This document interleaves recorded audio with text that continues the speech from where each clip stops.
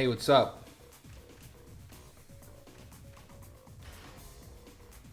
Post eclipse day? Was there an eclipse?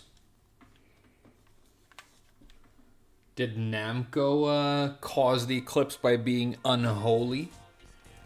Are they trying to copyright strike the sun? Hey, 10 seconds into the stream and I'm already the funniest guy around. GG's.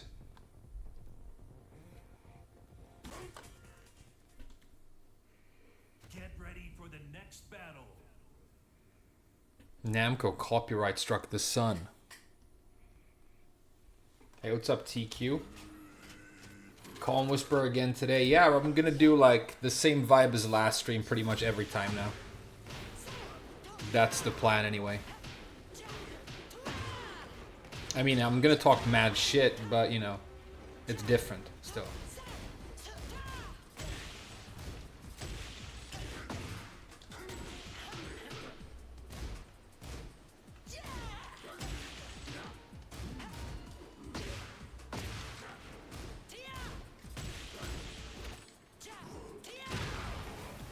That's a counter hit launcher now. I forgot about that.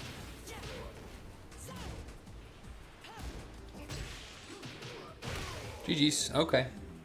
He's a little bit aggressive. He's not gonna let me set up advantage. It's fine though.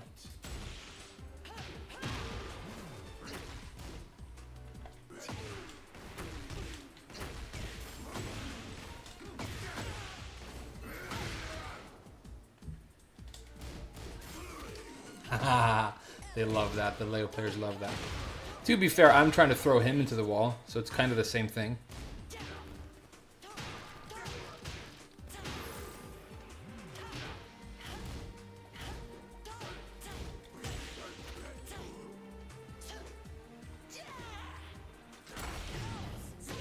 GG's, GG's.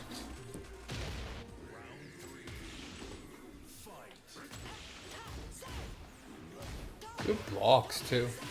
Folklore, huh? Pretty, I mean, for a Raijin, he's solid. I'm just warming up, though. I'm gonna get super dangerous very soon.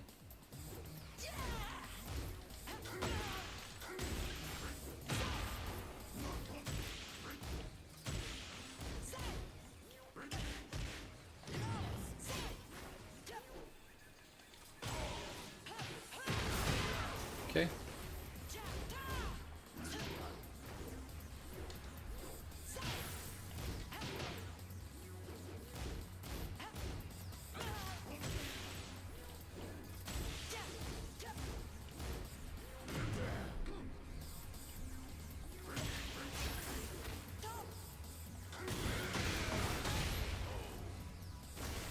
Alright, we're still in this.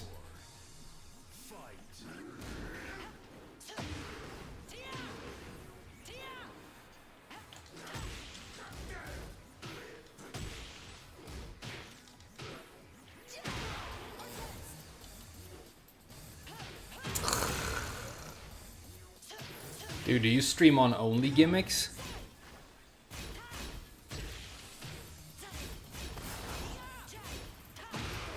GG's, dude.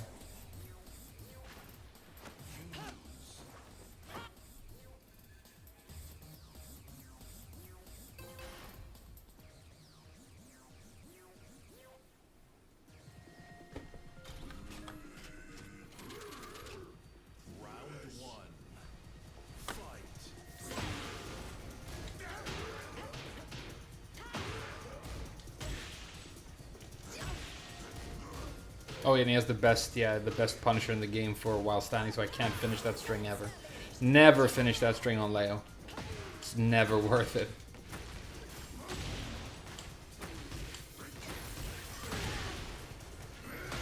It's never going to be worth it, because he heat engages off of 11 on while standing, you know.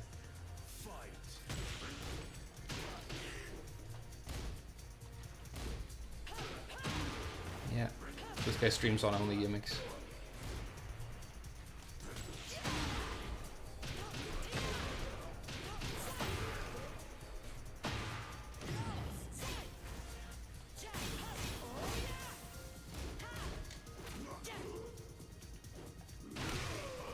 I'm incredibly irritated.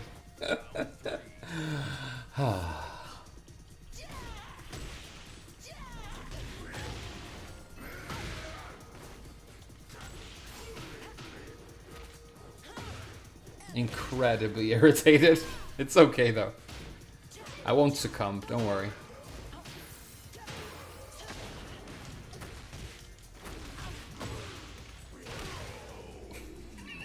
This fucking sucks. This fucking sucks.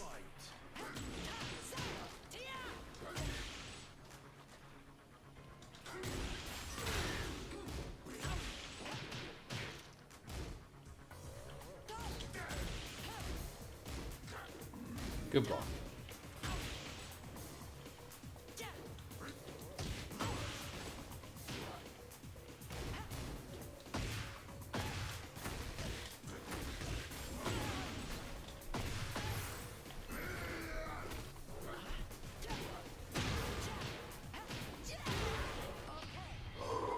I don't think he has had frame advantage in this set yet, or disadvantage. I don't think he's been minus since this match started. I don't think he's been minus yet.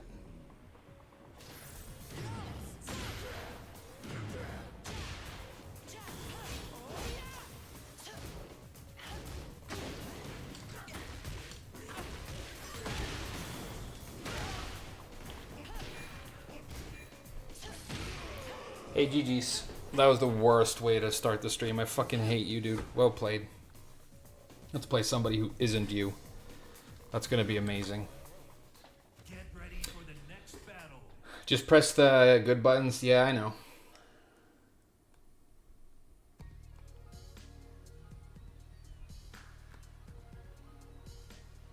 I know, I saw the Namco copyright stuff.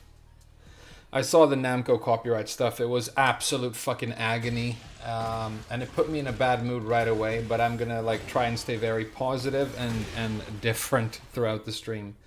But Bandai Namco are like officially like classic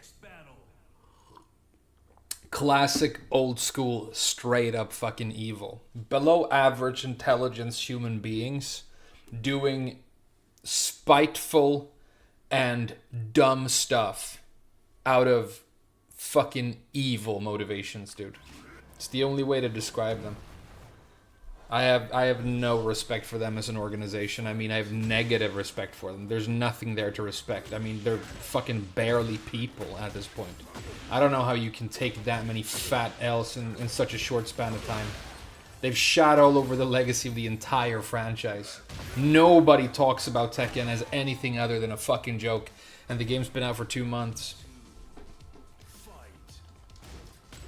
Like, go to any clip of anything happening in Tekken right now on YouTube, go on Twitter, and even if the actual content is completely unrelated, you look at the comments and it's just like, oh, plugging, cheating, Namco taking L's, copyright strikes, no modding.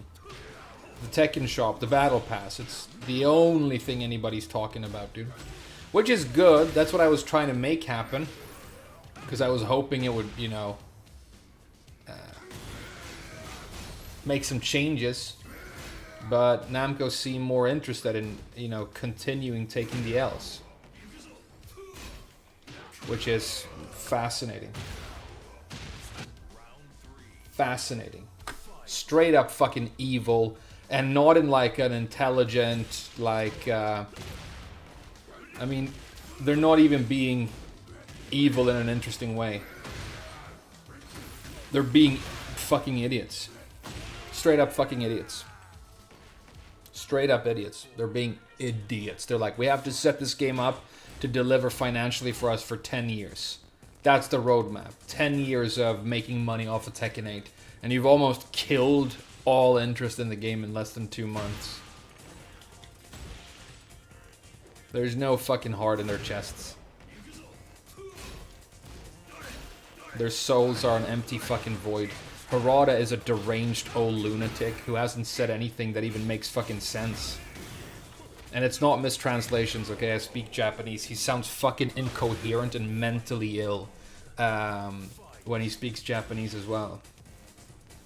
And as people have pointed out, Michael Murray just looks like he's melting. So, I don't know, maybe he is.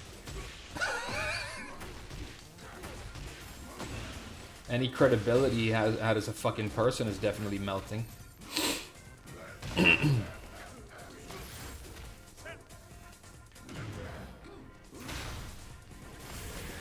Good dog.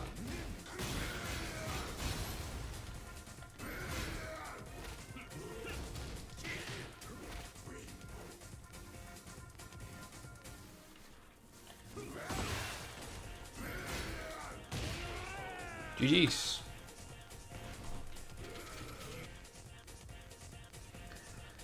Is there any point to learning Tekken when they're changing everything every month? Yeah, you can still learn Tekken. I mean, most skill is very transferable. It's not like they're going to update Jack and all of a sudden I won't be able to play him.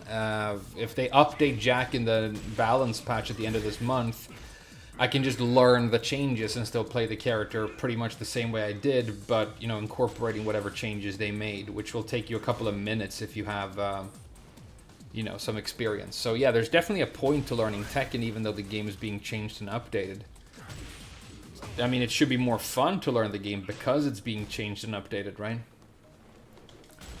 However, there's no point in trying to tweet anything related to Tekken mods, that's for sure. Because they'll take your Twitter account away. They'll just take your stuff. They'll threaten litigation, dude.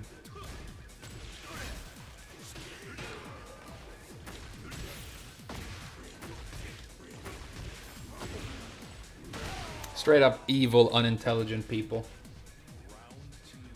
Harada is the coolest game dev. Harada is known as being cool and based, but he is part of the Bandai Namco machinery that are consistently shitting on their entire community right now. So I completely disagree with you. If it's true that he's just being forced to be like this because of his bosses and his superiors, that's the only excuse he has. That's the only excuse he has, but I don't think that's the case because he's consistently defending these decisions and trying to explain to people why it's inevitable that things have to be like this. So no, he's not based at all. He hates you and the community, and he thinks it's completely fucking okay to piss and shit on this game and its community. And that's all he's been doing since the release of this game. Sits on those fucking panels and unveils the fucking battle pass with a straight face. Don't call him fucking based anymore because he wore a fucking t-shirt and told you to shit the hell down like a couple of years ago. You have to look at the actual fucking decisions he's making, the actual influence he has on the franchise. It's exclusively negative since the release of Tekken 8. He's anti-based.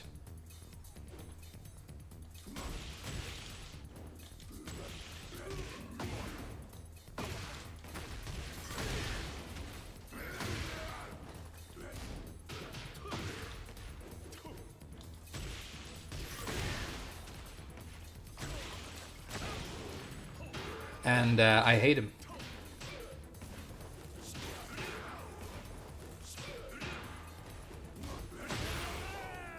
Weird trade. Yeah, young people hate losing. I saw that as well, and I'm fascinated because I'm like, what is he talking about? I saw his interview talking about AI, and I'm like, oh my god, where are you? Why are you not fixing the broken piece of trash that is your game right now? Young people hate losing. They need a team to blame. And then somebody in the comments dismantled that instantly with the perfect response, which was amazing. Which was that young people don't need a team to blame when they lose, and that's why they don't like fighting games. Because, as we all know, if you've ever played Tekken, what people who don't want to take the L do when they lose in Tekken is they don't have a team to blame, so they blame their opponent. They send hate mail, they talk about their opponent's playstyle, character, and they might blame the game itself. So the fact that there is no team for them to blame doesn't impede their ability to blame other things for their loss at all. I'm like, perfect answer. You're so right. You're so right. That's something said by somebody who actually plays fighting games to somebody who, I mean, demonstrably and obviously doesn't. You know, Katsudon Harambe. I feel bad for young people, so do I, dude.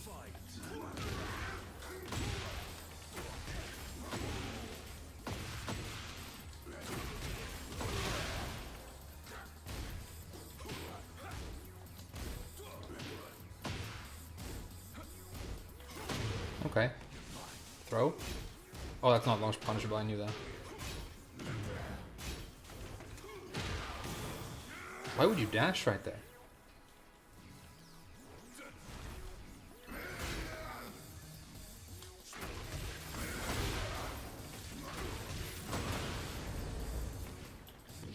It's not gonna kill, but you know.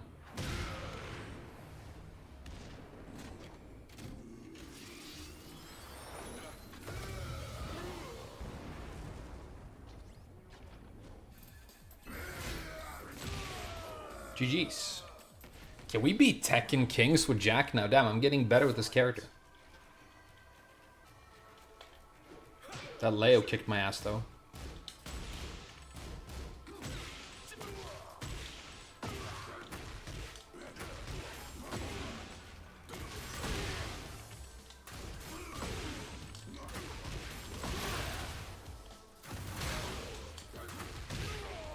Ooh. Cooking with Jack, huh?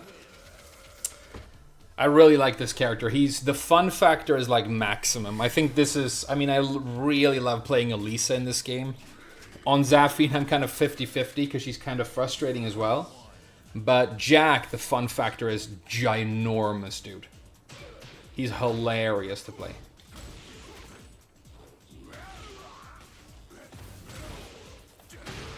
Nice, you.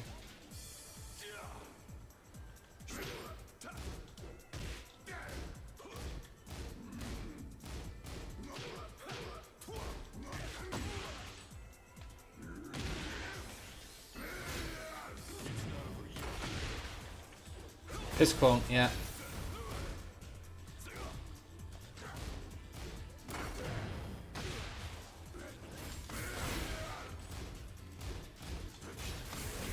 Nice duck, nice duck.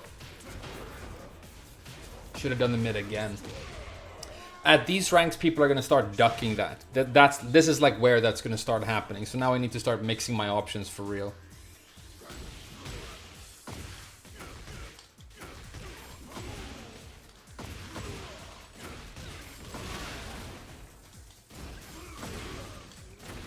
I should spin right there, right? Hop kick. I don't have a hop kick, but I'm like, I love hop kicks, so I still do them.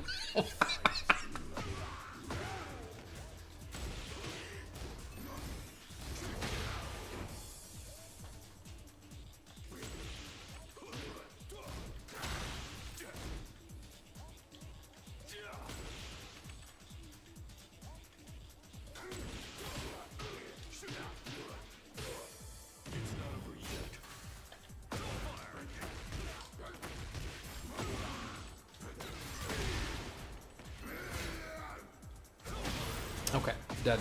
Right, that kills, right? Yeah. His heat smash is cracked, but then again, so is mine.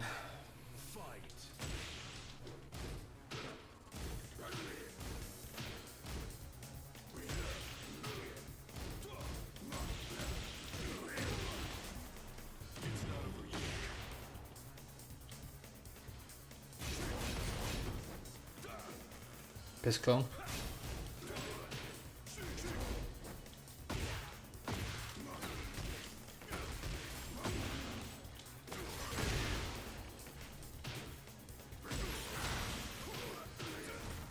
Oh no! Fuck you. Well played. Fuck your mom. Well played. GG's. I spaghettied hard right there. The shadow clones are good. Nothing special for Raven. I don't know. I think they seem... I mean, I think the main thing that makes him a little bit overtuned is the parries. He has reversals and parries that activate in one frame, right? So, like, he can just nullify mix-ups using that. That, I think, is a little bit crazy. I don't know about the piss clone.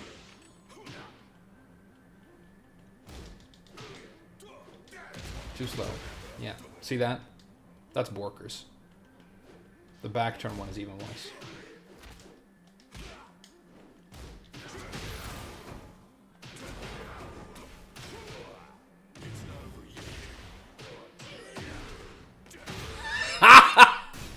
Did you guys see the infinite, dude? This game's trash. Well played. Yeah, stay crouching. Round 2. All purple clones are minus 14. Yeah, but that doesn't matter because he doesn't do one purple clone. He is somewhere and then he has 5 purple clones, one in the air, one behind you. And so there's no way of knowing which is the move you're supposed to punish or when you're supposed to do it because it's never one hit. It's always 15 hits. Okay? So it doesn't matter that they're minus 14. Can be minus 14 as much as it wants. Couldn't matter any less. Could not matter any less. None of those moves have ever been punished by anybody, and they probably have like full screen pushback as well. All punishable moves in this game do.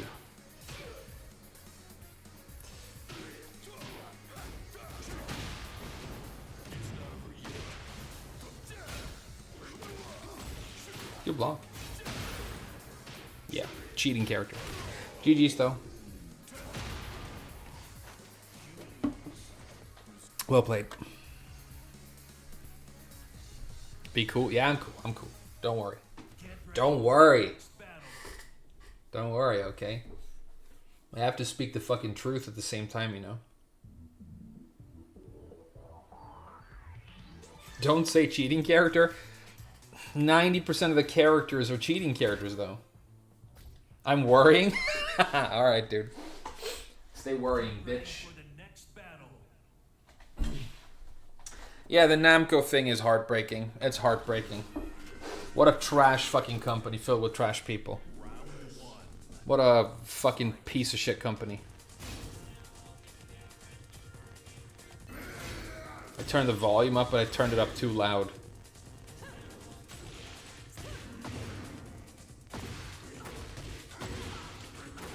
Nice little converge.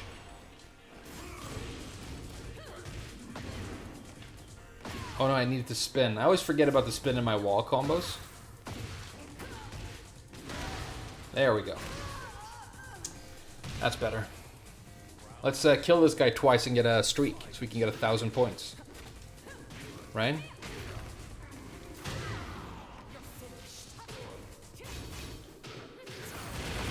Nice and balanced! Nice and balanced. Nice and balanced. I need to turn the volume down a little bit.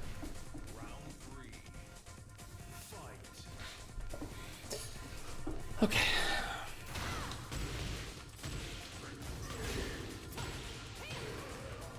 Always hated that sweep for Nina.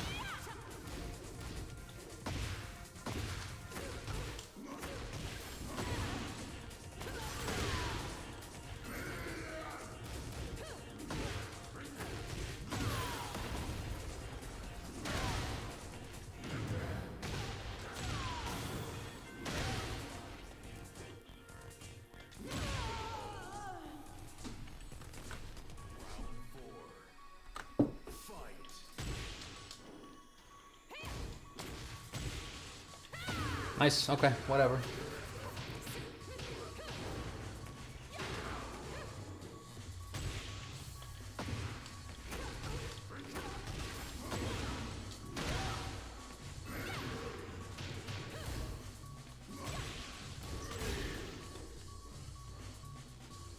Do the low thing.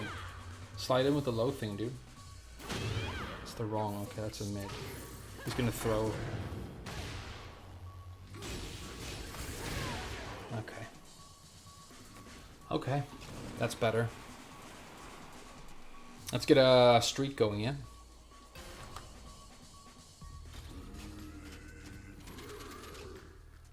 Round 1. Fight.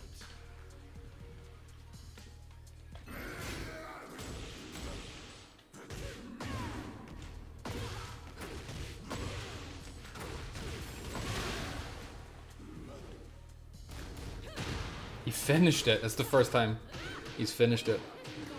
Because I was attempting interrupts all the time.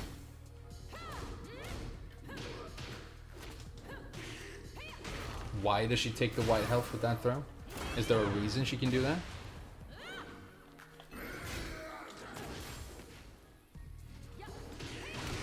That actual string. Unironically did that string. It's not a string that's okay to use.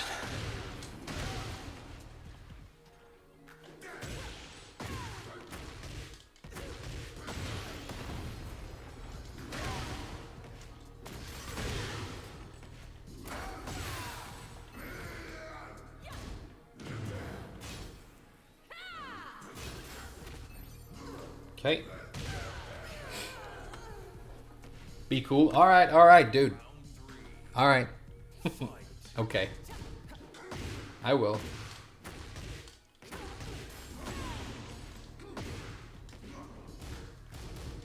Yeah, he's finishing it now. Okay.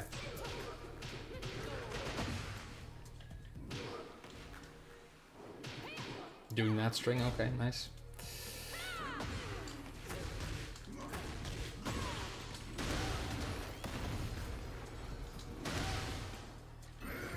He's not falling for that.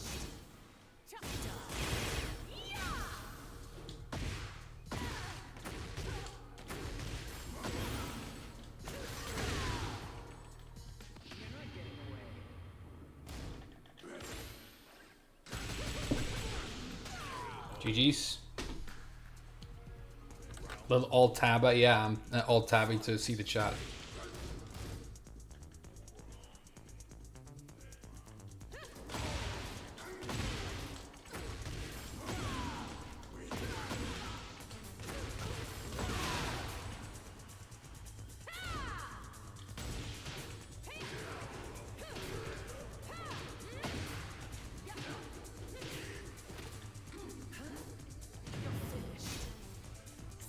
I mean, okay. Be cool, be cool.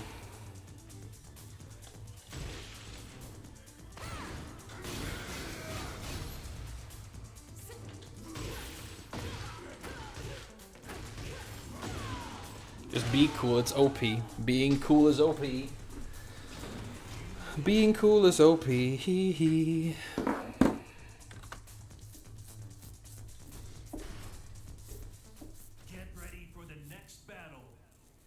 Sick whiff punish. Hey, thanks, man. Thanks for liking it. I need to learn a better combo for this, though.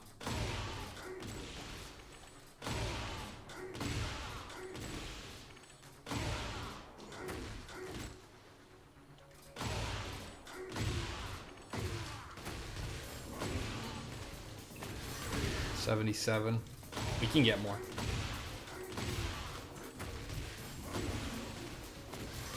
$78.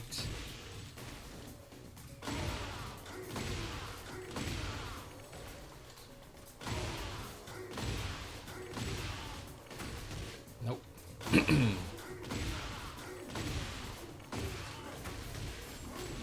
And that doesn't work, huh? Okay. Get ready for the next battle.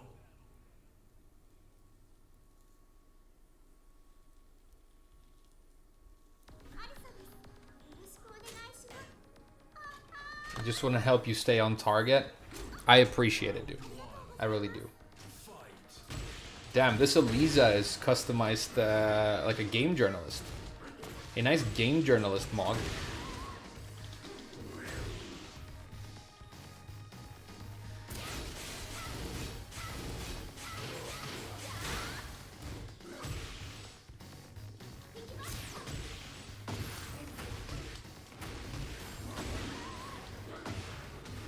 Oh no! Could have killed with a cool combo. Still got it though.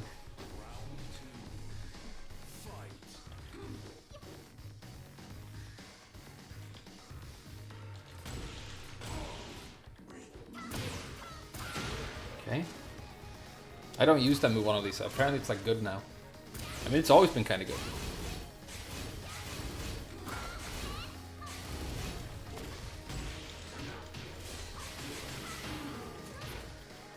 Okay. He's gonna do a low. Oh! Right. That's a mid. I never used that move either. This guy's like using creative stuff.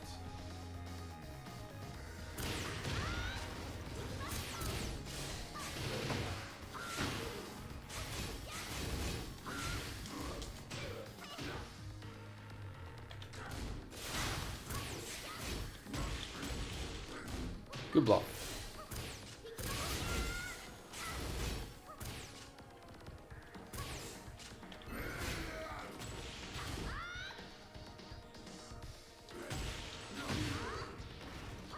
Okay. I don't think I can win this. It doesn't feel possible, but we'll do our best anyway.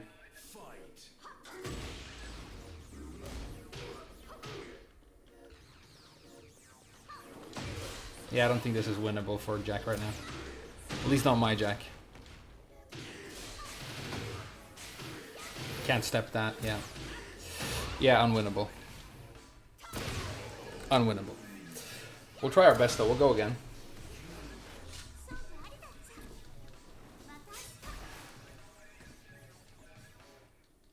Cool Elisa costume, yeah, it's a games journalist. She doesn't like Cuphead.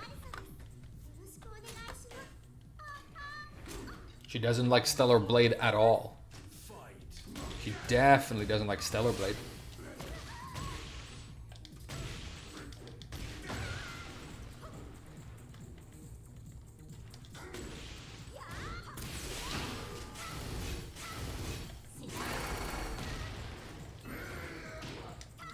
Okay.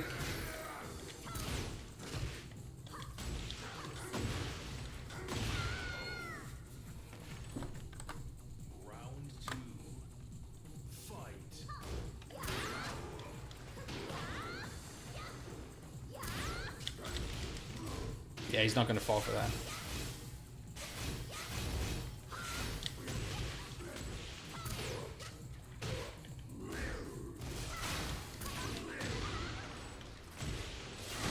Okay. Good for you. Good for you.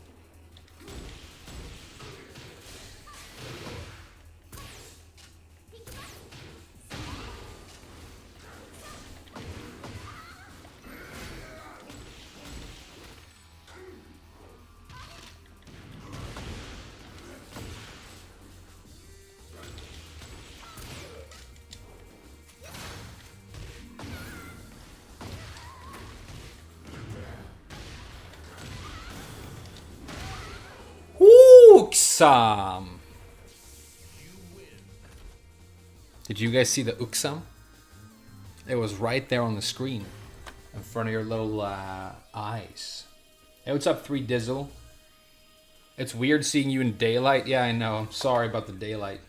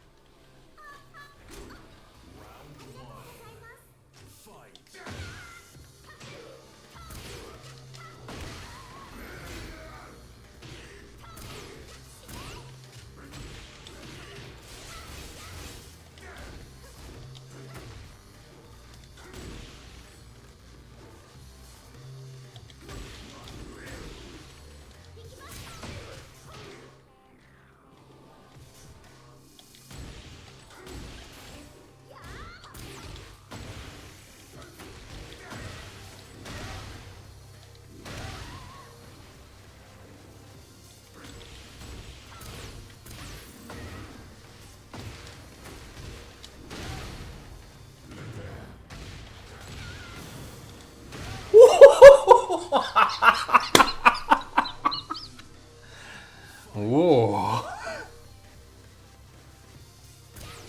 It's getting spicy now. Converge. I'm converting, you guys. I'm gonna convert. I'm converting. I'm converting the combo.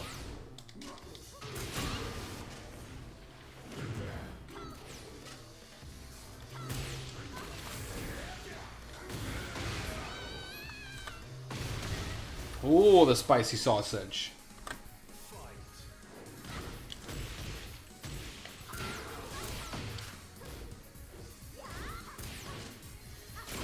Really? Alright, he's partying now. Big damage.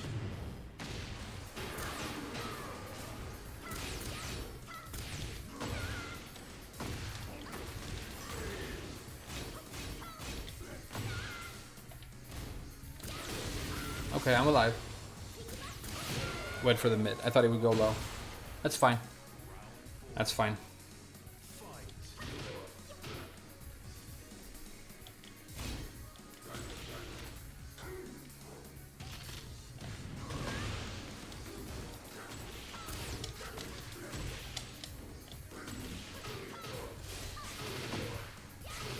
I forgot that transition was even a thing.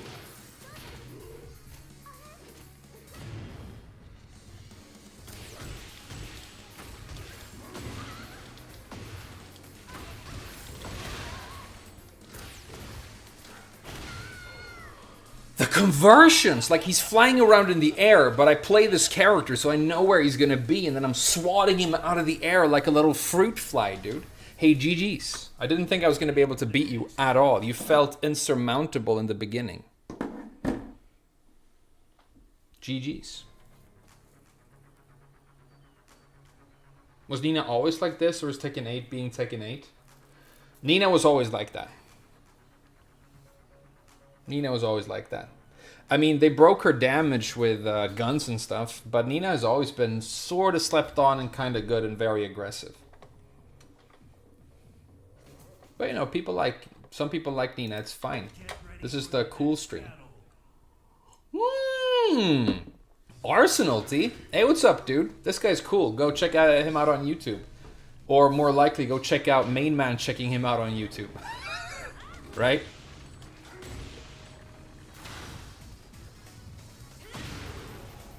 Reacting to the memes. Nice low, dude.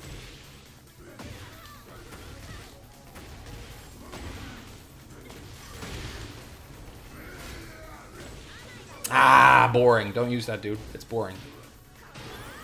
That's broken.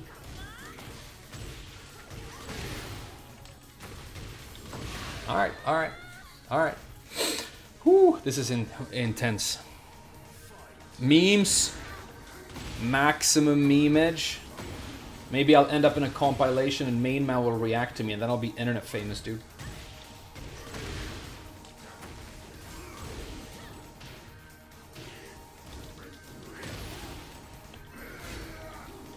Good dodge.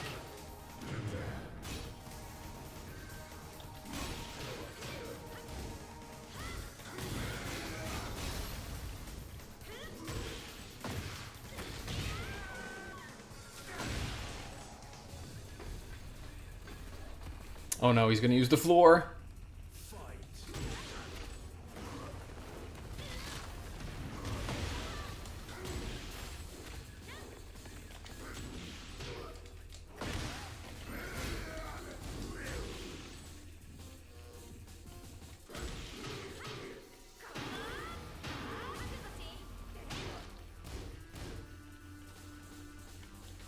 Oh, that's the wrong move, sorry.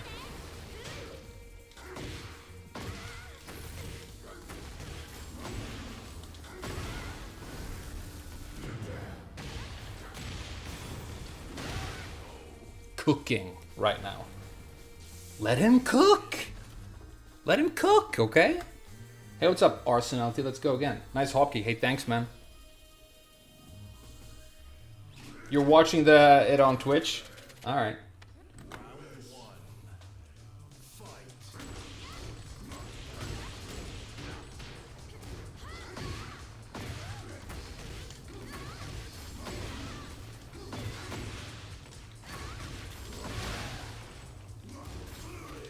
Nice, nice.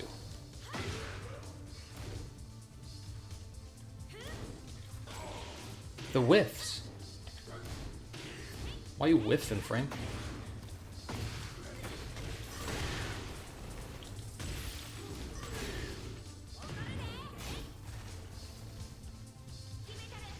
Oh no. Oh yes. Whew. He was gonna try and do something memey right there. I had to stop it. back three! Oh no, not back three! Ah, don't get too hype, Frame. The back three is gonna end you, dude. Do a low. Thank you.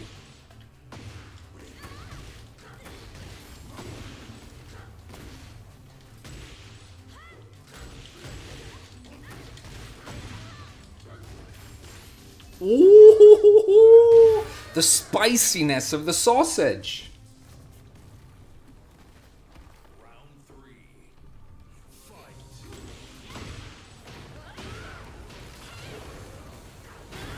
Nice, nice.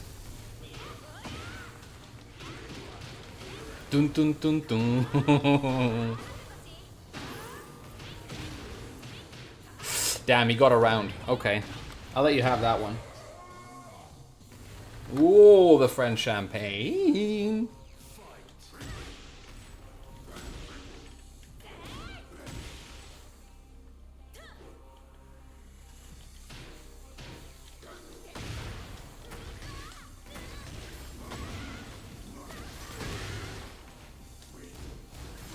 Nice, okay. No fear. No fear. He knows frame data. Ain't no fair. Nerf people who know frame data.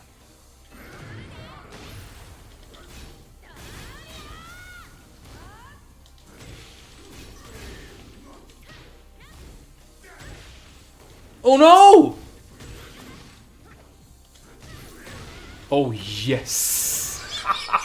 You had to bait the reversal! Hey, tell them GG's from me.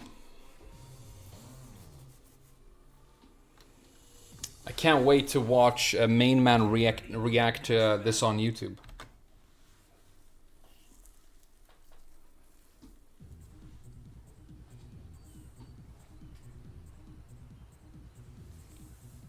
Hello everyone on YouTube. Hope you're doing awesome as always. Today we're gonna look at Arsenalty's new video because it's so funny and it's got hella memes. Get ready for the next battle.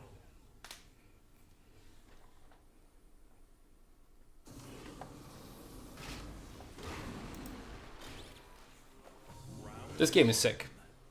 Fight. Especially when I'm winning. Ooh, the Atlas Hammer. Okay. No fear or respect.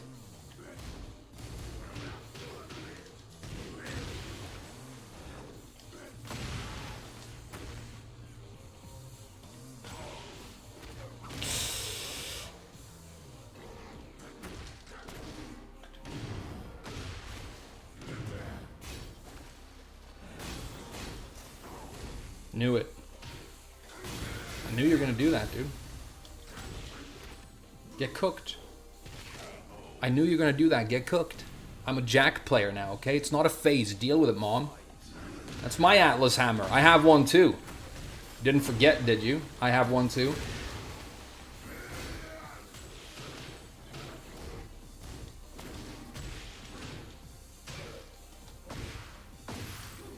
Check this out.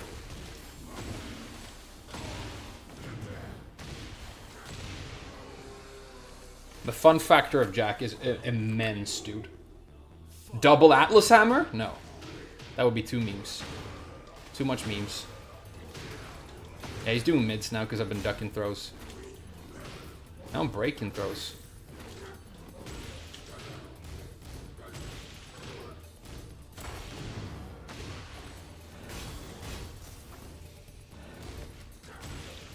He's not gonna let me pressure off of a down back one. It's clever. It's good. That Leo kicked my ass did the same thing.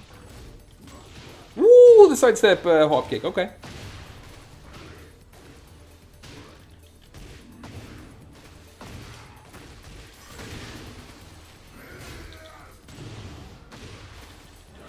Oh, it's so much damage. Nerf King. Nerf King already, dude. Trash game. Well played.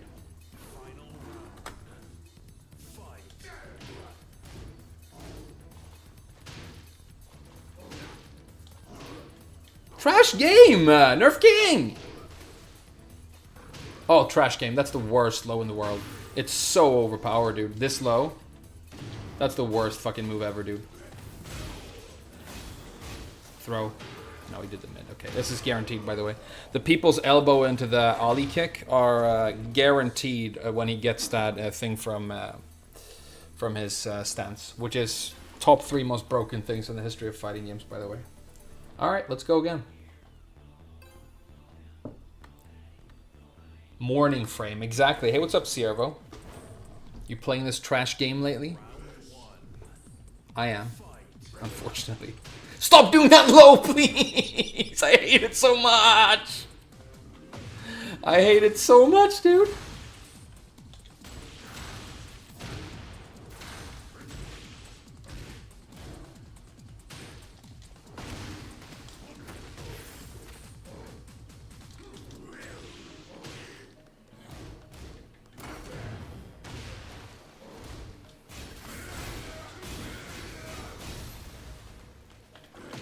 Okay. Okay. Don't delay a little launcher, dude. What would your mother think if she knew? What would your mother think if she knew that you were doing all of these forward neutral lows? Son, I am disappointed. That's what she would say. Yeah, so broken. Look at this, 64 damage. Second highest damage heat smash in the game does 58, I think. Or 57. That's how far ahead he is in the balancing.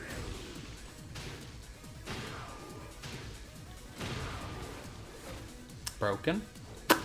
Broken. Play a real character. Little bitch. Uninstall the game. Too many pluggers. Hey, good shit, dude. Good shit. Good. Namco already has your money, though. That's the problem.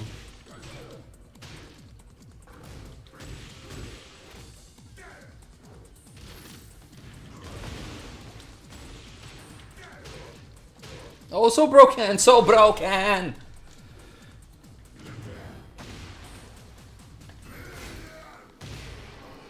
Okay.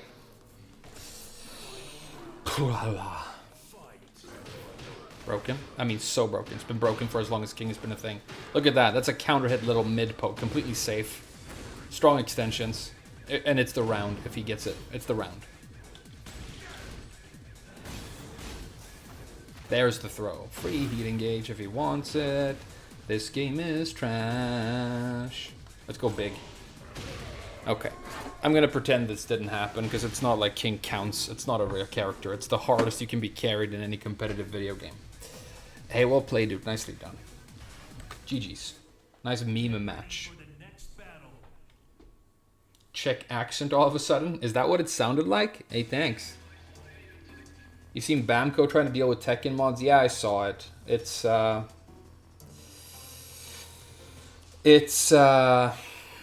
depressing. We talked about it a little bit at the top of the stream, but I mean, they're not good people. They're not good people. Harada is based because he had a t-shirt one time. How fucking dare you? He's an evil, below average intelligence, bad human being who doesn't deserve your respect. That's where we are right now. I don't think that's a controversial thing to say about Namco anymore. Does this work? Okay, it does.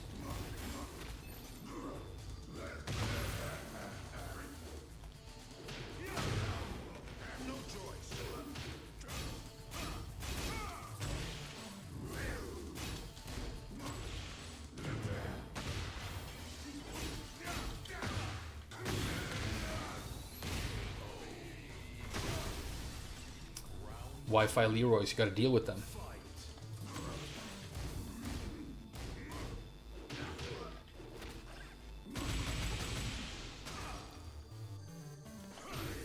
Nice.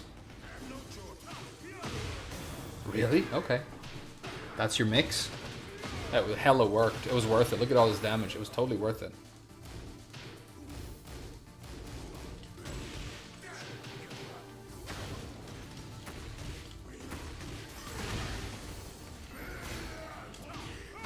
He likes that 4-4-4 a lot. Okay, I think you can duck the second hit, right?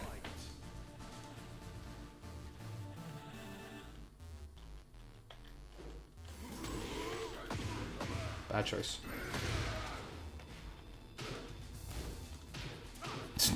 Okay. Damn, Leroy damage.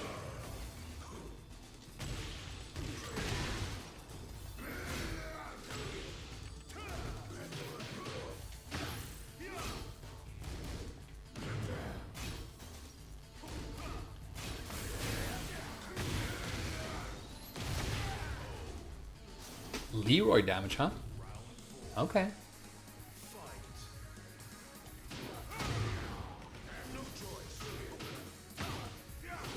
Oh, I hate it so much. I hate it so much. Hermit's Dance is fucking trash game design.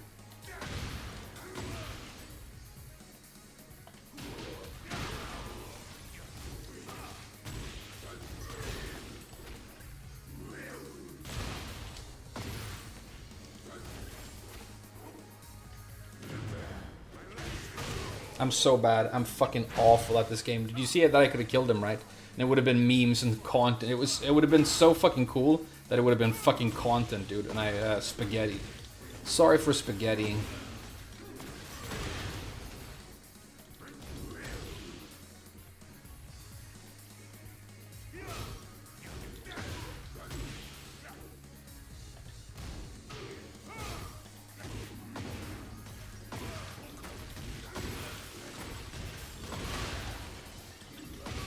Okay.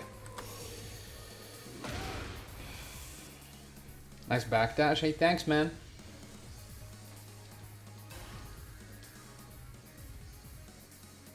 Harada, the individual, is not the company. That's very, very true. And you shouldn't, like, personally attack people. However, both Murray and Harada are executives at that company. One is the head of the project. The other is head of esports. Okay? So, I mean, it's not like... I know that they are just doing their jobs, but I don't think that you can absolve them of any responsibility here, especially because they keep defending these things online.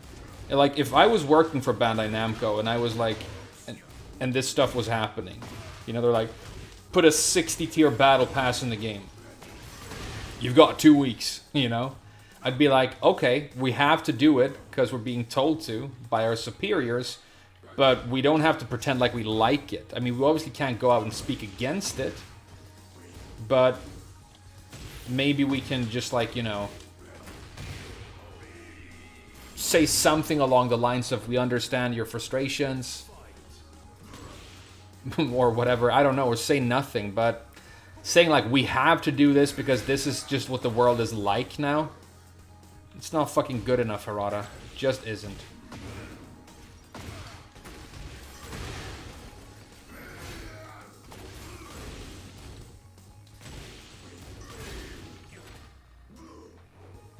The grappling is so strong. The grappling is ridiculously strong. I should start doing, like, tombstones. That was a tombstone. Should start doing them as well.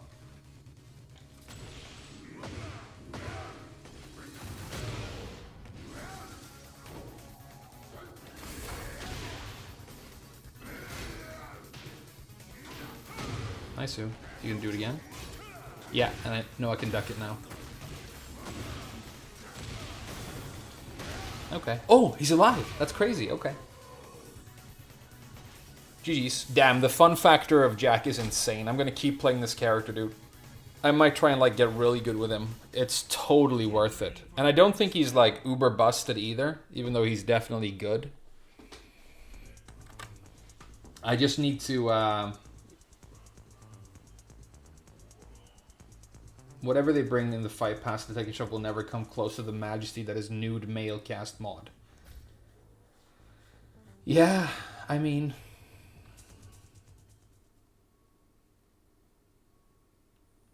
Get ready for the next battle. I cannot download mods and stream now.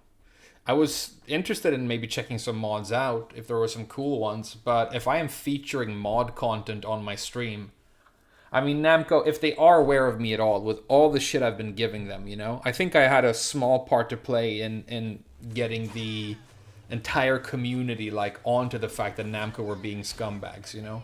A couple of those early videos I did, they got some attention. And if Namco are aware of me at all, they'd love an excuse to take my YouTube channel from me.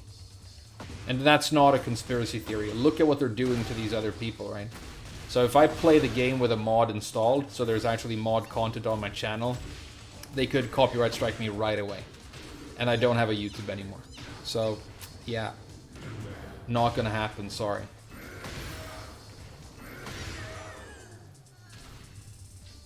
We're playing Gigas.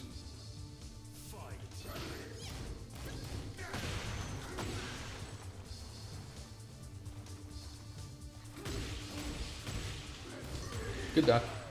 He knows how to duck that, so we're gonna start mixing in the mid. Oh, a big whiff. Weird match so far. Heat engager, huh? Okay. Are people getting banned for using cosmetic mods? I don't know if they're getting banned for using them, but they are getting banned. People are losing their Twitter accounts now because they've tweeted pictures of mods, okay? So basically, if you play in the privacy of your own home, and Namco can't see it, and you're using mods, I don't know if there's any way for them to even notice it. But if you're a streamer or... like, if you tweet a screenshot, if you're like, oh my god, I can't believe I got, you know, Tekken God on my Azuzena or whatever. You can't tweet that. You might get... They might take your Twitter account, you know? Which is... I mean, it's so crazy. It sounds like a joke. It sounds like a complete fucking joke, but I think it's true.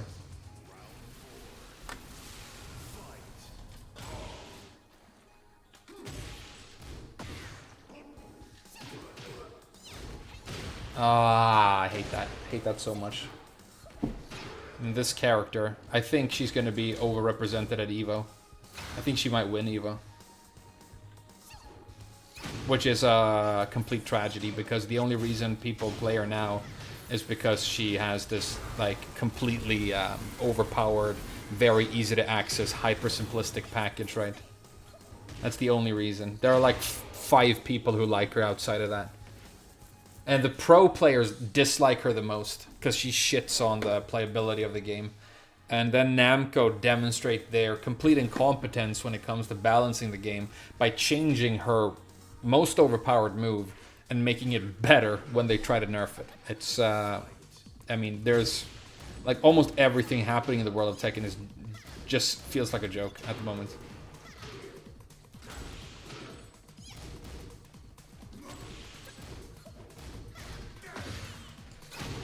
Everything just feels like a fat joke.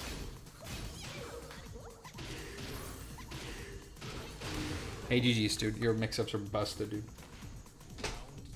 Now you can't punish it. Yeah, I know. It's trash.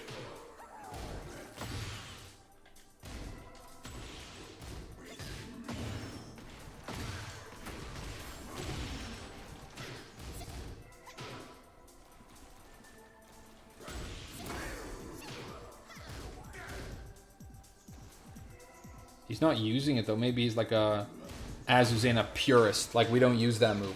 It's too broken, so we don't use it. That's a cool way to play her, I guess. I mean, it's not like she's okay outside of that, but, you know, it mitigates a lot of the fucking problems if that running move just disappears. Because it's one of the most... I mean, it's... The other thing with, like, really broken moves like that, right, is... It's not only, like, one of the most broken moves of all time, it also has, like, an extremely cancerous, frustrating, and bad design, right? So it shits on every match where it happens. Did you guys see the clip of John Ding? Playing against Azuzena and losing his mind, dude? Did you see the clip of Main Man playing against that move and losing his mind? Both of them just face-palming. And Namco's incompetence, dude. Hilarious.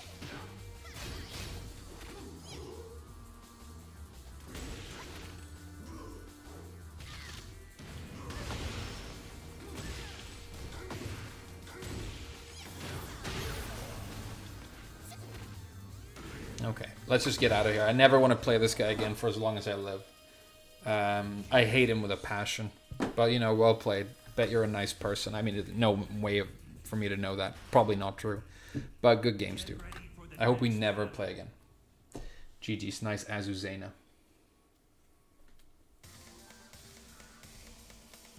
Hey, what's up, dude? You're in the chat? Hey, GG's, dude. Well done. Kicked my ass. I had to, like, abuse throws because it was, like, the only way of getting through. GG's, dude. You didn't use the running move. It's good that we have you here. We can ask you. You didn't use the broken running move a single time. Is it because you feel like... Is it because you feel like it's just too busted and it's not fair? Or do you, like, don't like using it? Or why didn't you use it? It's like the first time I've played against somebody who didn't use that move on Az.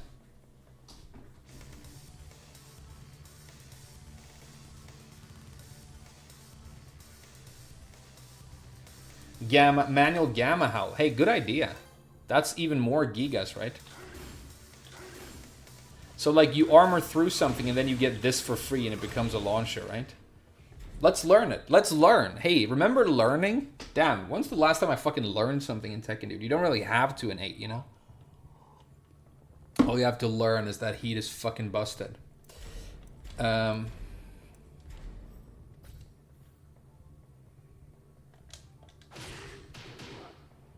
Okay, that'll do, right?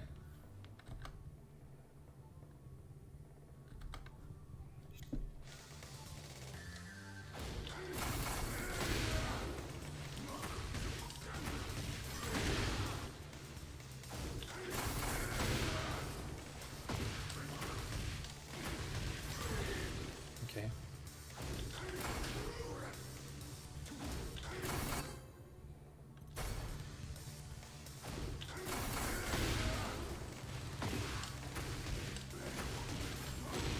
$62.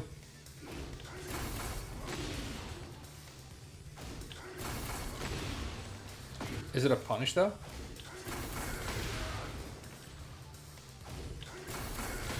He can't block that, can he? Let's re-record it and make him block after doing the down forward one. Or the 1-1. Like this. Now we should be able to find out if he is able to block.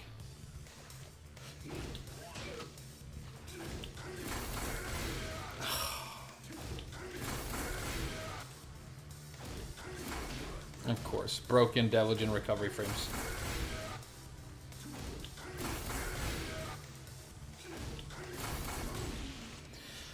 Broken Deviligen recovery frames. Should have known. Okay.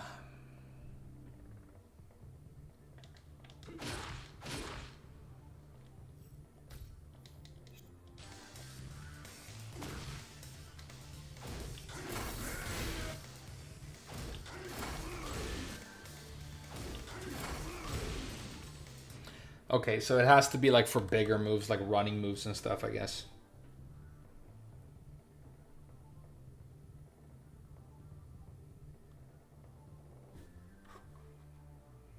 You know, many people use it too much, so people just scared of me in the neutral. I use down for one to control space instead. That's clever. I mean, that's a really, like, meta way to play, right? Coup de grace. That, like, everybody knows that this move is coming, so I'll just do what deals with them thinking that the move is coming, right? That's good. I mean, that's how you play Deviligen. With Deviligen, in 7, there were plenty of Deviligen players who just didn't Hell Sweep. They just launched you with a mid, because they knew that everybody was traumatized by all the other Deviligens always doing Hell Sweep, right? That's smart. That's smart. Okay, what does he have that's, like, slower? This thing, right?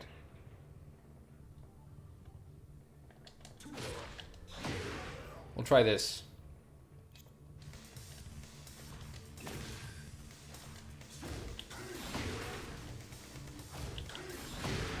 Okay, I'm too fast. I have to do it later. Huh.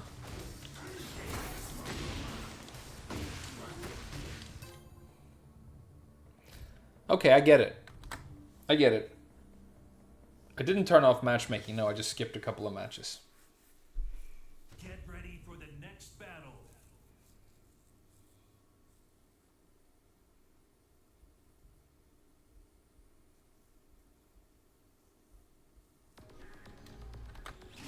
Round one. Fight. It's Zafina. I don't think I've played against Zafina on Jack yet.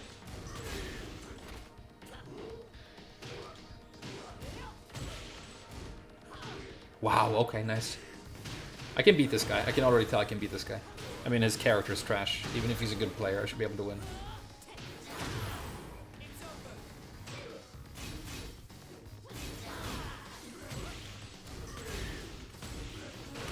Good duck, good duck. No need to corpse kick, dude.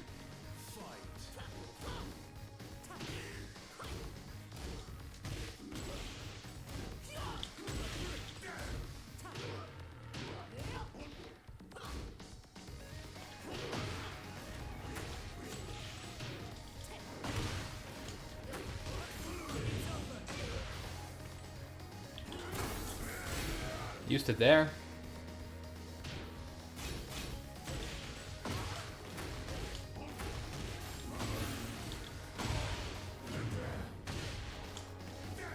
Oh no! Oh no.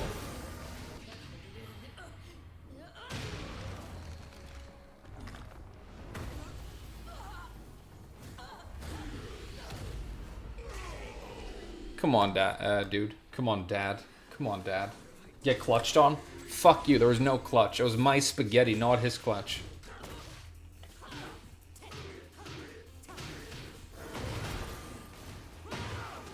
The only thing this guy's clutching is his own dick, because no GF, okay? No fucking GF. Better clutch that dick.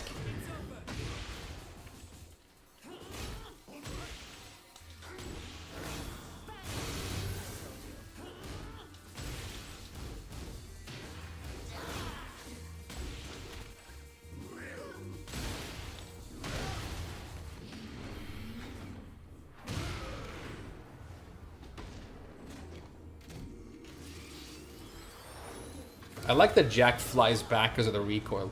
It's like too powerful for him, his own thing, you know?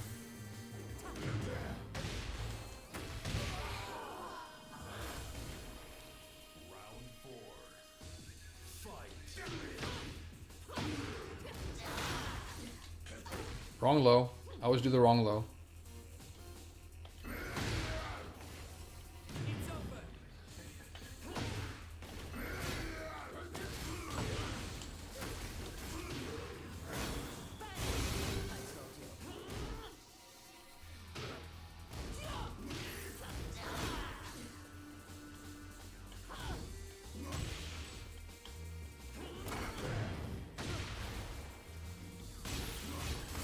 Good duck. Oh, good duck. Fuck, obviously. Tekken King rank. He's gonna duck the first attempt of that every time. Obviously, frame. Fucking obviously. Let's go again. Fuck you. This is so easy. This guy's free. Could beat him in my sleep with a dildo up my ass. I mean, I'm doing half of that right now. Well played.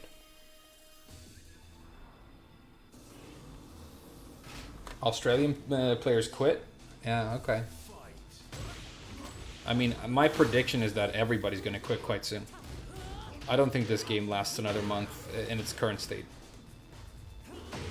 I mean, a big interesting thing is actually going to be Evo Japan and how much of a fucking joke it ends up being. My prediction is a complete fucking joke. And if Harada tries to come out on fucking stage and announce something, probably a new type of monetization, I hope they fucking boo his ass and throw rotten tomatoes at him, dude.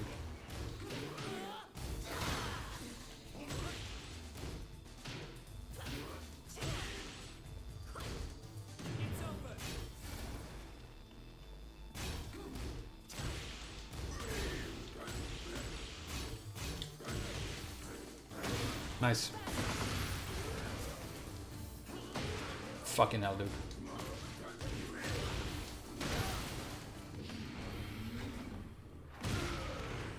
That's a big damage combo. It's gonna kill.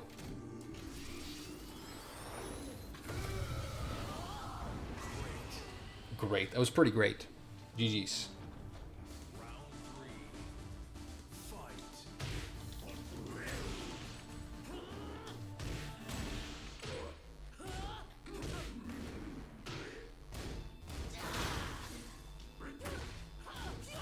Should have ducked.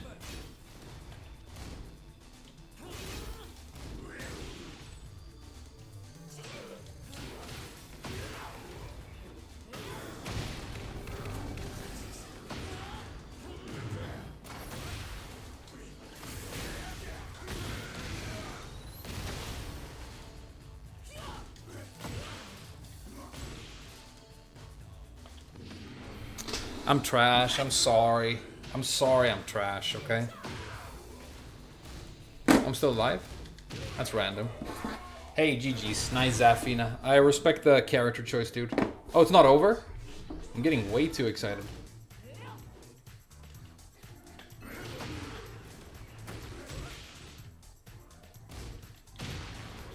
This style he has of literally never approaching with anything but down 3 and 3+4 is interesting. Like, if I can counterplay that, I can beat this guy every time, because he never starts with anything but those 2 moves. I use them too, they're good, but he never does anything but that move and down 3. See? He starts every offensive sequence with exactly those 2 moves and nothing else. So if you learn how to deal with those 2 moves, you can beat this guy a billion times in a row without taking damage. Hey, GG's, dude. GG's.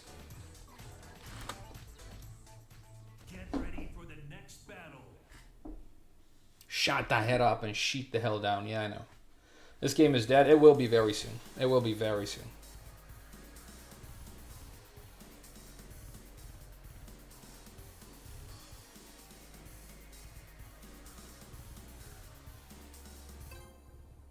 You want your tournament against Blackbeard? Hey, well done, Shaky. The student has become the master, huh? GG, student. Gigas, wipe your ass. Gigas.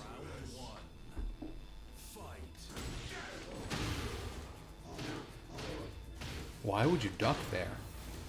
It almost looked like software. That was a very strange duck.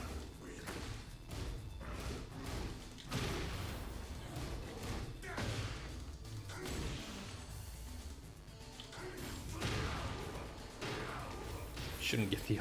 I mean, the alley kick and the people's elbow.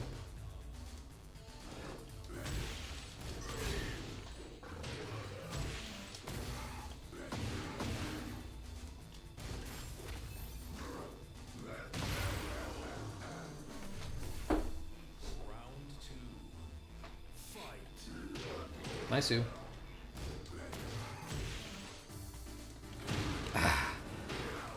Nice broken move.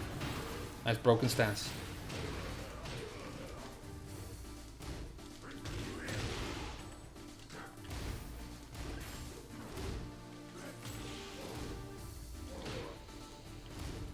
Okay.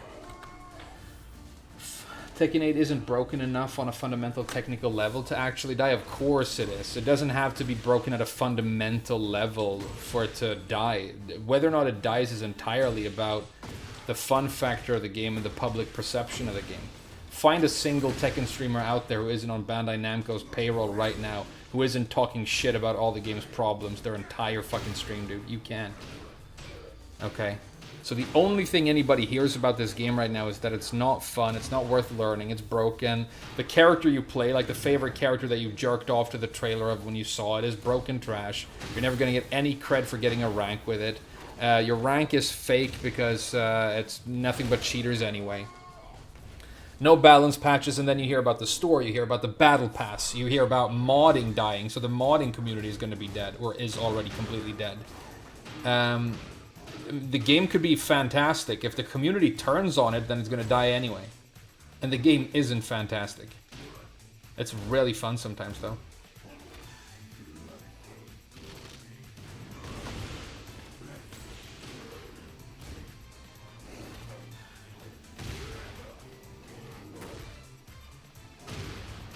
That's so overpowered. It shouldn't be a heating engager. Okay.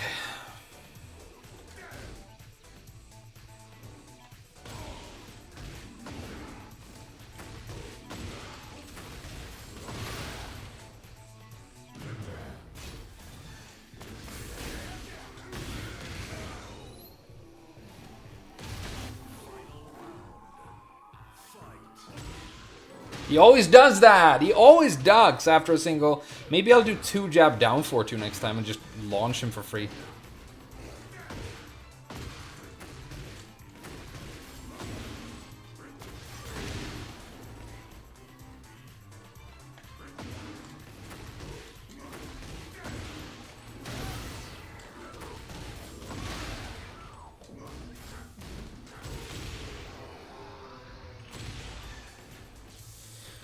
Okay.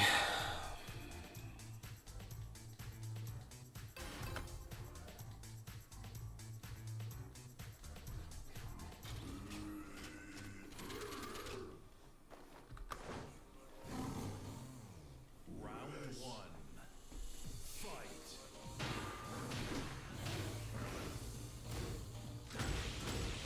Yeah, it worked. My plan worked. Hard reads are funny, dude. Hard reads are funny, dude.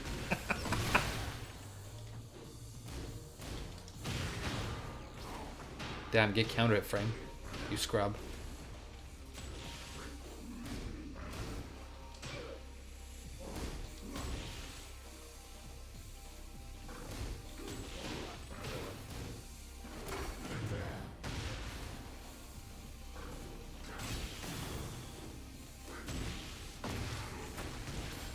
Thought the wall was gonna mess up my combo. I got a little bit lucky there with the angles.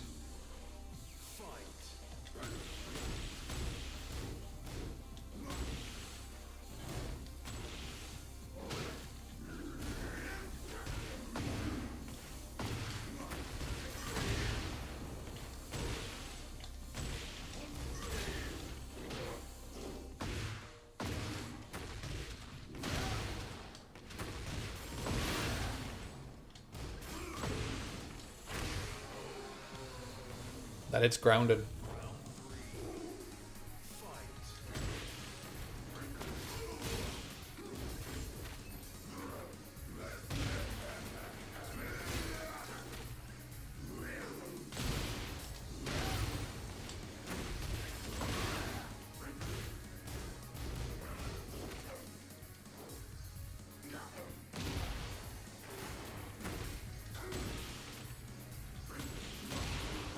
AGG's, dude.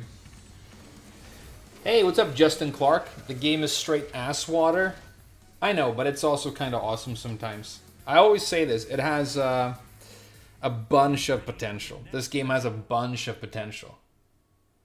But the marketing, the fact that the marketing is impacting the game design in such a big way is what's making it trash.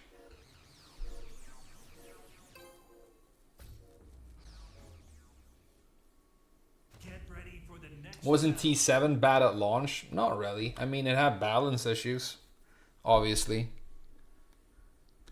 But it was in the... I was playing it in the arcade for like a year and a half. I didn't hear that much negativity about it, but... You know, the internet wasn't playing it in the same way. The internet is playing this.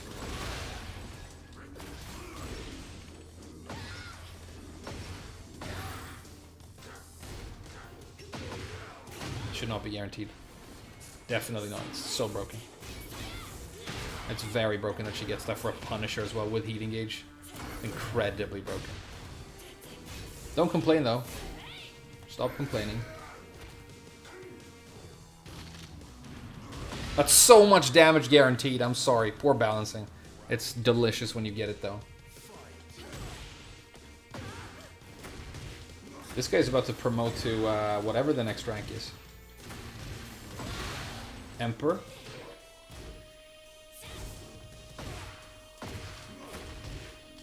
Damn.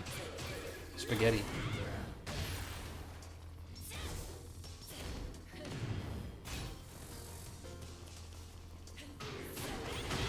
Most overpowered string in the game.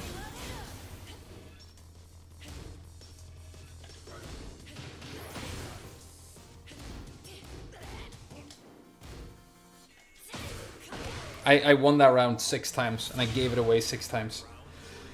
Oh, I hate Reyna so much, dude. I really want this character deleted and shoved up, you know, a fucking wood chipper. I would pay money for an animation. Hey, this is something you should put in the shop, Namco. This will get people to fucking buy your shitty microtransactions. In her story, make somebody put her in a fucking wood chipper like in the movie Fargo. And we can just watch her fucking die. And once you watch it once, she's not in the game anymore. And you can't match up against her. That would be so sick. I'd pay for that every day, dude. The fucking anime trash you designed.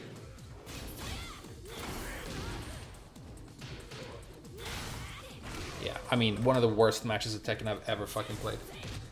Complete fucking dog-ass water, dude. Well played, though. Nice promo. I'm not gonna play you again, because you can go suck a fucking cock as far as I'm concerned. Never mind. Let's go again. GG's.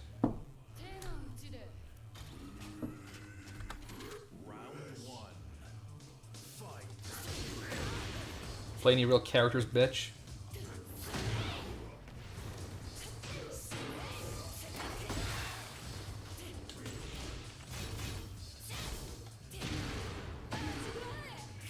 I mean, did you make this game as a fucking practical joke, Namco? Is it a practical joke? Lol, they're gonna buy it for money and we're gonna put Reina in it, dude. Is it a practical joke?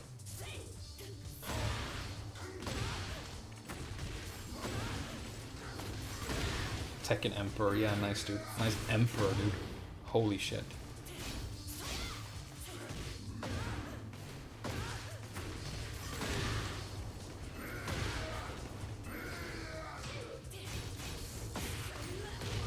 Of course, you can't take a turn against her. That's illegal.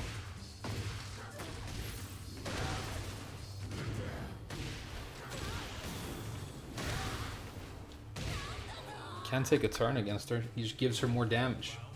Why are you not playing Bears? Good idea. I should try the Bears eventually. I'm having a lot of fun with Jack now, though, Slippy. I think his fun factor is pretty much the highest of any character I've tried, dude. I really like him. Of course she breaks through the armor move anyway. What's the point? What's the point of trying to deal with this?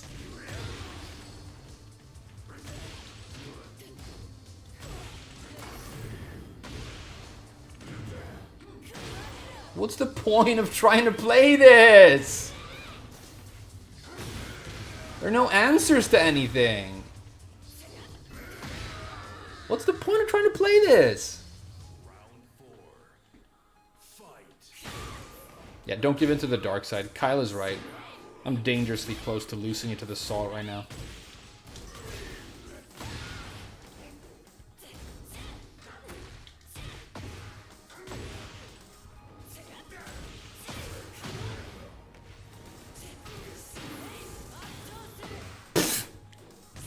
Fucking practical joke piece of shit game, dude. One of the worst video games ever released for money, dude.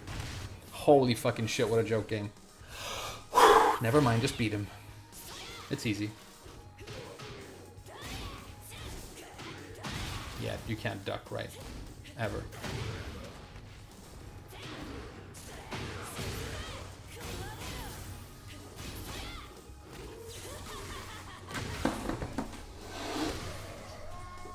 That throw's unbreakable, by the way.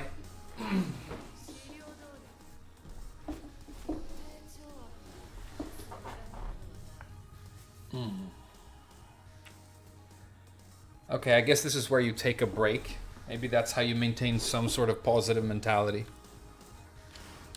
Get ready for the next battle. 7 golden letters, yeah. GG's. Don't give in. No, I won't. Well played. Well played.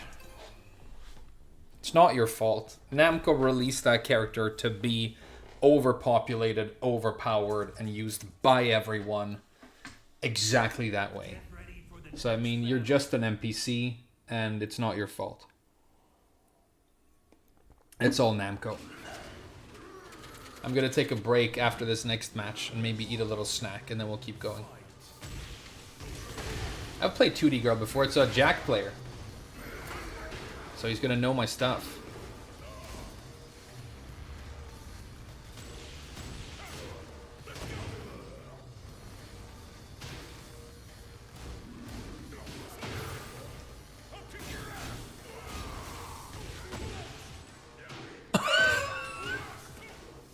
Come on, I got it! I blocked the demo man and everything.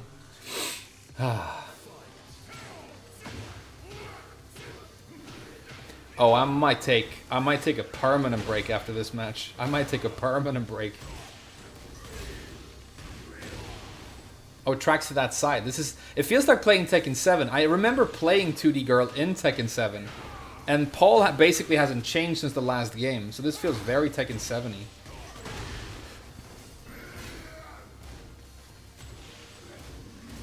Good punish. Can't punish that? Okay.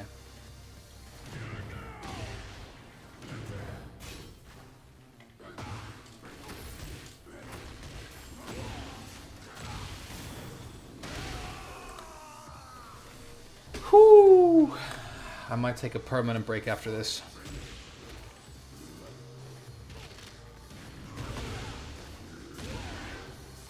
It's a good little sequence.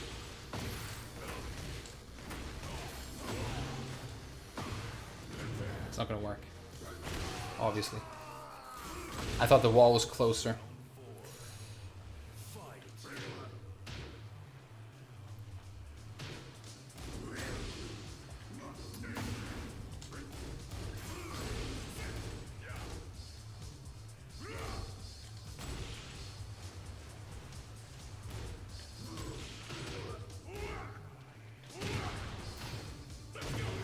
Oh.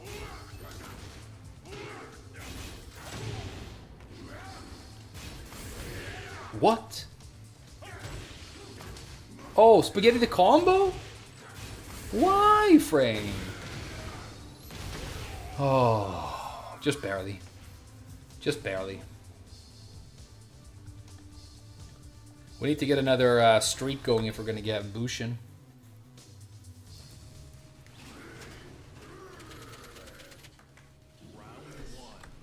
You can always blame shitty broken mechanics. Yeah, exactly, F-Well. You're so right. It's very important to... I mean, even though I definitely have a point when I say that Reina is, like, very broken, it's important to always, at least in part, take the L yourself. So I don't deny that I lost, and that's why I always say GG's even when I'm that frustrated. It's to remind myself that I also have to take the L. You know, definitely. So you're completely right. And that Reina got a nice promo, and it's all good, you know.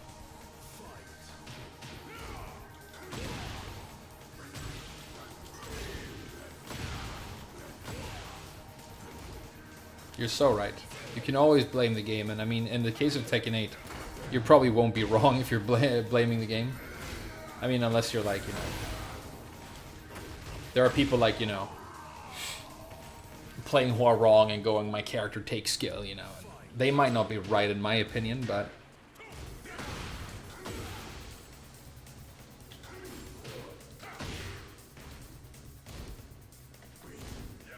Nice. Very good punish. Nice and strong, dude. Hell yeah.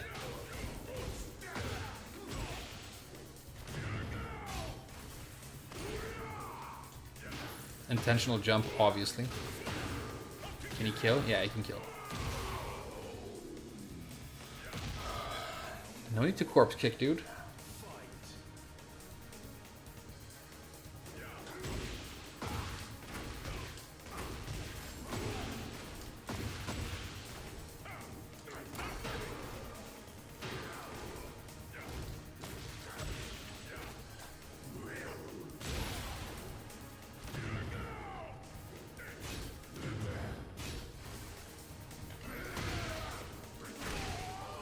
GG's, GG's.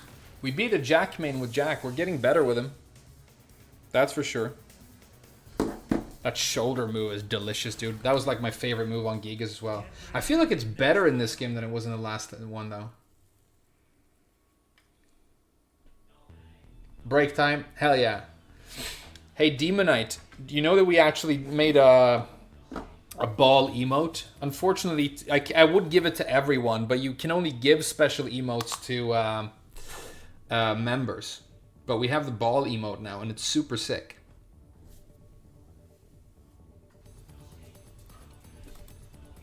It's break time.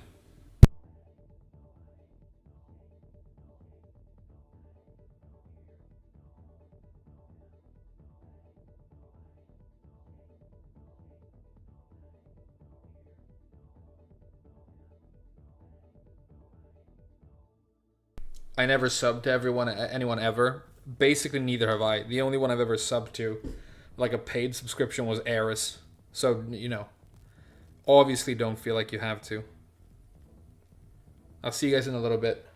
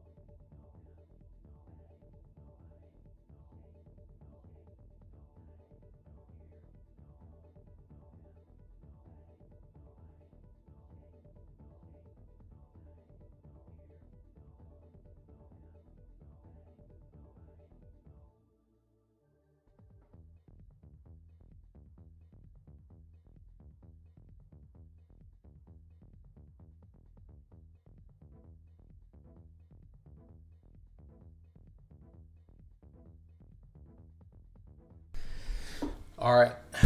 Whoa, sorry. Sorry if that was super loud. I just like hit my microphone. There we go.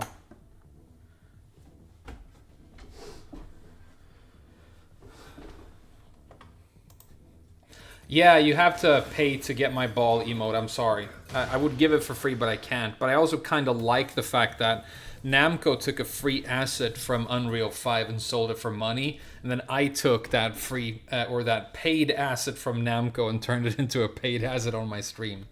Which is kind of funny, dude.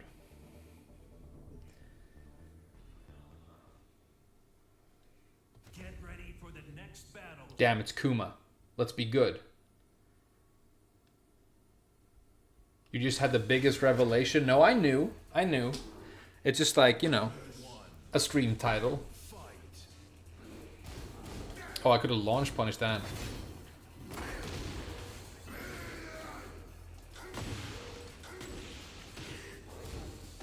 That's not a high.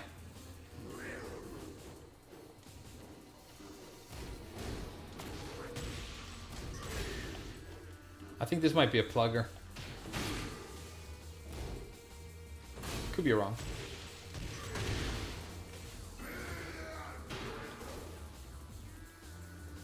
It might be though.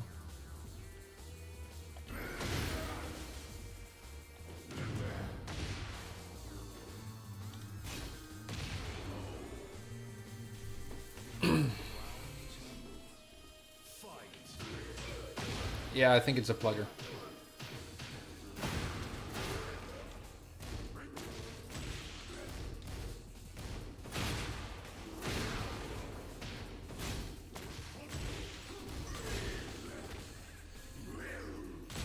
Pretty sure.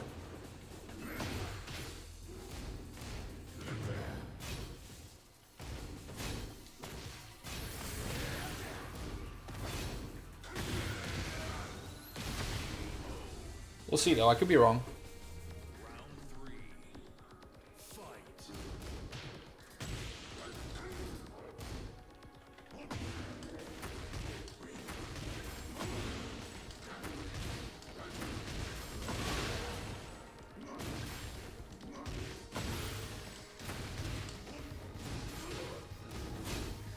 No, maybe not. He's gonna stick around. Okay.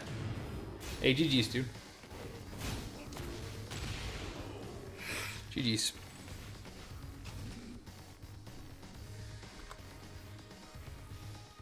Is there a trick to doing Elisa while standing 1 as part of the main combo? I feel like everyone makes it look so easy and does it fast in the combo. There isn't really a trick to it. You can easily get it. What you do is choose either down back or down forward.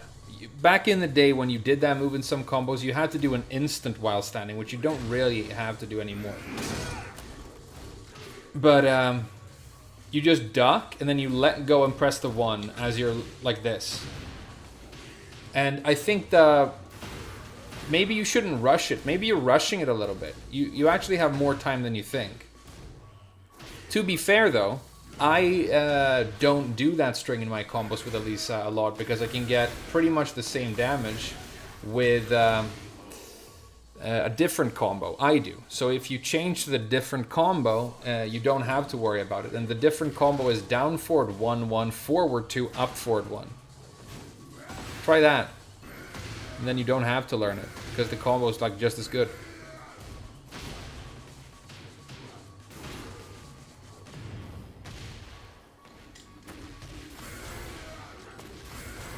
Why doesn't that hit? It should hit lower, I think.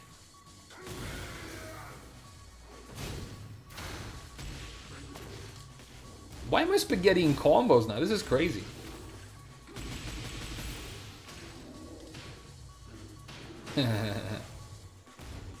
Oh, it wasn't the low. I thought it was the low.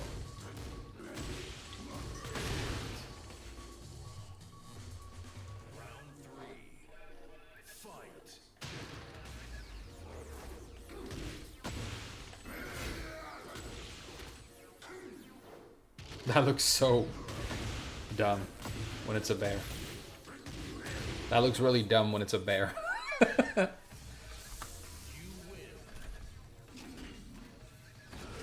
Why can't I see the ball emote? I don't know, man. You can't see it? Maybe I got copyright struck by Namco. Get ready for the next battle. Hey, thanks for the donation, dude. And, you know, let's actually, I'll show you. We'll do that. I'll show you.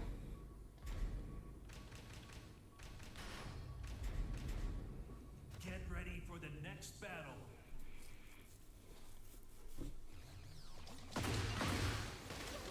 Oh, I messed it up now. Okay, so you have to hold down longer than I thought. There you go.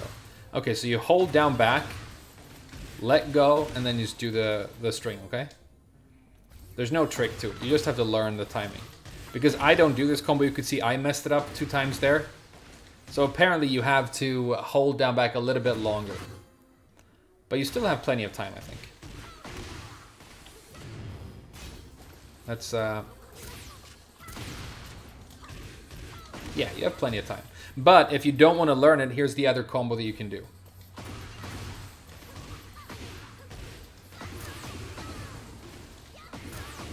See, that's 73 damage. If we do it with the other one, the while standing string.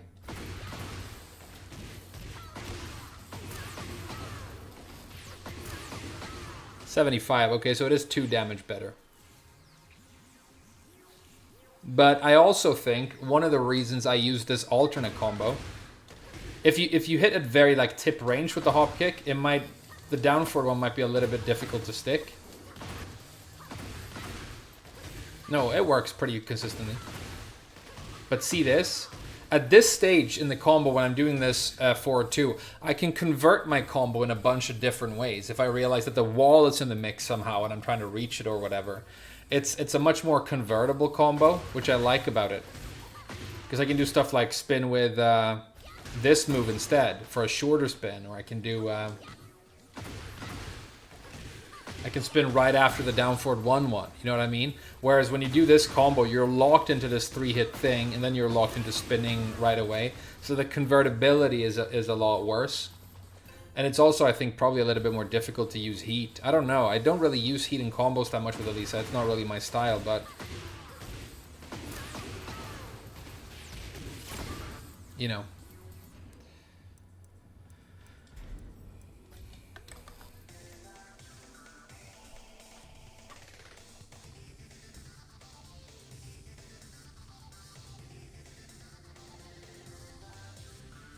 Forward 2, up 1 ender. Really? That's interesting.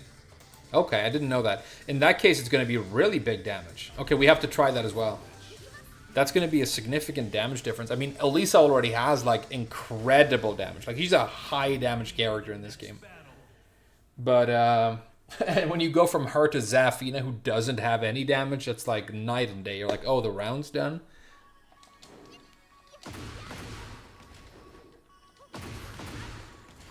Yeah, I'm doing it too fast. Nice and slow. There we go. Okay. Is it consistent?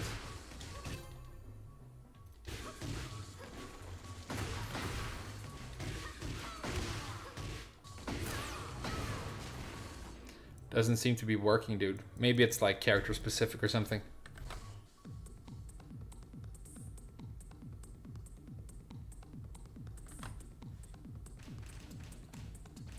Damn, just playing that little bit of Elisa right there, I'm like, damn, she's fun. I can't wait to play her again. I'm gonna push Jack for now, though. I want to get like 3 or 4 characters to at least Emperor, and then I'll do another Elisa push. Maybe we'll push for max rank next time. We could probably get it, right? It's gonna depend on what happens in the big balance patch at the end of this month, which is really the main thing I'm looking forward to. Because even if Elisa takes like a nerf or something, if they nerf Jin, Devil Jin, Dragunov, King, as these characters, right, Reina, relatively, your character is going to be doing a lot better. Do you think they'll screw it up again? It's extremely likely. Get ready for the next battle. You get the high jabs instead of the elbow, lol. Okay, thanks again for the donation, dude. So what you need to do is just wait a little bit longer. Hey, check it out. It's Masood. This is the second time we might end up getting reacted to by the main man. We beat Arsenal T. Now we're going to beat Masood. And Masood is a Gigas boy. Oh, it's lagging like crazy. Hey, Masood, where do you live?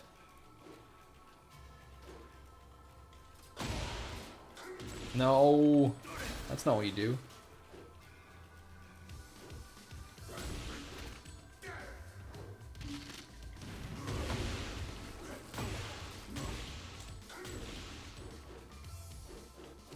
Why? What's the best thing that can happen? You wave dash too many times.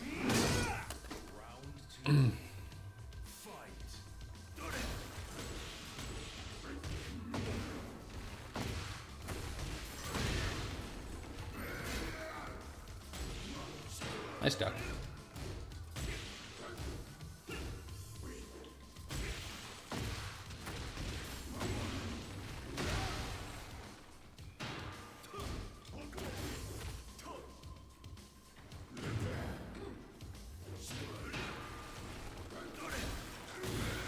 Oh wow, really? Damn. The unfairness. And I was blocking that as well. He's like going through my block. Weird. Okay, GG's.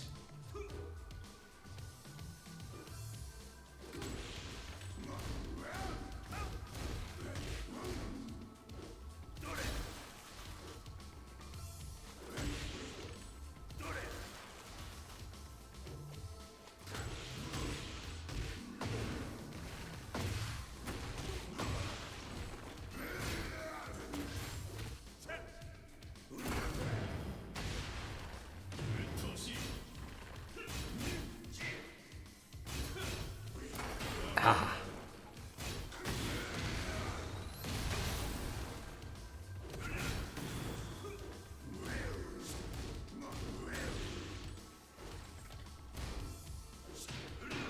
So broken. So incredibly broken.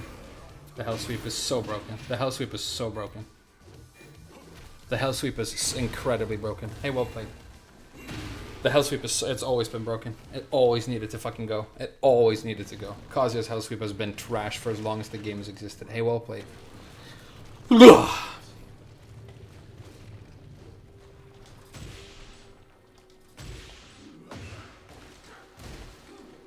Nice duck. Nice duck. This game's fucking trash.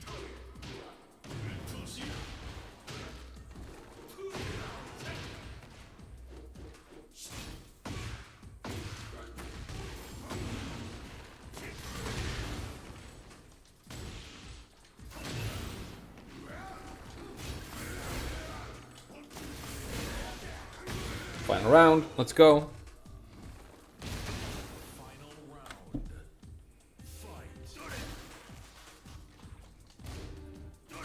Ah, he didn't actually catch me. Didn't happen. Fake electric.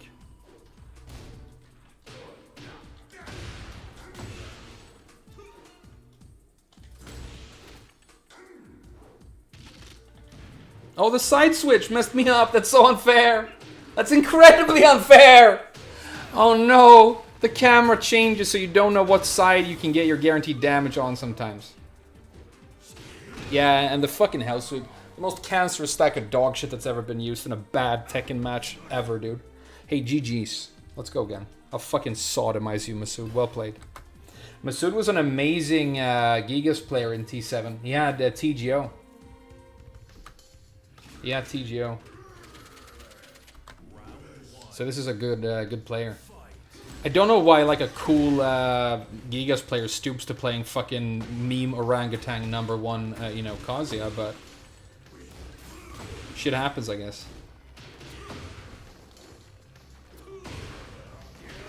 The fucking ultimate meme orangutan slot machine Kazuya, dude.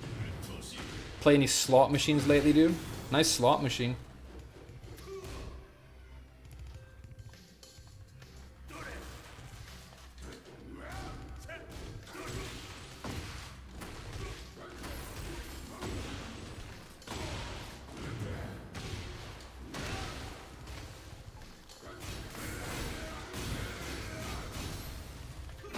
Nice.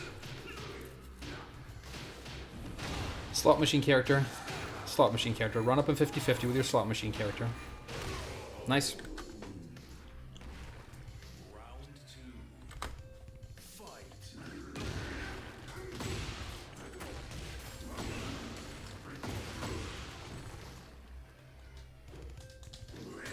Nice duck. Well done.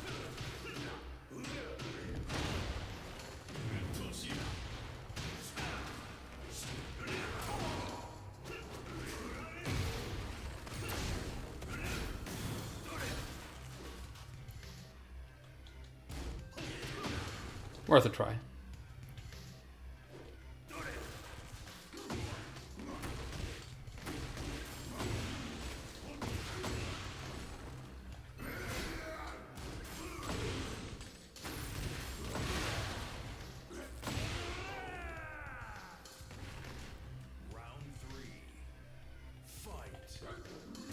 Doom, doom.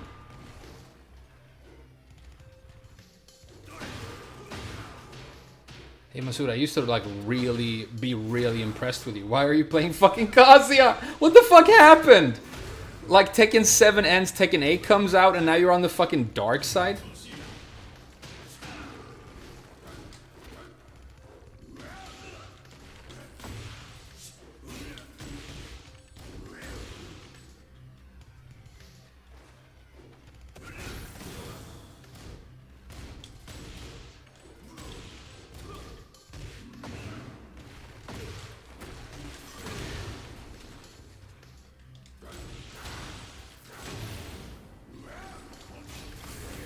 Good doc. Oh my god, I cannot believe you won that. I hate you so much. GG's. Fuck. Oh my god, it's so difficult to be composed right now. I just want to, like, fucking kill all Kazuyas, dude. GG's. Okay, whatever, dude. I was too mentally touchable to be able to beat him. I'm too mentally touchable right now. I hate Kazuya too much. I hate Kazuya too much. It's unhealthy how much I hate this piece of shit orangutan meme character slot machine, dude. Oh no, the infinites!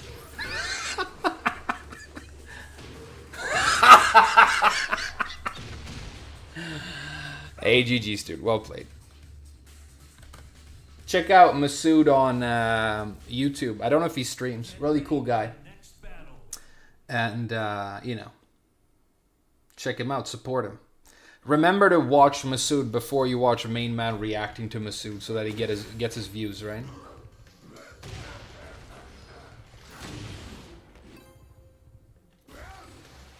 He streams on Twitch. Good. Support him on Twitch then.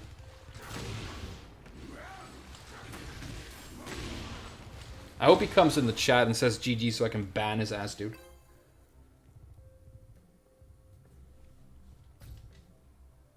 Did you know that if you mix 4-4-3 and Hell Sweep, you're smarter than 12.5% of Tekken players? Well, you know, 50-50 slot machine for infinite winning. But as you know, the casino always wins because they own the slot machine. And it's the same with Kazuya. So it's not like it's an actual 50-50. It's like 75-25 in to his advantage all the time. Complete meme character. Like, no, it's funny to me that Kazuya is the character known for being skill-based when he might be the least skill-based character in any video game I know of. Because it's just rotating the same 50-50. So it's complete randomness. Only the odds are in your favor, right?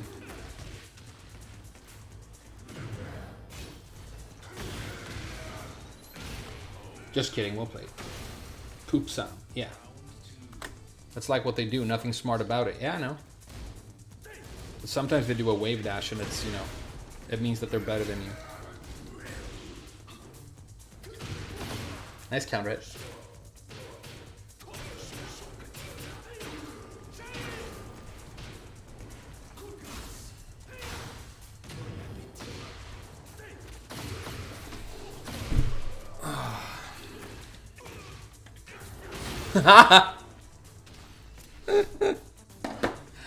He did Expulsion. You guys know about that move? It's pretty good.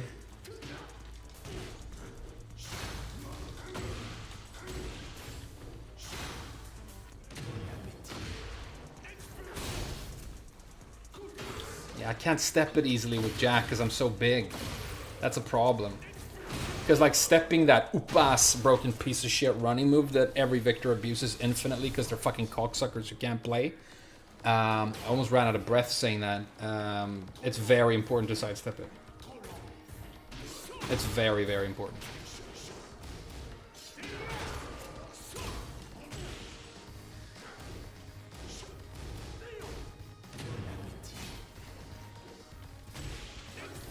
Oh god. What a fucking joke of a human being you are, dude. Choked to death on cocks. Well played. Let's go again.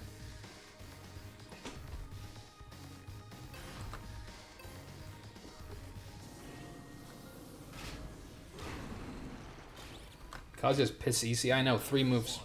3 moves. I mean, 2 moves. Could probably win with 1 if he wants to.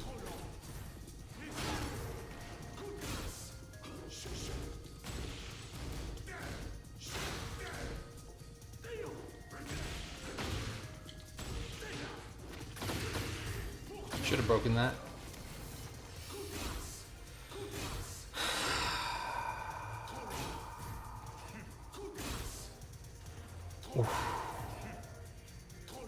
I'm sorry. I need a moment.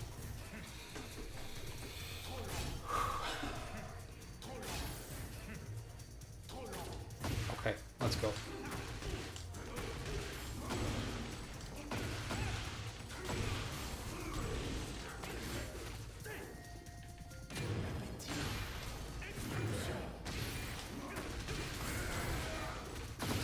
Oh, I think I lose. That's hilarious. Okay.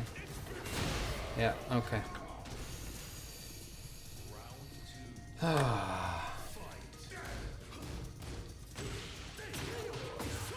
This game should not be sold for money. It should not be sold for money. You should be paid for fucking bothering with it.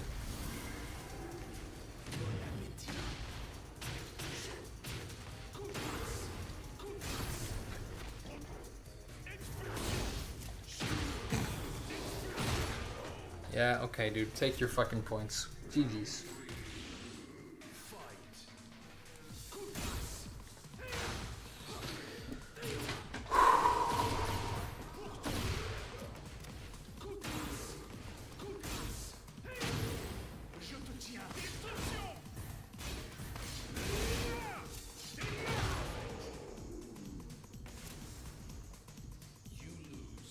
Might be time for another break. It might be time for another break. GG's. Nice victor. Don't give in. No, I'm not giving in. I'm not giving in. Don't worry.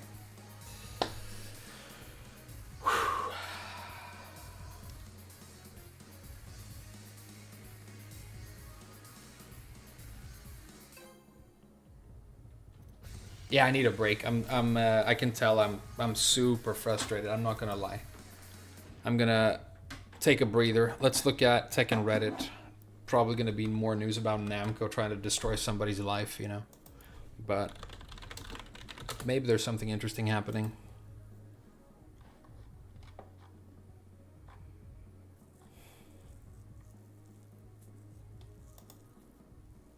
Elden Ring time? No.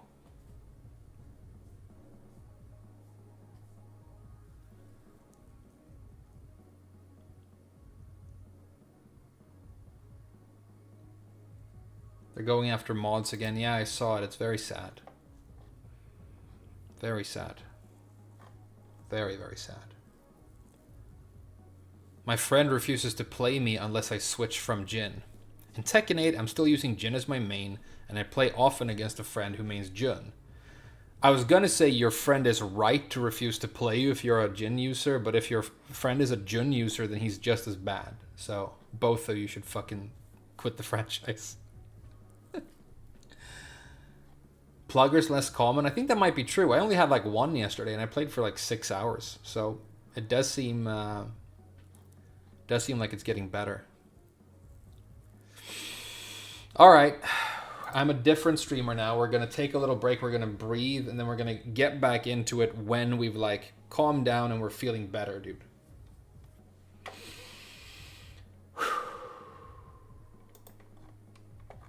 That's how we're gonna do it. That's how we're gonna stay different.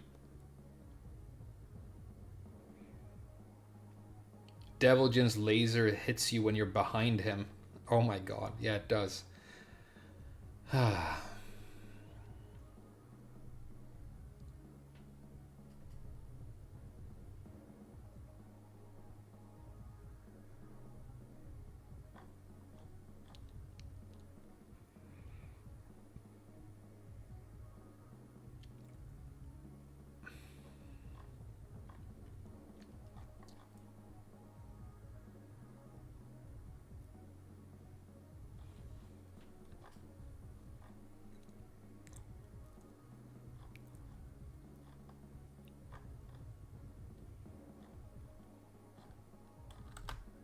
How you guys feeling?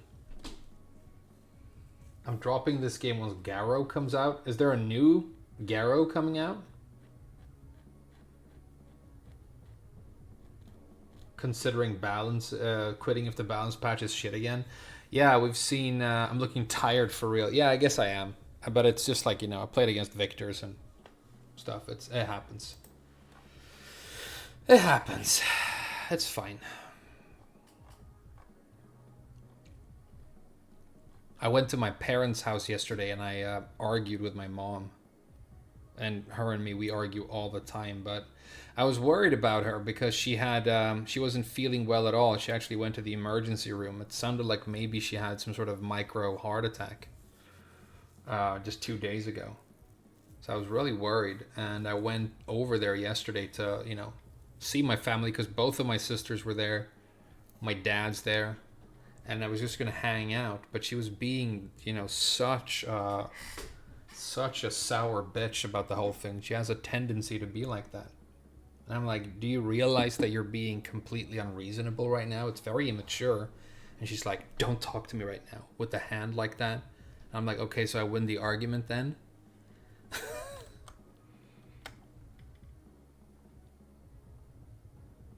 Hope she's okay. It seems like she's okay. They had a look at her heart and it seemed like it was fine.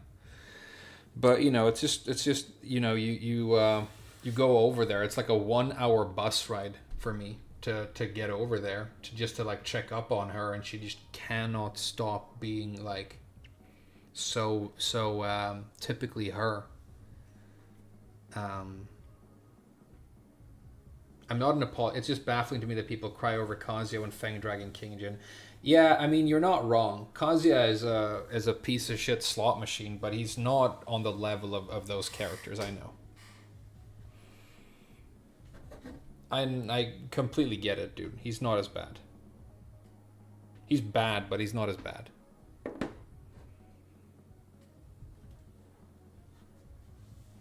It's just like the fundamental game plan, the fundamental strength of the 50-50 means that I think with Kazuya, the way to think about it really is this. Because he always has that 50-50, always has above average damage, always has the flash punch combo, which is a big part of the problem for me. Because he always has those things, the lowest he could possibly sink in the tier list is like capped.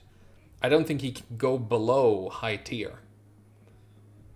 Because if everybody launches at 15 frames while standing, and he always launches at 13. If everybody does, like, you know, some characters do 18 damage in a knockdown for their 10 frame, but he always has flash punch combo. If everybody else can have their jabs ducked and punished, but his can't as long as he does the first 2 hits. And he always has that 50-50. He can't drop any lower because it's fundamentally super fucking good. And it's also true that he's entirely built around 50-50s in a game where 50-50s are like the entire fucking game, right? And also, yeah, exactly, Demon Paw, most broken move in the game. But it's like, you know, Jin has it, Deviljin has it, Kazuya has it. But yeah, most broken heat engager in the game, probably.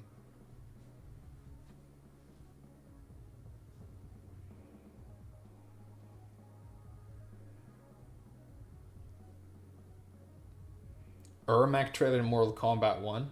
What is Demon Paw? It's a move that's a safe gap closing mid with overpowered tracking for what it does. That you can just do until it hits and then you get heat guaranteed. It's essentially a mid electric. It's a mid electric in this game. Yeah, it's a mid-electric.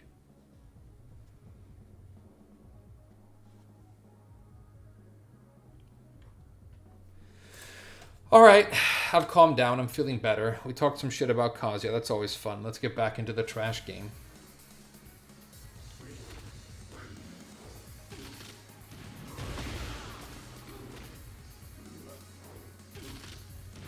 I have to learn to like see exactly when that camera switch is gonna happen. Get ready for the next battle. Forward, forward, forward 2? No, it's not forward, forward, forward 2. It's forward, forward 2. You don't have to do a running move to get it. Yeah, it's the most... I think it's the best move in the game, and 3 characters have it, which is, you know, even more of a problem.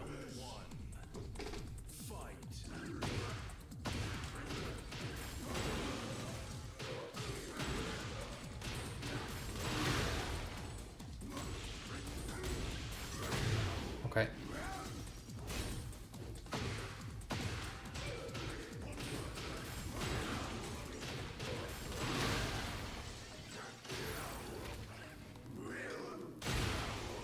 Yeah, I'm feeling better.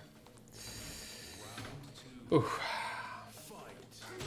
I can't think of like any... I mean, there probably are other video games where like the entire struggle is just to stand playing the game, you know? That you have to like constantly botanize in your own mentality to be able to like play it.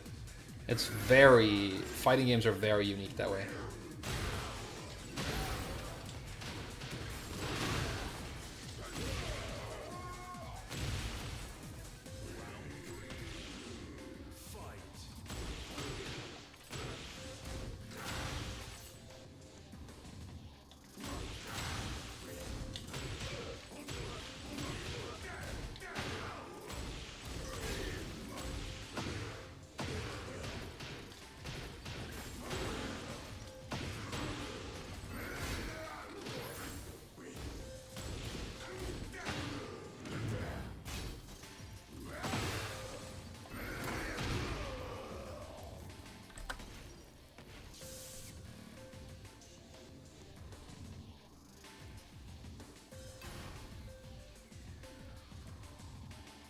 Being anti-Mishima as a W? I think so.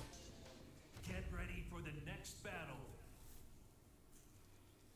I think if that archetype didn't exist in Tekken, the entire franchise would improve substantially. Because when a Mishima is a problem, it's a problem 4 times. Because we always have 3 to 4 Mishimas in every game, right? So it's like whenever there's a balancing issue with them, it's like compounded 4 times. Get ready for the next battle. It's funny, you guys are saltier in the chat right now than I am. That's funny. Hey, it's an Eddie. He's gonna spam. You guys give me the tech, okay? I haven't paid for this character, so I can't learn him. Okay, nice and balanced. I did a 13 frame move.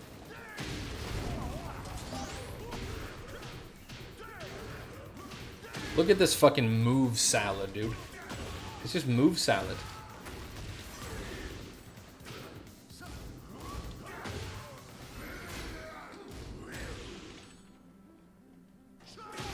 Move salad.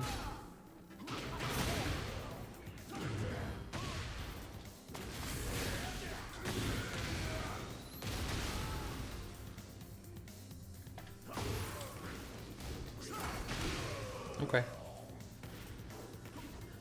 Move salad.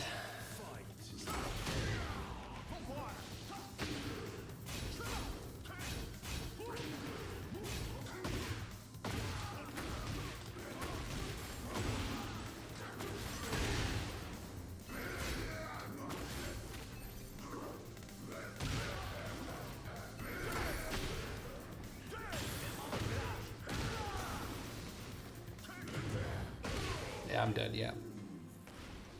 Wow. Wow. Hey guys, if you want to be this carried, you can be. It's $4. Our DLC character still $4? Look at this fucking move salad. Move salad.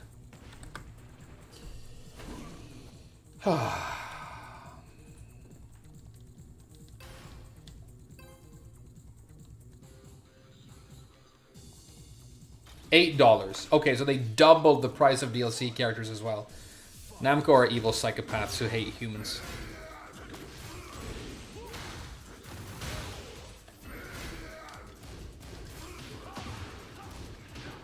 Evil psychopaths who hate human beings.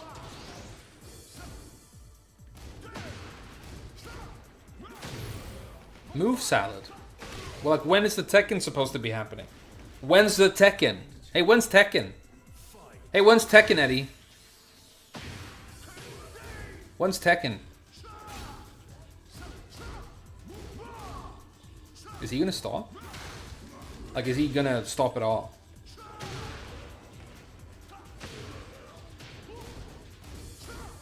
Oh, he stopped right there. It was like a half a second of him not move salading. Okay. I think I was so passive that he got confused, and that's why he stopped.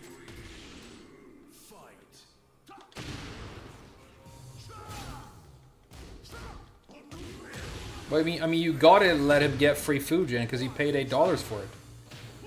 Harada can't. I mean, you're essentially buying ranks, right? You're not really buying characters. You're kind of buying ranks. You're buying the carriedness that you're getting.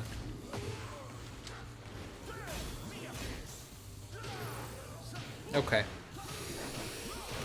Alright.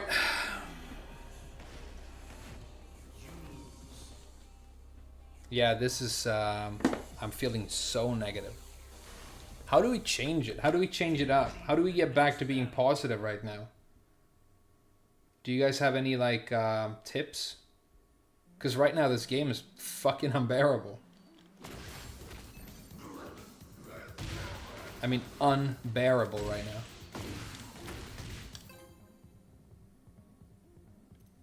Character change? No, I don't think that's the problem. I like Jack. Not rematching Eddie? Nah.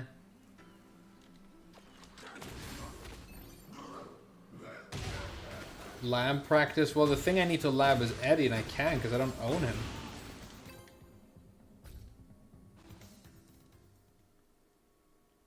Get ready for the next battle. Eventually it will subside. Okay, we'll see what happens. A Joker Dragonal. Damn, you must be one of those smart original guys who has, like, cool original ideas that people haven't thought about.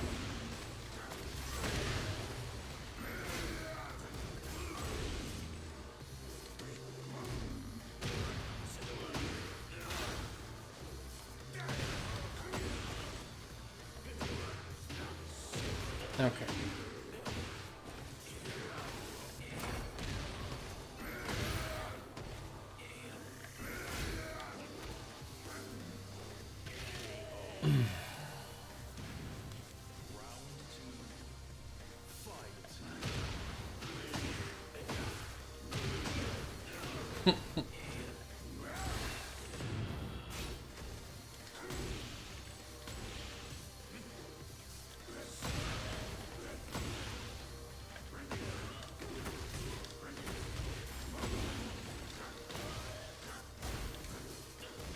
Oh, wrong punish, sorry. Wrong punish again. Wrong punish twice.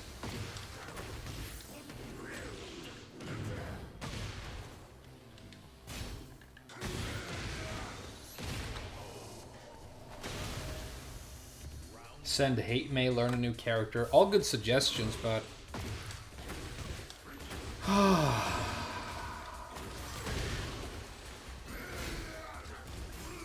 No, it's a solution that has to come from within. I have to, like, accept the state of the universe and my place in it. I think it's more of that sort of a thing.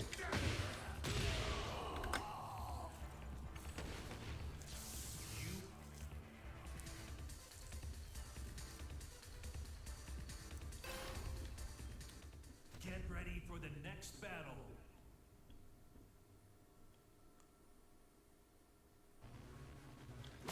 I suggest playing a different game. No, I agree. I agree, but I'm still addicted to it. I still, like, want to play it. But yeah, I agree. The game doesn't deserve any attention right now. Get ready for the next battle. Be hopeful. Yeah, you know, I get what you mean, Light Waves, but at the same time, have Namco given you a single reason to be hopeful so far? It's almost like being hopeful at this point just means you're naive. And I don't like feeling like the sucker, you know? But I think if you, like, assume that Namco are gonna, like, fix the game, doesn't that mean that the joke's on you? Because they've, you know, they haven't even improved it a single time in any way so far. They've only damaged it more with every update.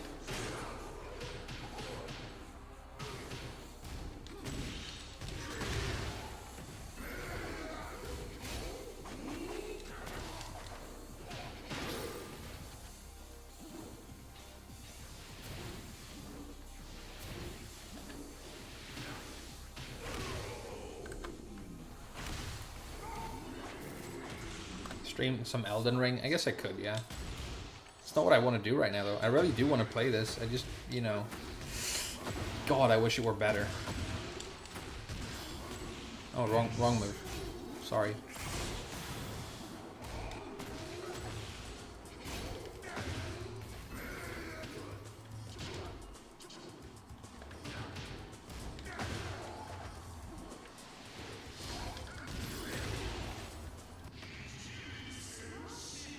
Why? I was... Okay. Never mind. Don't make an excuse. Just take it. I'm still gonna win the round. It's fine. Whew. No!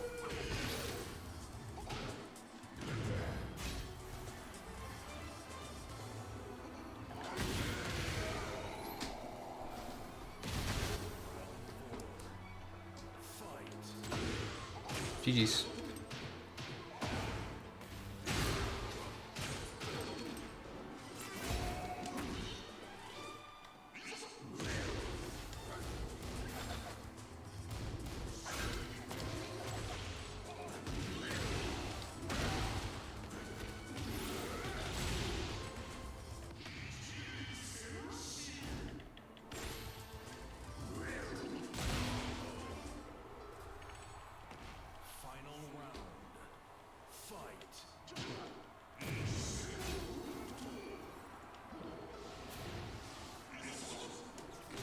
Oh, wrong move again.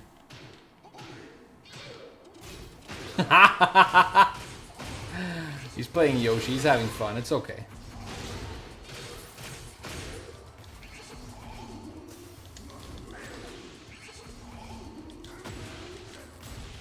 Good block.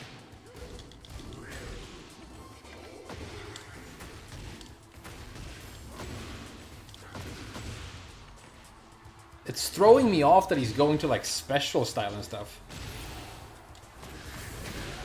You know what I mean? The thing about special style is I really don't think the menu should be shown to your opponent because it's very distracting when a giant, you know, black circle just keeps appearing on the screen. It's very, very distracting.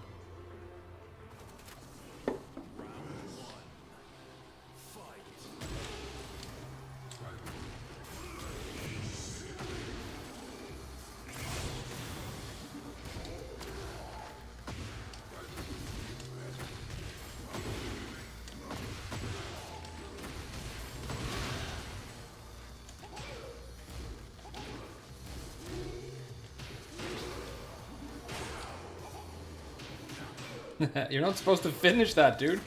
I can block it after the second hit. Oh, see? Okay, I get it. I get it. Okay.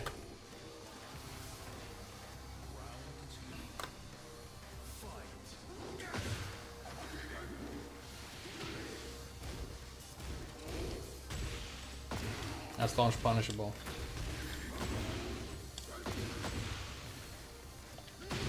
Nice.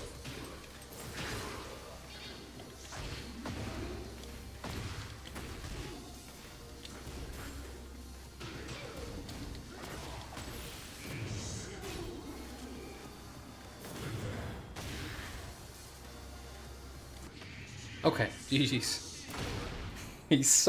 This guy loves the tricks and the gimmicks.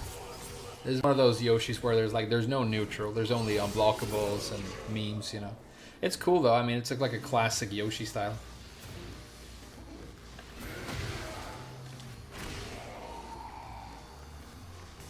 Yeah, I'm feeling better now. I've calmed down a little bit.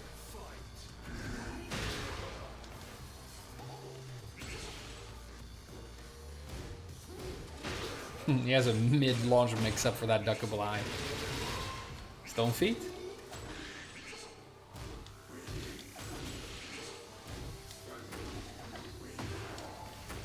That's a good punish for that.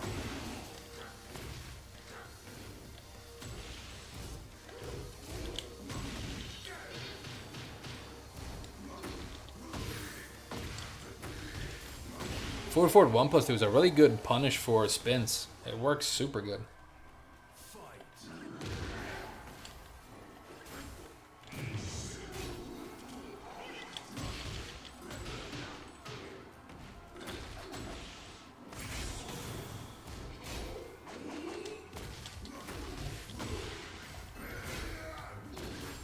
No, okay.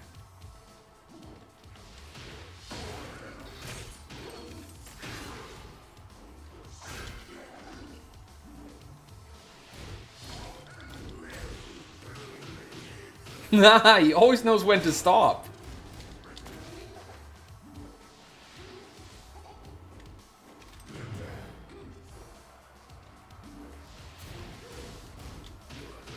I have no idea what this is. I have no idea what any of this is. Oh my god, that's so crazy. Hey, GG's, dude. You're insane. GG's. Not a single flash. Hey, thanks for watching, Kyle Fields. Thanks, man. What's your opinion on Lily in this game? Definitely slept on. Definitely slept on. My thoughts on Lily in 7 is that she was incredibly slept on. I was waiting for Knee to like bring her to tournament again, and she was going to become the next, you know, influenced Feng in 7. I think Lily was busters, dude. She was Dave and busters in T7, and she's better in this game. So I think she's very, very good. You know, the sidestep is still great. Her damage is very, very high. Some of the best punishment of any character. I think Lily is very slept on. I don't know why she's not more popular. Maybe people are like scared that they're going to be accused of being foot fetishists. Which, you know, by definition, they are if they play Lily.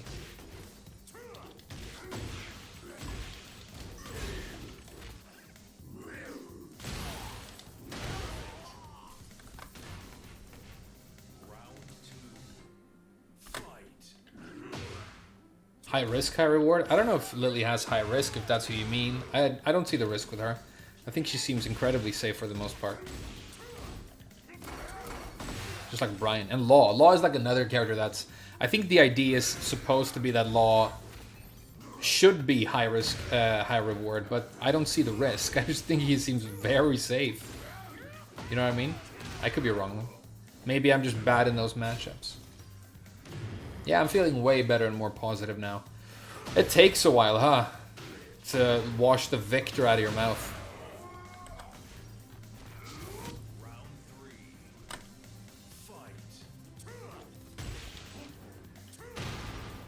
Back one spam, huh? Play any real characters?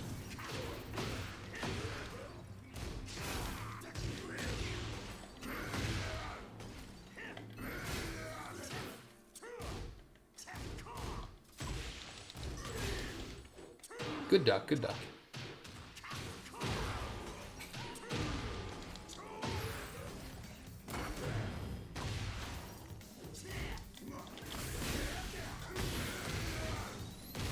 Got some health back. I can live like one hit now, maybe. Nice.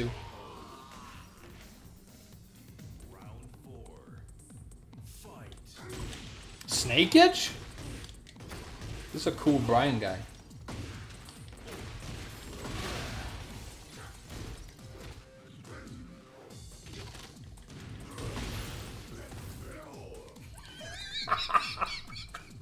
This is like a typical Brian guy, dude. There are like the 3 stages of Brian. Like, spam back one, and when that stops working, spam Snake Edge, and when that stops working, you pull the plug and you piece the fuck out.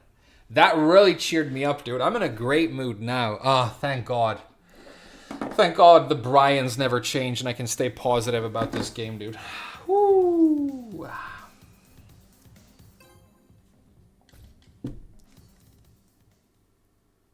Get ready for the next battle.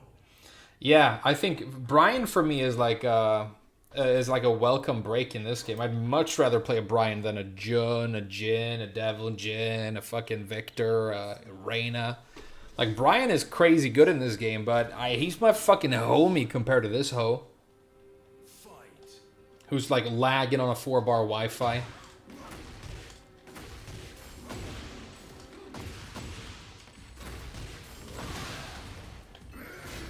I can use this running move for, like, Oki. It's crazy good.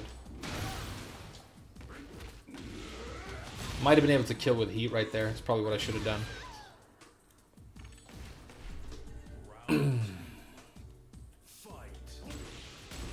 I think, you know, I started the stream right after I saw that Namco have been, like, stealing people's Twitter accounts. So maybe it was a bad idea to start the stream thinking about how much I fucking hate Bandai Namco and think they're thieves and lunatics, right?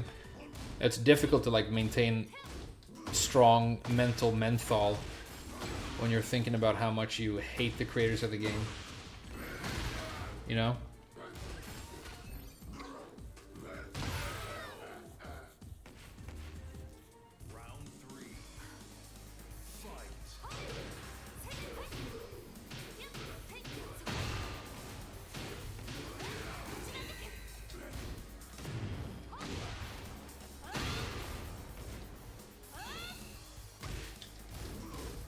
Good block.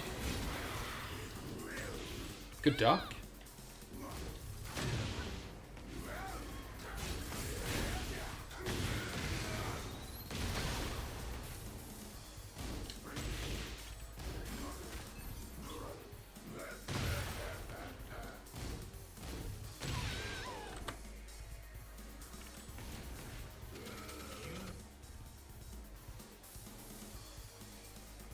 It's Wi-Fi. I don't have to play him, right?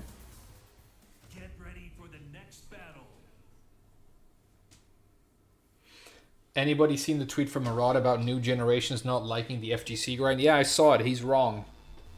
Shocking, right? Harada being wrong. Unimaginable.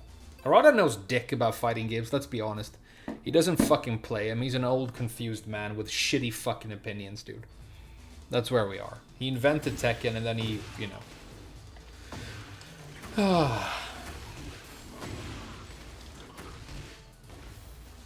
Sorry, Harada knows dick. It's just true.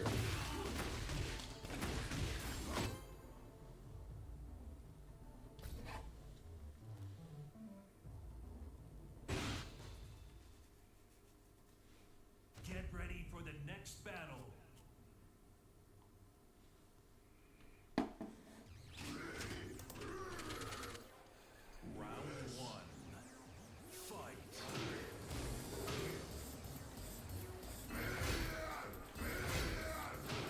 Nice. Wow, okay.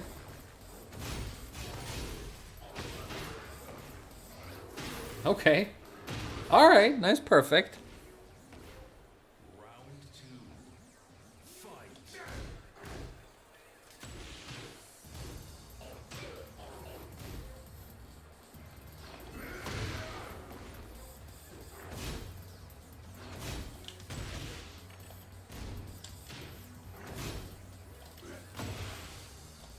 Nice, okay. This is a good match all of a sudden. We're both big boys. Oh, that doesn't... Of course that is a high. I'm so stupid. I thought that was going to launch him.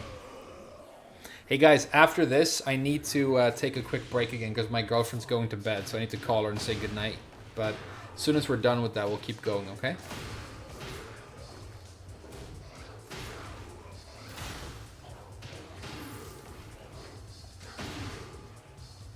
Okay, great. Oh, it's not over? Now it is. I'll see you in a few minutes, okay?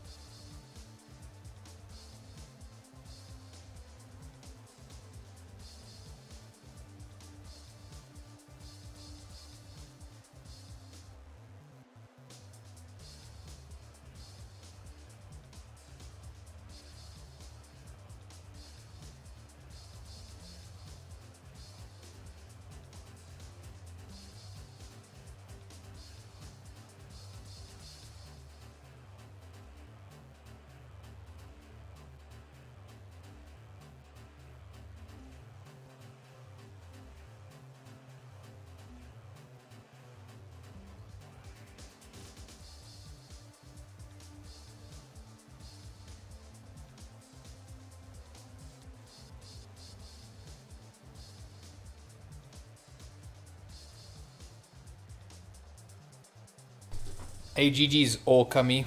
Nice panda. I had to take a quick break though, sorry. The next battle. Whew.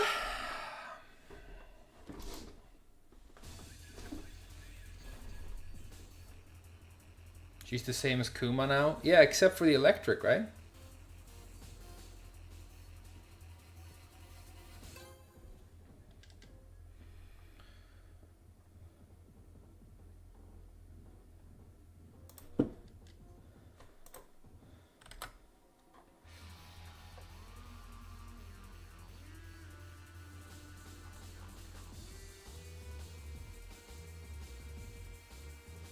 How's the girlfriend? Yeah, I think we might have actually succeeded with the whole process. So hopefully, maybe it's gonna be like another month, maybe 2 max before she can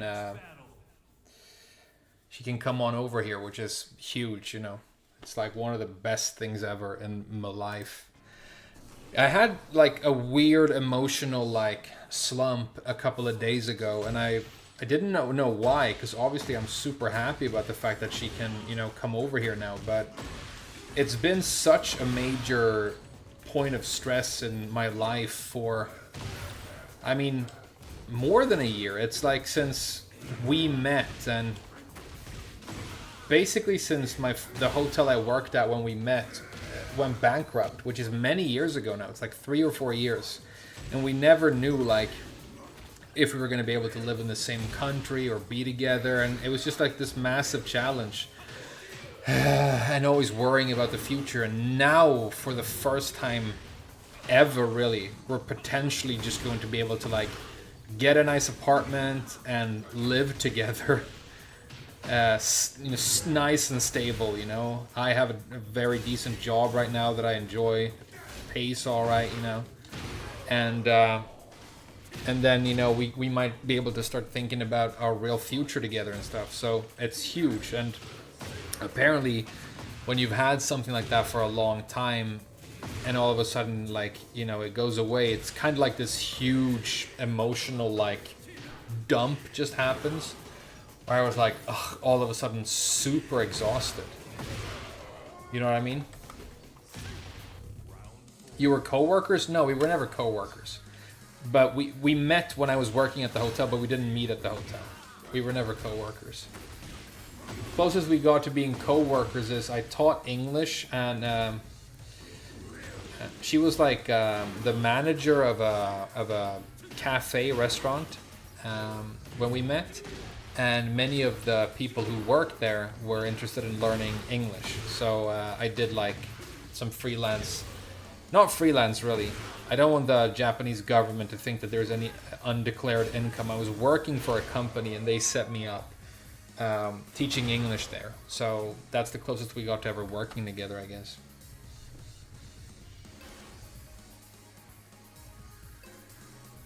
Yeah, and then, you know, I've had I've been working insane hours, you know, for the last, if I'm going to be honest with myself, basically what happened when I joined my current company is they were in desperate need of help. So even though they hired me part-time, I was there more than full-time from the start.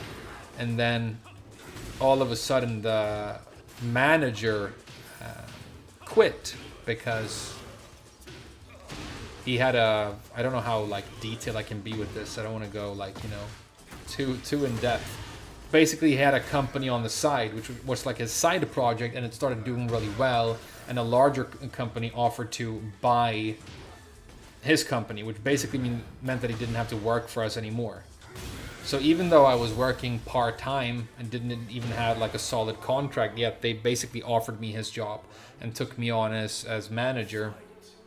And it was like a really big opportunity for me to, you know, get a better job, which I needed to be able to, you know, go through this process with the visa for my girlfriend and everything. You know, I obviously needed gainful employment, so I took it. And since then, even though I really enjoy it, I love my job right now, I really do, and my colleagues, it's been really fucking intense. And then, you know, it's been a lot. And then the whole Tekken 8 YouTube thing happened, and this thing with the visa. So the last like few years of my life have been incredibly intense. Like the whole upheaval of leaving Japan and all of that as well was kind of like this huge like thing in my life, right? Because I lived there stable for like, I don't know, 8 years in the same apartment. But you know, all the problems I've run into so far I've managed to solve, and I've kept moving forward, so you know, it's good, it's good.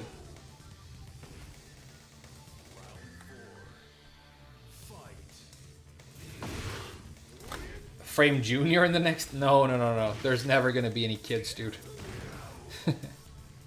No way. God, no. I mean, no disrespect to anybody who really likes kids and wants to have them or has them already. But, I really, really don't want kids. It's honestly the last thing I want. But, you know. Get ready for the next battle.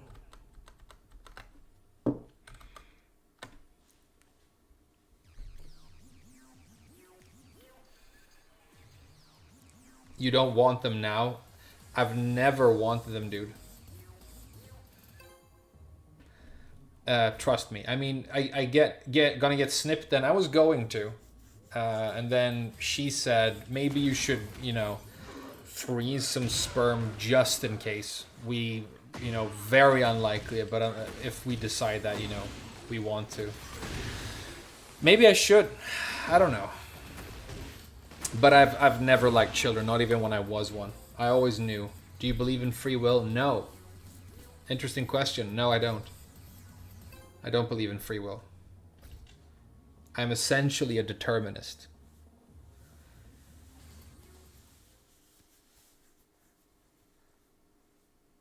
Get ready for the next battle.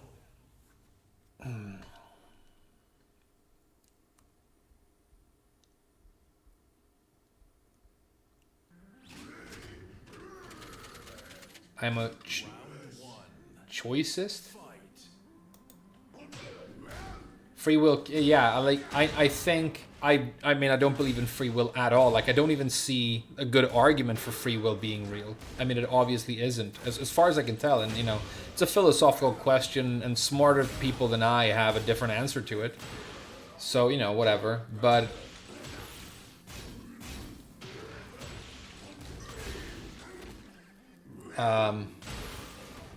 I still think that we obviously have to act as though it is a thing. It's the only, like, useful way of approaching reality, really. Otherwise, all interactions just become way too difficult and strange. So you have to act as though it's a thing, and you live every day with the illusion that it's a thing. But I don't think it is. But I don't think it's there. And the argument that I used, and I was in Japan, one of those beautiful, like, warm nights in Japan, because you know, you hang out with your friends and you stay out at night because it's so hot during the day, but at night it's just beautiful and it smells like flowers, and people are out, you know, drinking and eating in these places that are open late. And we were walking back from some sort of, you know, social event with our friends, and we got onto this topic of free will, which he very strongly believed in. Very strong-willed person who, like, you know, made these deliberate choices in life. I am going to succeed. I'm going to be good at this stuff, you know. And I'm like, I don't believe in free will, right? And the example that I used with him to, like, illustrate my point is, okay, so right now you did something. Like, say, for example, I just did a down back one with Jack right there. And if I had some sort of cosmic clock where I could turn back time in the universe back to the point where I did that low, and everything in the universe was the exact same, you know, and I obviously wasn't aware that time had been turned back, I would do that low every time. I would always do that low, because it's a consequence, you know, it's part of the web of causality. It's a consequence of things that preceded it, which were things, you know, consequences of things that preceded them, which goes back all the way to, I guess, the Big Bang or something. But he honestly believed that, no, if we were able to turn back the clock right there, I have the choice every time to do something different. I could have done a different move. I don't see how that's possible, how that's the case. I don't even really see a good argument for it, but, you know, that's what he believes. Different strokes, you know?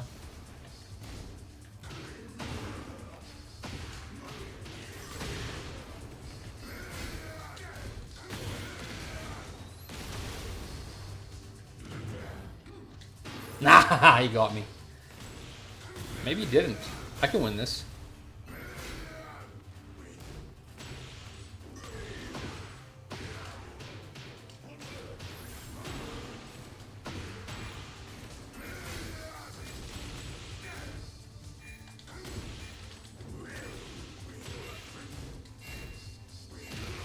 Well played, dude. GG's.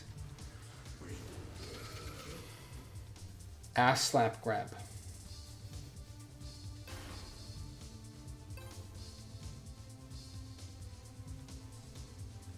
This is why you never listen to a Swede? Sick duck, hey thanks. The universe is running a script. I guess that's basically my argument, yeah.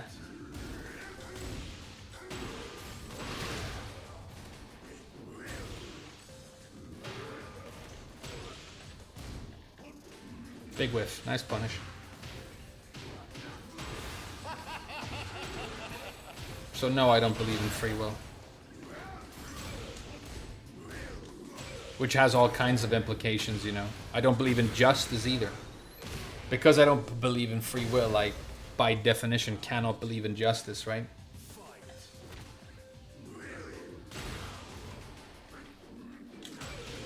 Or even responsibility, like nobody's responsible for their actions. Talking about like Harada being responsible for, partially responsible for, you know, Tekken 8 having all these problems. But in the end, you know, he didn't have a choice. Frame of the past would have power crushed, maybe.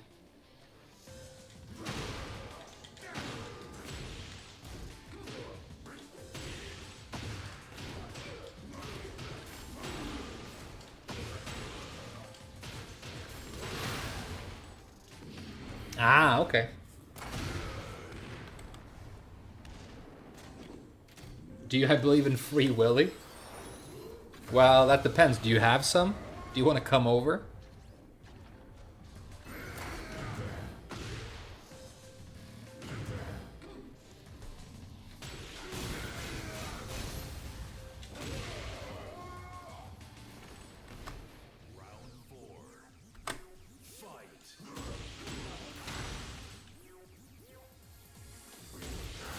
Nice, okay. Oh, I forgot that move existed. I've never used it. Is it good? Oh, he's doing memes now. He's doing memes now. He's memeing now. Actually sidestepped something with Jack right there. You guys better be jerking off. At my skill.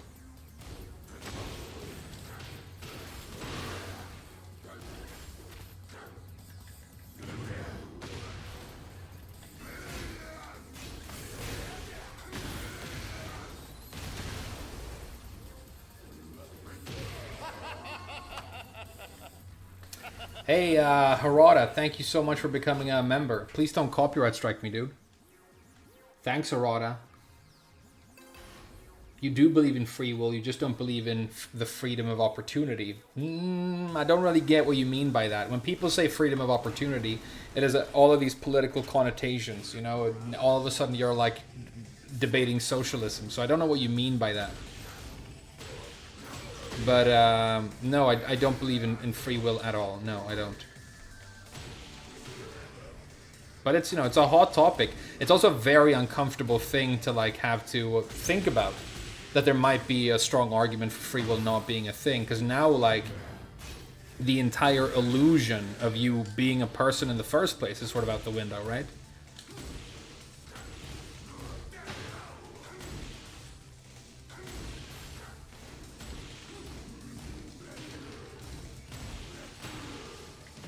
I'm dead. Yeah. He's gonna take my ball away? Oh no.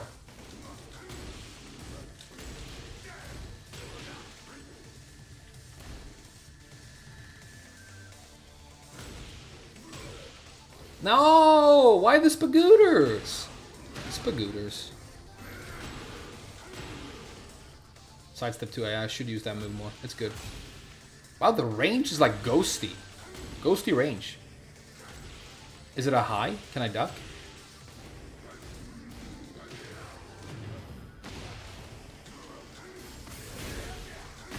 Okay. Should have ducked, I guess. Manual Gamma Howl, huh? Oh, it was supposed to be a launcher. I'm sorry. I'm spaghettiing so hard against this guy. I could have 6-0'd him, but I keep spaghettiing so hard. Hey, GG's. I keep spaghettiing so fucking hard. Maximum spagooters, dude.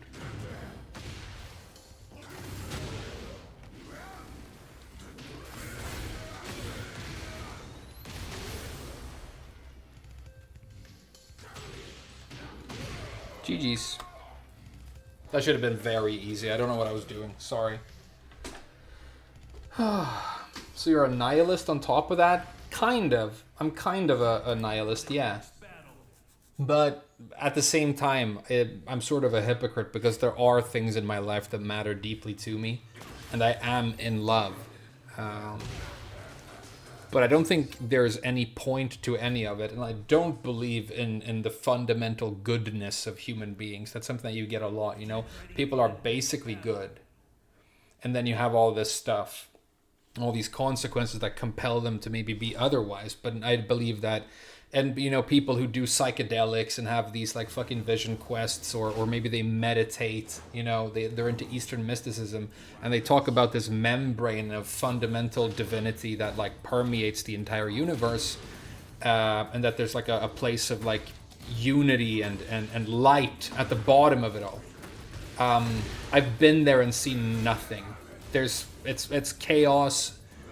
At worst, it's random, ice-cold chaos. At worst, it's actually the opposite. It's actually fundamental evil and darkness at the bottom of everything. So I don't know. Yeah, maybe I am a nihilist, yeah. But there are things in this world that are very, very precious to me and that I care deeply about. So I guess I'm a very hypocritical nihilist. It's probably the answer.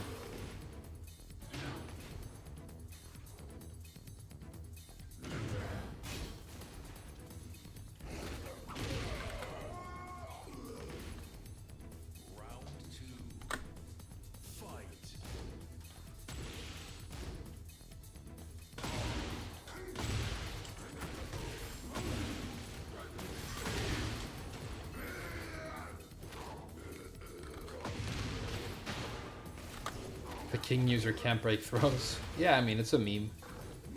Why should they, though? I mean, it's not like using a lot of throws means that you should be good at breaking throws. But yeah, king players being bad at that is a bit of a meme, yeah. But maybe it's just a bias. You notice it more because you know you're playing against a grappler. You know? I'm losing against things that I should be shitting on right now. I'm really sorry about my poor Tekken right now.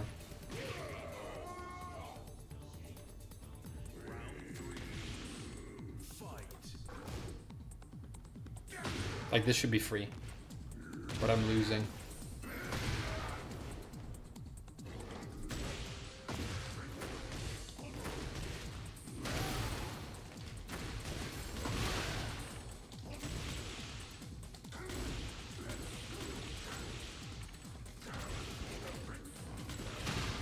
How do you get that unlucky? Oh.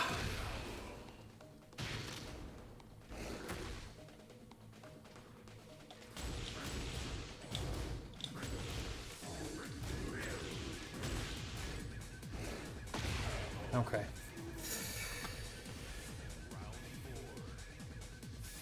How many stars would y'all give Tekken 8? I said yesterday that right now I think the game is a 5 out of 10.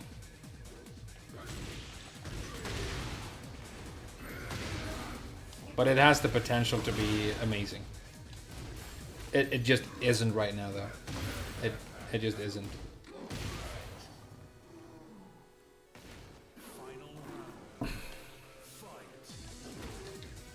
Okay, we gotta tech this.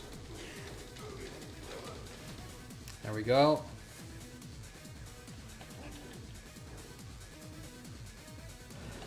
Nice, okay.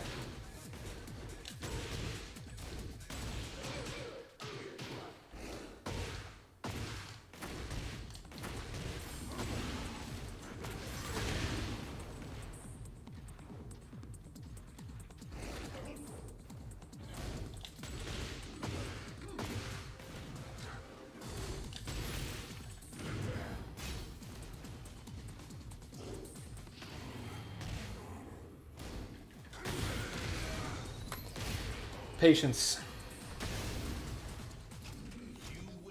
Savage acts are just survival mechanisms. I think some people are like fundamentally evil though. I mean, in the end, it's like, should you really be splitting it, you know? Can you even moralize in a universe where human beings aren't the point, or we're just like a random, you know, thing that happens, some chemistry that churned in a very like rare way. Like, I think if you want to get into purpose and morality and stuff, you almost have to be like a theist, which I'm, even though I'm into spirituality, and I think there's a lot of like I like stories, I like myth, I like scripture, but I'm not a theist, and so it becomes like very difficult for me to see any of those arguments. But, you know, let's not be armchair philosophers. We know nothing, Jon Snow.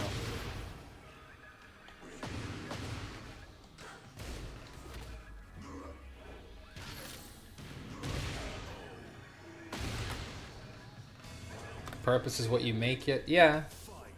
Sort of a existentialist view of things, I guess.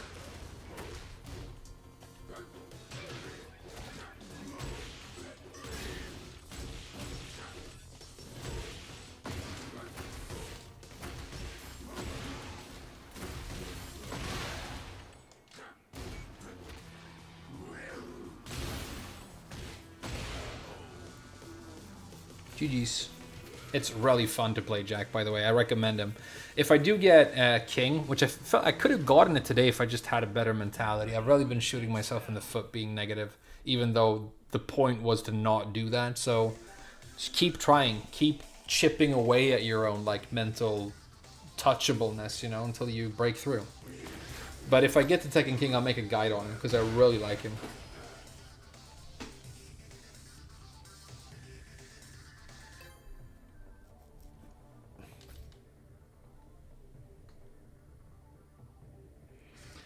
Yeah, I'm trying to play Jack as a bit of a grappler.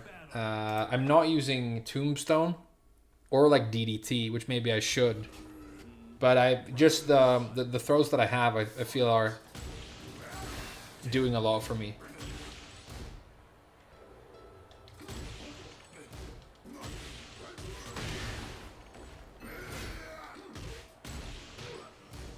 Should have punished, sorry.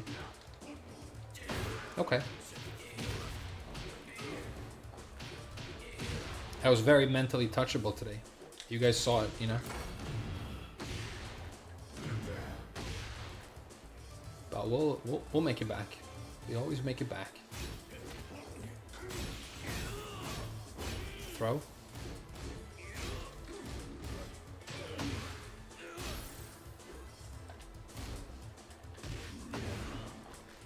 Does this work? I don't think it will. I just want to try it.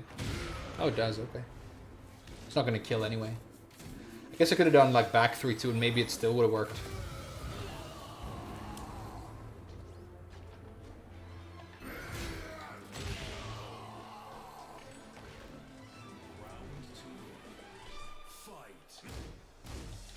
Okay. Nice. Very nice. Fast.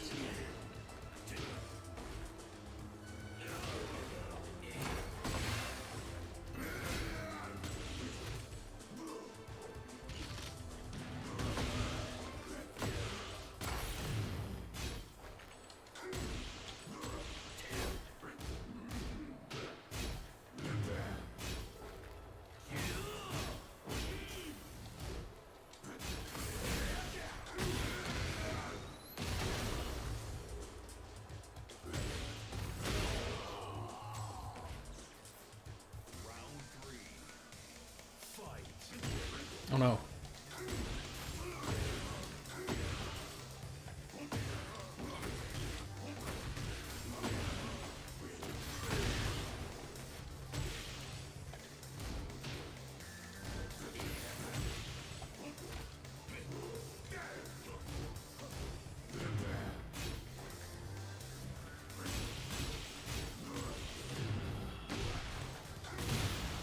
Oh wow, okay.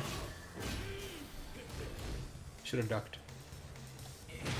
Ah, I can lose this now. Should have ducked again.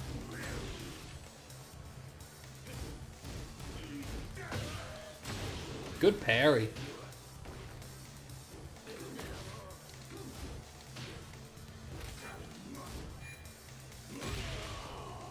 Nice. Very nice. I think blaming Harada and Murray is okay. I think blaming Harada and Murray to an extent is okay. I mean, they are sitting in the panels and talking publicly, defending these decisions. Who else are you supposed to blame, you know?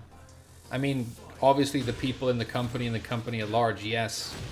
But I think it's completely fair that they have a share of the blame apple pie.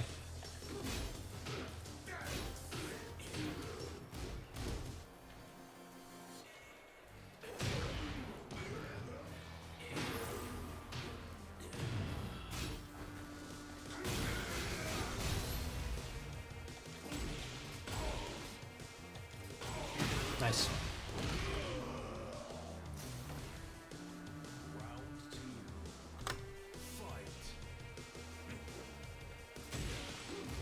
Having a meaningful philosophical debate in YouTube chat is what did you call it? An exercise in futility, yeah. It's also an exercise in you trying to sound cool with big words, dude. You could have said it's pointless, but you called it an exercise in futility, huh? Hey, this is the smartest guy, guys. Listen to him. He's got the coolest words. Listen to the smart guy.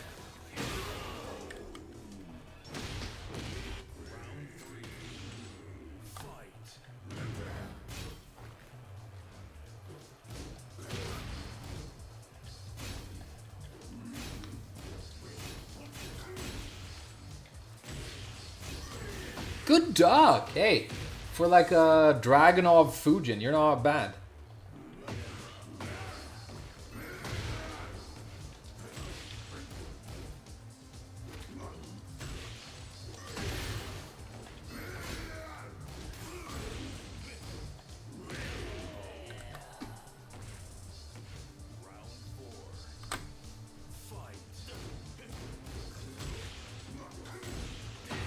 Wow, that's a punish, huh?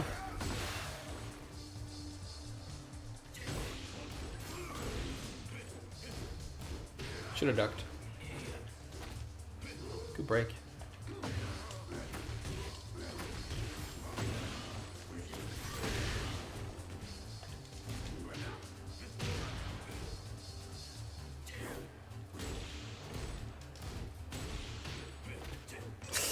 Finally got me with a throw.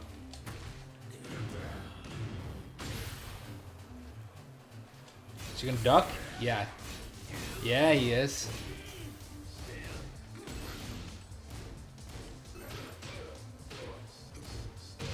Hey, GG's, dude.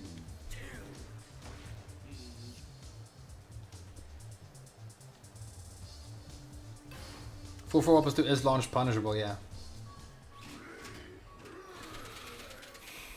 Yeah, bullying you was predetermined. Hey, thanks for taking it on the chin and being cool about it, dude. But I guess I shouldn't give you credit for being cool, because that was predetermined as well. I wonder if it's predetermined that I ever get max rank in this game. I hope so.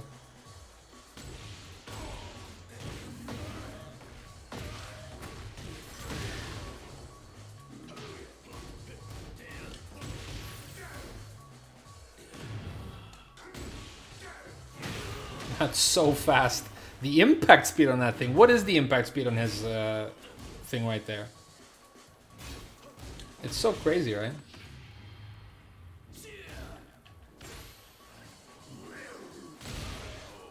Why did you raid chart? You were winning.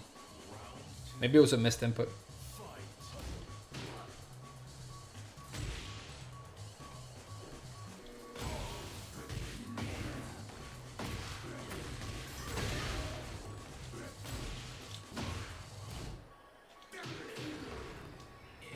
Damn.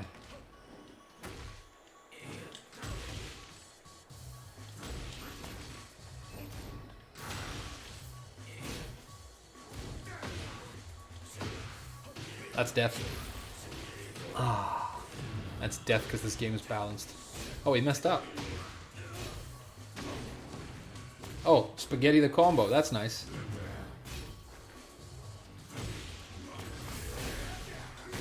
Okay. Round 3. Fight.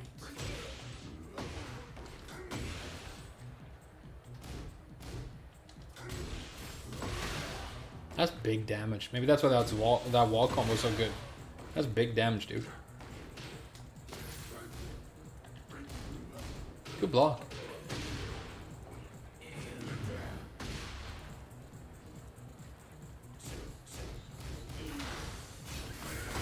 Yeah, I knew you were gonna duck. Because you duck that all the time. So I did a mid. AGG's, dude. Well played.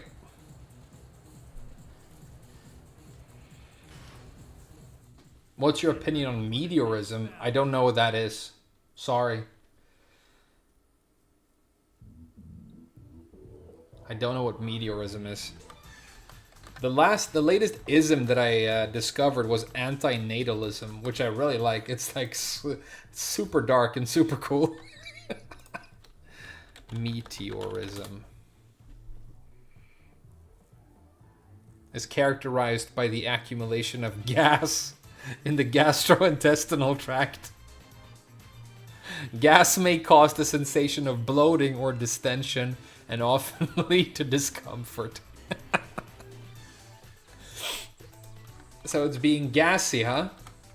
Hey, I learned something new today. Thanks, man.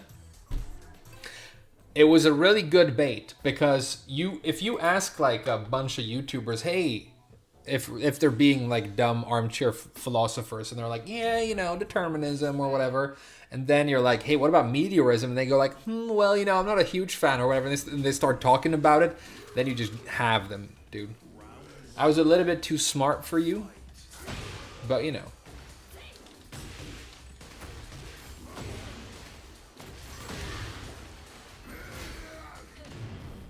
When you don't know, admitting that you don't know is so important.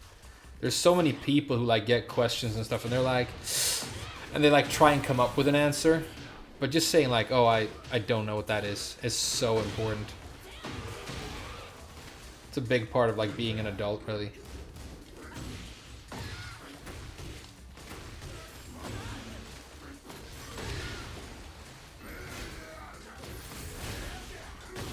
The comebacks.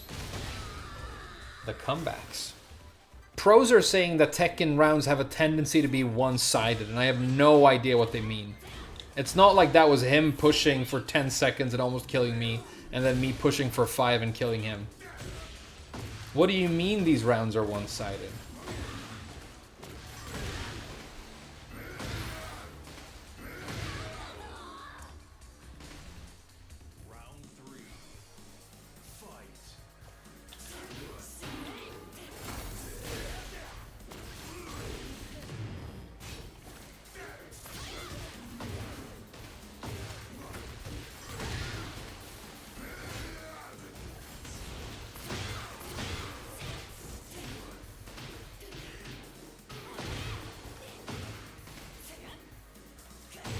Really? Okay. I can still win this. Do a house sweep.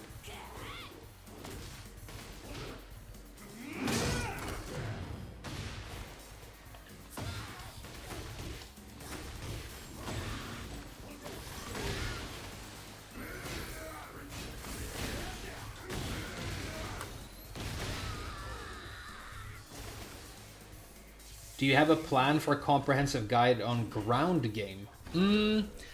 Ground game is very important. I did a video on it in 7. Maybe I'll do a new one. But, yeah. I got 14 mains. I only have 2. I always have 2 mains when I play Tekken. It's my rule. Rule of 2. I'm like a Sith. There's always 2. There's always 2. My jack is looking clean. Hey, thanks, man.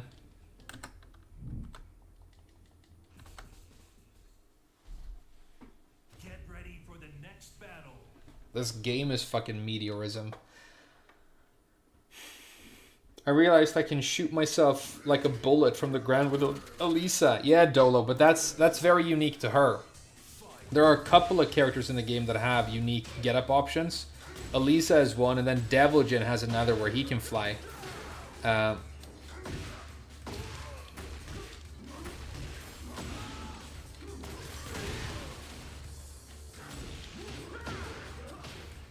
Frijoles? I think that means beans in Spanish.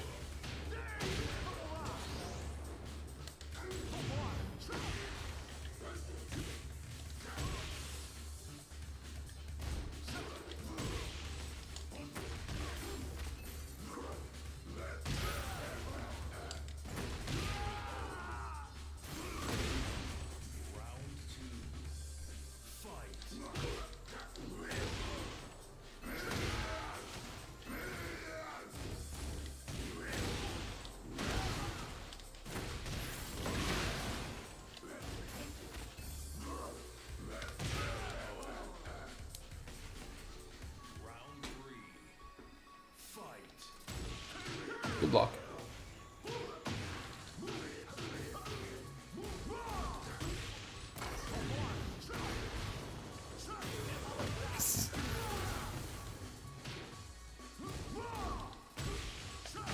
Wow, okay. You just have to overwhelm them because you know that they're kind of carried, so you just have to like get in once and then you capitalize on the fact that they don't have frame data. That's kind of how you kill Eddie now. Because the real Tekken player way of beating Eddie now would be to lab him and learn how to play anti, but you can't because you have to buy him first, and buying Eddie is immoral in this game right now because of how Namco have been monetizing him.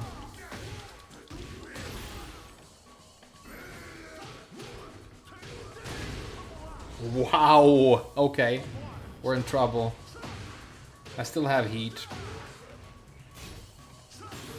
Oh my god, but I won't have an opportunity to use it, will I? No, he won't let me... Even that brief, like, tiny window that you need to activate your heat, he's not even going to give me that.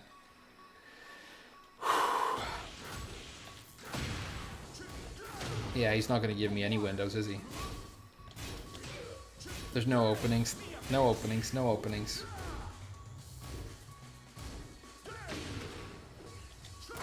No openings, everything's armored.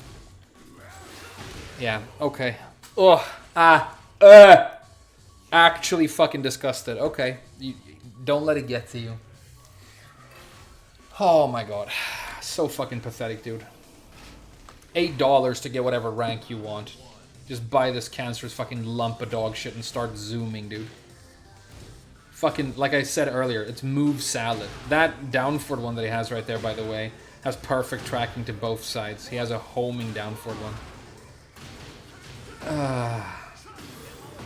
Okay, yeah. I can't look at it, I'm sorry. I can't look at it. I'm gonna, like, I'll look at YouTube or something. I can't look at this. I won't be able to play the game ever again if I watch this happen.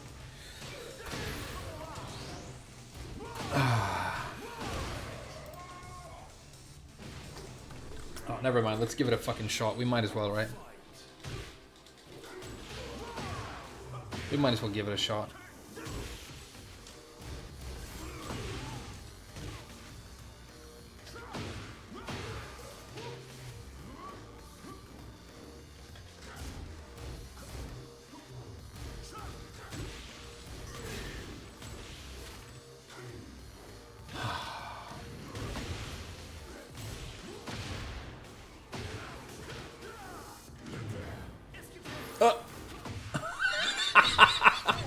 I don't even know what happened. Oh, okay.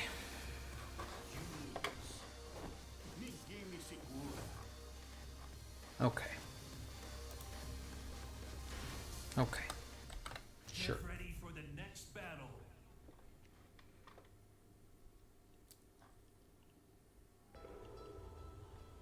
Nice $8, dude. Is Eddie strong? Nobody knows. Because you have to buy him to find out. I think he seems, I mean, so fucking overpowered that the franchise is a joke. But then again, so is like every character in the game. It's not true that all pros call him weak, dude. That's a meme. I've seen a bunch of pros say he's too strong. I know he has a homing down forward one. Fergus told me that. But it doesn't like... Okay, so even if he isn't ultimately super strong, which we don't know, I think he probably is. There's no way Namco aren't going to break a DLC character. If they're going to copyright strike your YouTube channel and they're going to try and remove your Twitter because you showcased mods and they want to make dollary dues, okay? They're not going to release DLC characters that aren't broken. But even if he's balanced, the problem is that we can't learn how to play against him without buying him. And if you buy him for $8, you play into that. And you become part of the problem, right? So it's really a catch-22. It's a horrible catch-22. It's like you're so frustrated by this $8 character, and your only way of improving the situation for yourself is to spend $8. Well, I'm obviously not going to. That would be a catastrophically shitty thing to do of me, right?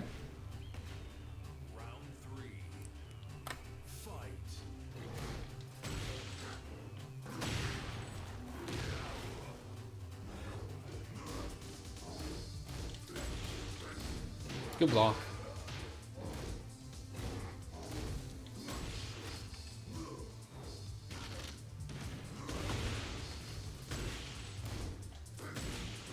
Oh, spaghetti the combo, sorry.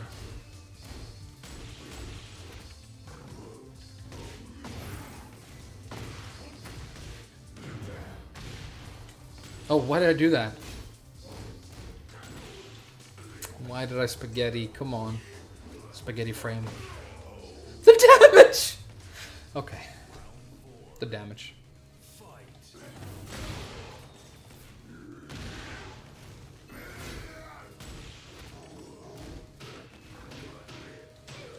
The fucking combo he gets off of his like fucking down forward one.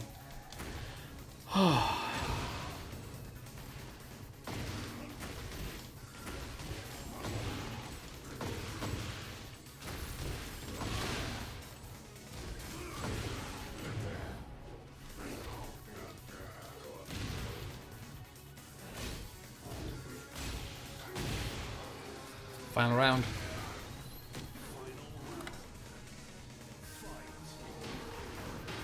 Overpowered. I mean, obviously shouldn't give anything guaranteed. So overpowered. I think it might even be unintentional, the free stuff he gets.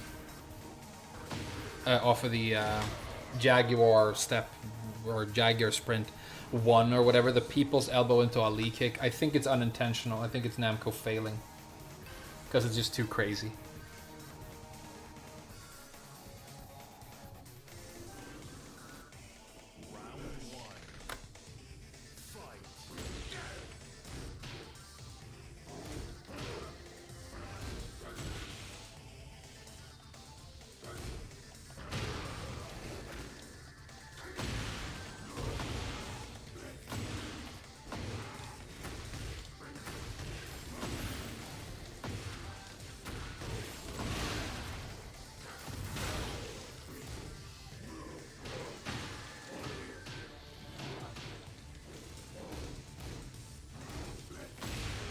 Should have just punished the hop kick and killed him that way. It was a bad choice. It worked, but it was a bad choice. Can't believe you get this. It's so insane. I think this is salt that's still left in my body from that, who did I play? Oh, the Eddie. Yeah, this is still the Eddie salt.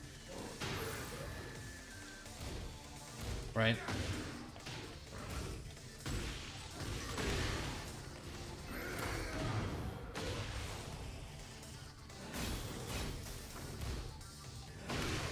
This is still the Eddie salt percolating.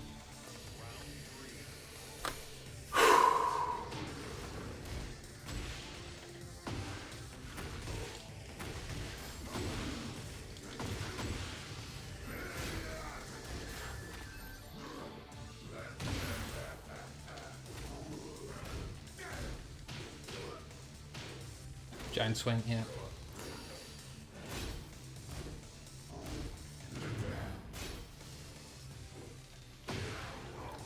That armor move's pretty good, huh? Fucking pick to win, fucking piece of shit. Well played. Most carried character in the game, dude. Fucking green ranks can get TGO with this character. Not even joking. Just fucking hold forward. Press win buttons. That's the most carried character in the game. That... Okay. Just shut up and beat him. It's easy.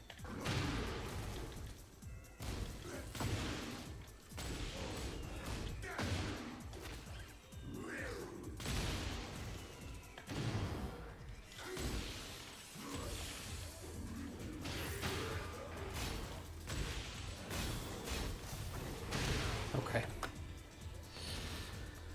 Salty? Yeah, salty as fuck, dude.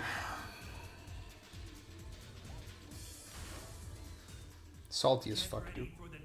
But can you blame me? GG's. Nice king. King after Eddie, though? Yeah, I know. It's like having a fucking AIDS and dog poop sandwich. We need to lab DLC characters on YouTube. I guess so. But, I mean, if Namco are gonna copyright strike you for showing mods, why wouldn't they just they could copyright strike you for showing Eddie and explaining his move list. I mean, it sounds insane, but every other really insane thing that they obviously can't do, they've already done, right? So, I mean, that's probably the next step. If somebody's like, you don't have to buy Eddie, here's how you beat him. Steal his YouTube channel. You know? Destroy his hobby. Go into his private life and shit in his mouth. You know? Classic Namco. Classic Namco.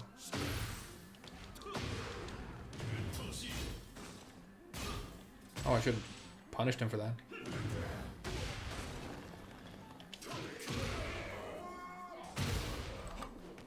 Round 2. Fight.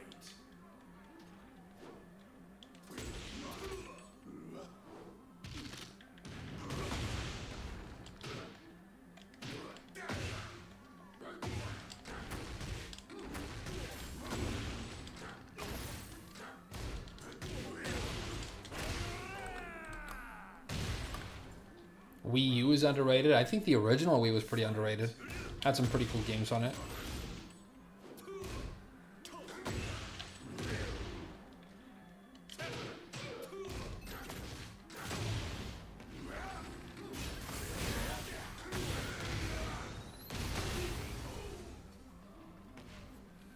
Round 4.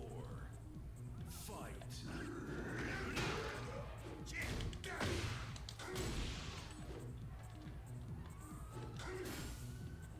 Manual Gamma Howl. That's the thing we gotta learn. That's the next learning thing.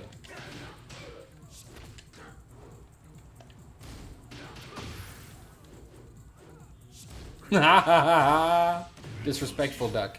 Should have launched though. For sure. Yeah, I'll lose.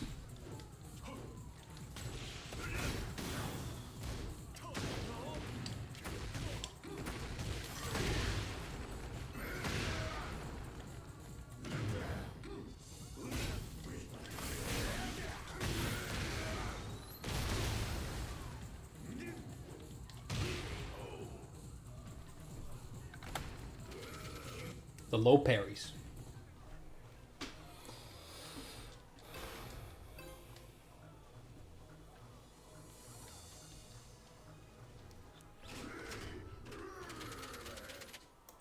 Round 1.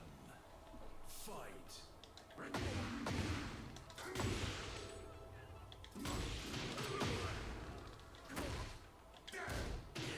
Good punish. Good punish.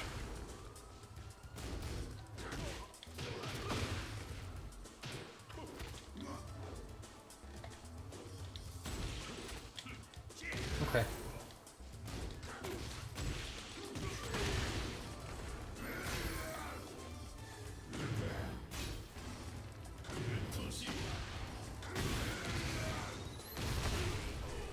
Mine's faster because it's 10 frames. It's always going to be faster.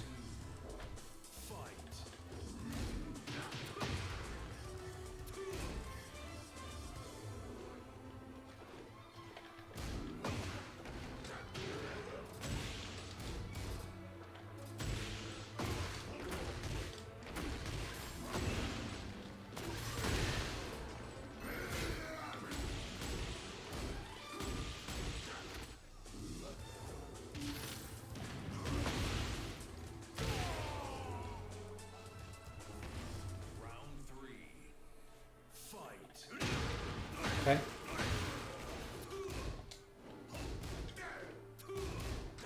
Oh no.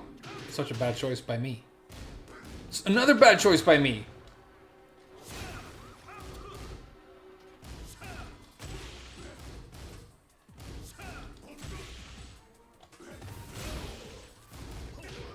Terrible choice by me. Losing to the green rank strats. The fucking scrub strings.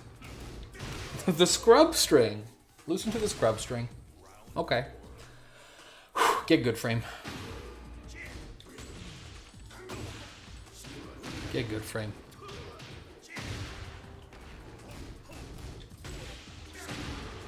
Get good. Hurry up and get good frame. You don't have that much time left before he kills you. Fucking holy shit. Okay. Ah, okay.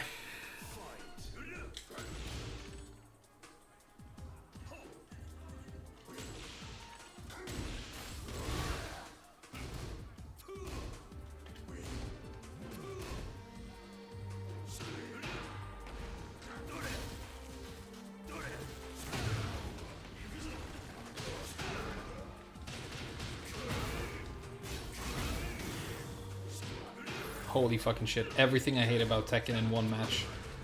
My least favorite character, pretty much, doing my least favorite moves over and over and over again. This is agony right now.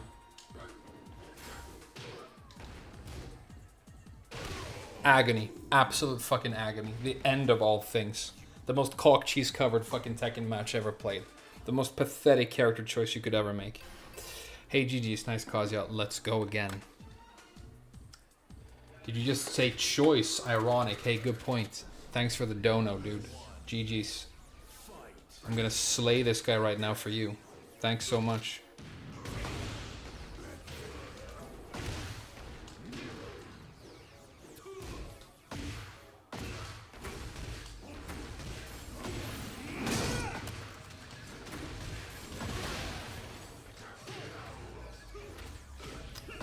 Grow the fuck up, bitch. Grow the fuck up and use a real move. Oh, Kazuya, could you stop being the fakest fucking shit in gaming? Ah! Fakest fucking character in gaming. Slot machine for fucking monkey boys. It's just true.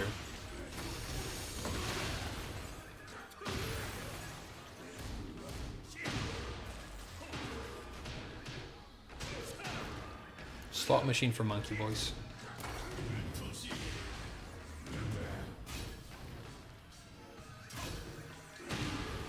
Slot machine for monkey boys. Do a hell sweep.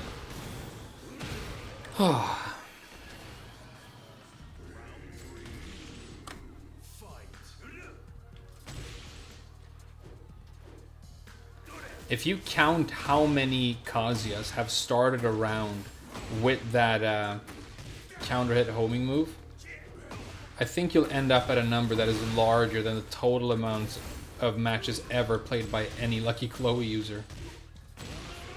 I think I'm right about that.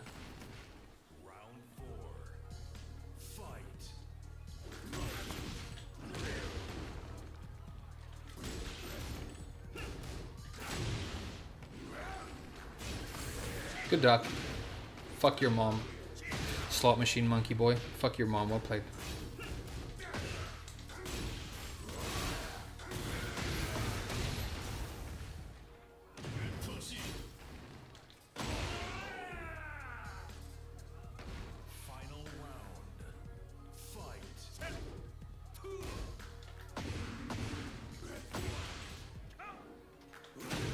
Overpowered. Best move in the game. Right there. Best move in the game.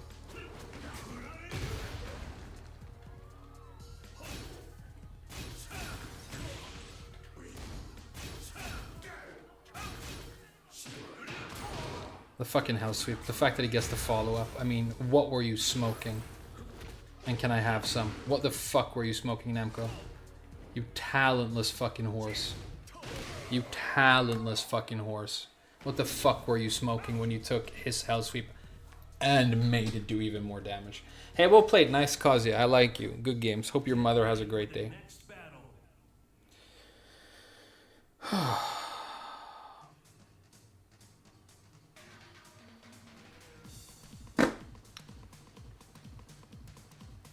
Be cool. Yeah.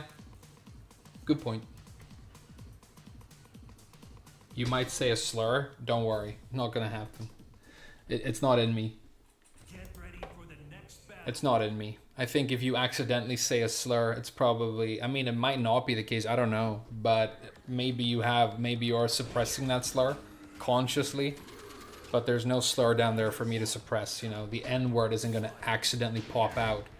Because for the N-word to accidentally pop out, it has to be in the receptacle to begin with. Which is not. Which it's not. So you don't have to worry about that.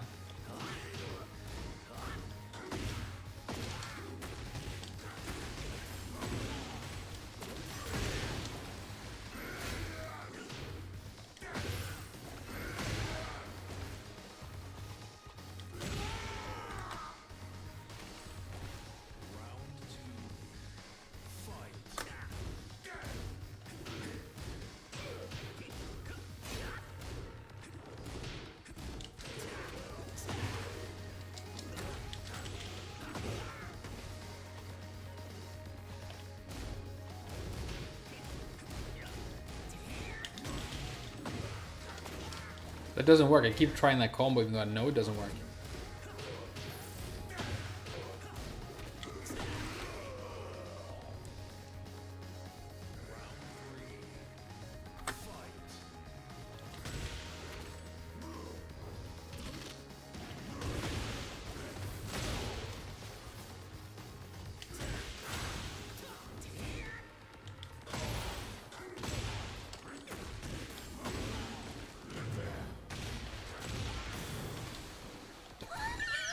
You see me spaghetti that?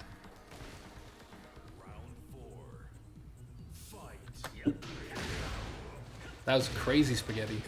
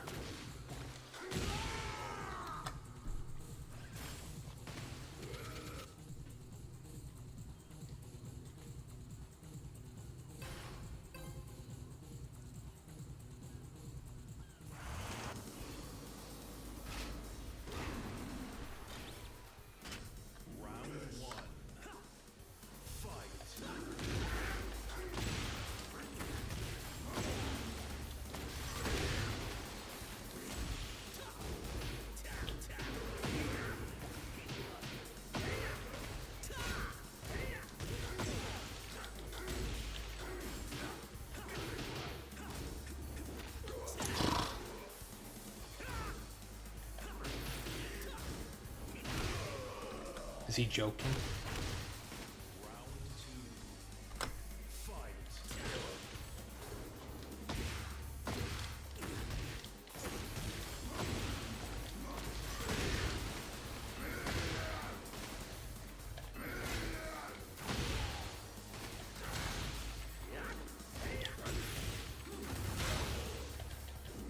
Wow, nice, okay.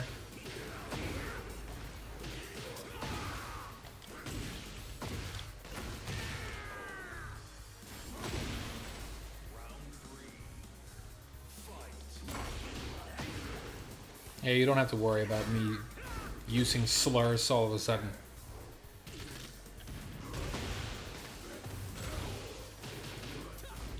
It's you know, one thing that I think is a little bit fucked up is when you hear about people who like were forced to go to like a class to learn how to not be racist, some sort of sensitivity training, right? Or they have to learn about inherent racism, like told that you have to learn about these things because you are inherently racist and you have to, like, it needs to be pointed out to you. Which, I mean, my reply to that would always be no, fuck you. I know for a fact that I'm not racist. Never have been. I knew as a small child that that was stupid. And then I lived in a bunch of different countries all over the world. It's not like some of my best friends are black. It's like I don't have a I haven't basically had a single close friend who were like the same sexuality, race, or gender as me. Like, it's basically never happened. Very few white dudes. Very few straight white dudes. Okay? I've been to a bunch of places, I've talked to a bunch of people, and you notice the cultural differences, but once you like break through and get to know them a little bit, you just like realize how fundamentally similar you are. And you know, so if somebody tried to like tell me that no, you are like perpetrating racism and it's like built into your brain or whatever, and we need to get it out, that's fucking Orwellian. I would just go, no, fuck you. If that's what you think, I think you're the one who needs to get fucking retrained. I know for a fact that there's not a racist particle in my entire fucking makeup. There just isn't. It doesn't mean that I haven't, you know, met a couple of brown people who were fucking idiots. But, you know, that wasn't because they were brown people. And I've met fucking white people that were fucking idiots too. And I've met gay people who were fucking idiots.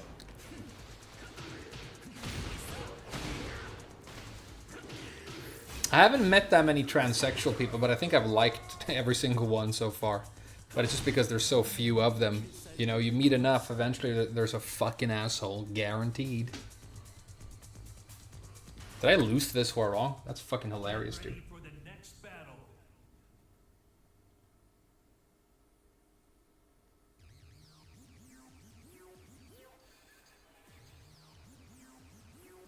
I'm brown. Good shit, dude. Hope you enjoy it.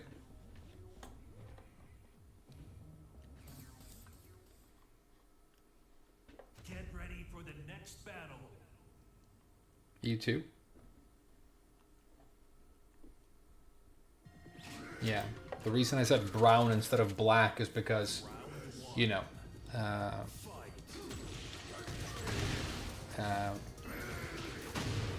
then you everything that isn't, you know, Caucasian, you get, you know, South Asians and Middle Eastern and whatever, you know.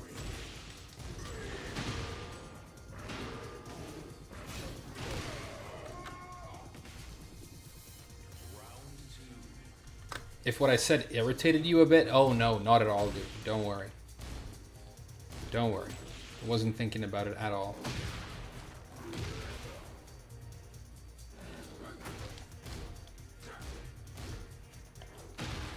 I just want to let you know that if I do ever get cancelled, I haven't, you know, I haven't sent dick pics to any 17-year-olds. I'm not racist. I'm not going to accidentally say the N-word or the gay F word. There are no fucking sexual harassment skeletons in my closet. You guys don't have to worry. If you're interested in watching me long term, yeah, I'll be around. If somebody tries to cancel me, it's gonna be because they're wrong. It's that simple.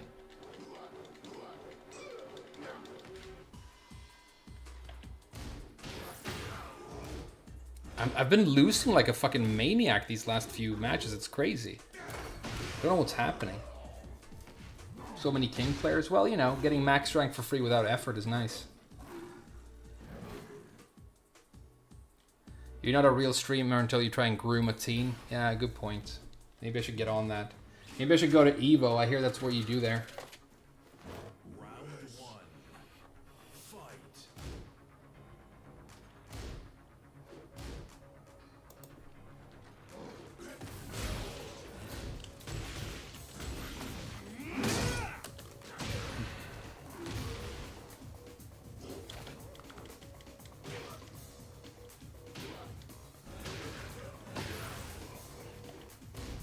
Too slow, huh? That fucking armor move. Oh, that armor move. How it carries. How it fucking carries. That fool. That's a different armor move that also carries.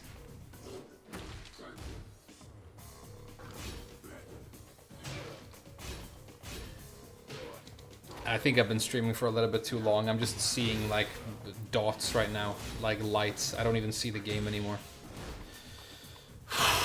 I'm just confused and filled with hatred. Who's the prettiest female character to you? Zafina easy.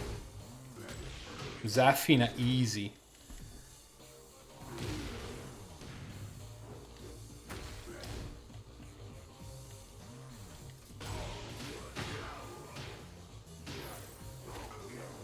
Yeah, carried piece of trash. Pick a real character. Your mom's a fucking great person. Have a great day. Well played.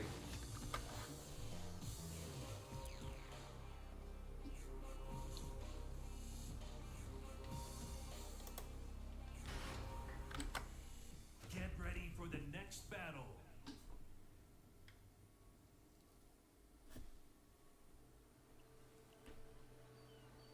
You've been streaming Tekken for too long? Yeah, I think that's true. He's out-calculating you. I mean, he was out-calculating me, but he was doing it on one of the most pathetically broken characters ever in fighting games. But yeah, he outplayed me.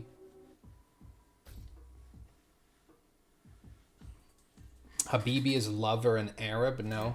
Kind of. When you say Habibi, it's kind of like saying, you know how British people will go, oh, thank you, darling.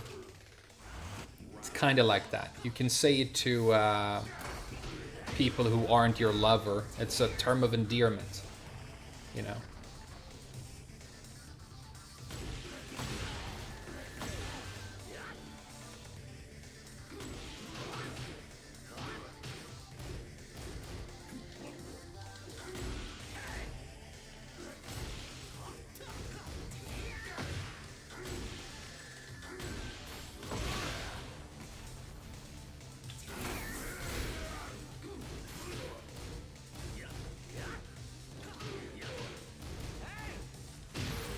Or wrong is another fucking joke, but I should be able to beat him anyway.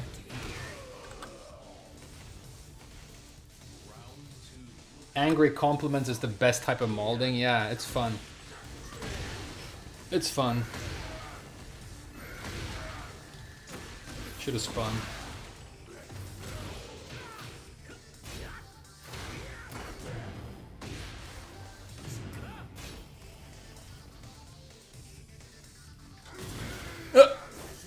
Did he go under?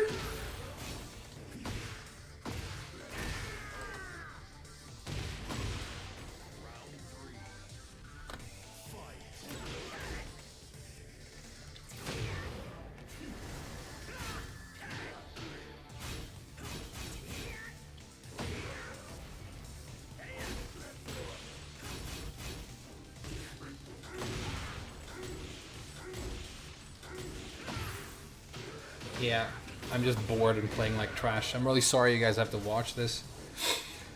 Whew. I really try to make it such a a positive stream, but it's fucking hard. It's really hard. It's really hard with this game. Maybe you're right. Maybe I have been streaming it for too long.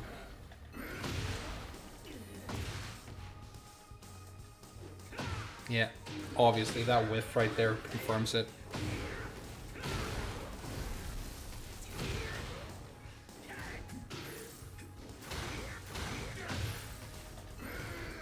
That's not even a guaranteed hit right there. Yeah, I don't even know what moves I'm doing anymore.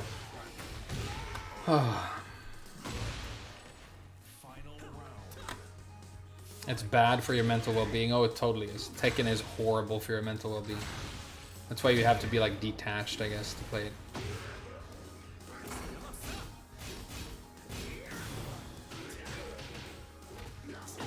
You have to be like totally detached from it.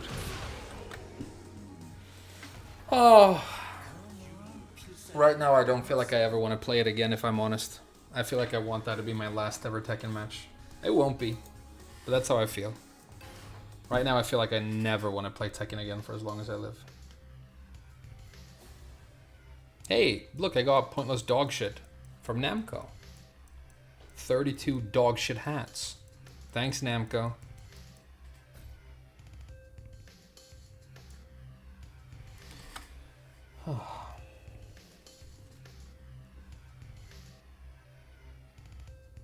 Carry on, it's entertaining. Yeah.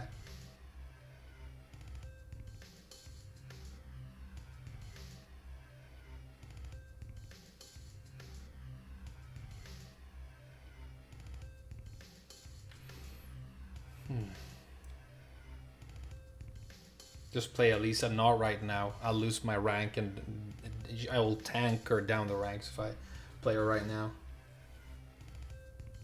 Take a Tekken break with Elden Ring. Yeah, fuck it, I guess. Good point.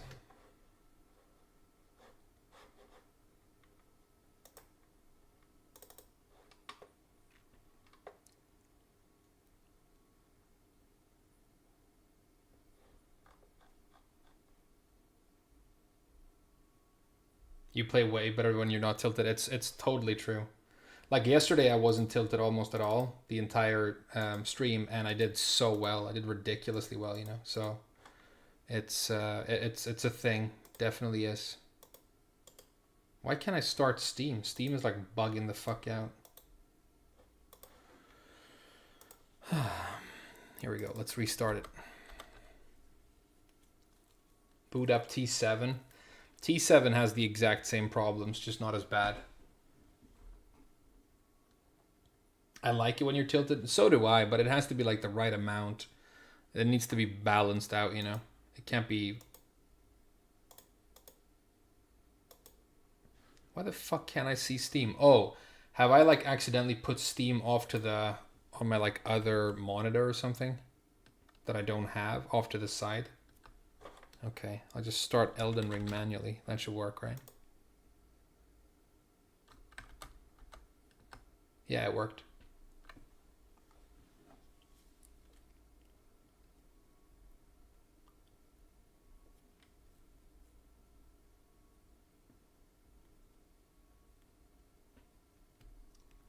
You missed the tilt? Well, the stream is still gonna be a VOD when it's over. You should go back and watch me play against Masood. That was, I think that's where it all fell apart.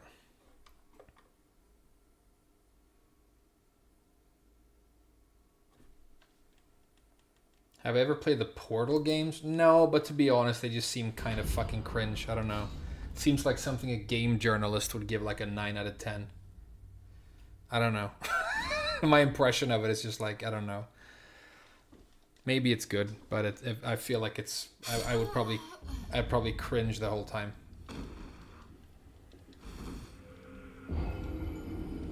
You died. That's how it starts. You died. Probably because I Alt F4'd when I died. Stakes with Marco. Hey, let's go. Okay, so I'm underpowered for this area that I'm in right now. I know that. So what area should we go to? We killed Ronnie. We killed Conan O'Brien.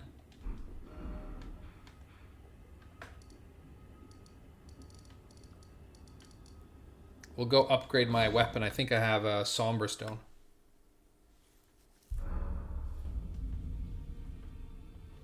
Strong start. Yeah, I know. New items can be purchased. Okay. Wow, it feels so weird playing a different game. I'm so relieved.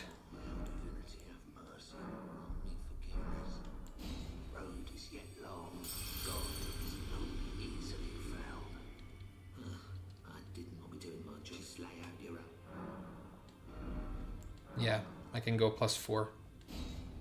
And I think I might keep using this axe as my offhand. I don't know. Maybe not. Because eventually I'm going to have to find like a strength faith weapon for the offhand. Okay. So, what's the next part of the game, really? I don't know. Let's remove this.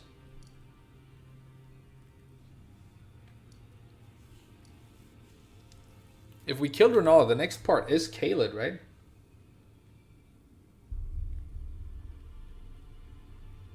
What triggered tilt?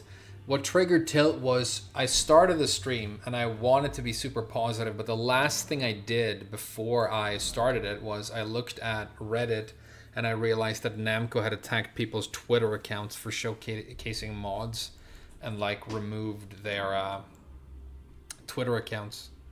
So I like hated Namco. So it started there, and then I played against like a bunch of fucking Reynas and Victors, and you know, the rest is history. It's okay though, because I was like aware of it and trying to manage it the whole time, and I took breaks. So you know, slowly getting better at it at least. That's all you can do.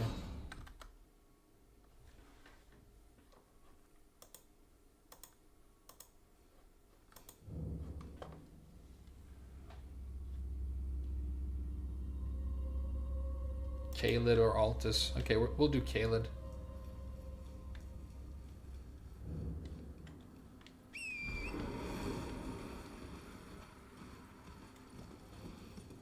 Wow, this game looks good on this giant screen.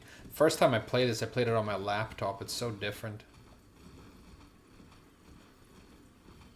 When you spank the horse, like how long is he faster for? Because I feel like I keep doing this. Does that just, you know...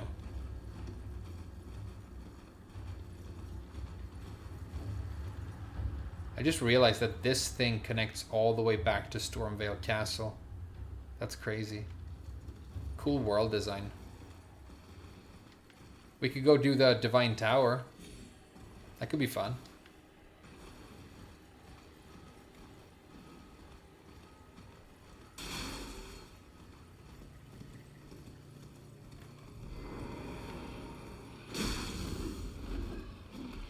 This is gonna be cool. Check this out.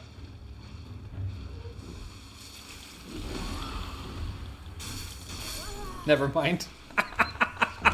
I wanted to blow them all up with the dragon thing and see what happened. Got caught though.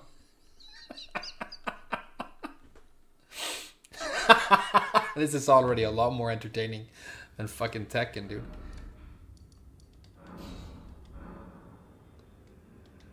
Okay, I need to go outside. You guys like that? Did you guys think that was cool?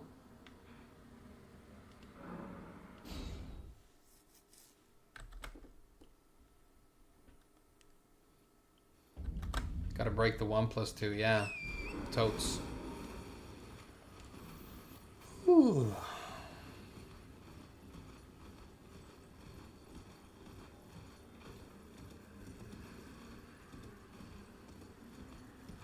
I mean, just the fact that it's like this game is quieter right now. It's not going the way Tekken does, you know.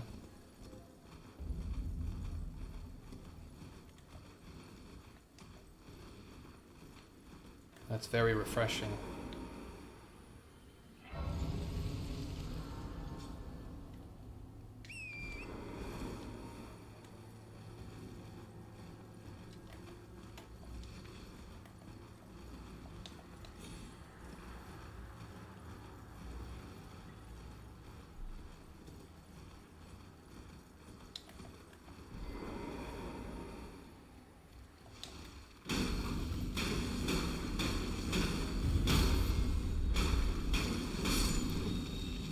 Oh, Somber 8?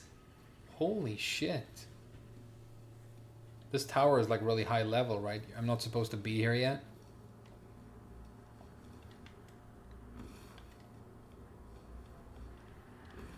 Whoa, whoa, whoa. Oh, it's not up, it's down. I get it.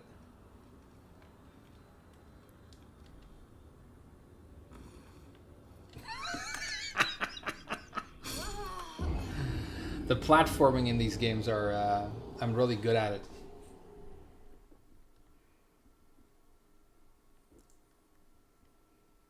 Why do people complain about Eddie's hairstyle? The reason people complain about Eddie's hairstyle is that there was a character in Black Panther, which was a very fucking average movie.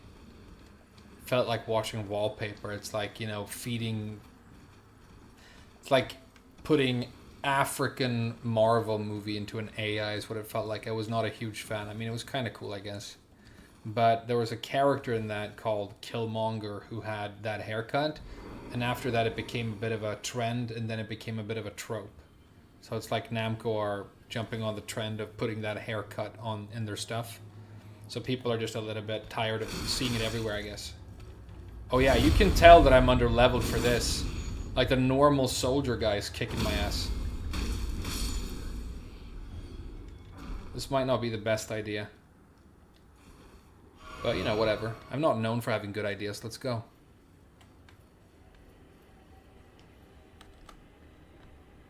He looks cool. Yeah, I think Eddie looks cool in this. I think they made him look cool. It's just when he's spinning around like fucking Pikachu doing his move salad, you know, it's very far removed from anything I would call Tekken, but, you know. The character model looks great.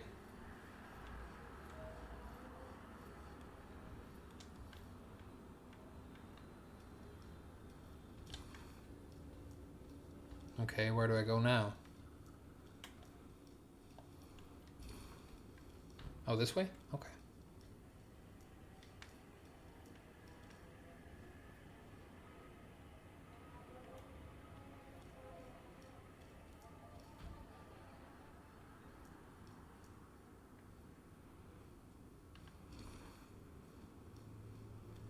I mean, why am I doing a jumping puzzle? It's like the thing I'm the shittiest at in the world.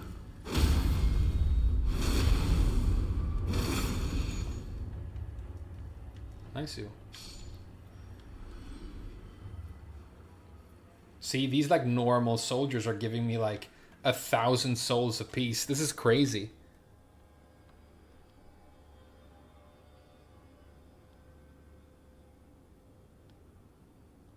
It was fun to see your native language. Yeah. I mean, it's the fact that Black Panther was made and was like, you know, serious budget, 100%, you know, and well made through and through. I really, you know, I get why that's significant. It's just, you know, I wish it was very difficult for me to get behind the main character because he was just kind of bland, you know. T'Challa. I felt he was really bland, and it was like sort of difficult to root for him almost because I didn't really like. He just wasn't very charming to me, I guess. And then, you know, the Killmonger character, which happens in a lot of these movies, you know, the villains outshine the heroes a little bit.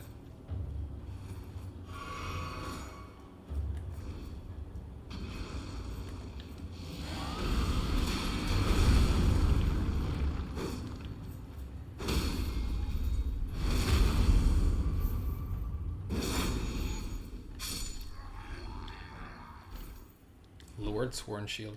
I am eventually going to run a Great Shield on this build, I think. So maybe I'll use this one. I don't even know where I'm going right now. I feel like I'm backtracking. Yeah, this is where I started, right?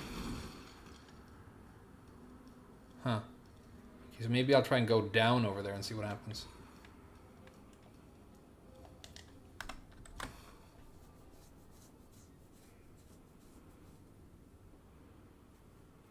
Black Panther was mid. Yeah, I agree. It was kind of mid.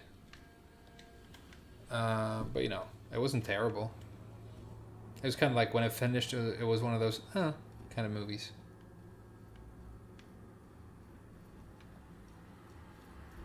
But, you know, Marvel hasn't really been good since Endgame, right?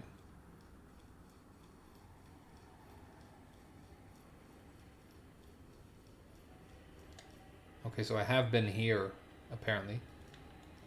Oh god, I'm lost.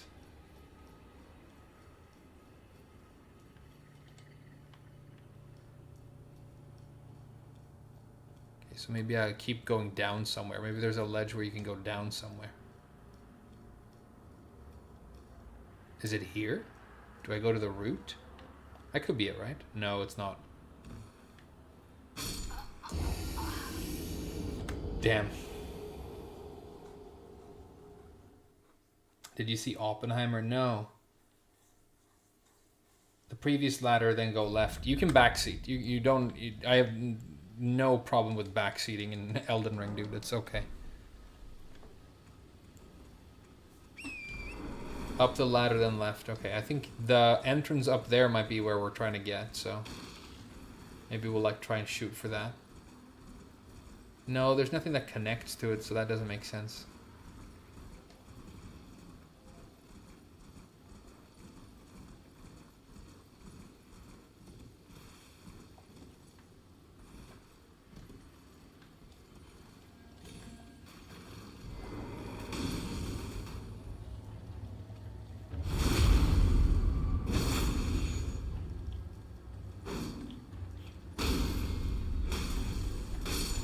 Be careful so I don't go down with him. Oh, that's it right there. Probably. So up here and then left.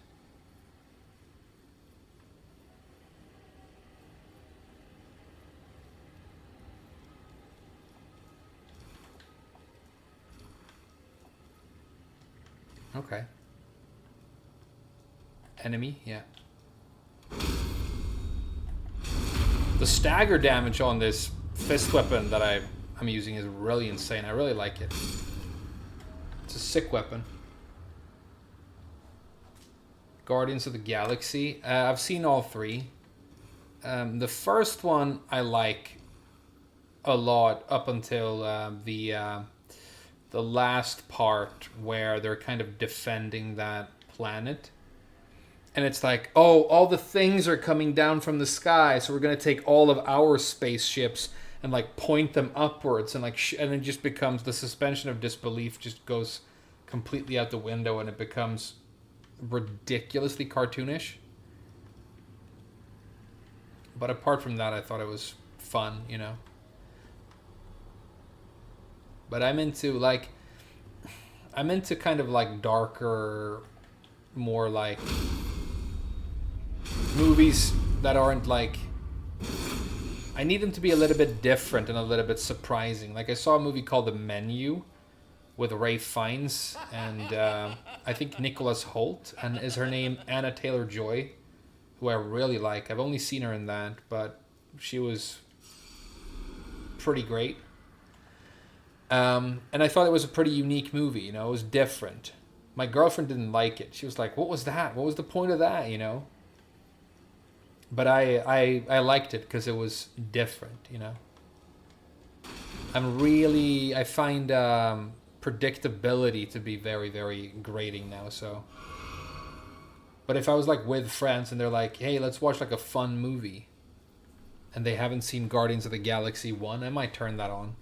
Because it's like, you know, I know it's going to entertain. It's Anya, okay.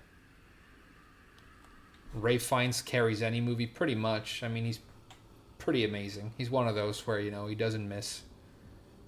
Sam Rockwell, it's the same for me. Gary Oldman. He's consistently excellent. I really like Bram Stoker's Dracula by Francis Ford Coppola.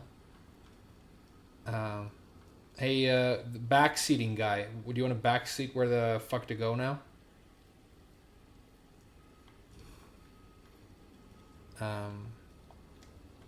The Keanu Reeves is weird in that movie. In Bruges, yeah, In Bruges is pretty good. It's funny, you know. The Boy and the Heron. No, I'm not a big Miyazaki fan. I never really liked Hayao Miyazaki movies.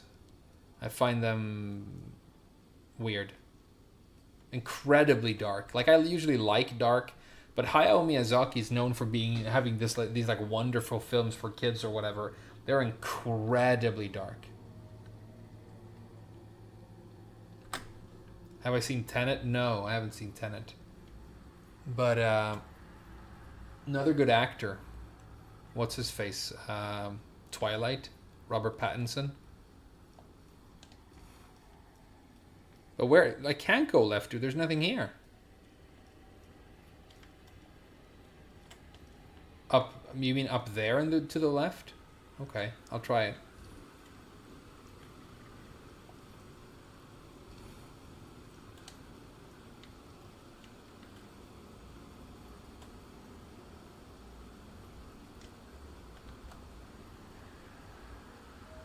Jump using horse?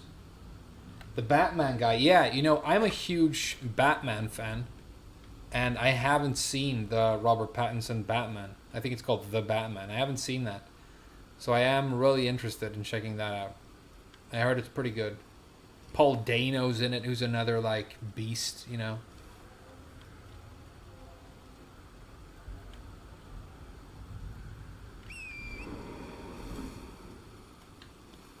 Didn't realize you could horse here.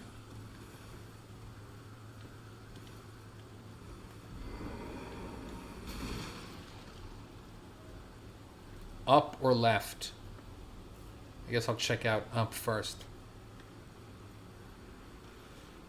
Paul Dano is in There Will Be Blood, which is like one of the best movies ever. That's an incredible film.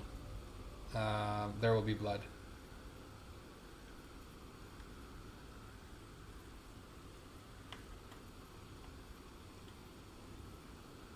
Okay, this might be it.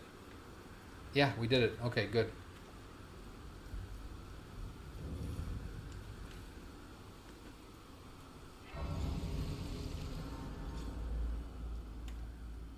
If it's too high level to clear this now, we can just come back here later, but now we have the checkpoint, so...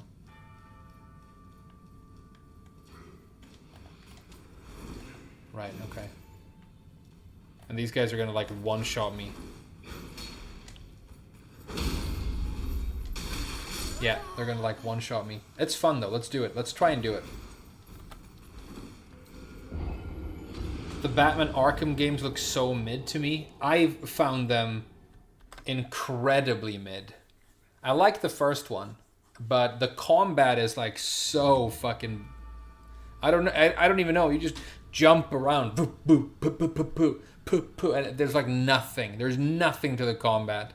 It's the opposite of like Elden Ring, Lies of P combat, where you have to be focused. It's dangerous. There's consequences. You can just like spam the same button and Batman will just jump around over people like he's fucking, you know, doing hopscotch.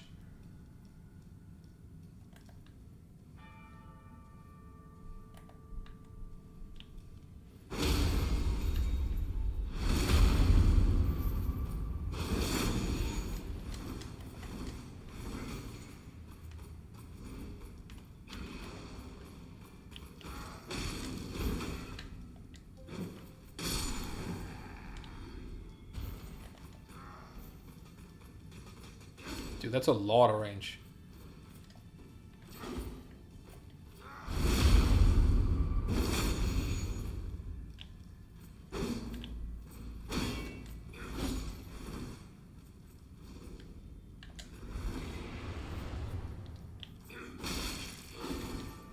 This is hard.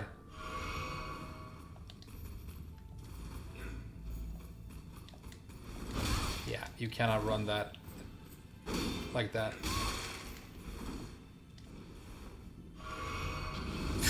He's good. He's fucking playing PvP, this guy. Punishing heals and stuff. Yeah, that's what you do.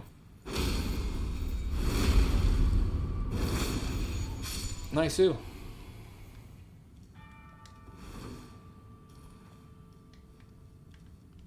And you can't horse in here, right? No. So from now on, it's all Jiriki.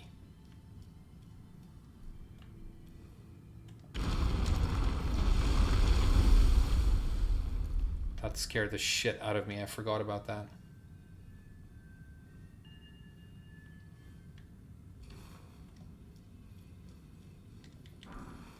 Nice. That's a 12. That's big.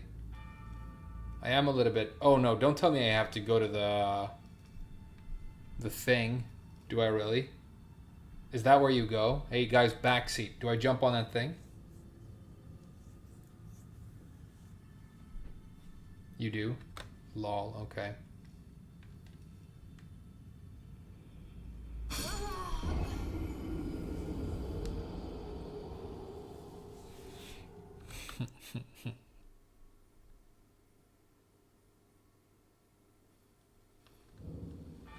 Jump at the wall. Okay, I'll try it. Now I have to kill these super buff dudes again.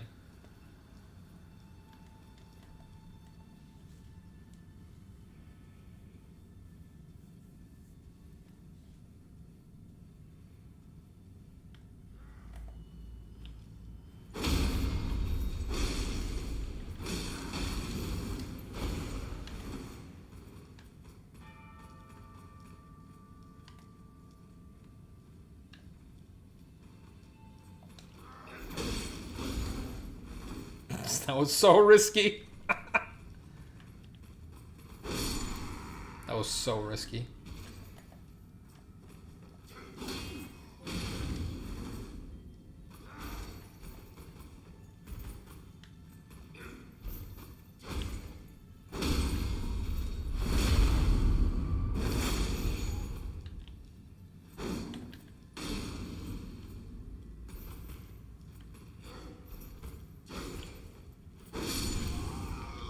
clean.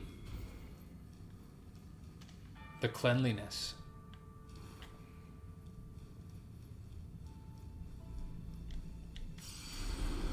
This breaks again. Okay, so it breaks every time.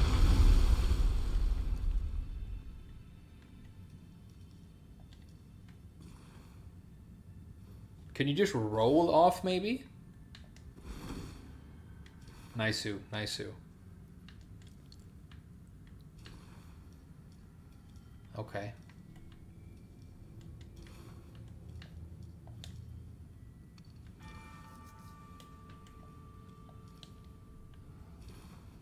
Oh no! Don't come over here!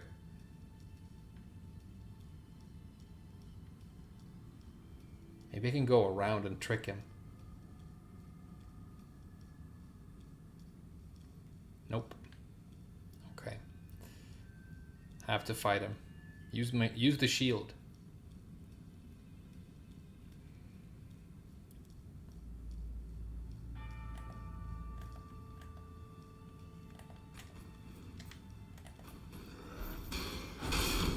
Oh, really?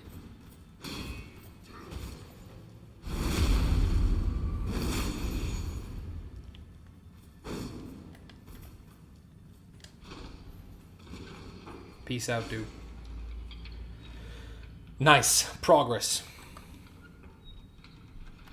Death Stranding is a masterpiece.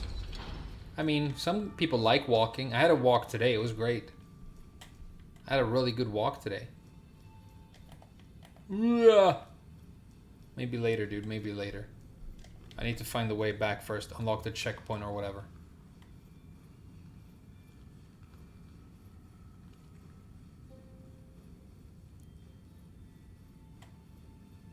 He was so menacing, the guy who walked in.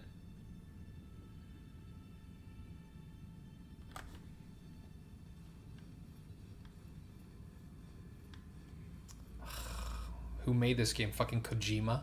Speaking of Death Stranding. Fucking Kojima ladder right here.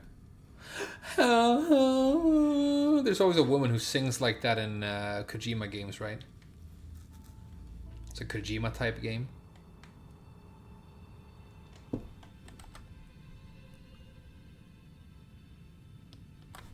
Parenting simulator. Yeah, maybe that's why I don't like it. That's why I can't watch Eraserhead. Even though I love David Lynch.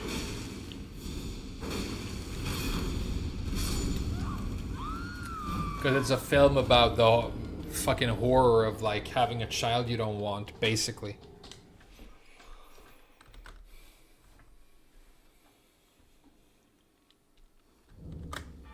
Strategy platformer? Yeah. Hey, nice cope, dude. I mean, I bet it's good. I've never tried it. And, you know, it didn't seem that fun to me. Something about a whale, I don't get it.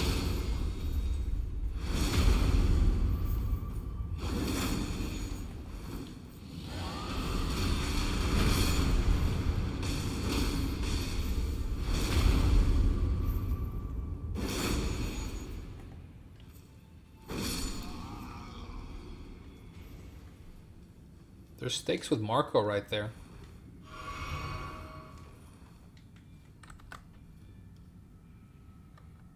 Eraserhead is amazing. Yeah, I know. Well, all David Lynch films are amazing.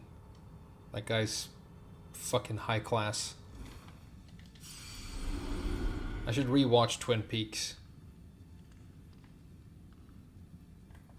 This guy's gotta have like really good fire defense, right? Maybe that's why my weapon isn't doing much. Can I like get a free backstab by sneaking around it? That could be cool. Damn. Smart frame? Smart frame.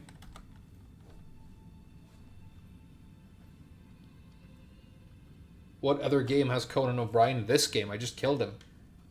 He's in a castle. He's called Renala in this game, but it's clearly Conan O'Brien.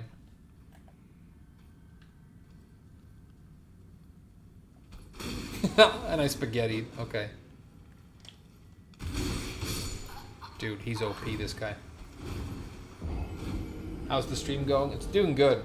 I played Tekken, and I'm gonna be honest. Today I had a lot of fun in the beginning, and then I hated it, so I had to stop. It was rough. It was really rough. I think it's because Namco copyright struck people's fucking Twitter accounts. I mean, they just keep being so awful that I kind of like I go in with a bad like vibe when I play that game now. It's so stressful, you know. Oh, there's all my souls. Time to farm? I'd rather suck a dick and die, dude. I've never farmed in a Dark Souls game. I've never farmed in a Dark Souls game.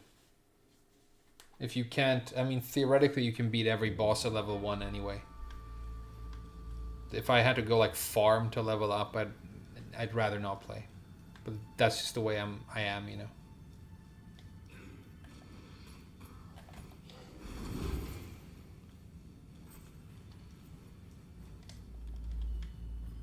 They're not gonna follow, are they?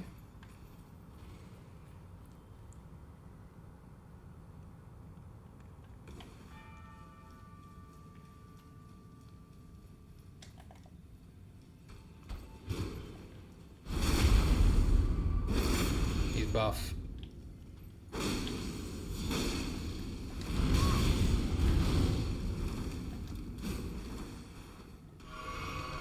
Why am I crouching? Fucking character killed itself by crouching. Fuck this. Never played a single Souls game? You should try them. They're pretty good. Yeah, Bamco's actions, it does affect my... Because it's like this. You can't separate the two anymore. You can't separate the deranged mania of Namco with Tekken anymore because their shittiness is present in the gameplay. Like when you're playing Tekken 8 right now, you're constantly asking yourself, how can it be like this? Okay, we'll come back here later. But you can't separate the two anymore because what Namco are doing, it's like, how can it be this shitty? How could anything be this bad? And you know exactly why. You know exactly why.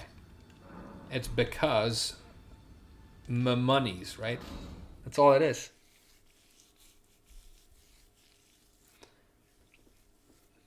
You know, Devilgen is overpowered because Namco are trash at like creating this game. They're like, how can King have this like heat smash? Because Namco are trash. You can't separate the two. They're intertwined.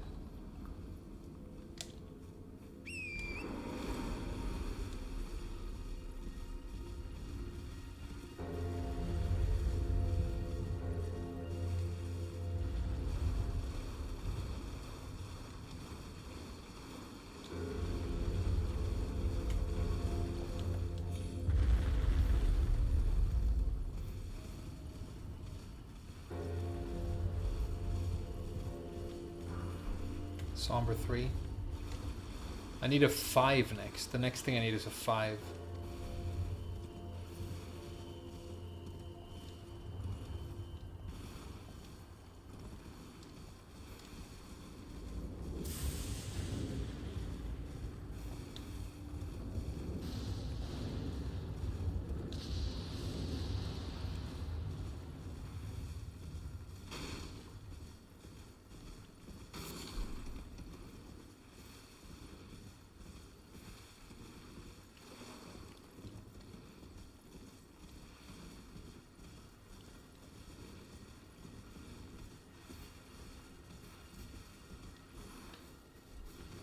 I can get through there.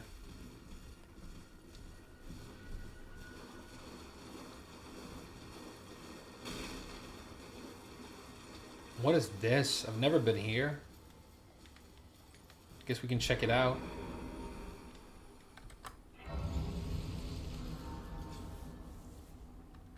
You need a pumpkin helmet?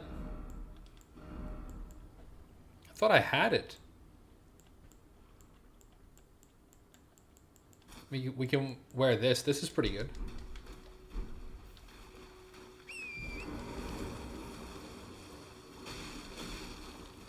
I wonder if these things give any souls.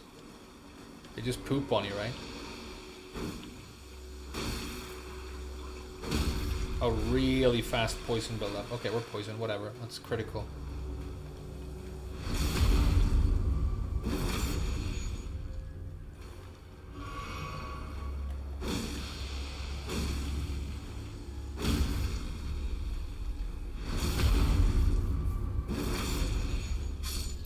$300? No, not worth.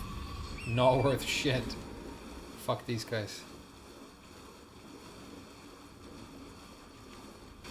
Not worth the effort.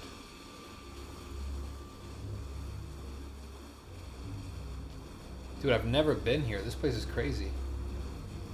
The Valley of the Giant Testicle Snails.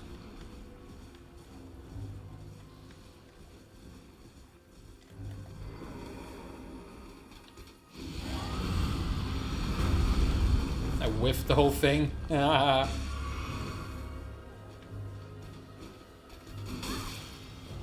Nice homing move, dude.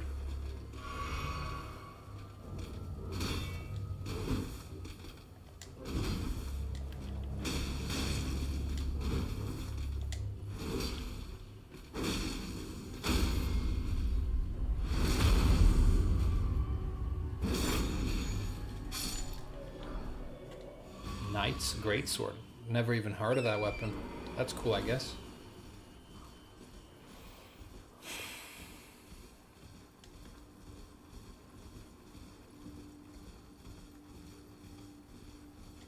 Enemies? Oh wow, okay. Don't fall down.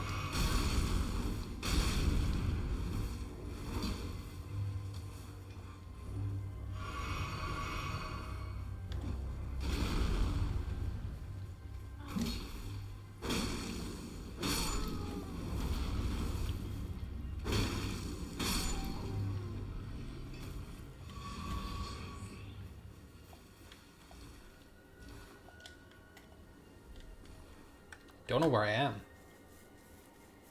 Magic sword? Cool.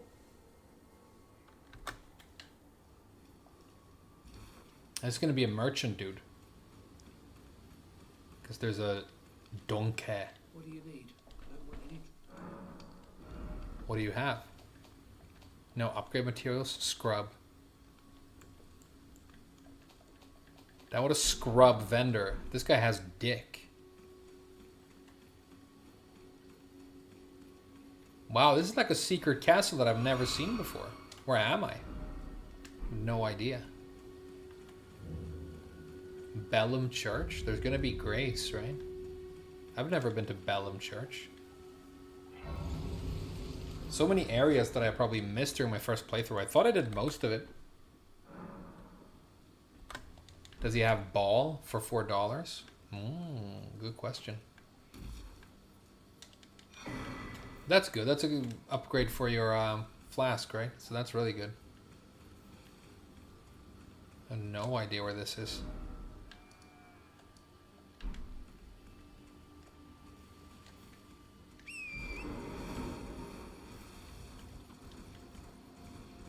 Is there a cool boss anywhere? I kind of want to fight something. What? Oh, that's the elevator. To Altus, right?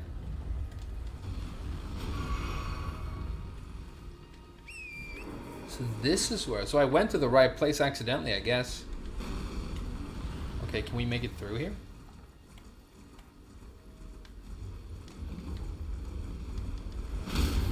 Doesn't matter if you zigzag. Just look for the rocks and dodge them.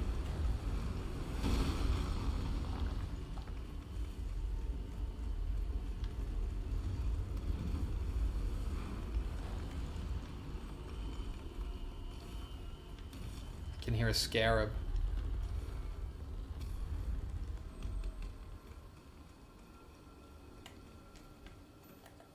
Huh. It's just health.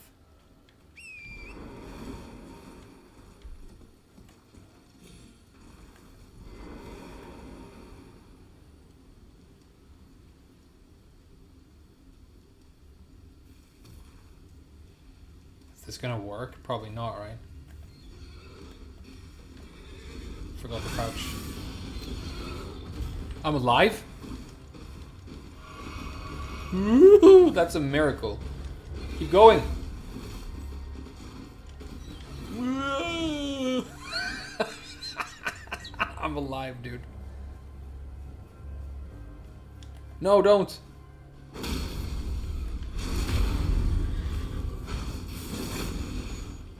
Snitch.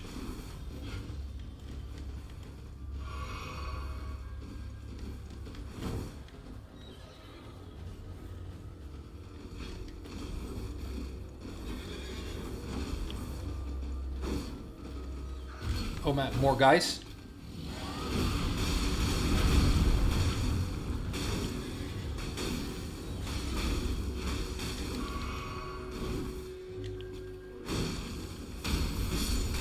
Okay, we got one. Stay frosty.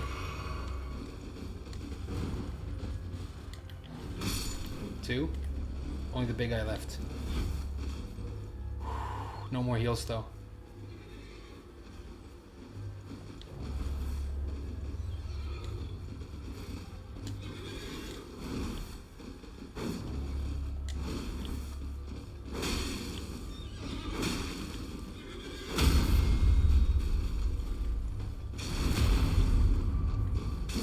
Uksam.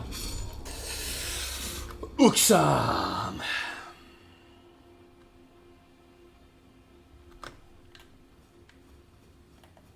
Thought you were getting away, huh? No fucking way, dude. That horse is just like Harada. It's not the main culprit, but I still blame it a little bit. That's the Harada horse. Maybe that's like a new philosophical term that we came up with this stream. Harada's horse. What does it mean? It's when you partially blame someone who isn't the main culprit. It's called Harada's horse.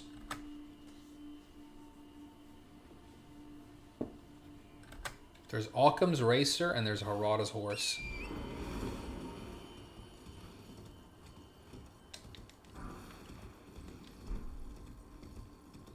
Okay. We made it to the shitty elevator. Can I really ride it though? I don't know if I have the... You have to have like amulet pieces, right?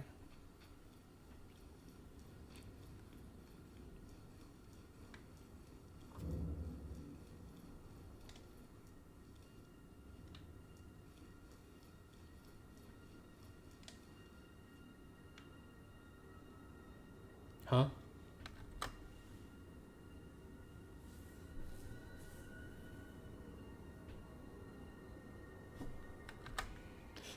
You need Dectus medallions? Okay. Let's go find some. Where are they? Some obscure place, probably.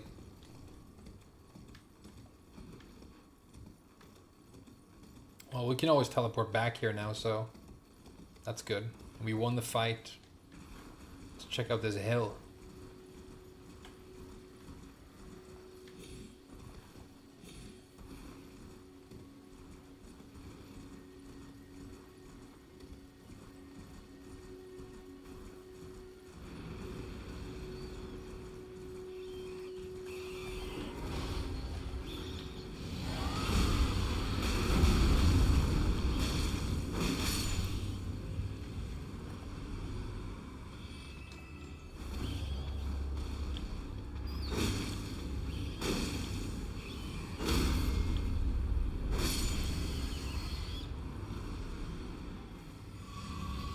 We got a heal, nice.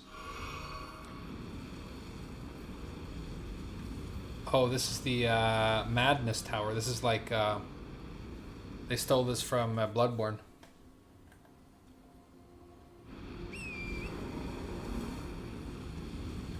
Oh damn, that's fast build-up.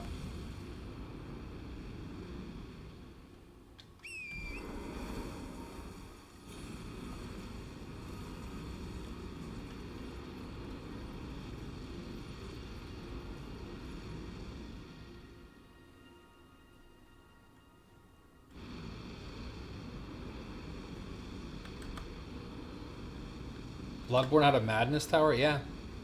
Right when you enter the Nightmare of Mensis, it's right there. And it's exactly like this. You have to stay out of sight, or you get like frenzy or madness buildup. Yep, that's a thing.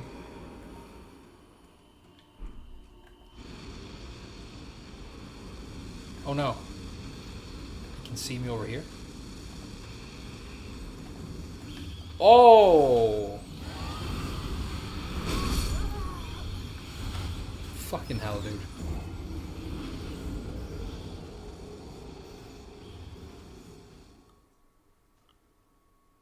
Bloodborne was sick. Yeah, Bloodborne's the best game. I mean, even Elden Ring is basically trash compared to it, right? Well, okay, so I can't go to Caelid. I can't go to this fucking anus lift. What the fuck? Let's keep going into Caelid, I guess. I played Bloodborne until Forest. Did you not like the Forest? Well, you can get lost in the Forest. It's a bit frustrating. Even now that I've been through the Forest like 1,000 times, I sometimes like don't know all the paths.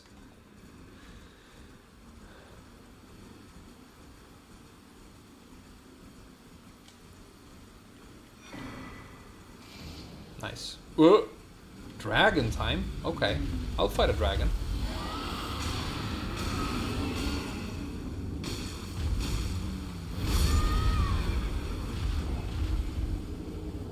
This dragon's a fucking troll. Look at his face. He looks a little bit like my dog. I saw my dog yesterday at my parents' house. Or our dog.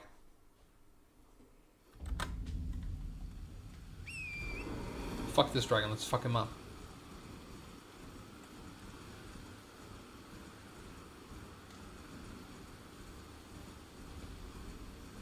This part of Caelid doesn't look as shitty as the rest.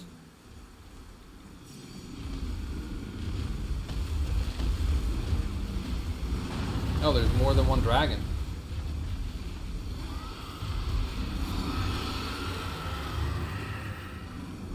That's pretty intense. Maybe later. I don't think I ever did this area either. Wow, a lot of dragons, huh? Is it supposed to be like fun, or what's the point?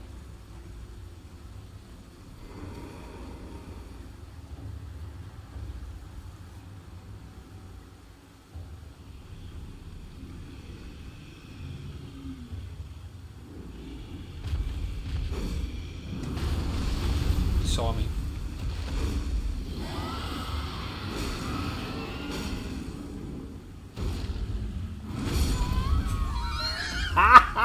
There's no fucking area that's like appropriate for my level, dude.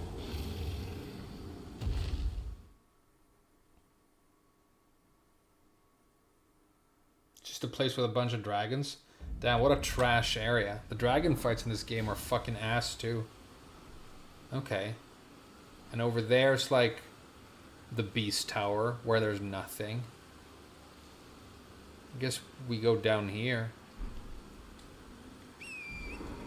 Who are we supposed to kill next? Radon? It seems kind of difficult at this level.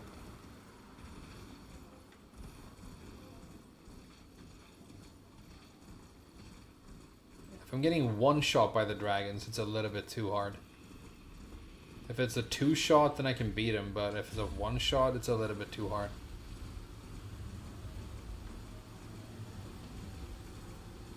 I'll try one more time though, for fun.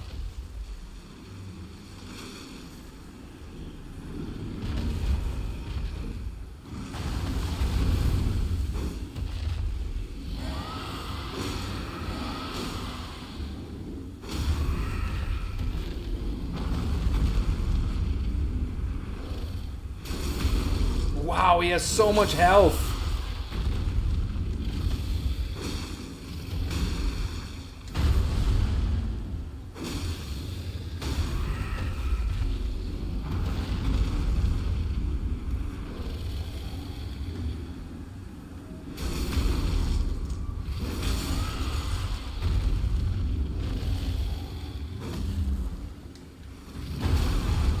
Ah, overpowered AoE. I was way out of range.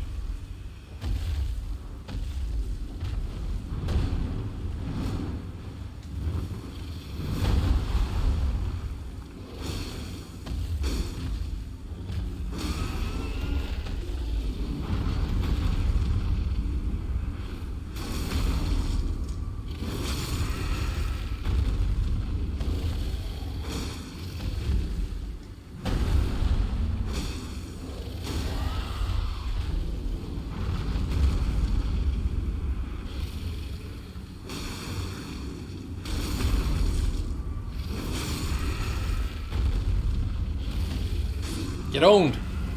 Uksam, get fucking owned. 3K, that's it?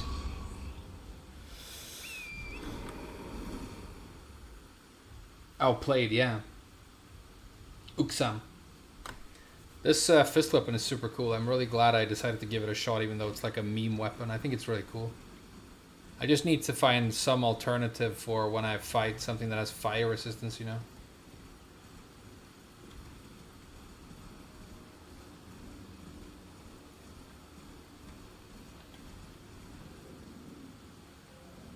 Oh, yeah. Holy shit. Yeah, there is a giant dragon in this area. I remember that. And you can kill it to get like a bunch of souls. If you're like a cuck who can't fucking clear the game without being over leveled. Nice cuck dragon game. Nice cuck dragon.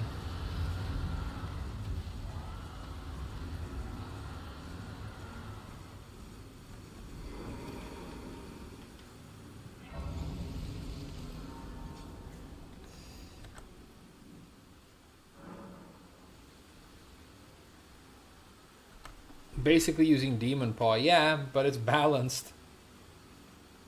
I'm using Demon Paw in a Namco game, but it's a castle. There might be something cool in the castle. You never know. We could do the castle.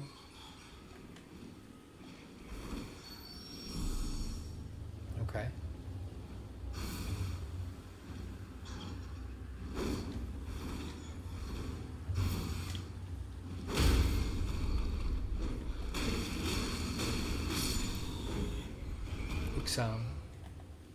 There's gonna be more. Keep an eye out. Okay, there's a bat on the ground. Enemies up there. Anything in the ceiling? No. Okay, so we need to get the bat first, because he's gonna fly around and be annoying, right?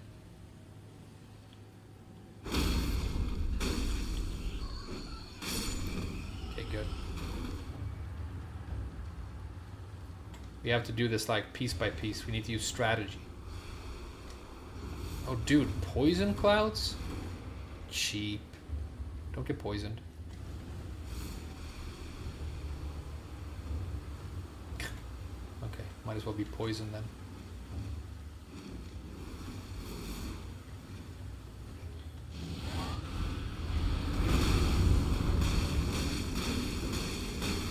Hey, this thing has like a ton of health.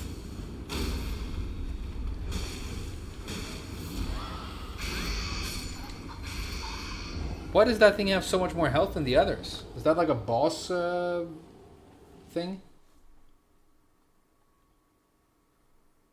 A half of the Dectus Battalion is up here? Really?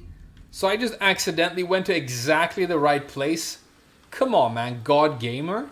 Maybe I subconsciously remember this. I don't think I did, though.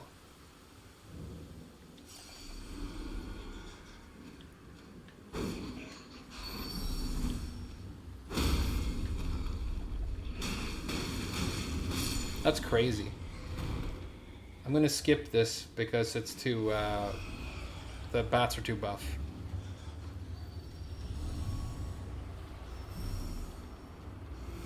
Don't get poisoned, come on. Okay, I outclimbed the poison.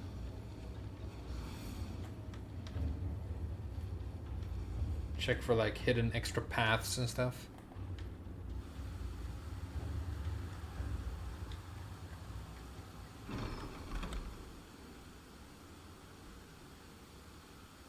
It's intuition. Dude, I found it! God Gamer. Any secret stuff?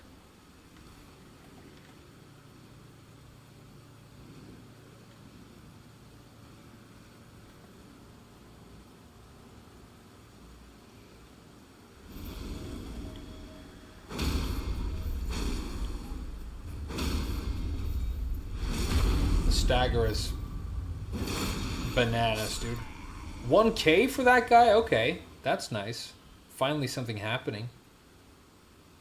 Any more ghosts? Yeah, there is.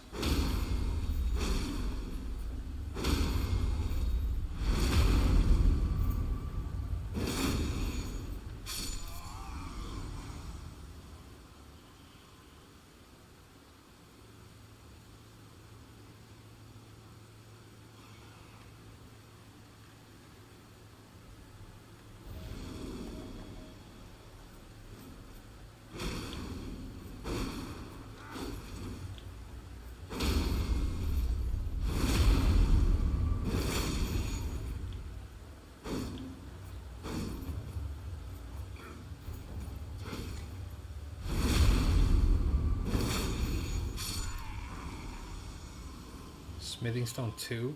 Trash item. What's the point of this area? Is there anything else? Who goes there?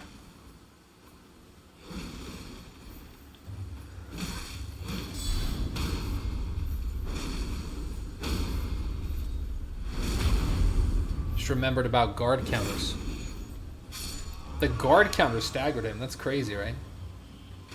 Oh, there's more? Oh my god.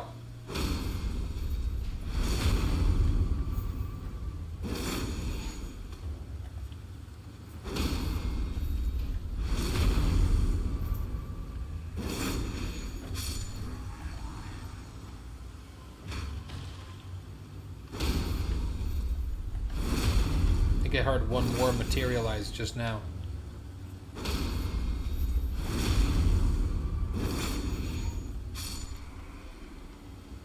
But where? It was definitely the sound of one more guy, right? Maybe I'm imagining things. Okay, so there's a path ahead. This floor is like gonna break or something, right? Throw me down to the bats.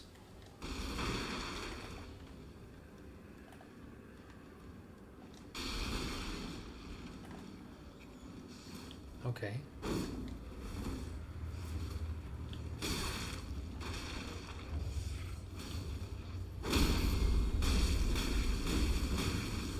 What a buff rat. Dude, all these bats are like fucking hanging out waiting for me. I'm not motivated. Another 12 though. Can I like... No.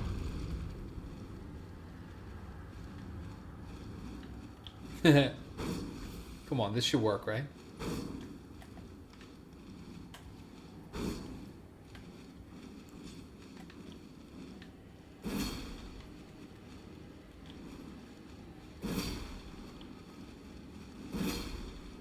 No.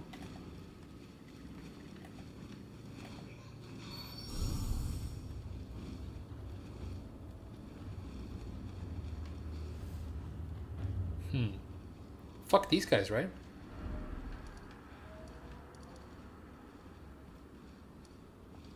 Grand lift of dicks or whatever. There's a room with a big rat. Maybe later. How much is this? 15k? It's pretty good.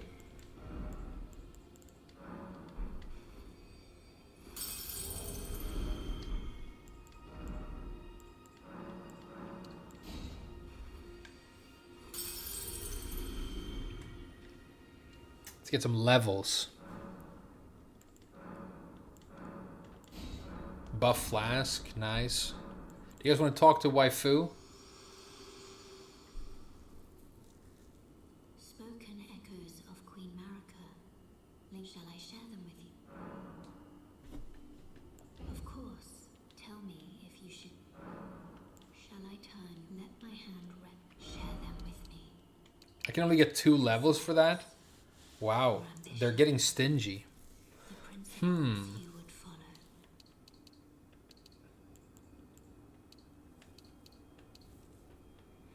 We'll get, I think my damage is pretty good. Maybe we'll just get 2 HP. You know, Vigor. Don't lose your runes. No. Okay. Shall I talk to you about the fucking law? Nah.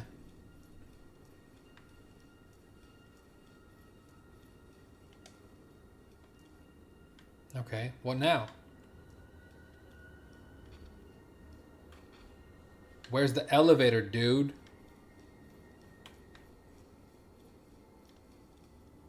Hell yeah.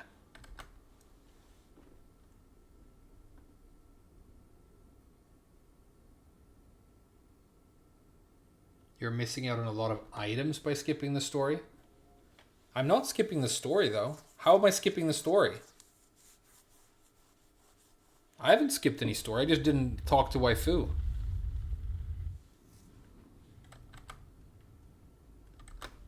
What story did I skip?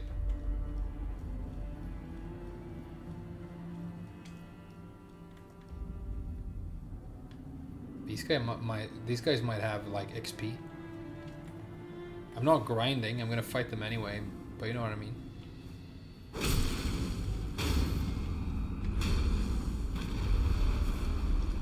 What's this side? Hurry, hurry, hurry! Oh, it's too slow. Okay.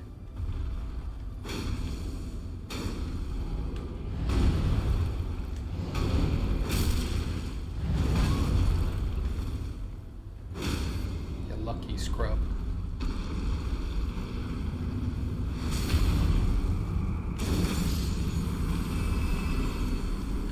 2.3, that's not bad.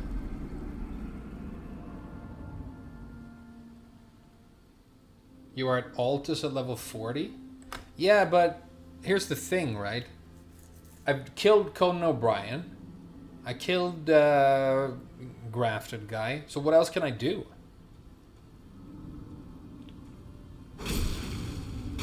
But this is the only area I can go to, right?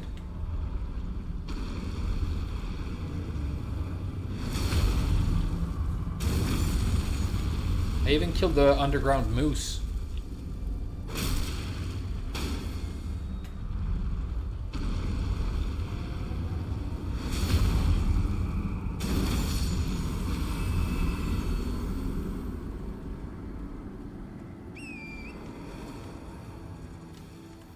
It's not my fault if the game is too easy, you know? More caves? Good idea. Rena's questline? Who's Rena?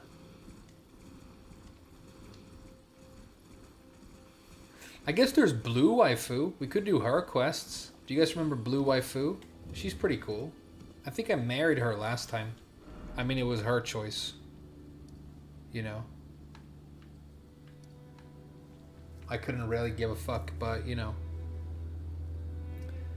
Girls always want to get married, you know. That is Rena. I don't think it is. Like, I don't know the lore in this game, but I'm pretty sure that the Blue Waifu is not Rena. I think her name is Ronnie? Ronnie Biggs? Her name is Ronnie. Short for Ronald, probably.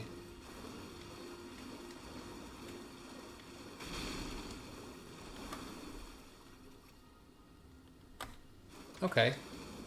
Maybe we'll check her out. I remember her. She has like a house behind these stones. We'll go check her out.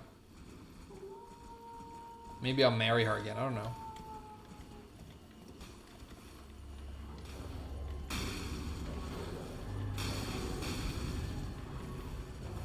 Fuck off. You fucking barbecue, bitch. And good games. Fucking scrubs.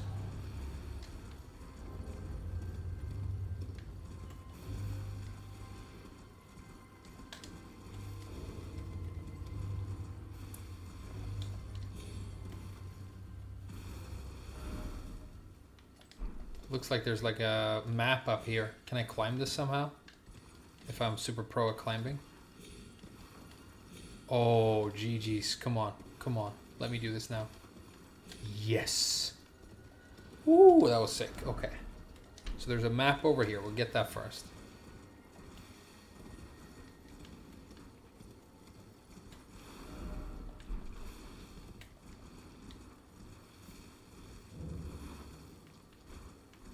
More shitty dogs.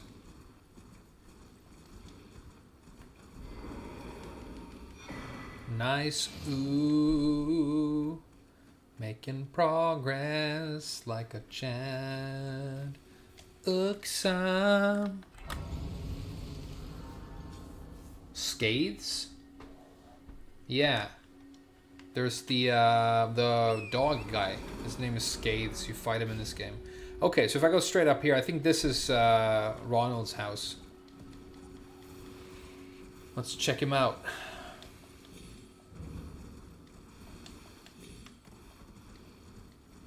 Hey, I downloaded and went back in my Discord for the first time in a really long time today. I'm sorry I haven't been active in my Discord since I switched computers, but I needed to download it because I'm going to do some sort of collab with Mike Hollow probably. And it was funny because the Discord was filled with really good, like, AI generated images of pregnant Zafina bowling. Which was crazy cool. Hey, I remember this guy. Well, I presume I accidentally killed him in my last playthrough, I think. I am an old codger, so perhaps you'd like. 2, 3, 4. I need 5, I think, for my next one. Fucking have better stuff, scrub. Fuck you. Nice shot. Whoa. Who the fuck's shooting me? Is it Ronnie?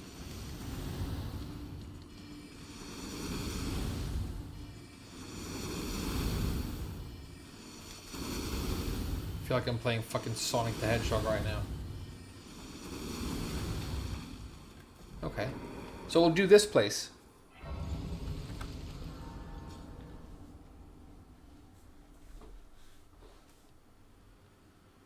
He went crazy because of the 2 fingers. One in the pink, one in the stink. Okay. I've made people go crazy with 2 fingers, dude. Oh, what a sneaky trap. What a sneaky trap, huh?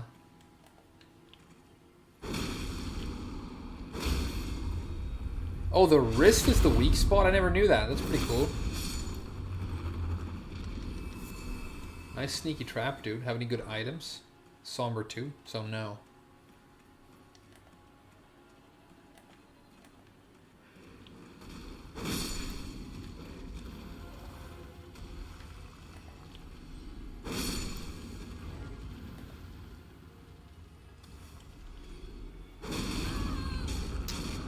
How was that a hit?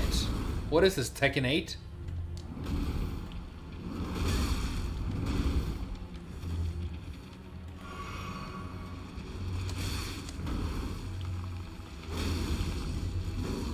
Oh, do they not like fire? That's good. I got fire damage. That's good. Oh, the whiff.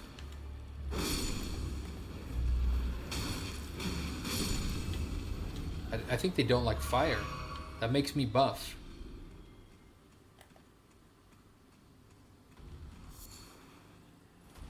Ooh.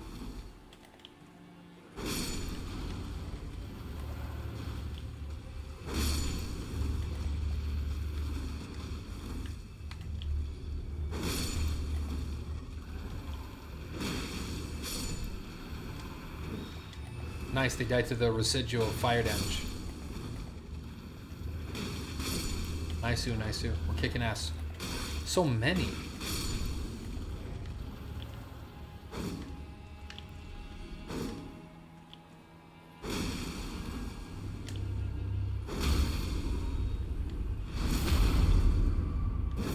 Look, Sam, we're killing a lot of hands right now.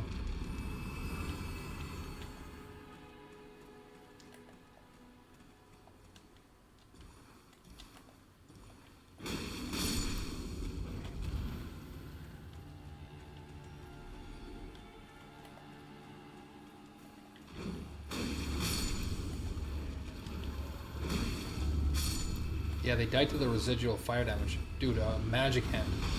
Ooh!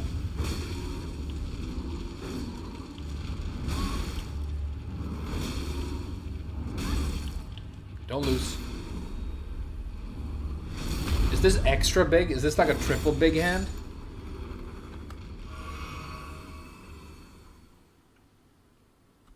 Catch these hands, exactly.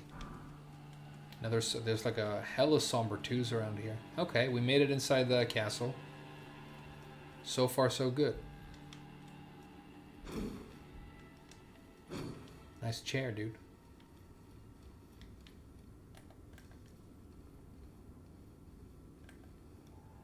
Oh, this place is cool. I like this place.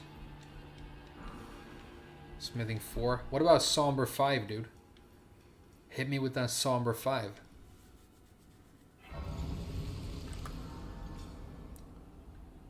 There's a giant hand in the mountaintops? Yeah. And the mountaintops are related to fire. Maybe that's why they're weak to fire. Maybe I should make a video. I don't know if I can do his voice, of an impression of his voice. No, I'm not deep enough. I can't do it.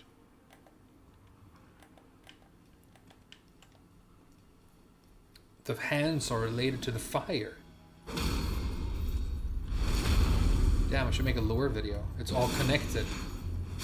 Miyazaki's a genius.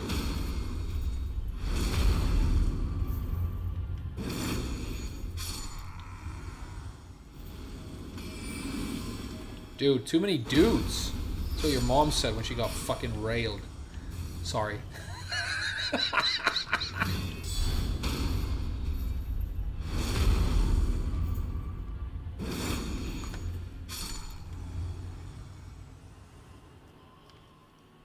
Secret ghosts all over the place, dude.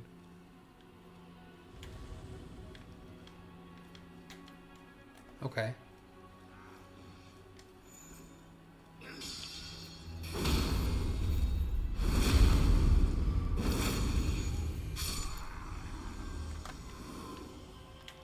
This game is so much fun. I'm loving this right now. It's deeply satisfying. Okay, yeah, secret behind guy. I remember him.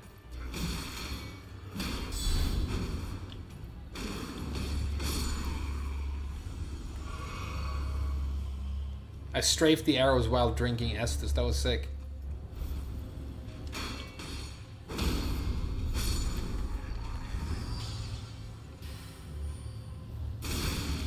Cheap. Don't get greedy, heal. Oh my god, hella secret, guys. This is like your mom's gangbang.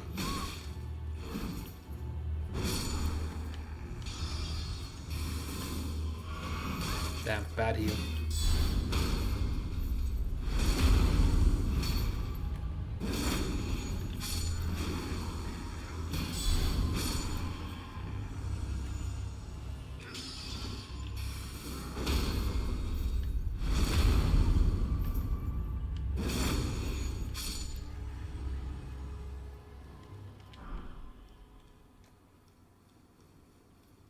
Sam.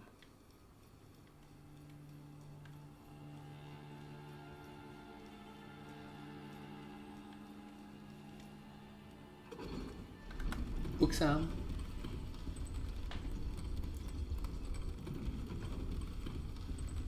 The martial arts moveset, yeah, that looks sick. I love to play martial artists and monks in RPGs, so I might actually do that for like my main. I wonder if it's going to be like strength or dex based.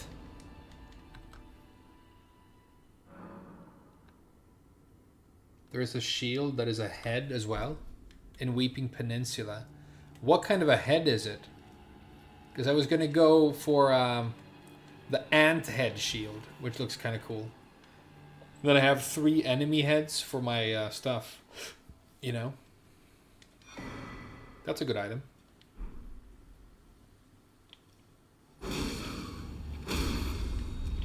What a scrub wolf, dude.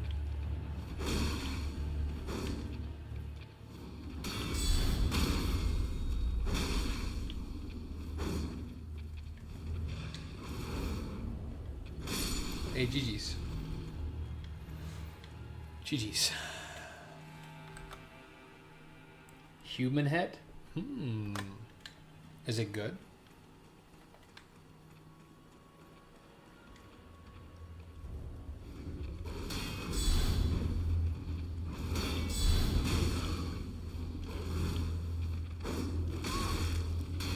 Dude, there's a buff dog.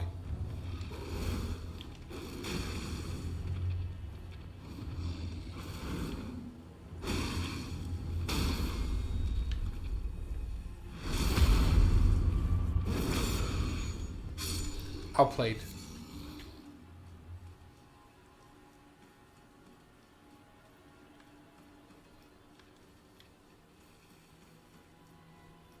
Whoa. I don't remember this at all. Hey, sneaky entrance? I just saw that randomly. Hey, nice sneaky entrance, dude. Let's get a drop on these giants. What do you guys think? A shield that causes blood loss? That's pretty cool. I'm not going to do blood loss, though. I heard it's OP.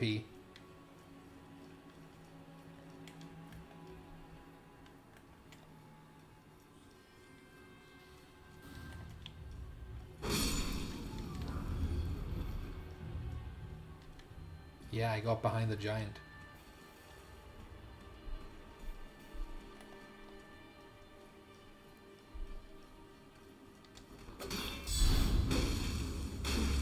Dude, these guys are strong.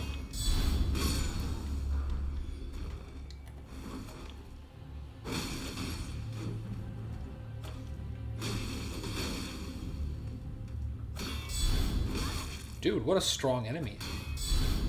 I might die. Got him.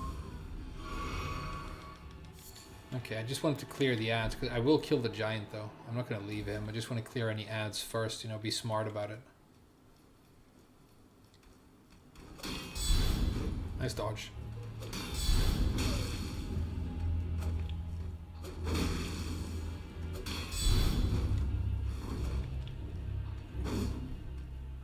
Just casually shoots me.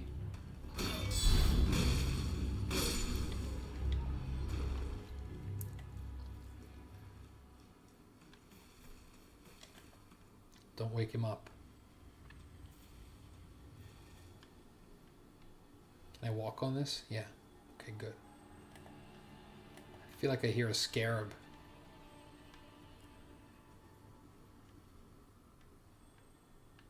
Maybe we can go for the giant now. It seems the area is clear.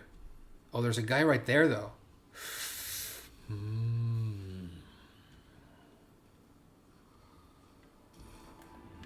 Oh, he heard that.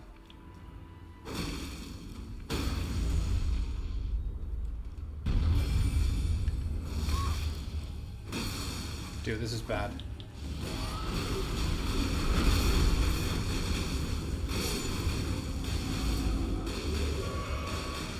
Oh, there's so many of them. Will he clear them for me?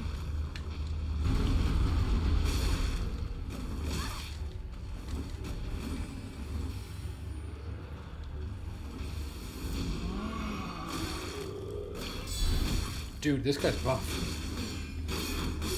Okay, that's one down. There's one more ad and then there's the giant, right?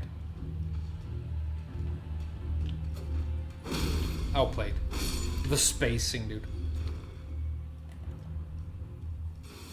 Oh, cheating!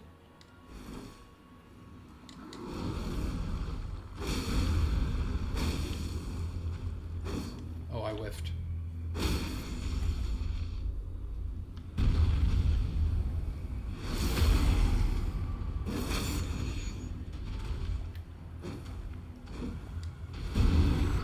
Almost spaghetti right there. That was crazy. Troll Knight Sword? Uksa.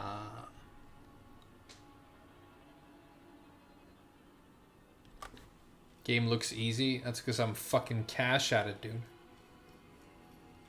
I mean, I don't know if I was ever very good at Dark Souls games. I've always made it through. You should level up. Is there grace, though?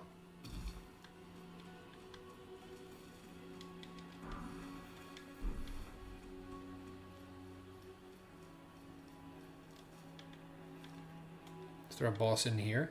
Where's the grace, though? How many heals do I have? Look, secret area. Another secret area. There's nothing here? That's weird.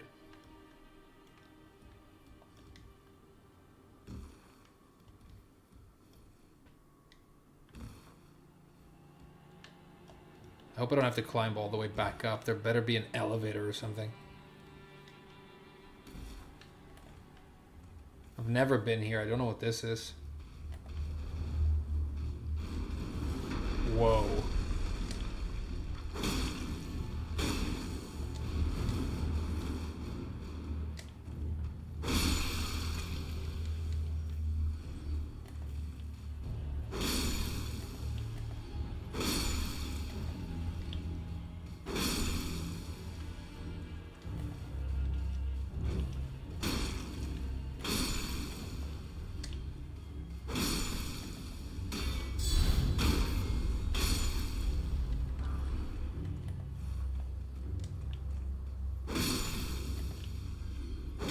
guys better be hiding some good treasure. You can sneak your way back? Okay. Ukusamu. Thanks for writing that in Japanese. That's funny. Ukusamu. Which means Sam is floating in Japanese, by the way. Ukusamu. Sam is floating?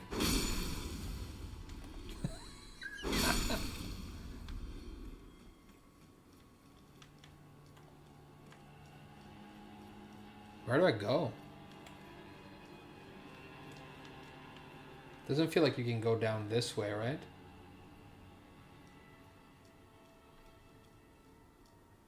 I don't think you jump down. Maybe it's here.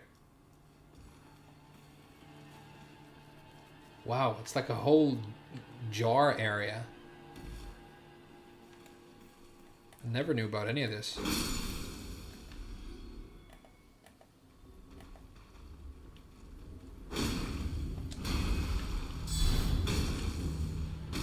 Okay, don't die. Wow, that's a buff attack. Okay. Get space.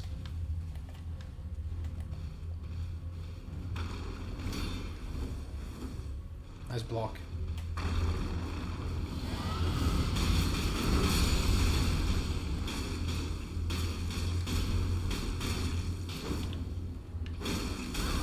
It's bad. R1. Nice.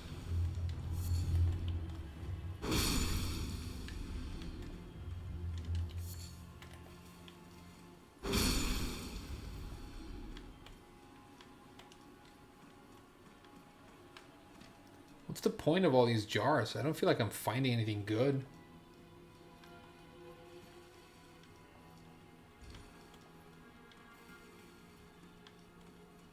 What am I missing? Where's the path?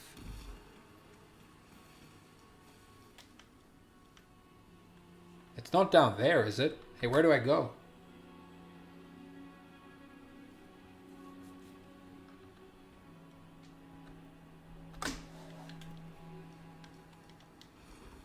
No more heals. We need to find the path ahead now.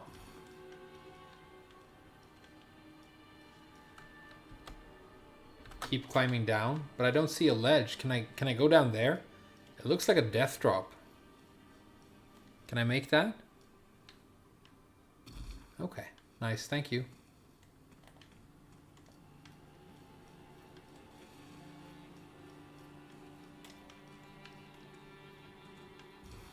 Oh, maybe this is like the area that I'm getting to. Maybe this is the point of the whole climb. Getting to this secret ledge here. That's probably it, right? Okay, cool. I like it. What do I get? Carrion Grandeur? Okay. Is there anything good I can get? So there's some like pussy-ass magic to carry you through the game? That's it? Okay, so it wasn't exactly worthwhile.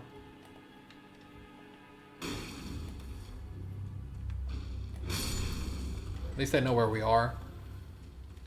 We're back at the entrance of the castle. And there's going to be grace on the way up, so we can level up, which is good as well.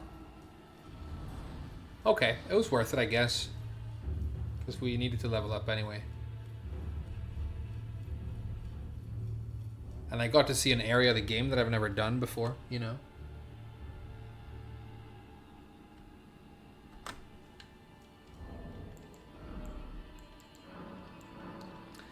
I've heard that, I think I've heard somebody say that Carrion Grandeur is actually like a really, really good spell or whatever. So, you know, if 2 more levels, let's get 2 more vigor, right? Or like 1 vigor, 1 strength maybe. Nice-oo. We're back to the place with all the ghost dudes. Let's skip them. We already did them one time.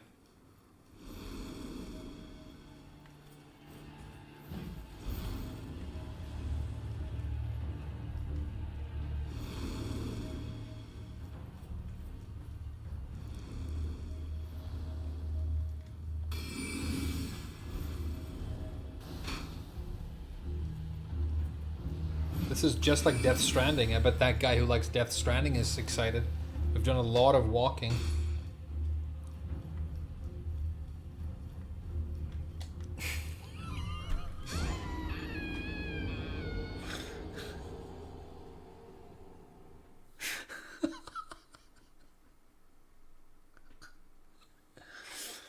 You guys should have said something. How was I supposed to know?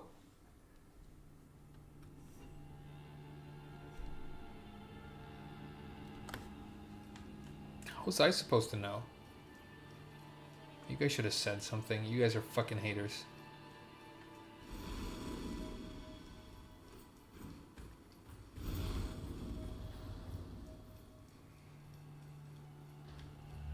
Am I going back? Where the fuck am I? Oh, wrong way. Okay. Fucking machine gun ghosts? Okay.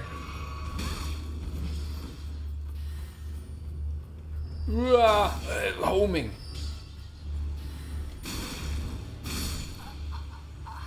What is this? A Tekken 8 throw?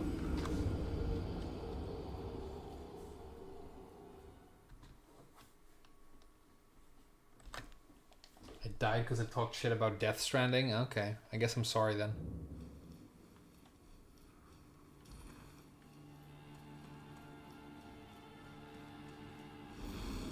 Everybody loves Death Stranding. Didn't it have that guy in it? The guy who was supposed to be in PT? What's his name? Normal Doofus?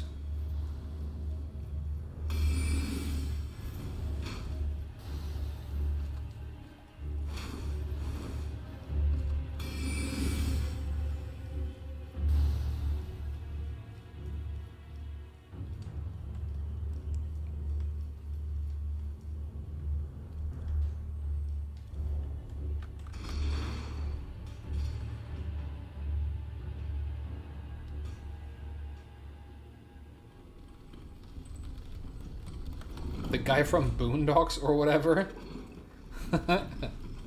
Who? Which character from Boondocks?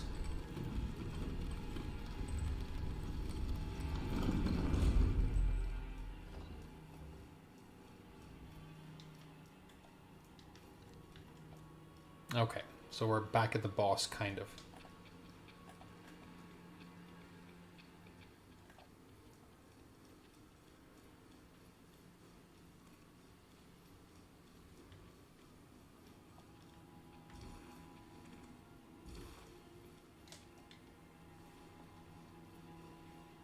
It looks really nice outside. It's weird. In Sweden, we just went over to summertime because we still do that for some reason.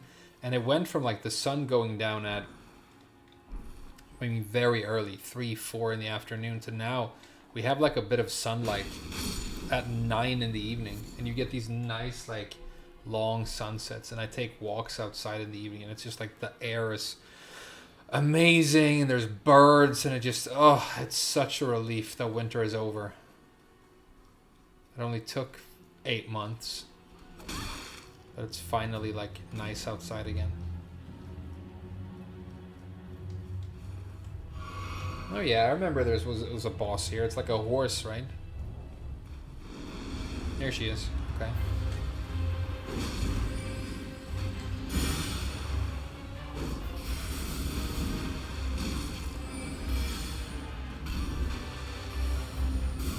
The wrong time to heal.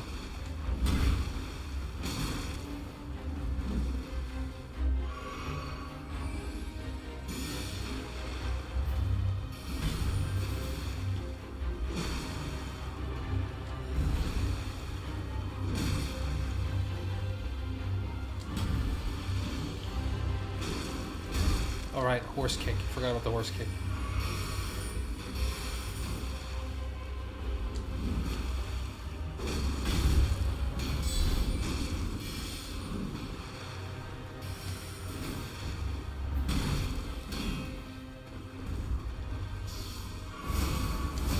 Wow.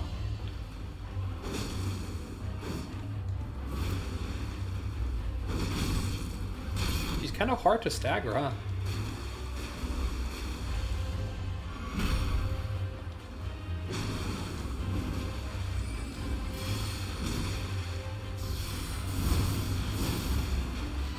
Oh, out of heals already? That's bad.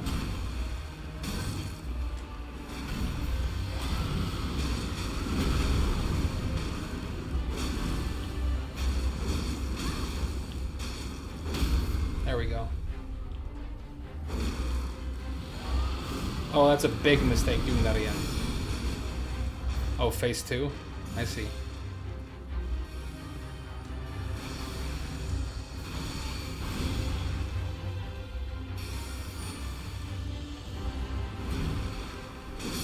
Okay, so just R1 her down, basically.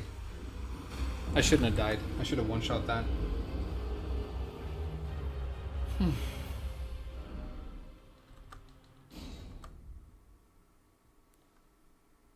Sounds like it's raining, though.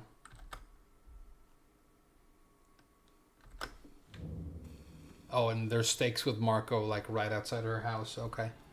That's fine, then. Let's two-shot it. I wanted to one-shot it, but I guess let's two-shot it.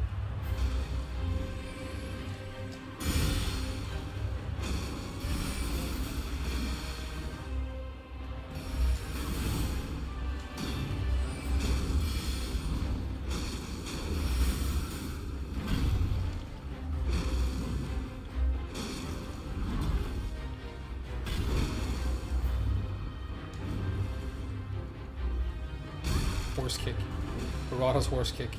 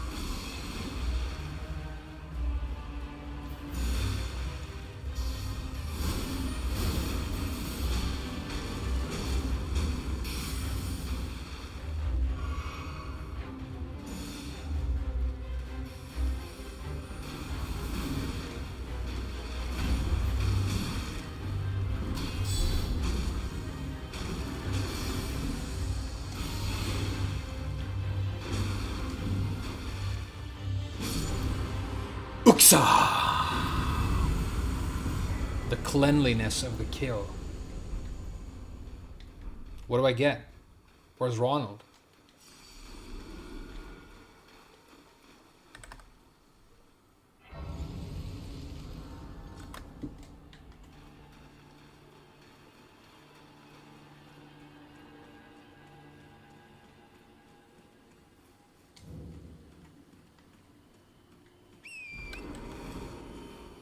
I played well. Hey, thanks, man. I felt okay.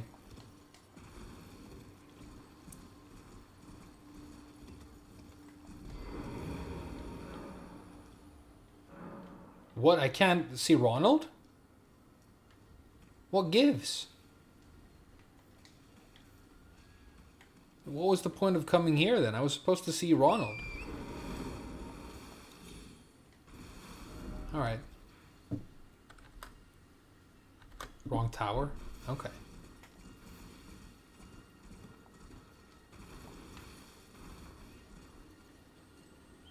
What's that? Is that a dragon?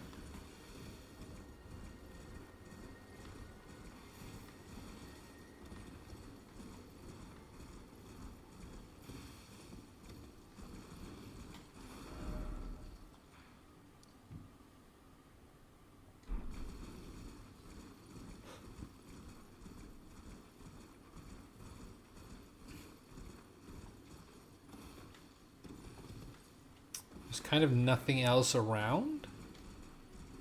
Did you guys lead me to a fucking nothing area? Is it that one over there? Okay, let's go rest at the Grace. We might have to kill the dragon.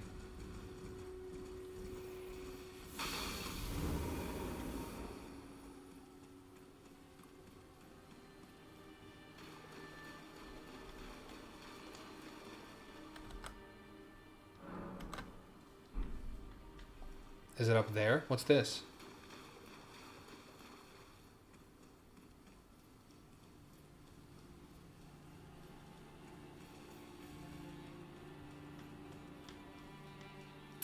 Nothing again? This is a goose chase.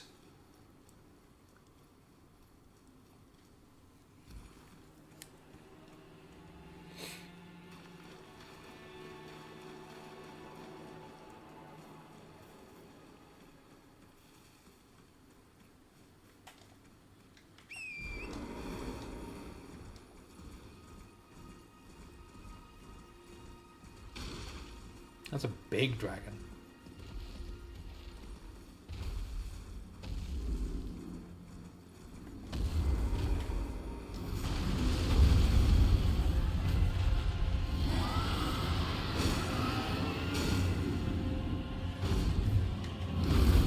Nice dodge.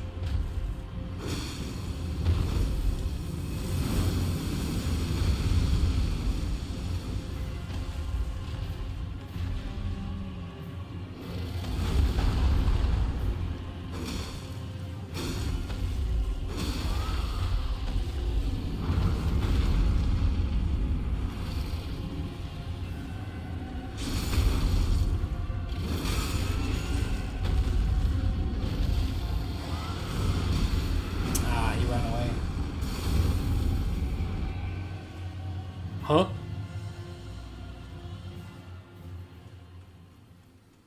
What a bitch!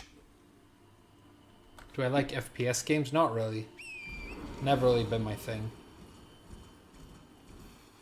I played Quake, Quake 2 when I was a kid, Quake 3. The first Unreal.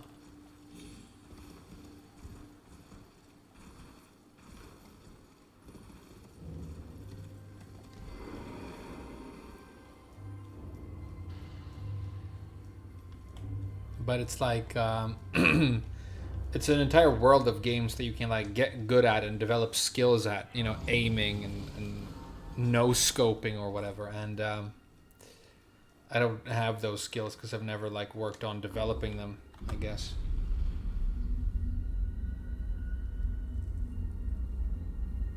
You dodge the flame how? You don't know how to dodge the flames? How do I dodge flame? First of all, you have to be fucking awesome at Tekken 8. It's the only way. Thou must have some business in mind to come all this, though I have no memory of ink. No reason in particular thou claimest. Intriguing. Wilt thou enter into my service? I am the that I might one day. Well. It's not my thing serving. I guess I'll do it.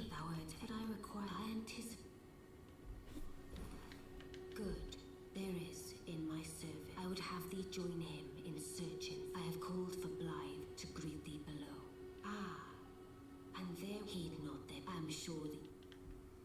Hey guys, do you want to hang out for a little bit while I go get pasta? I already made it. It's downstairs. I just need to grab it. BRB.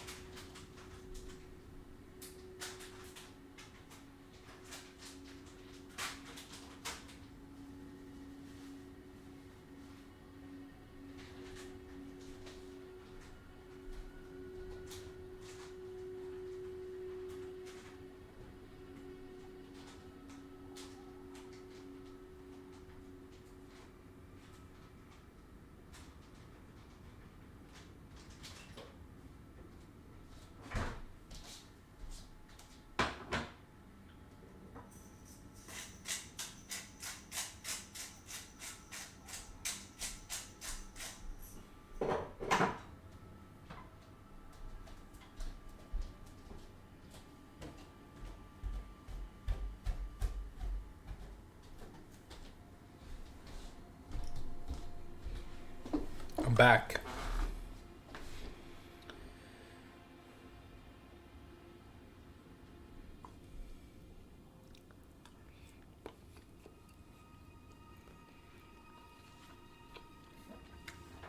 Planet Side 2. I remember that. My friends play that. Two of my like childhood friends played oh no, I'm not going up. They bought new computers to play specifically Planet Side. I remember that.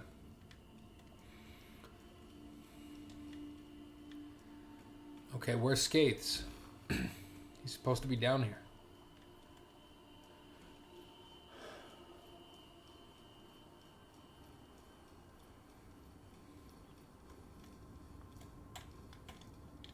Name's Blythe. Glad to have you well. I'm situated in the Eternals. I'm planning to go below through the well in the Mistwood. See if I can't find. Okay. And see if I can't find. Don't keep me waiting, eh? I think I've already been there and I killed the moose and everything.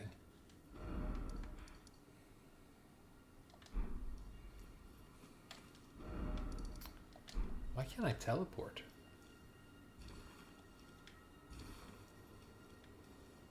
Huh? I can't even leave this place? I'm not allowed to leave? What am I supposed to do? Do I have to talk to the other guy? I don't know what since I asked. Iron Pain should, if it were up to but who. Okay, is that it? Can I leave now? No? What gives? You have to talk to everybody. I think I just did.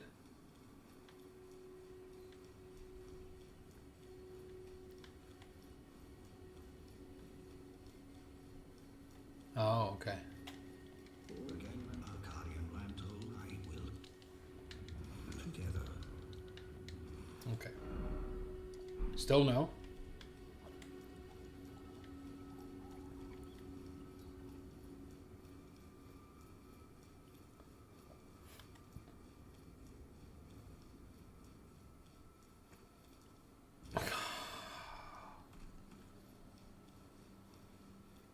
Iron Pain should you, if it were up to me but who. Now, wait, she sends you down the elevator to talk to 3 different guys, and then you have to go back up. Maybe Elden Ring is made by Namco after all. But you can skip the elevator to $4.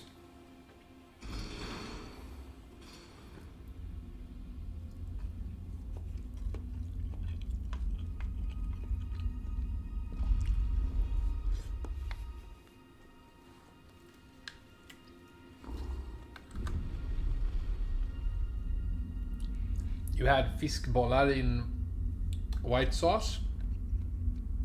I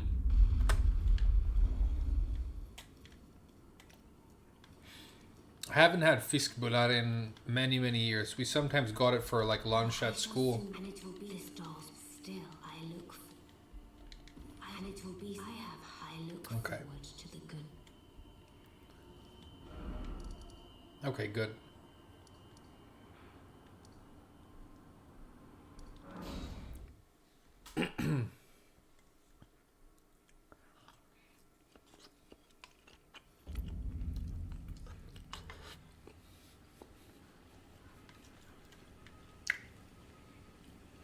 I think there was a dragon that kicked my ass around here. You guys want to try him again? Oh, there he is.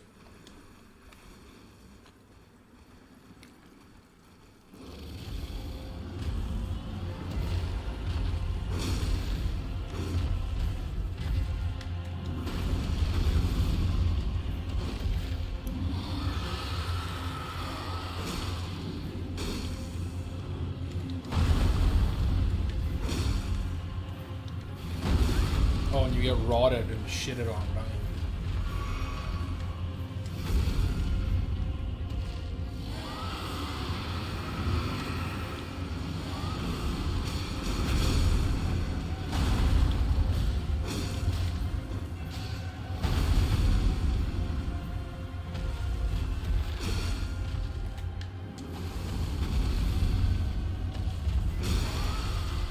Nice.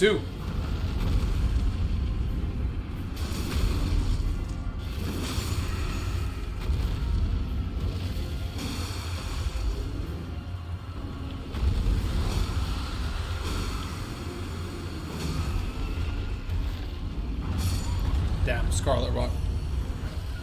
That was good though. We got close. First try.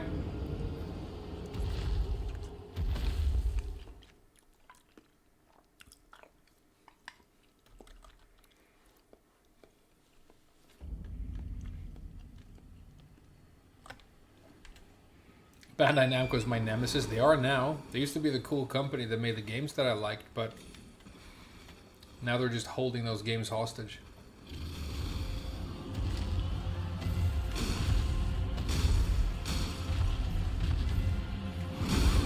Okay.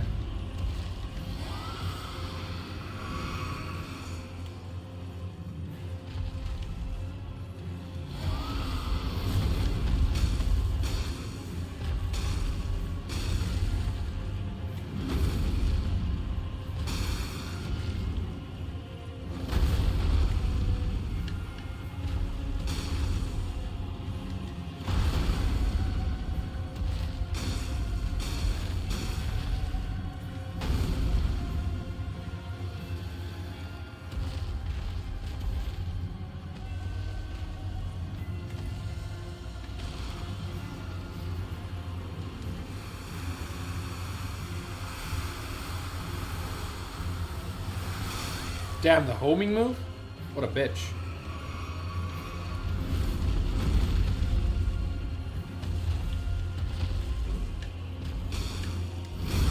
Ah.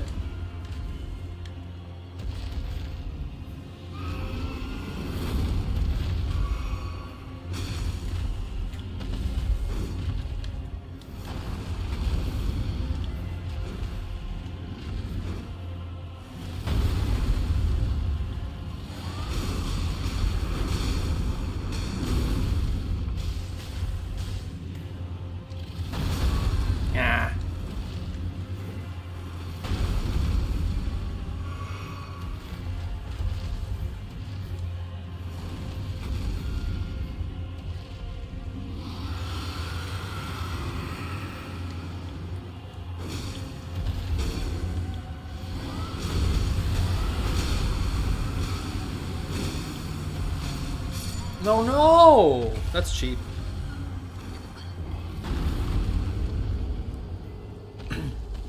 We'll get him.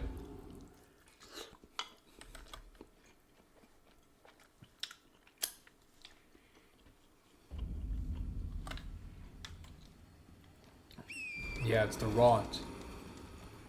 So cheap.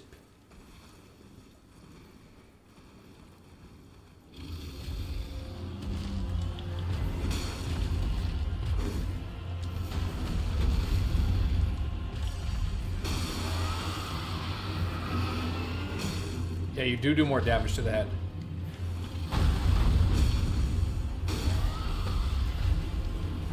Oh, nice. I want to have time. I'll just do this.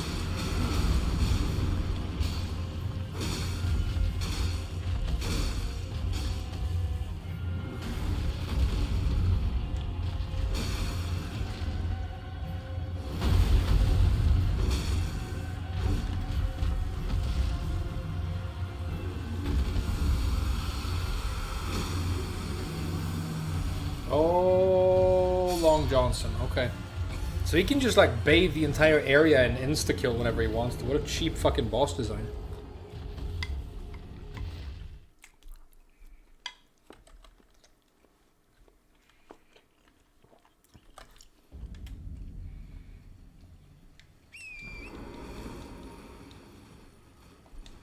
What was I supposed to do? Not be there?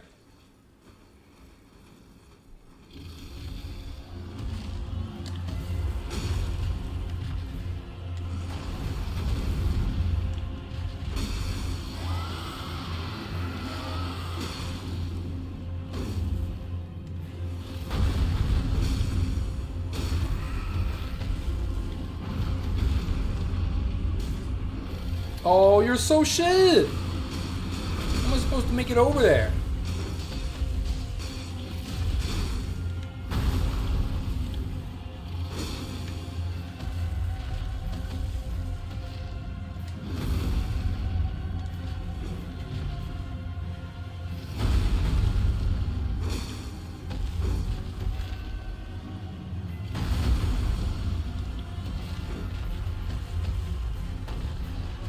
Yeah, don't get rotted on.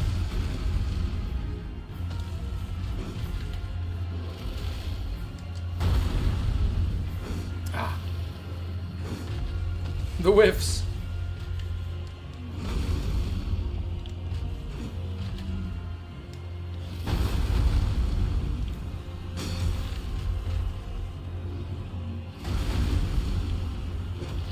The whiffs.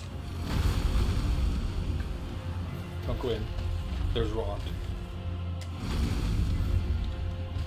Nice.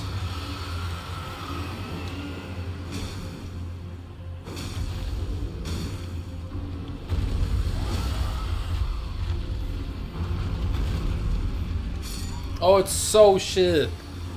What are you supposed to do? I'm kicking his ass, and then he just like pulls a Melania and flips the board.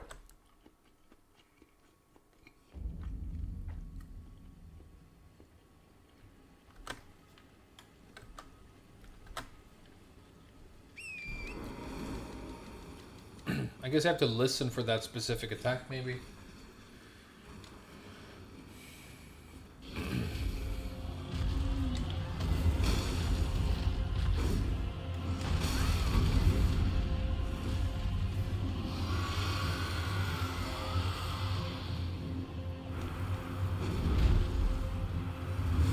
Oh, we did it right away this time. GG's.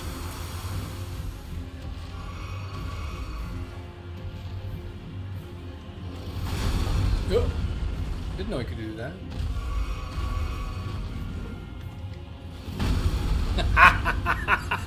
Best attempt. I'm rotted. I can't win this now. Might as well eat some pasta, you know.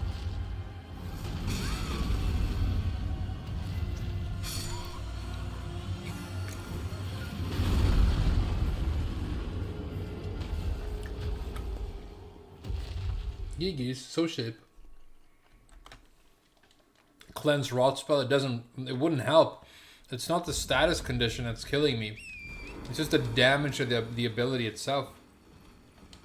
I would need resistance to like help me. Like rot resist might help. How did that win?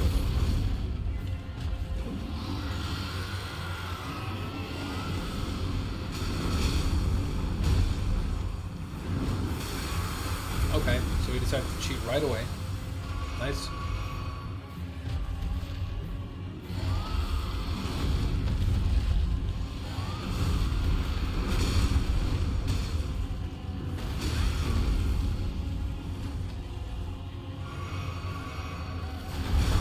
I never knew he could do wing stuff.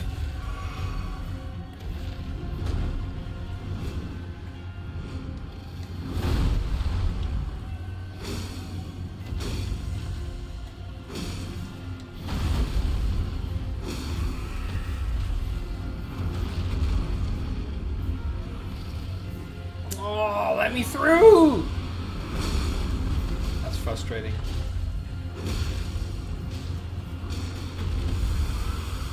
Okay, now we gotta dodge this shit. Okay, so you can peace out against it, I guess. That's a big area.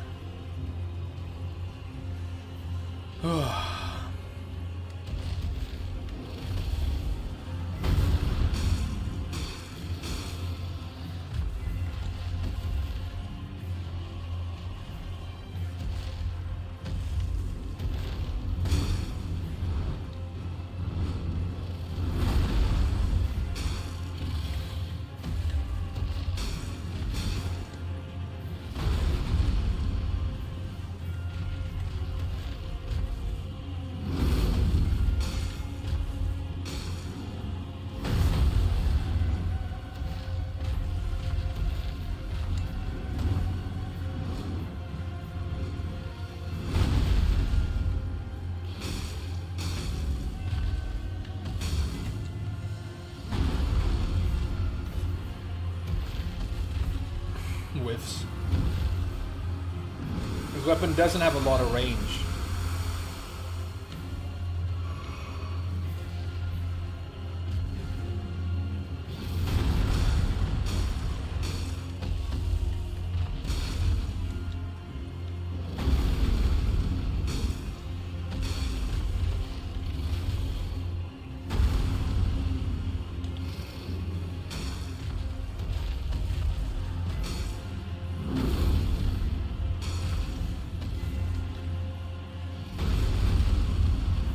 Ah. Okay, so that does damage you.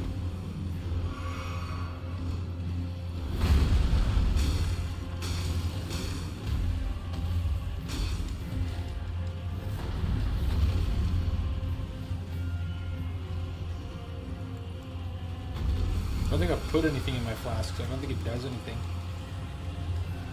Dude, that area is big. Your rot area is big, dude.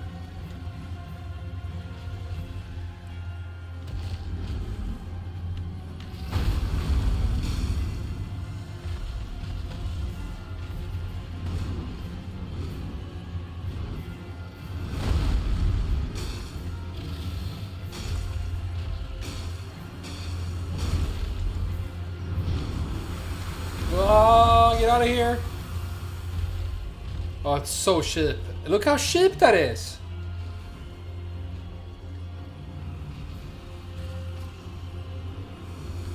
He's fucking griefing me from up on a mountain now.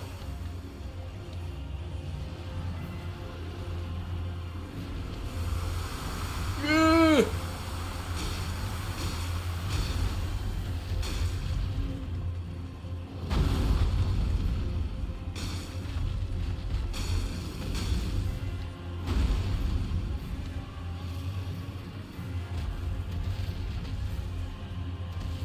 As long as he doesn't do any more breath attacks, I think I'm good.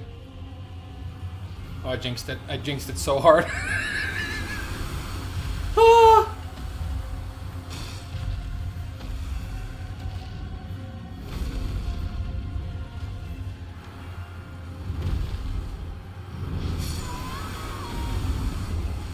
Come on, man. So shit.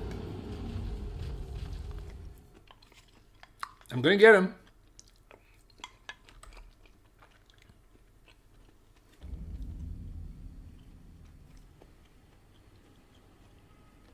Oh my god, wipe your ass. I know, I could tell that he hadn't, okay? I knew that he hadn't, okay? He was like, fuck it, it was a pretty clean drop, and he didn't wipe his ass. You guys know I'm right. Ryan players don't wipe their ass.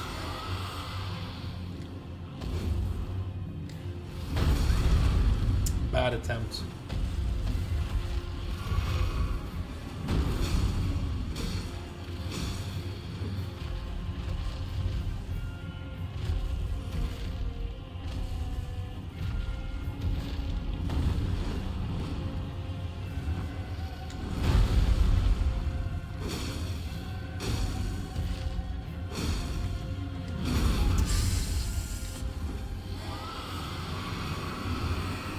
Oh, he's breathing.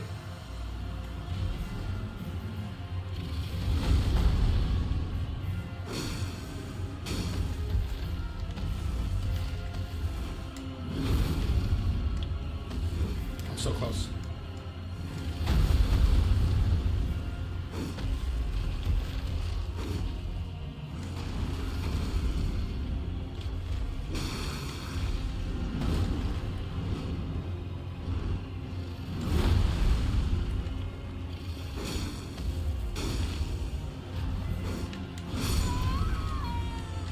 Gigas, so shit.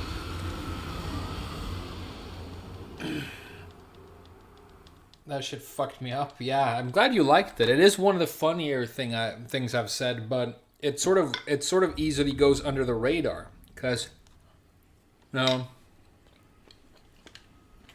I say a lot of ass-related stuff. You know, fuck your ass the game, but wipe your ass is very, very different. It's a completely new realm. And I am certain that he hadn't wiped his ass. I mean, I know he hadn't, okay? Fucking Brian playing bitch, do you think he wipes his ass? No. He doesn't have time. Or the patience. He wants to do mock punch, mock kick, and... Oh, damn, okay. Let's actually get it this time. Where's your face, dude? Nice!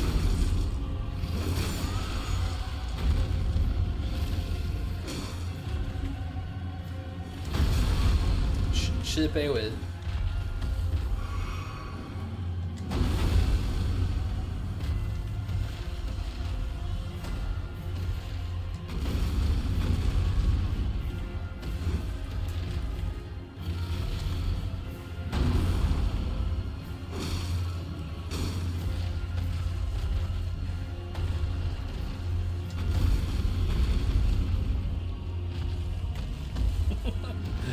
That Brian player does not wipe his ass.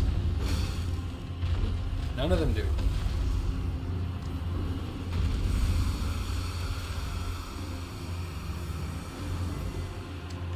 Don't get Scarlet shitted.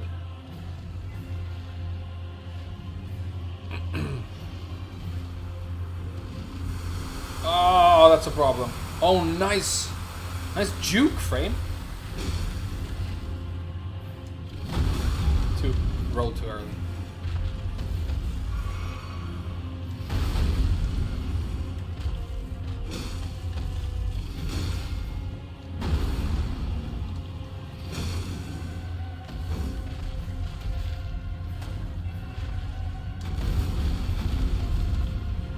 Ah, now I can't stagger him anymore.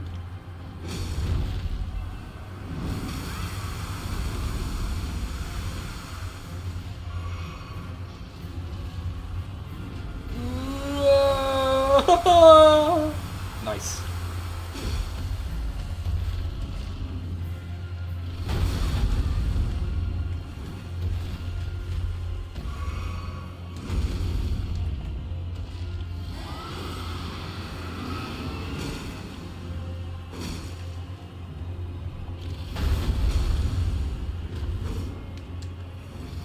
That could have been it too. That would have been a stagger.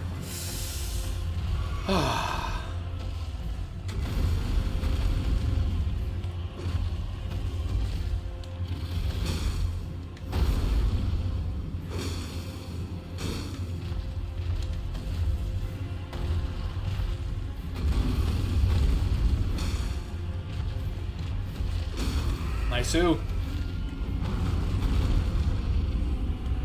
Oh, it's right there.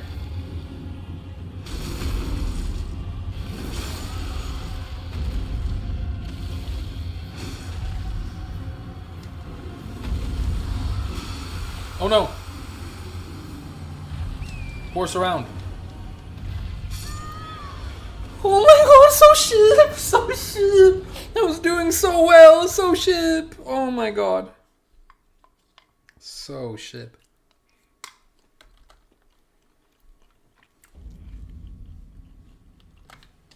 Did I see the cease and desist? Yeah, I did. I'm absolutely fucking disgusted. I am convinced that Namco are evil, hateful, trash people, and I hate them. That's where I'm at.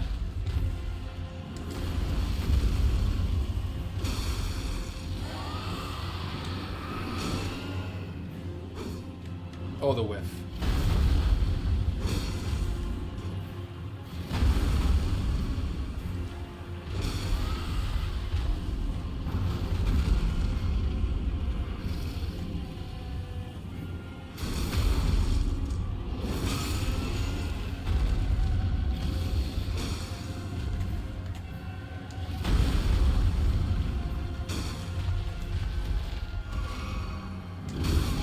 Good for you, cheating bitch.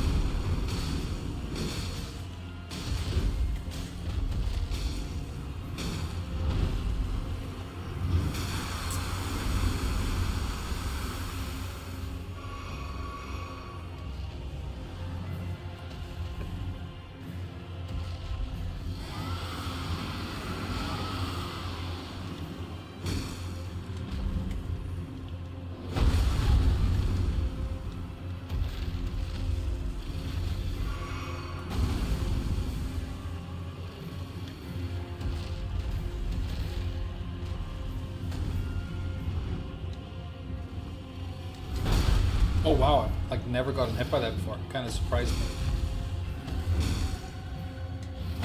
I rolled too early against the storm too often.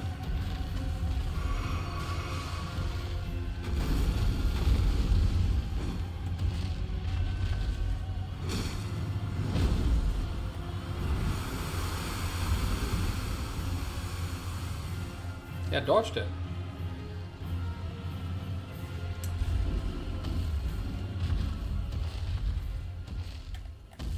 You better not have his health back.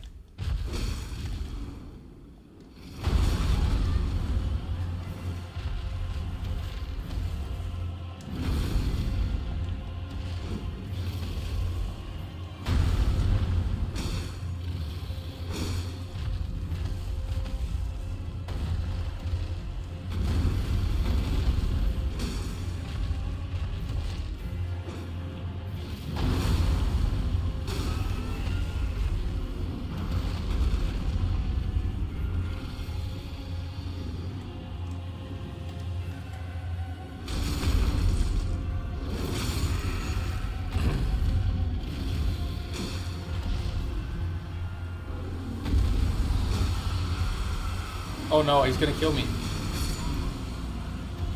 Oh, okay, I guess after a critical you have to run away for a while.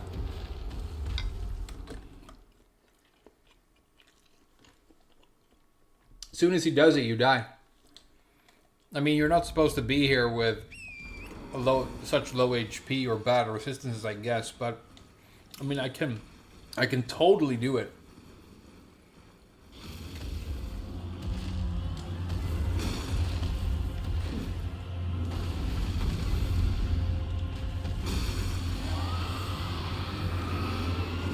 Ah, that's a bad whiff, though.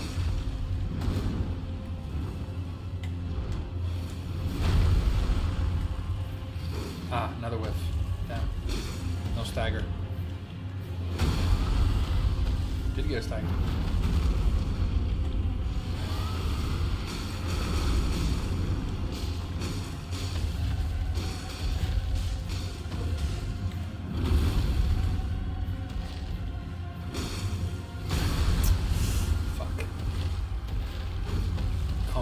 Done this.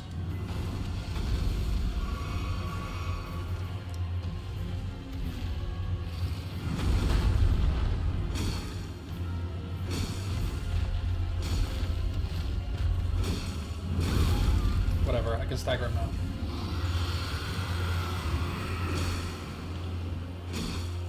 Where's the stagger? There it is.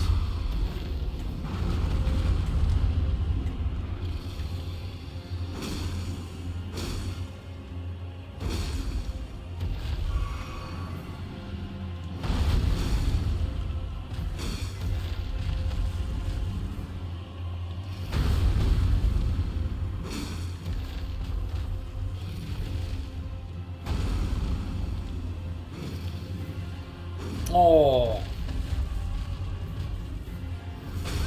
Come on, man. Don't be a bitch about it.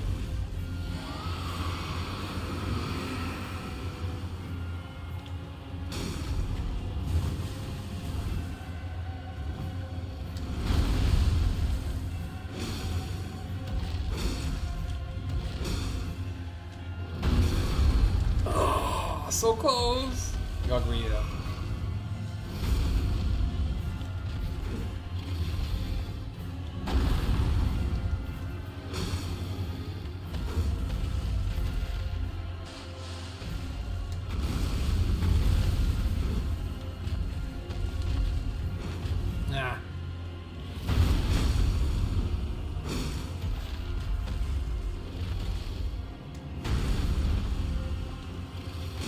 Don't attack the foot that he stomps with, idiot.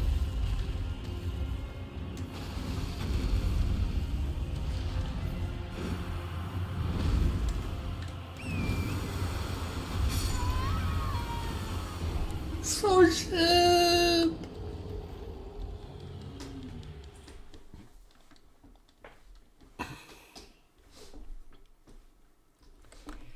Thank God he's playing something other than Tekken 8. Yeah, I know.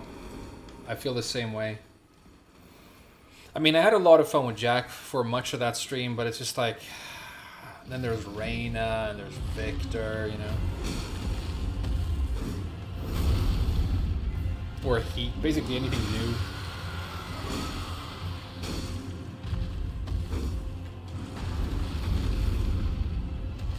Don't go for the head, it's a trap. Now I can't make it, okay.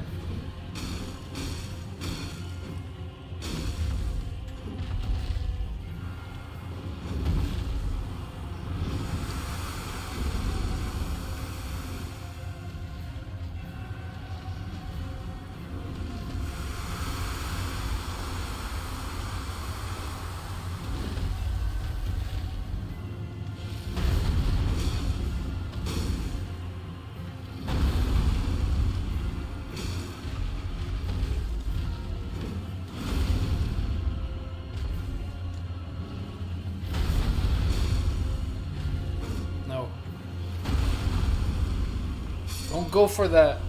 I keep going for the stomping foot, and there's rot near it. It's like an AoE.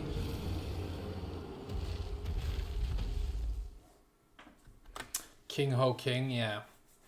I mean, at the end there, I was like confused and just seeing flashing lights, and like I was about as focused as, you know, analogy. Didn't have an analogy ready for that one, okay? Be cool.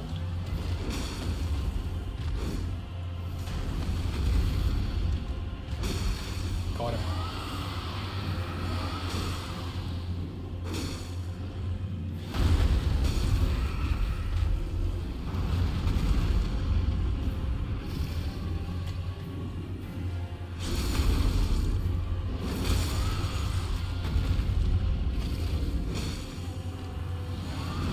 Oh, that's a bad choice. That was the best start I've ever had. I thought maybe I could set up like a... Never mind what I thought. Terrain is shit. Yeah, they've made a boss that it's like very terrain dependent, and then they've put him in an area that's way too small for him. Maybe that was maybe Harada came in one day and did one boss for Elden Ring. Oh no, area desu ne. If you want to fight the boss in a proper sized area, it's $6, bitch.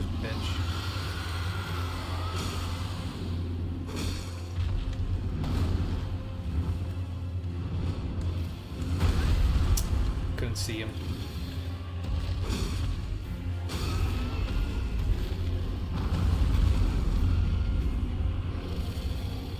Oh god.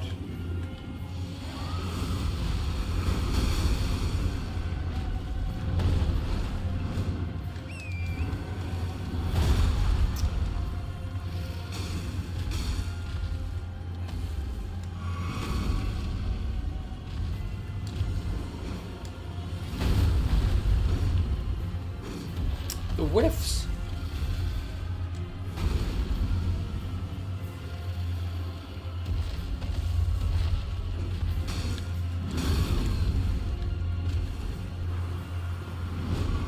That's death, right?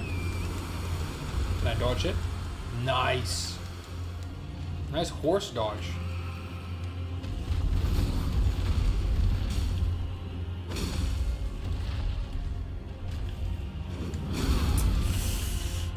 Scrub man. I'm a scrub man. Scrub-a-doo-bee-boo-bubba-dee. I'm a scrub man.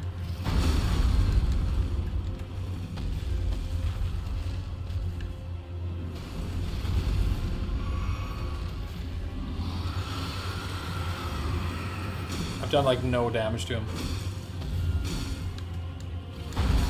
Another early roll on the stomp.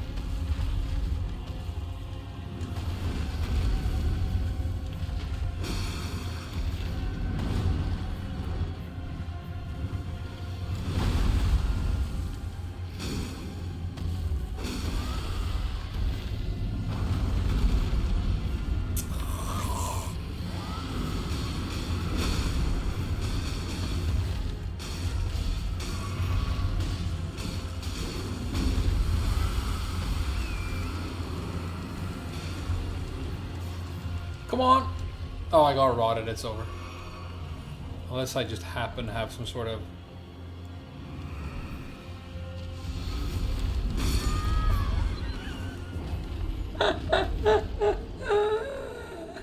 I should equip that.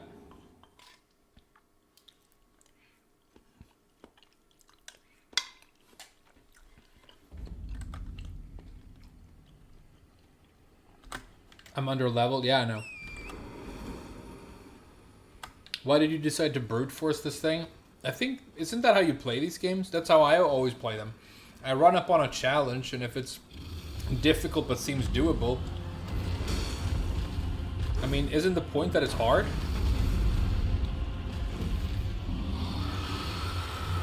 Isn't the point that you learn as you, like, move along?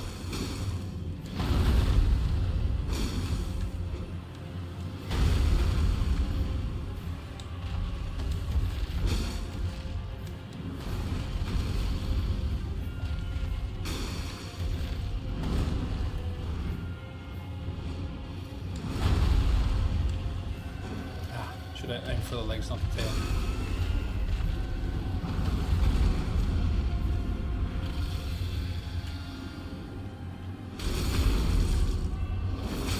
Now go for one jump attack on the wing and then horse away. Because he's gonna breathe. Just killed my horse. Okay, doesn't matter. Horse is trash anyway.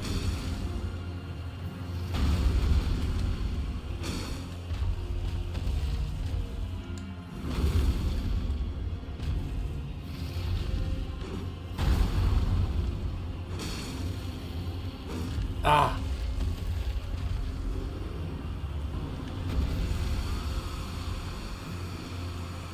No, what's happening? Oh, I have to revive my horse?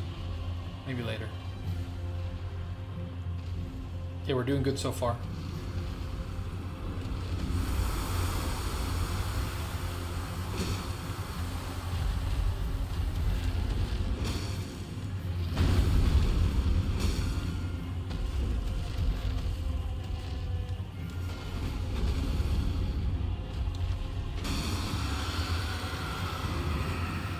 Oh no.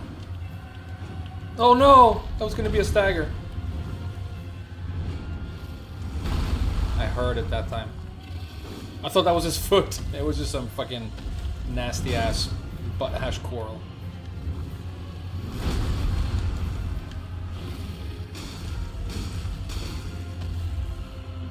Oh, that's bad. That's a bad spot to heal.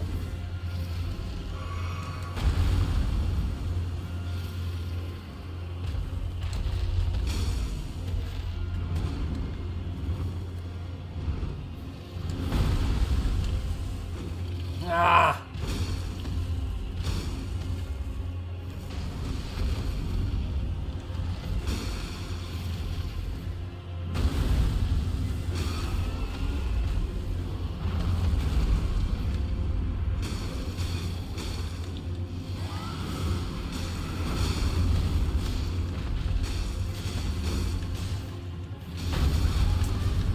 I'm still bad at that AoE.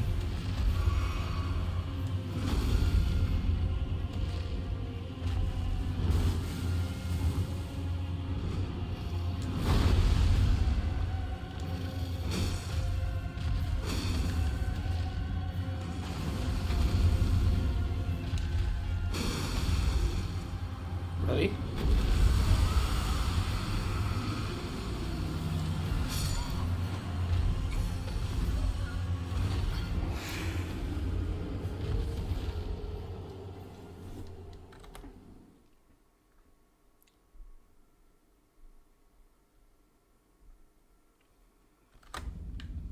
It's instant gratification. Yeah, I don't think that's the point of these games. Not to me, but I could be wrong, you know. Some people like to, you know, have a +10 weapon before Godric, and then they, you know, go kill that cock dragon and get infinite levels. And but what's the point in playing then? I don't get it, you know. I really don't. What's the point in playing then?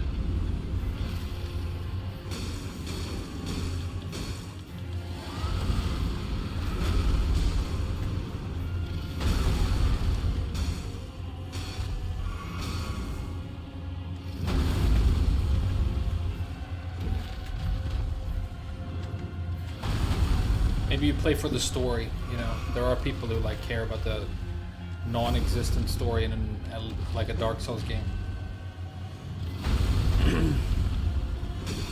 And you know, I guess there has to be like options for journalists as well. There has to be journalist mode. Yeah, some people play Moonveil, some people play Rivers of Blood, some people, you know, want to stand over here and pew pew. Might be fun as an experiment, but I think it's choosing to circumnavigate playing the game as opposed to playing it. Which is, I don't really get. But, you know, it's, where do you draw the line, you know? It becomes one of those.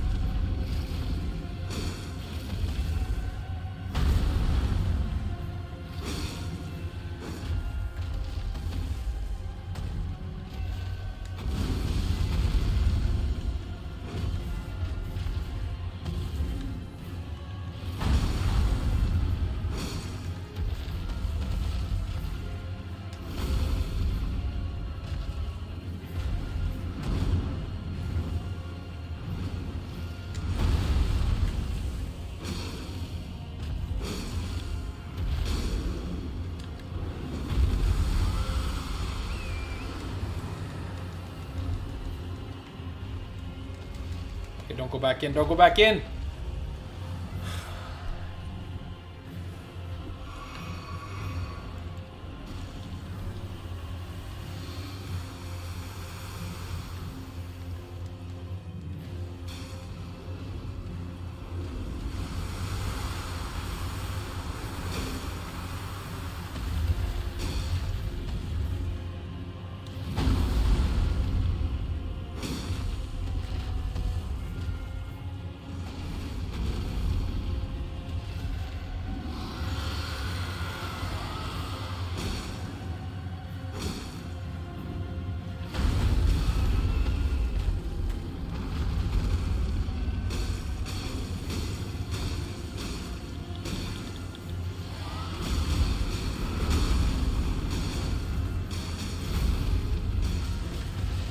Is he gonna breathe now? Like, you never know. It's like random when he's gonna breathe.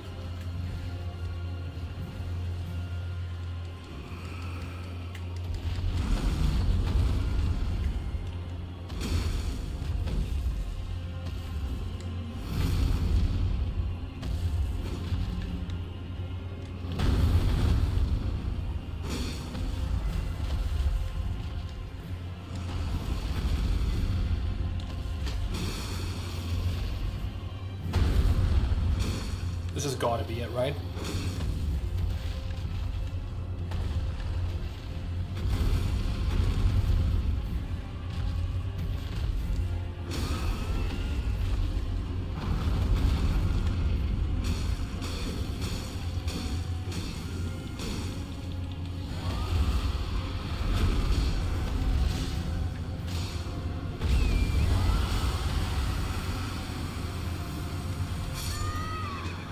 I wanted to ride away from him for that breath attack, but I rode into it instead.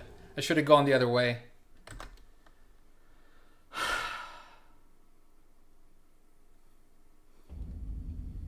Longest stream? No, far from it. 6 hours.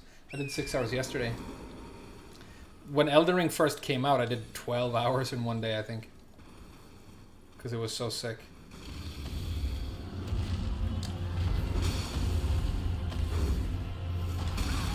Shitty start.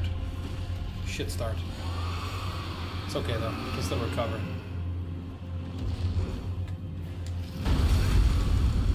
Ah.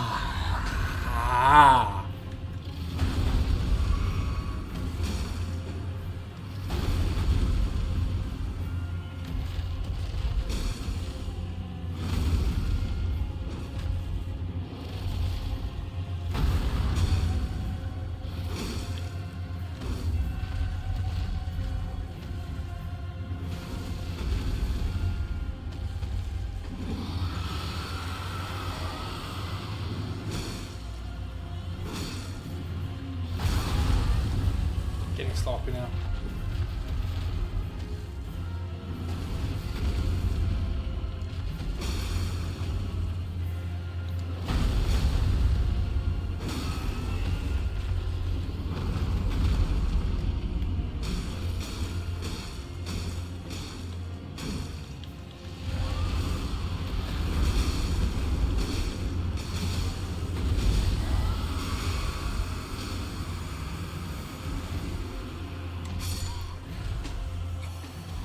Should I give up? What do you guys think?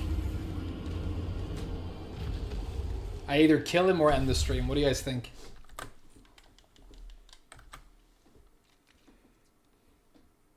We gotta get him, right? We gotta get him.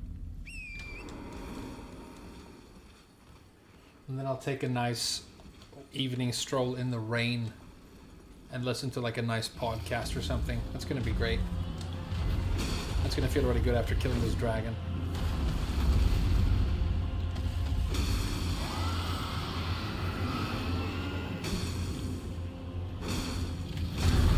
That's whatever.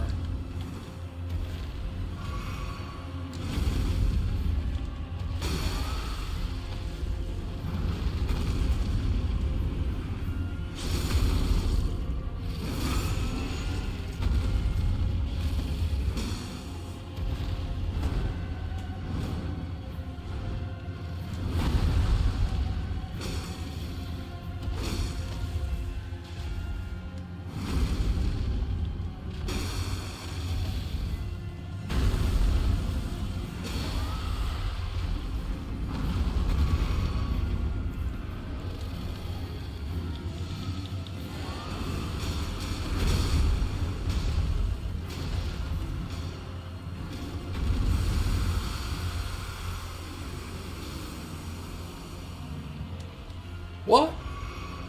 What the fuck? That was as fast as I could go.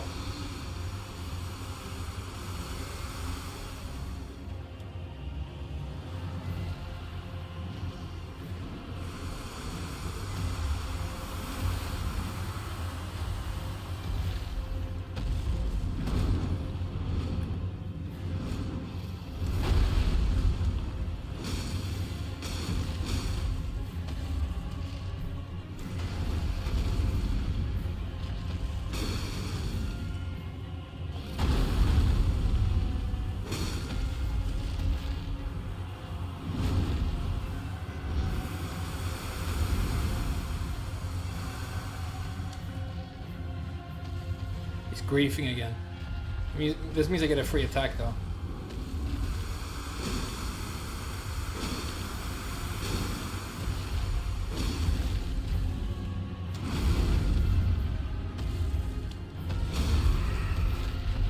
Let's not even go for the head.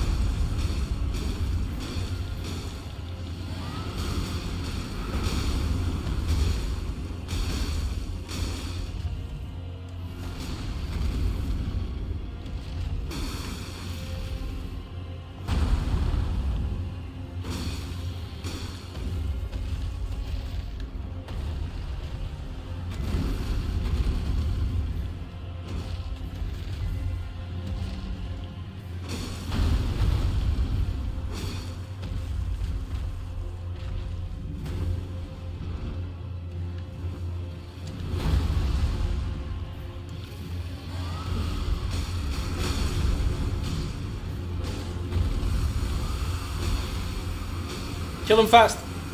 Drink.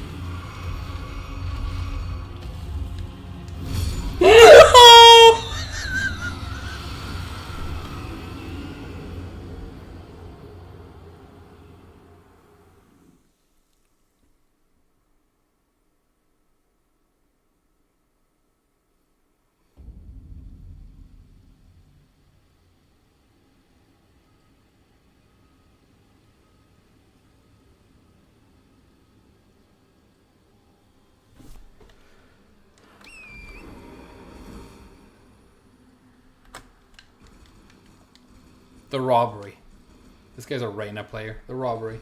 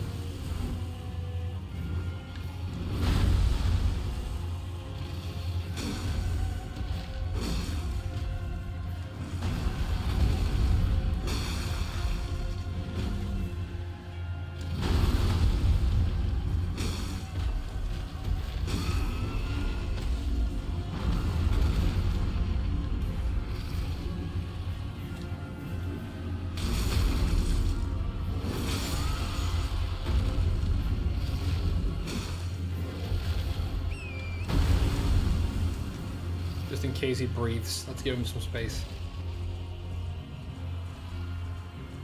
Yeah. I was right. Good.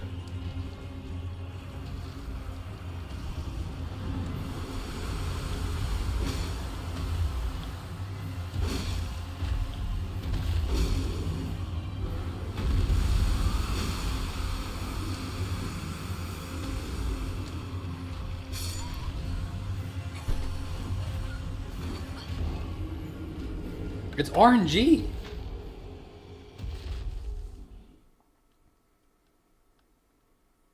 It's RNG, dude. How's that not fucking RNG?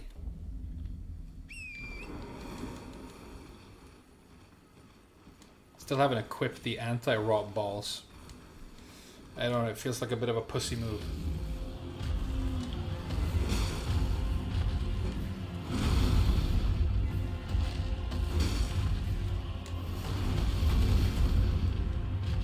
I want to get that.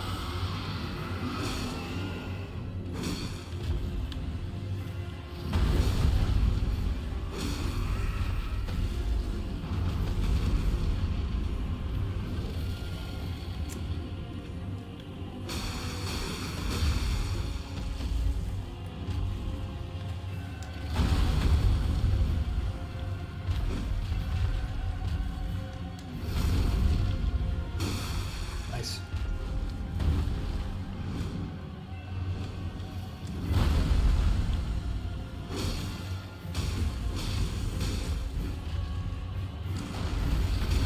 Oh, the head has a hitbox?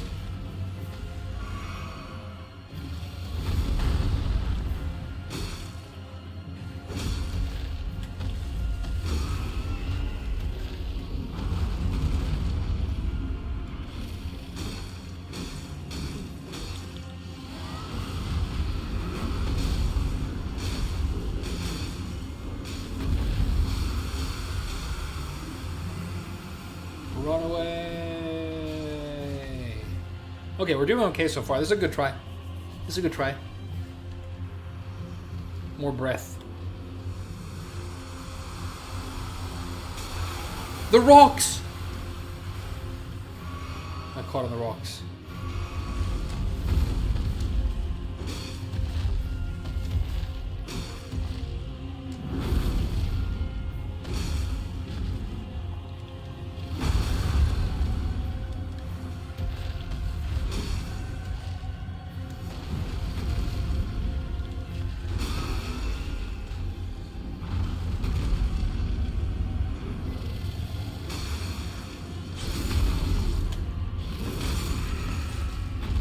Oh, wait.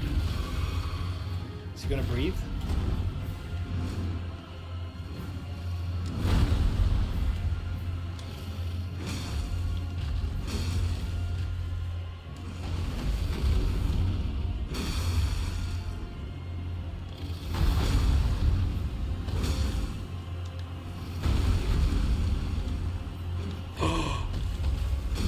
Nice.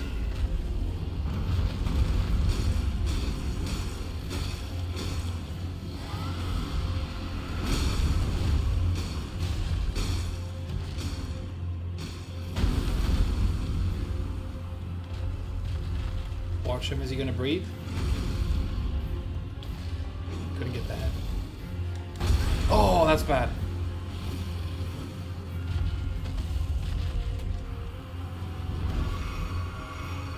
Oh, that's death.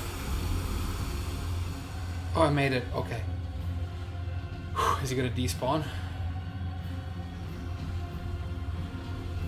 Yeah, aim over there. Stupid bitch.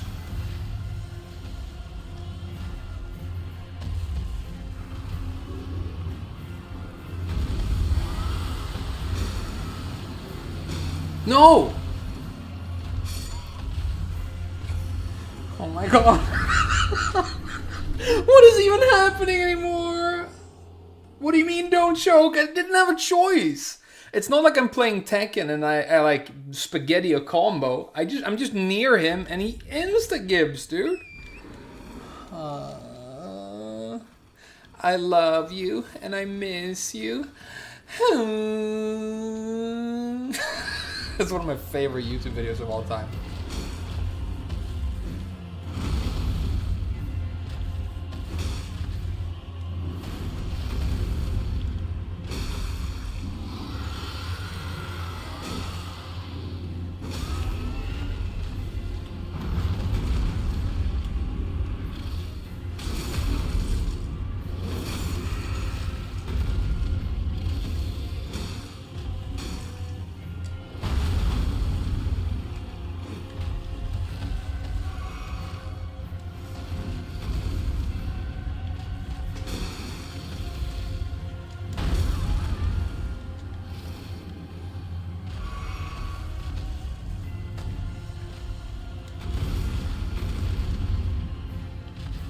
No way, right?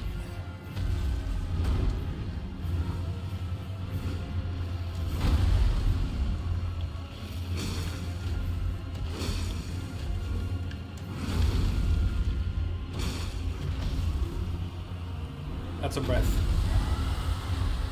Just run. Just run as fast as you can in one direction. Nice. No, no, no, no, no, no, no, no. Okay.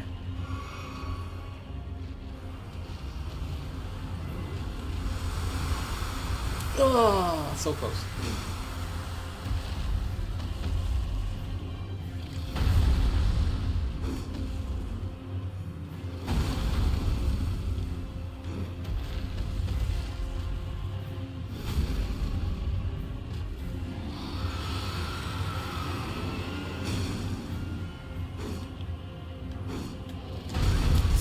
Scrappy, that was very scrappy. Get the head.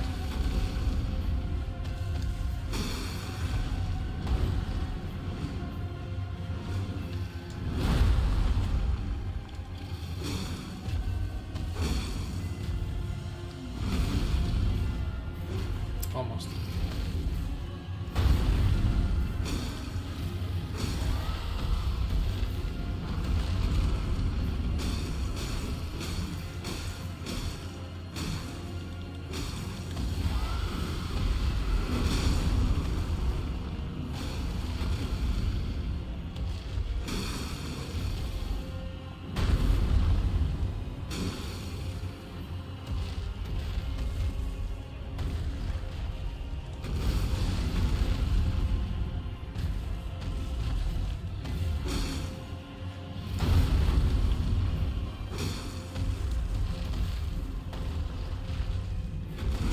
Oh! I thought it was out of range, sorry.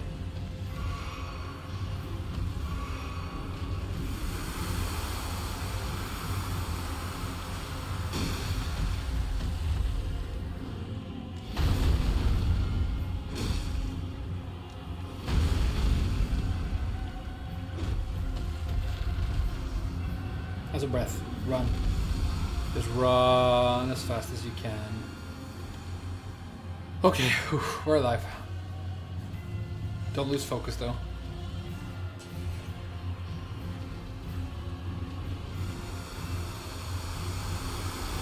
Why is that homing? Homing move? Oh god.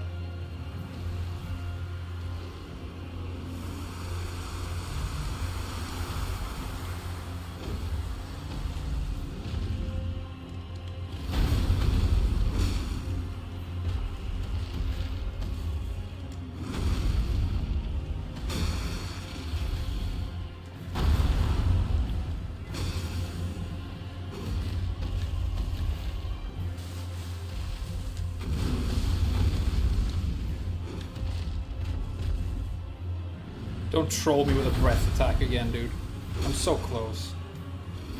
Don't troll me now.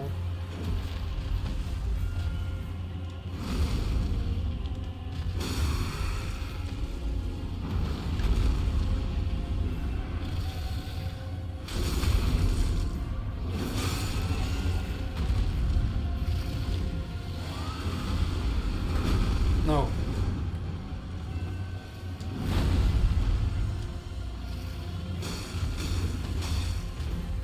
Don't get greedy. Get the head. Yes! That was clean. Uksam. Oh.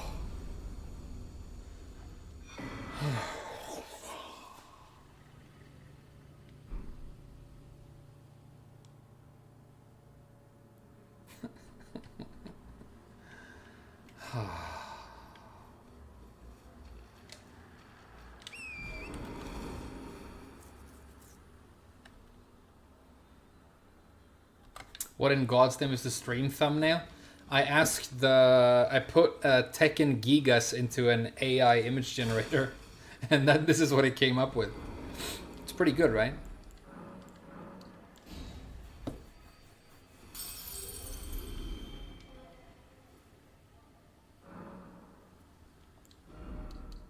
Three levels? Strength-u? Faith-u?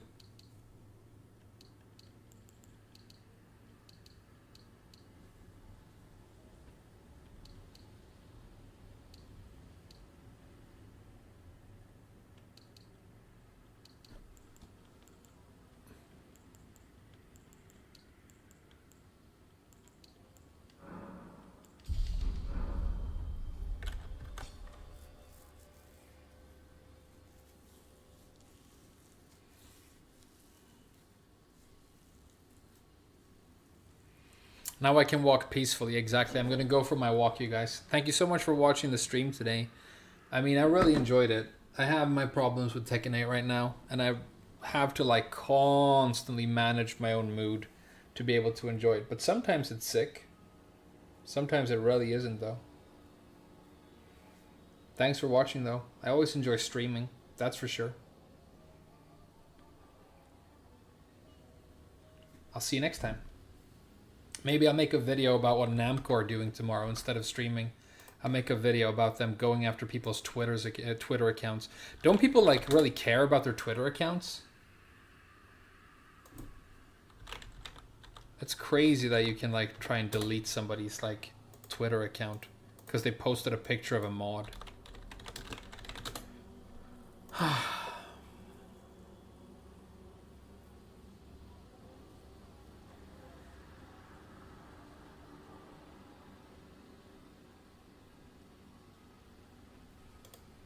I'm going to read some comments on some of these posts.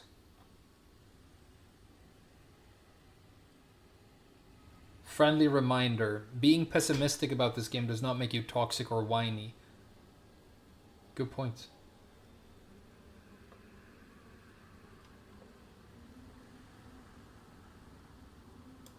Rank distribution. There's some new rank distribution data. This might be interesting. So the average rank right now is Garyu. Tekken God is still very, very elite. So that feels good. I'm still in like the top 1% or something. So that's good.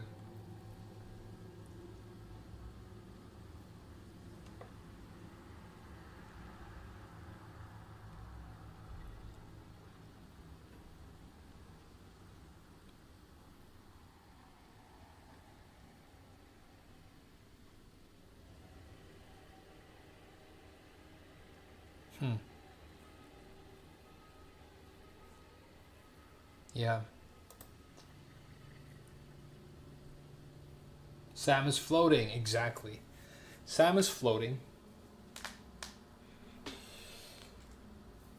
They're trying to delete the website. Yeah, I know. Do you like cheese with your wine? I really do, Aona Foles. I don't drink cheese and wine. I don't drink wine that much anymore. Very, very rarely.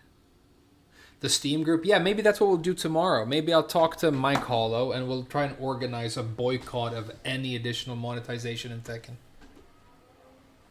And then we will, like, you just change your Steam name to Frame Whisperer hashtag, and we need to come up with a snappy title. I think, should it be like hashtag Fix Tekken? Hashtag BuckFamco?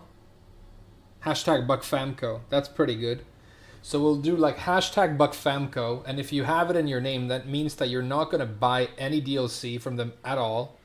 and you definitely will not rematch anybody wearing paid cosmetics. And you put it in every tweet, in every post, every single time. Yeah, Mike Olive already contacted me. He did. He gave me his Discord, and then I forgot. I wrote it down. It was something like Midnight Rubbish. I tried to add him on Discord, but it didn't work. So if anybody can get in touch with him and ask what his Discord name is again, so I can add him. But we'll do that, and then maybe, you know, we can get some sort of fucking counter movement going. I don't know. Because the game deserves to be saved. It is great in some ways.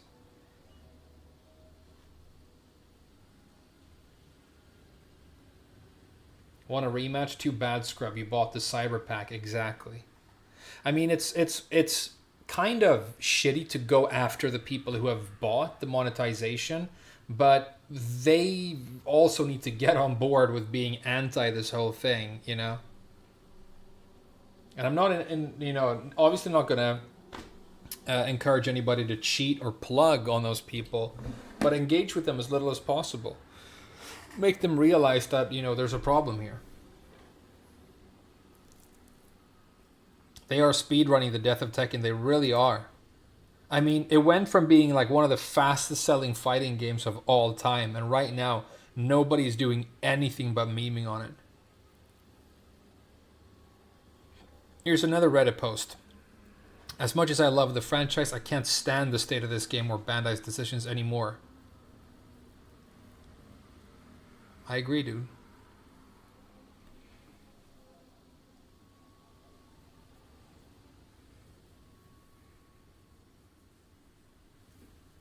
Hotfix update. They're going to fix Zafina's backdash.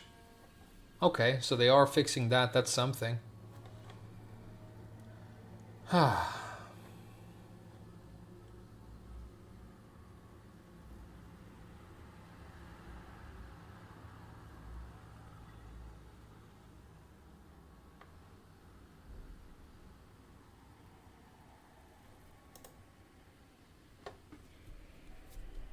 It should just be hashtag fix Tekken. Yeah. I think hashtag BuckFamco is funnier. But fix Tekken, the message, what we want, is in there. Ball changed my life. Same, dude. I got a new emote. Sick emote. Hey, what's up, Kai? I just killed a dragon, dude. I got him. Hashtag not my Tekken. That makes it sound like a joke, though. Hey, what's up, Ape Infantry? I'm about to end the stream, you guys. I'm sorry you joined so late. I'm about to go for an evening walk down by the river. It's raining. I think it's going to be like really nice and peaceful.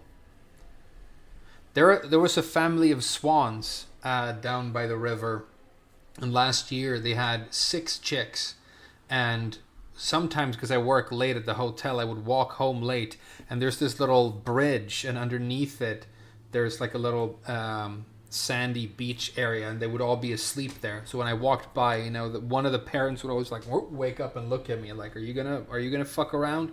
I'm like, no, I'm just going home, dude. And I used to, you know, look and hang out with those swans, and it's really cool because now you can tell that some of those chicks have, because they disappeared over the winter, but now they're back, and the chicks are like adults now. They're really big. And we have some Canadian geese that roost around here as well. They're super cool.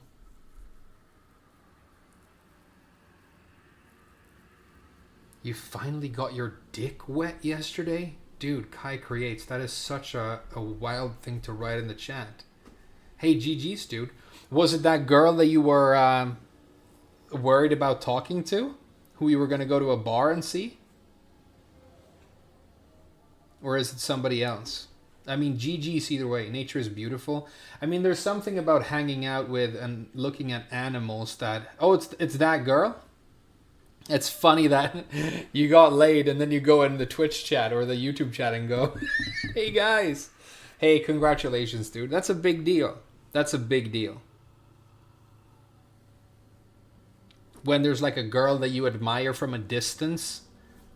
Closing that is like a huge deal. It's hard, and it's also going to give you a good, really great confidence boost for the future, right? Good games, dude.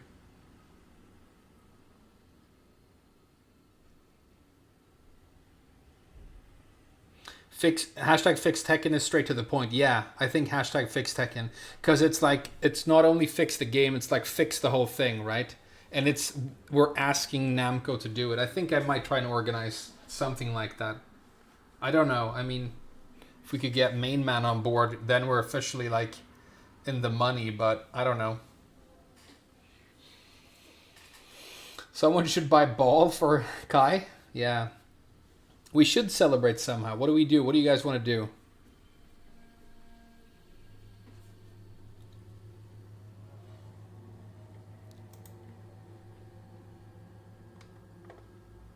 This weapon is wild, dude.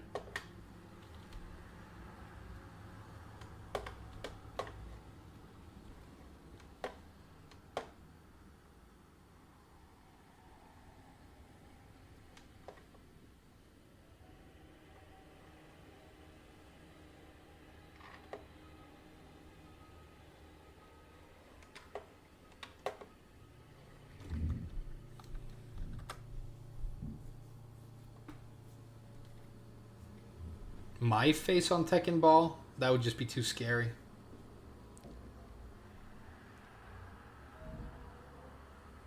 Why Main Man hasn't said anything? I don't know. It could be that he's on the payroll. It could be that he just doesn't really consider it that big of a problem. You know, it could be honesty. You never know.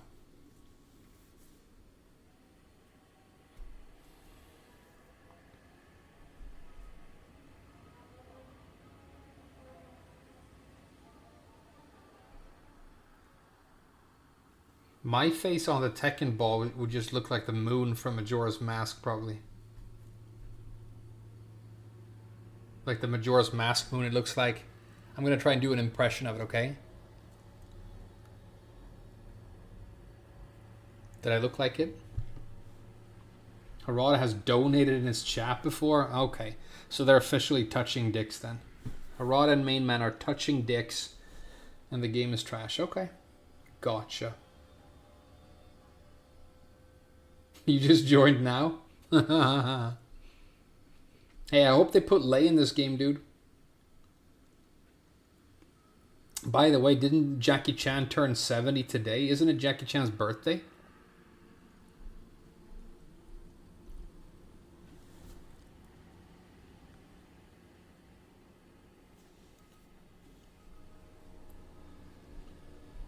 I'm waiting for Lei.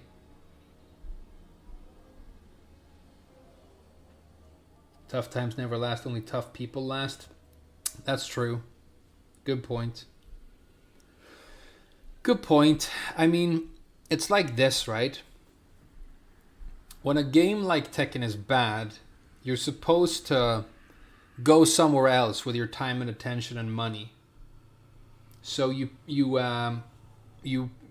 play a different game and you don't support that game.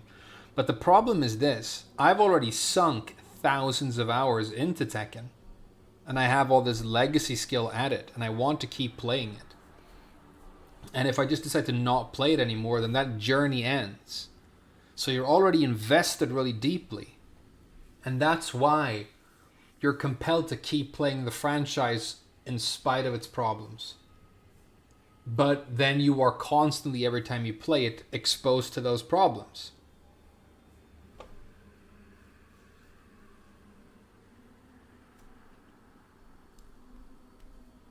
What do you guys think about Street Fighter 6? Sunk cost fallacy? It's not a sunk cost fallacy, no. I know what you mean. It kind of is, but not really.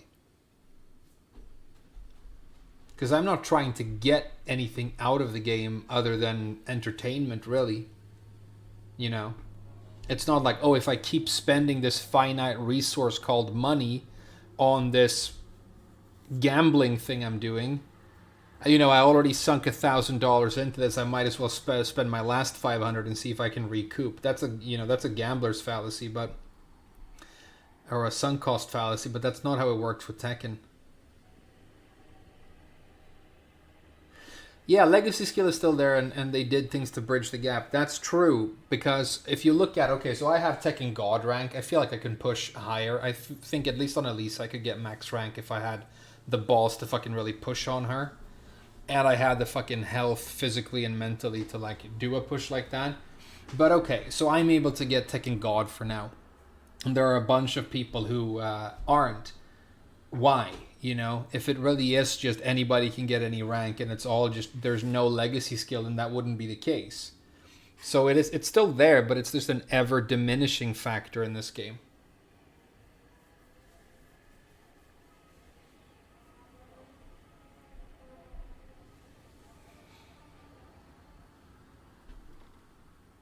It's a lot of knowledge. Yeah, I know. And it's also like precious to me and special. Do you know what I mean? Like the memories I have with Tekken are insane. Great friends. I mean, all these things I've done. Not to mention this channel. Like if I all of a sudden tomorrow never streamed or made videos about Tekken again and all I did was like Elden Ring or something, Stardew Valley, not that many of you would stick around. So it's all the love and attention I've poured into the channel as well. You know? Like, my favorite hobby, my favorite thing is trash as long as Tekken 8 is trash. So I have to, like, keep... That's what I'm trying to move the needle. I'm trying to, honestly, with all this criticism that I'm giving it, I am trying to incentivize them to make the game better. Apparently they're going to hotfix Zafina's backdash, so, you know, that's something to start with, I guess.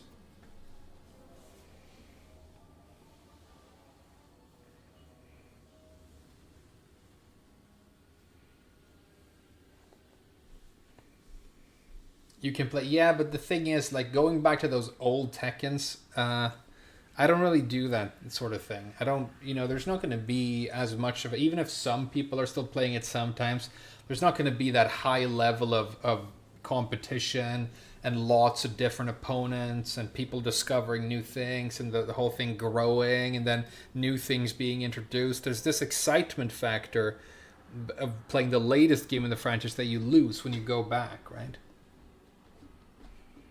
It would be hilarious if they bring back her Tekken 7 backdash. They might fuck up and make it too good. That would be sick.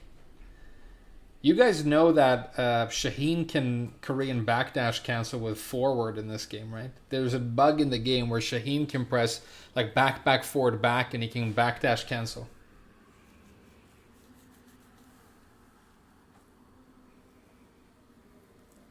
Yeah, if Namco don't get pushed back now, there's no hope. Exactly. It's like I think it makes perfect sense to push back and try and like change it.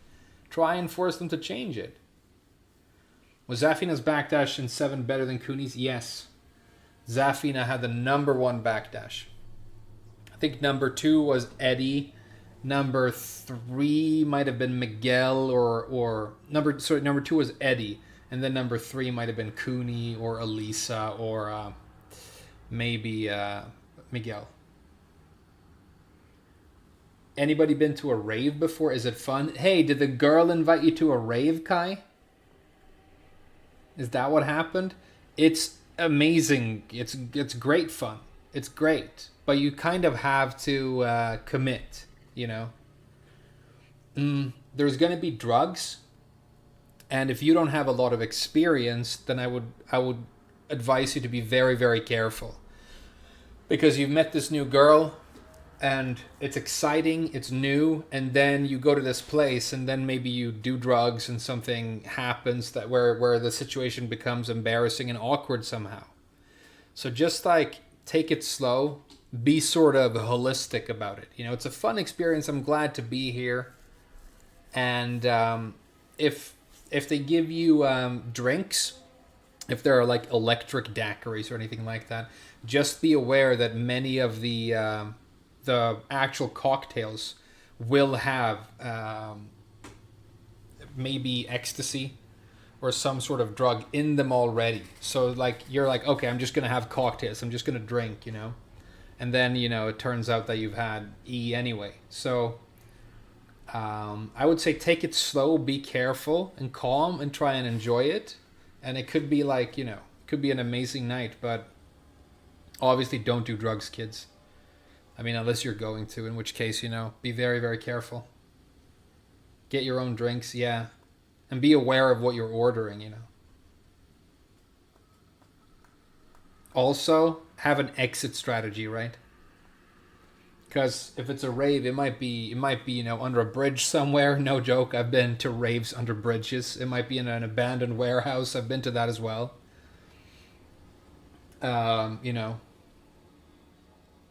So have a plan for how you're gonna get out of there.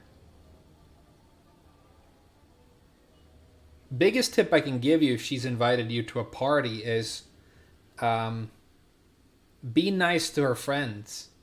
Be nice and cool to her friends. But obviously focus your attention on her. That's going to make you look very good and make her excited that she's with this cool guy. And then her friends like you, and that's going to make her more excited about you. Want to do some player matches? The stream's going to end, dude. Sorry.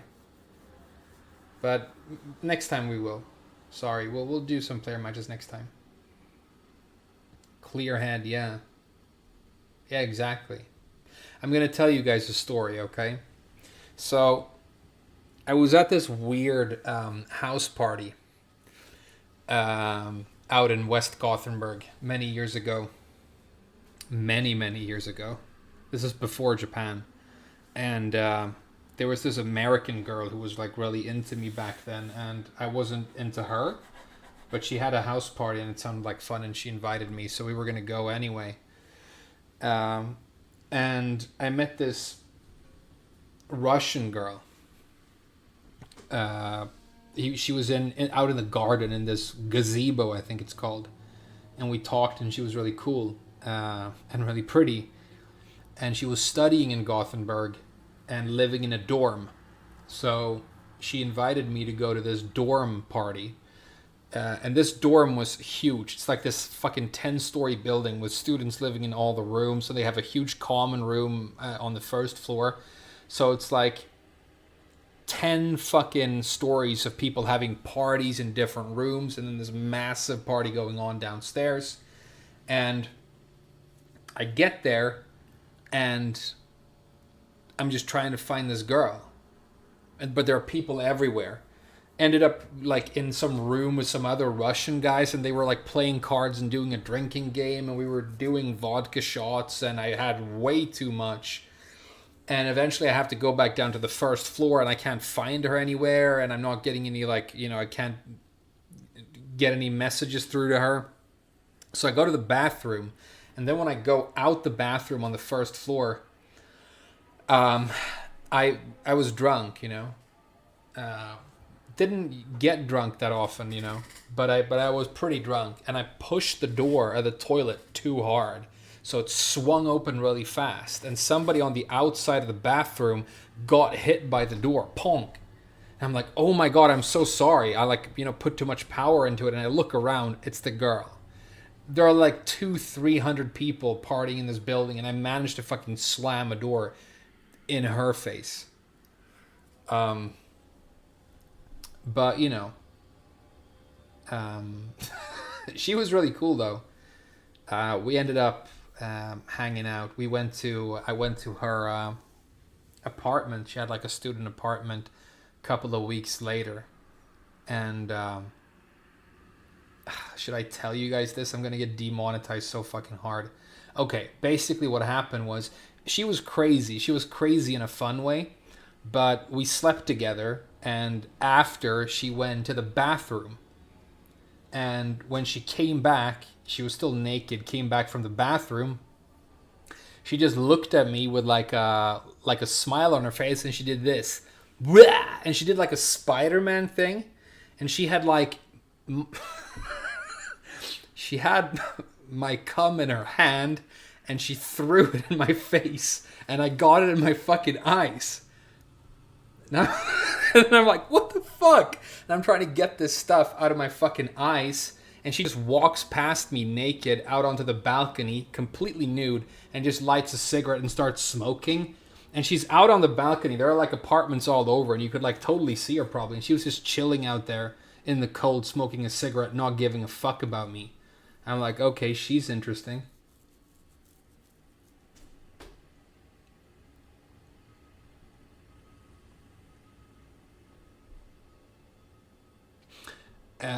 And you know, there's another tip for you, Kai. I'm really young at this point. How old was I? 19 maybe? So it's decades ago. But I fucked up with her. I did something that I'm like, wow, I felt really bad after, because she had this like really old sort of, it almost looked like a Tamagotchi, like a white and pink round really old laptop that she was like writing her schoolwork on. And she was writing her thesis on a really cool subject, because she was from Narva, which is a place in Estonia, which was part of the Soviet Union. But she was born in 1988. I was born in 1989. And obviously the Berlin Wall came down in 89. So when she was born in Narva, this part of Estonia was still part of the Soviet Union. And she talked about how people in the old Soviet states, you know, back home, always used to say that, you know, the Russians are coming back, be fucking careful. Her grandmother, to her dying day, was like, you know, they're coming back. They always do. You know, and she was paranoid about it. But she realized that there was a lot of anti-Semitism in these former Soviet states. So she started writing this thesis on anti-Semite movements in post-Soviet Estonia, which is like a really interesting topic, right? So she showed me her schoolwork, and she had this old piece of shit laptop that she pulled out of her bag, and it like barely started, and then like she would like type, and the letters would show up on the screen like 3 minutes after she pressed the keys. And I'm like, what's the deal with this piece of shit laptop? You need to get a new one. This one's fucking trash. And she was so hurt. And she looked at me like kind of disgusted, and she's like, well, I've had it for a long time. I've had it for many, many years. My mother like saved up to be able to buy me this because I needed a laptop to, you know, do my schoolwork. And it's the only computer I can afford. And I'm like, damn, I'm such a dickhead, dude. I'm such a doofus.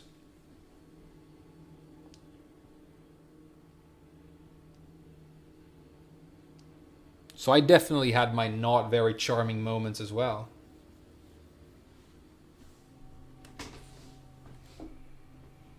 That's not the way. I know, I was 19, dude.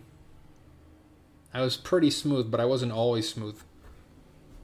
Now, you know, I'm an adult, but I'm also like fucking,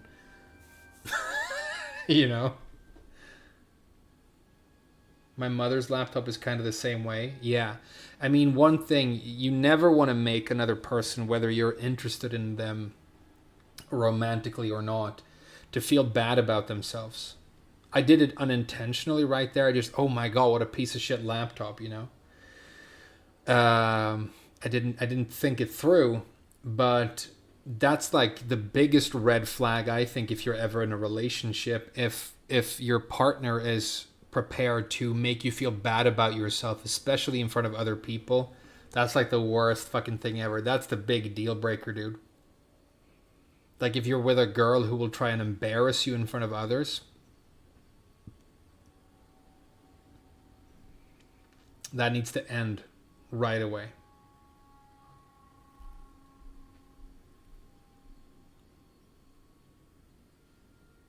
My laptop can't run PS1 games, and that's fine. And that's fine, you know.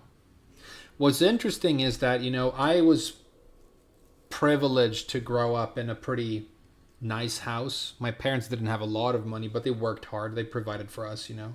I had a computer at home, stationary one that was decent, you know. But then I moved to Japan. I was poor. I was the poor foreigner trying to make ends meet. And I had that laptop that I played Tekken on the last few years, but I couldn't really afford a nice computer before then. So I had a second-hand PlayStation 4 that I played Tekken on. That's what I played Tekken on when I started the channel, was my PlayStation 4.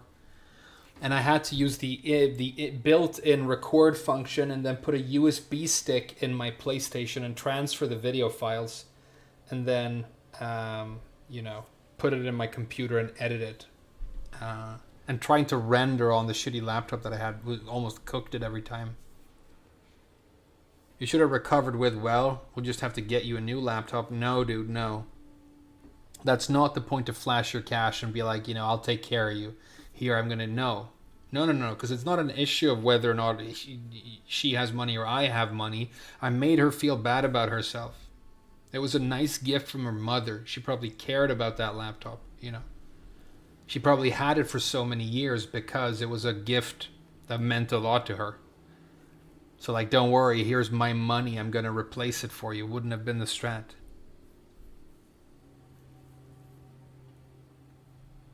I think what I did do was I apologized and I asked her to tell me more about her mother. And,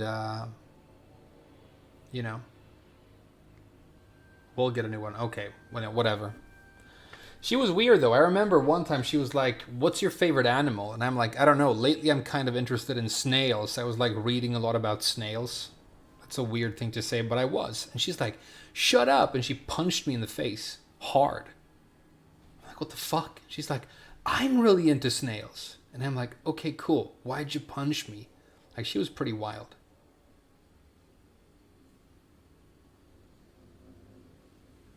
But she told me these stories, you know, her dad was a violent alcoholic. Most people, I mean, I'm sorry to say this, a lot of people I know who grew up or who were born in former Soviet states had, like, you know, parents who were alcoholics, and it was a problem.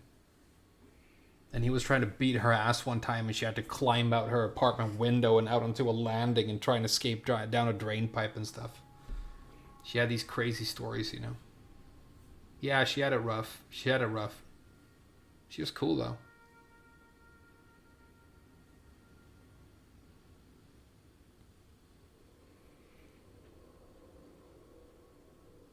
It's that thing when you meet someone, you know, because they have all this baggage. I mean, I do as well.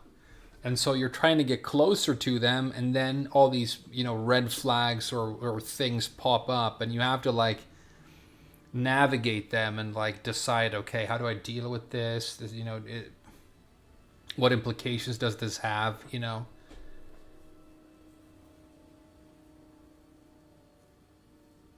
Your dad's an Irish Catholic? Yeah.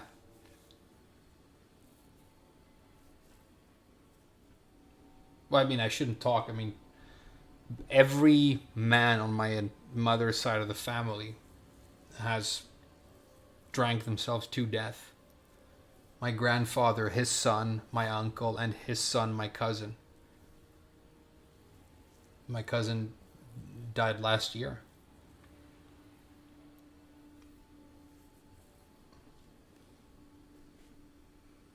He died drinking a beer. Yeah, I know. And there's a genetic component to all addictions, alcoholism, whatever it is, which is why I'm always like, I have a ridiculously high tolerance for stuff. So it doesn't, like, you know, I could drink, and I'm not trying to, like, seem cool or anything. This is just genuinely true about me. I could drink 10 beers and you probably wouldn't notice. The only difference would be I would, like, be burping and going to the bathroom a lot. But I could sit here and be, like, no different. So I have a ridiculously high tolerance for that sort of thing. But, you know, I've always tried to be careful to not pick up any bad habits, you know. You're like that with weed, it just evens you out. Yeah. I mean, there are plenty of people who recreationally use drugs and it's not a problem. They find a balance with it, you know. But it's a very precarious thing. I had a close friend, who was one of the guys I picked up Tekken with. The guy who played Hwoarang Brian in Tag 2. And he was deeply prone to addictions of all kinds. So, for example, he got really into fitness at one point, and he had such tunnel vision. He went so deep, where he was like a pudgy guy before, but he started weighing his proteins, on a little scale, and he had everything planned out. And then I saw him like after a couple of weeks, and he already was fucking ripped, What do you think of parasocial relationships, especially you as a streamer? Well, I think it's very, very important to remember what it is and keep in mind what it is. Don't get it confused with anything else. Don't substitute real relationships with parasocial ones. And obviously, if you realize that you are spending enough time or investing enough emotion into a relationship that is parasocial, you have to be very, very careful about that and manage that. And I think it's only going to get worse and worse and worse. Really, what you should do is there's this movie called Her. You've probably seen it. It's very good. It's quite well known. But it's Joaquin Phoenix, and he has the equivalent of Alexa, this AI that's in your home. But it's actually artificially intelligent, and it's also voiced by Scarlett Johansson, so it sounds very sexy. And he starts having this exchange with it where it's like, well, they start a relationship, and he's in love with her.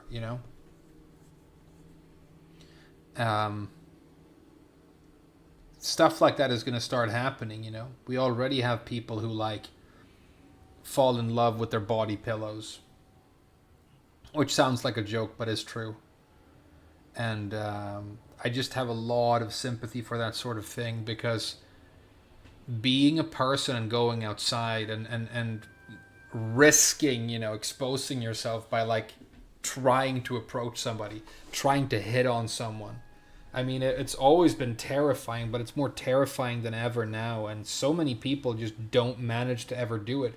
Especially in Japan, so many people I knew in Japan were virgins. And they were never going to get past that. The dude with the car, yeah. No, totally. I think that's a specific, there's a psychological condition where you have people who, hey, what's up, LKMA, who fall in love with inanimate objects. I saw a documentary about it. There was a woman who was in love. We talked about the Berlin Wall. It's funny. She was in love with the Berlin Wall. And she would go to it, and I think she'd try to have sex with it. She would touch it and rub the wall and miss it when she wasn't near it. She was in love with the Berlin Wall. So I think that's something different that's probably existed in the past. Now the weird, yeah, it's weird, but at the same time, you have to have have sympathy for a person like that, But the parasocial thing, you have all of these streamers who might be charming, attractive, and then you can get their attention by paying them money, right? Do you know what I mean? You can get more attention from them, and you can get them to do things even. I mean, if you're on OnlyFans or Twitch, which is basically the same thing as far as I can tell, you can get them to say cute things, to say your name, maybe to show their nipples by sending them money. That becomes a very, very toxic thing. So, you guys sometimes donate, and I'm very, very grateful. Some people did this stream. Ultra Instinct Josie, who's a really cool guy, donated some money because he wanted to get my attention to something that he wanted to say to me, right? So I always try and be very clear. I appreciate that sort of thing, but I'm not going to encourage it. And if you go back and look at every single stream, every single YouTube video I've made, and there's 700 of them across about as many, 7 years or something like that, I have never said like, comment, and subscribe a single time ever. I have never asked anybody in any of my videos to like, comment, or subscribe. I've never said it. Apparently, if you do say it, you actually get many more followers. It's really important. It's like one of the first things you learn when you start trying to build a following on YouTube. It turns out that if you say, remember to like, comment, and subscribe, you get like 30% more followers. It's a real thing. Here I am doing it again. Hey, what's up, dude? Thanks a lot, man. But I never wanted to say it. But it's also like my imposter complex, you know, the same thing as in Tekken. I need to feel legit, and with this, because I've never like tried to entice people, I've just done my thing, and then if, you know, people respond to it, then they do, you know. Are hostess clubs really that popular in Japan? Yes. It's huge. It's huge. Let's talk parasocial relationships in Japan. Okay, so first week I'm in Japan. First week. We've just gotten our apartments, me and my friends. We've just landed. School is about to start. We made it. Thanks, Ultra Instinct Josie. So one of my friends, the guy who the guy who fucked up all the time, the Korean travel agency guy, he's like, we should get a drink. I wanted to talk to you about how amazing it is that we're back here in Japan, because he was with me when I went the first time when I was 20 into Sapporo, right? So let's go out and get a beer. And like, if you're in, you know, anywhere in America and Europe, you can just go into a bar and get a beer, and you can sit down at the bar and you can talk to each other. But it doesn't work like that in Japan. Bars don't work like that. It's very, very rare for you to be able to just go into a bar and get a drink. Maybe if you go to like an Irish pub, those exist, or like an English pub, but that's basically it. So we're like walking around and like, well, why are there no like just straight up bars? Like, you go into a place and it's an izakaya and you have to buy 2 hours of all you can drink, and you know, you have to order food, and it's this whole thing. So finally we find a place with some neon lights that just looks like a bar. So we go in and have a seat, and two of these girls behind the bar come up and ask us what we want. We order a beer each, and then we just start talking, looking at each other, and they're just standing there looking at us, and they don't walk off. And I'm like, all right, whatever. So we try and ignore them. And then after a while, one of the girls said in Japanese, hey, can I have a drink as well? And I'm like, yeah, sure, whatever. Do whatever you want, right? And so she gets a drink for herself. And she's still just standing there looking at us. And I'm like, what the fuck is going on? And then eventually, when we want to pay for our beers, it turns out that the tab we get, not only have we been charged a large amount of money for the time we spent in the bar, we've also been charged for our drinks and then everything that she drank while we were there. So I'm like, what's up? And they explained to us that this was something called a girls' bar. And this is the thing, there are many different kinds and like species of hostess clubs in Japan, and they all have different rules, and we obviously didn't know anything about this. So she's like, no, when you come in here, the concept is you sit down and these beautiful women, young women, work behind the counter, and you sit down and you talk to them about your day. You're like, oh, my boss is an asshole and work is really hard right now. And she's like, oh, really? Tell me more. Oh, you're so smart. I really like you. Oh, my wife's being a bitch lately. Oh my God, you deserve so much better. And then he drinks and she drinks with him. And he pays for both. So the bar makes hella money. And there's also a time charge for the time you're in there. So we're like, okay, well, we didn't know that's the way it works. And then we actually started talking to them because it was interesting. And we had them explain it to us. And then one of them was like, you know, would you like to teach me English? I'm really interested in learning English. And I'm like, sure. And we exchanged information, and she took me out for yakitori like a week later, and then we actually ended up dating for a while. So she was like my it became a real relationship. But I think the fact that we came in there and we ignored them completely because we just wanted to talk to each other, I don't think that had ever happened to them before, and it probably made us seem pretty cool. I don't think they'd ever been like ignored like that before. So even though, and then I never really went to any sort of hostess club or anything like that. There was one other time for like the 8 years I was there when a friend of mine who was the son of a Yakuza guy, boss, who got, his father was murdered. And he worked for my company. He asked if I wanted to go out and get some drinks. And he said we should go to my mom's place. And his mom had what's called a snaku. So a snaku is a completely different thing. A snaku is where you have a mama-san who's like usually like a slightly older lady. And like old dudes like to go in there. And they have some younger girls and some older girls working there. And you order drinks and you sing karaoke together and you hang out. Mama-san runs a brothel. Not in Japan, they don't. A mama-san over there is just somebody who has a snaku, which is a specific thing. And then there's all kinds of things. There's loungy, downji, which is a different thing. And then there are places like where it's straight up like you can pretty much pay for sex, I think.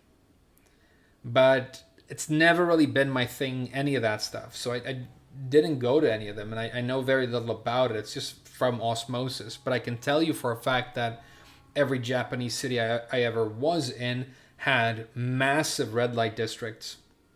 And the Japanese guys that I worked with, Soapland. Yeah, Soapland is a different thing. So Soapland, the idea is that you get like a soapy massage from a girl, but she like lathers you up.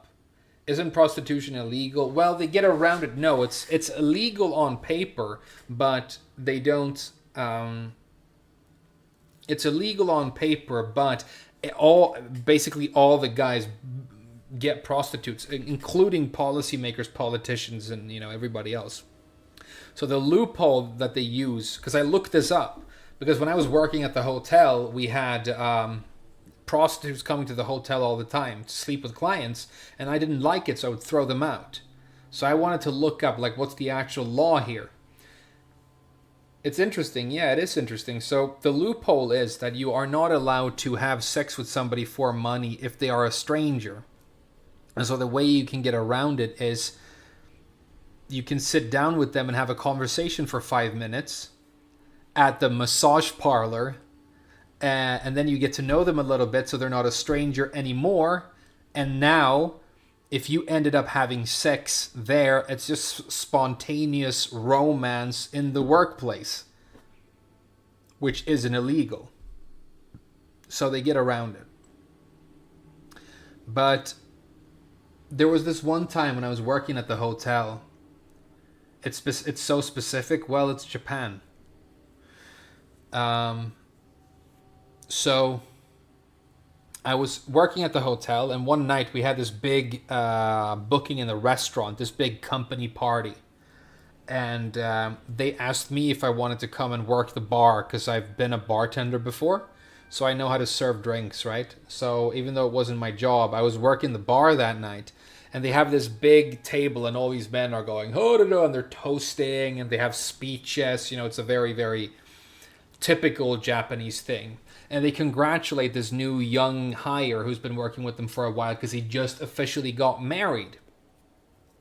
And it's all with his wife. She wasn't there, but So, gradually everybody keeps on drinking, and then it gets late and some people go to bed. And at the end of the night, there's only 2 guys left. There's the guy who just got married and an older guy who he works with. And they're just sitting there red, in the face, drinking. And they go quiet and they go, so what do you want to do now? And they're like, well, we could And then one of them goes, "Skebi ikokka." The other guy goes, "Ikimashouka." Do you want to go perv? Yeah, let's. So this young guy, 24, 25, just got married. They just decided to go to the red light district. And they're going to get some clam, yeah. Yeah, cheating is basically the norm, more or less. It's very, very common. And when you say cheating, it's not like these guys are chads and they have multiple girlfriends and are cheating. When you say that cheating is the norm in Japan, understand that the norm is that the men fuck hookers, okay? So it's not like they're cheating on one woman with another woman, what they are, but they're paying for it. It's not like they're attracting multiple sexual partners. They're paying for it. That's what's the norm. And that's the reason I basically had no close friends who were Japanese men. I had so many great friends, like in multiple different large friend groups when I was there. But all of my friends, all of my Japanese friends are women. Because I really like them, and I don't mean in a yellow fever sort of way. They're super cool, they're humble. They're easy to talk to, easy to get along with. But whenever I was in a situation, if I was out with work colleagues or whatever, it gets late and they're like, "Do you want to go to the fucking whorehouse?" And I'd just be like, "No." You know?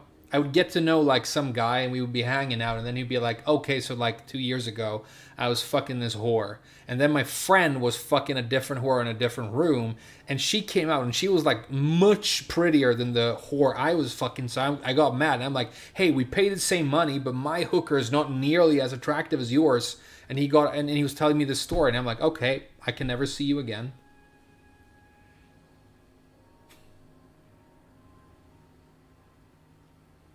And the Japanese women, do they really think it isn't cheating? It's a coping mechanism. It obviously hurts them emotionally in the sense that you can tell with some relationships that it's not 100% genuine and it's not there. It's much more like, okay, we have to get married before 30 and we need to have children because that's what you have to do. Otherwise, you're a failure socially as a person. According to society, according to your family, you meet someone who's okay. They make enough money. You know, you get a house together. Whew, I did it. I've managed to settle that important thing that you need to get done. Let's have the big, beautiful wedding. I'll wear a white dress. You'll wear a tuxedo. We'll talk about how much we love each other, and then it's done. But the whole thing of like actually loving someone deeply and like forgiving all of their flaws even though they frustrate you, and showing them the most embarrassing aspects of yourself and having them like you and encourage you in spite of that, that whole thing is very rare as far as I can tell. But it's human. Wanting to love like that is very, very human. So it's definitely in them. It's just that it because of the way their culture and society works, I very rarely saw it fully expressed and realized. Most Japanese girls I knew were scared of their fathers. Dad wasn't present that much and wasn't that nice to mom. And mom and dad were not deeply in love and cute together. He was out drinking late after work, working his ass off, came home stressed out, frustrated. And very often, you know, lying about working overtime, but was at the fucking brothel, basically, yeah. So yeah, that's a whole thing. So you can imagine, like, I go over there and my friends go over there, and we can cook. Like, I'm a pretty good cook. I would like invite a girl over to my house for a second or third date, and I'd be like, "I'll cook for us." And I would make a nice meal. And we would talk, and I would listen to what she had to say. And I had all this, you know, I could talk about all the places I've been in the world, because they don't tend to travel that much, you know? So yeah, it is kind of easy to come across as a really interesting guy over there. But, you know, you should do cooking streams. I did a cooking video that I uploaded a while ago, a couple of years ago. But yeah, that's what it's like. And obviously this is not always true, and there are people who have beautiful relationships, stuff like that. But it's secondary. You know, I sat next to this old woman. I was at a Christmas party. This is the party where I met my fiance for the first time. And I was sitting next to this older woman who was at the same party. 45, 50. She was like, so how old are you? I said, I'm 30. Okay, are you married? And I said, no, I don't think I'm going to get married. She was like, what do you mean? Well, I don't know. It just doesn't seem like such a good deal, you know? I really enjoy my life the way it is. I want to find someone to be with, but the whole marriage thing doesn't really, like, you know, seem that appealing to me. And I've never wanted children. She's like, you're so pathetic. You're 30 years old. It's time to grow up. Get serious. You can't be talking shit like that forever. I'm like, oh my God. What a horrible thing to say. And then I asked her some questions. We kept talking for a little bit. And it turns out that she's been married for a long time. And her husband fucks whores. And I was like, well, what about uaki? What about fudin? Cheating. And she's like, don't be ridiculous. Stuff like that doesn't matter. If he wants to go to like some fucking whorehouse and fuck some young girl, what should I care? But if he loses his job, I'm gonna fucking kill him. And I said, what do you mean? And she was like, well, if he loses his job, that's how he supports the household, me and my children. And it's very, very embarrassing socially. My husband gets fired. I would kill him if he got fired. But if he wants to go fuck around with some young girls, why should I care? And I sat there and I'm like, you're being condescending and aggressive and calling me immature, but as far as I can tell, you have no genuine, deep, and romantic love in your life. And it's this pointless dead husk. And I feel so sorry for you.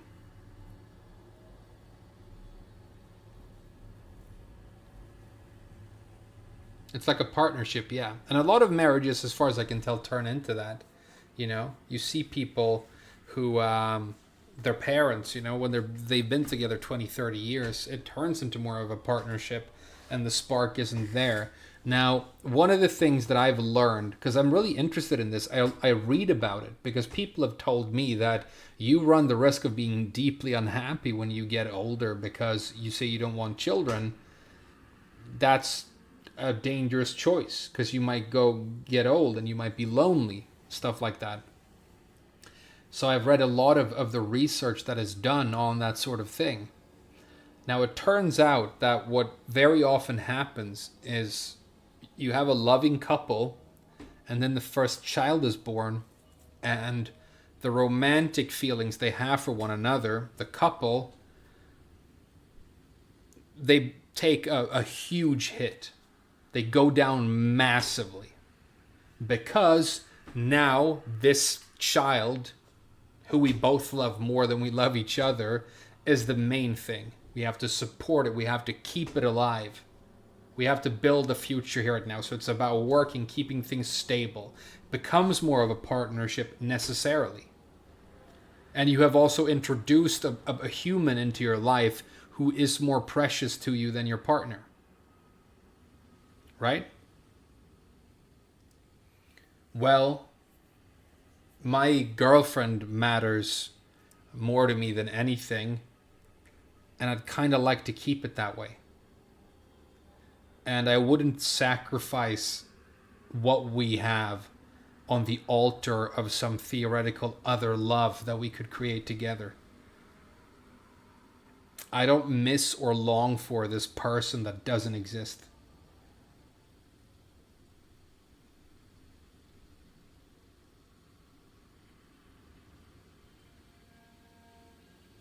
A lot of mothers and fathers who are left alone in their retirement homes. Yeah, well, you know, if something happens to her and I don't have her for the rest of my life, I'll just be by my own. I'm very, very good at being on my own. I was on my own for most of the time I was in Japan for years. I could go weeks without talking to anybody, and I was deeply happy. And I almost felt ashamed sometimes because you're not supposed to be happy when you're on your own. I disagree respectfully. Totally, dude. And I realized that what I'm saying is like the outlandish, strange thing. But at the same time, if this is how I actually feel, so I have to be true to myself, you know? I have to live this truth, because if I have a kid, even though I'm convinced that I don't want to, now I'm in a really difficult spot, dude. Now I'm locked the fuck down. Now I have to do this. I don't get to quit. I can't Alt F4 anymore. You know?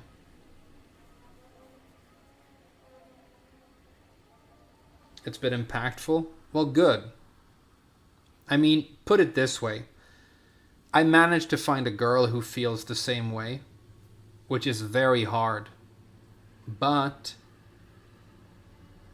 the fact that we don't have kids means that if we want to move to Japan, we can just do it pretty much. If we want to move to Italy, which is a plan we have, we can just do that. We will have so much more money over. And all the money we have, we can spend on ourselves. I know it's a good investment to own a home, but theoretically, as long as I have a reasonably stable income, I could rent for the rest of my life. I am not worried about leaving some sort of legacy, leaving any kind of inheritance for anybody. What if biology knocks and she changes her mind? Well, if that happens, I've told her that she has to tell me. But when we first met, and what happened was we kissed on Christmas Day, and I went home, and the next day I'm sitting at my computer, probably editing some Tekken videos, and she calls me, and she was walking in town. And I could tell she was stressed and she was going somewhere. She was like, well, you know, we kissed yesterday, right? And I'm like, right. She said, so, I'm sorry, but I'm Japanese, so I need to put this, we need to make this official. Am I your girlfriend? And I said, well, let's figure that out. Let's talk about it. Is that what you want? Well, what do you want? I want you to tell me first. And I said, well, I really like you a lot, but now you have to realize that I've been in Japan for many years. I don't know how long I'm going to be here for. I might not be here forever. I might have to leave if I lose my job or whatever. You know, it's not like I'm planning to be where I am right now forever. So that's one thing, and that's going to be like a long distance, whatever. That's going to be really difficult to navigate. And then the other thing I said is that, you know, we're 30 and I don't want children. I'm 99, pretty much 100% sure that that's not in my future. So knowing that, how do you feel? And she really wasn't interested in kids either. She's kind of like me, you know, when we're in a place and there's a kid that's being loud and running around. Hey mom, look at me, I'm doing the thing. I'm doing a handstand. Some people go, oh, that's cute. And some people go, so fucking annoying, so loud. Somebody control this kid. I'm that person and she's that person. So basically what I'm trying to say is that that was a rule of mine from the start. If we do this, you need to understand that the whole child thing isn't going to happen. And so we enter the relationship on that premise, which means that if she now, because of some biological mechanism, changes her mind, she will have to tell me, and we'll see if we can somehow navigate that If not, if it's a deal breaker, then it's a deal breaker. But, you know, I've been honest from the start.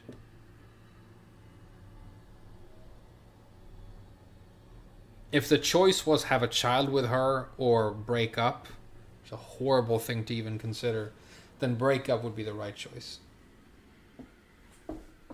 But that's not going to happen. Because that would be like making the biggest sacrifice imaginable for her and then losing her in the process. And then spending the next 20 years of my life caring for this kid, working my ass off. First few years getting no sleep because it's up screaming. Always worrying about my financial situation. Dude, I'm stressed out enough as it is. You see how much I work right now, how tired I am? And then I'm going to introduce a baby into that.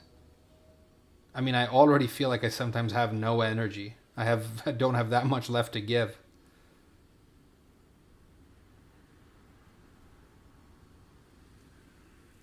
If I had a kid and Bamco offered me money, I might take it, honestly. So, like, I'm a little bit sad and disappointed in Main Man, I'm not going to lie. But I know he has a kid. And obviously that's always number one. Has to be. So, you know. Don't get hit with a turkey baster. Yeah, that's another one. You have to be careful.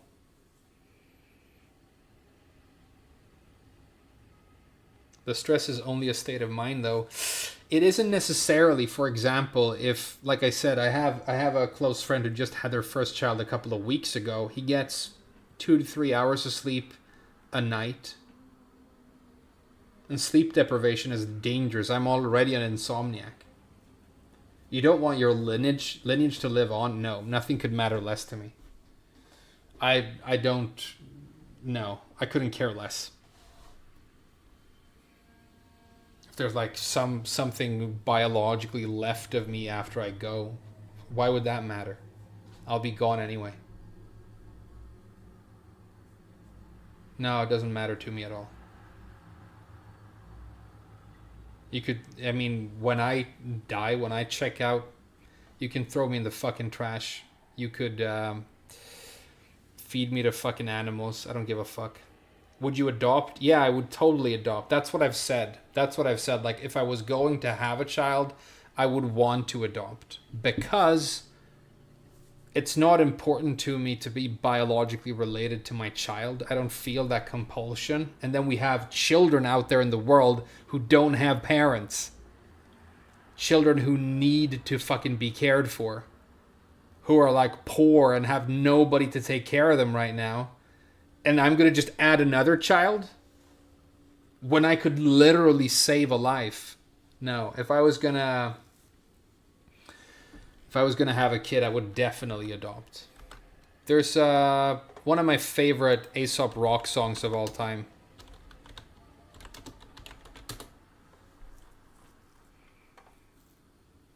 You guys should listen to this. This is the chorus.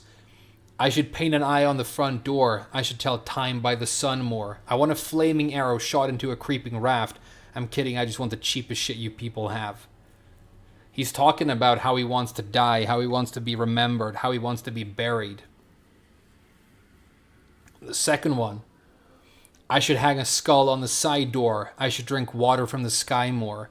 I want 1,000 lanterns drifting on a summer's wind. I'm joking, y'all can feed me to the fucking pigs. The goat. And then the final one, he goes, I should nail boards to the back door. I should feed squirrels from my hand more. I want to meet the maker in a proper suit and shoes. I'm joking, let him find the body with the loot removed. It's not dark. I don't think it's dark. Yeah, you can feed me to fucking pigs if you want to. I don't care. You know? Or like use me as some sort of, you know, use me for surgery practice. That's good. You know?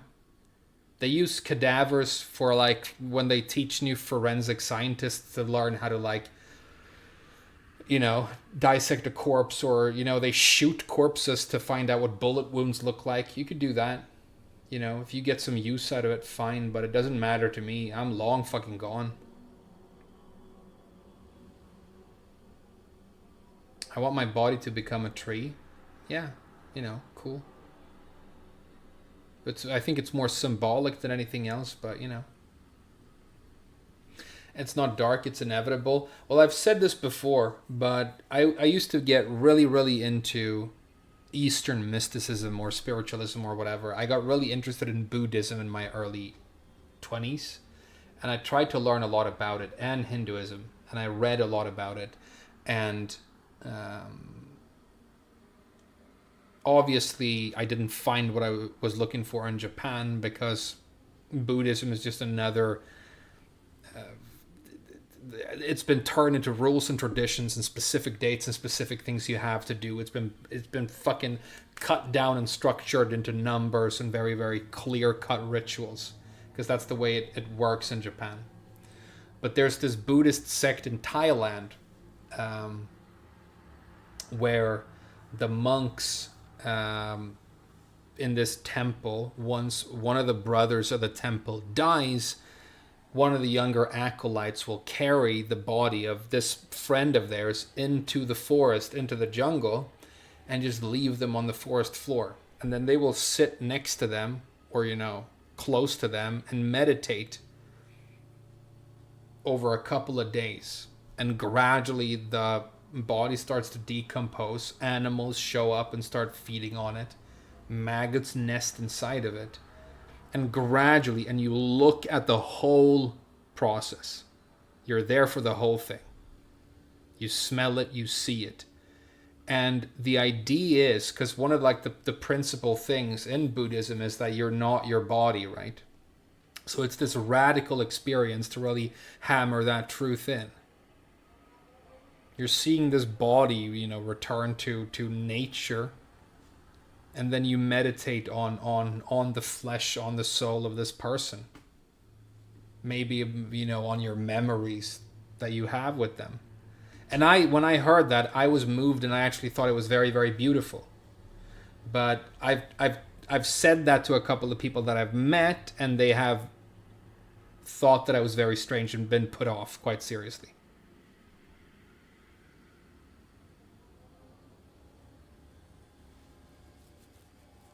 Your mother had heart problems. She's fine. I'll probably call her before bed, but you know, she's cranky, and she can be really nasty. More right now because it's icy between us. I'll probably give my dad a call, and he will let me know how she's doing. And then me and my mom, a couple of days from now or weeks from now, will be fine again. We've been through this a bunch of times.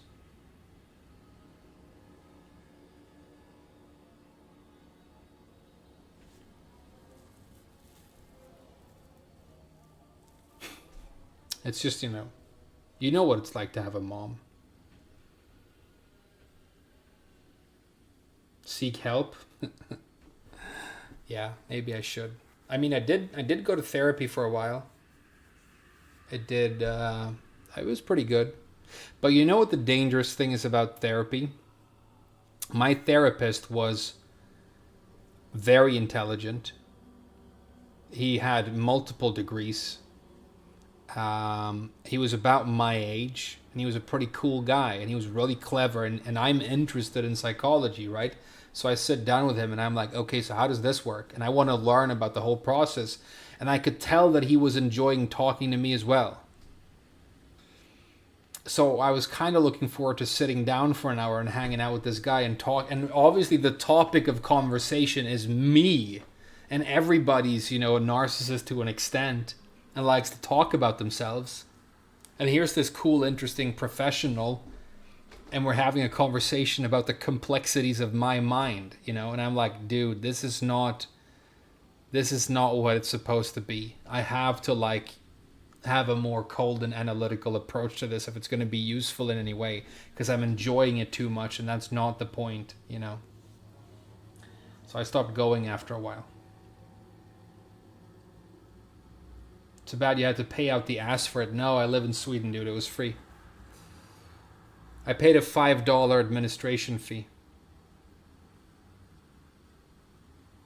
That was it. You get free medical in this country.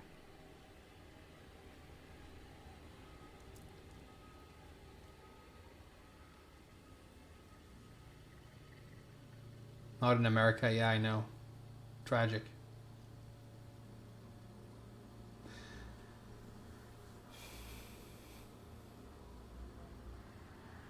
$20? Well, you know, it's still affordable.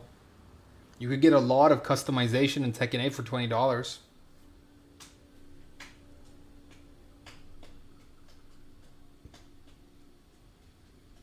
Dude had you in the palm of his hand? Not necessarily. Not necessarily.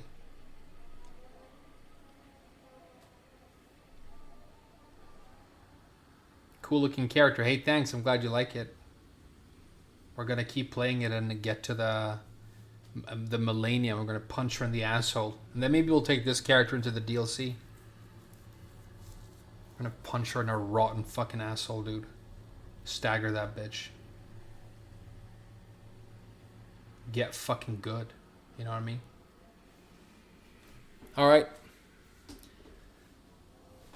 Any other questions? Otherwise, I'm going to go for that walk now. What was healthcare like in Japan?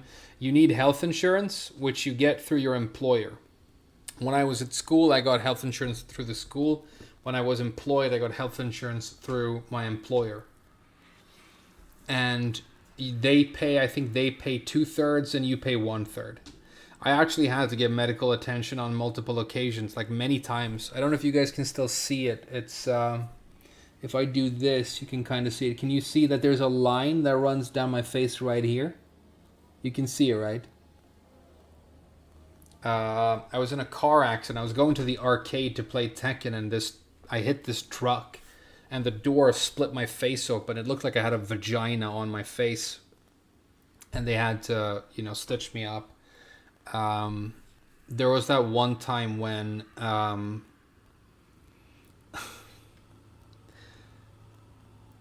I had to.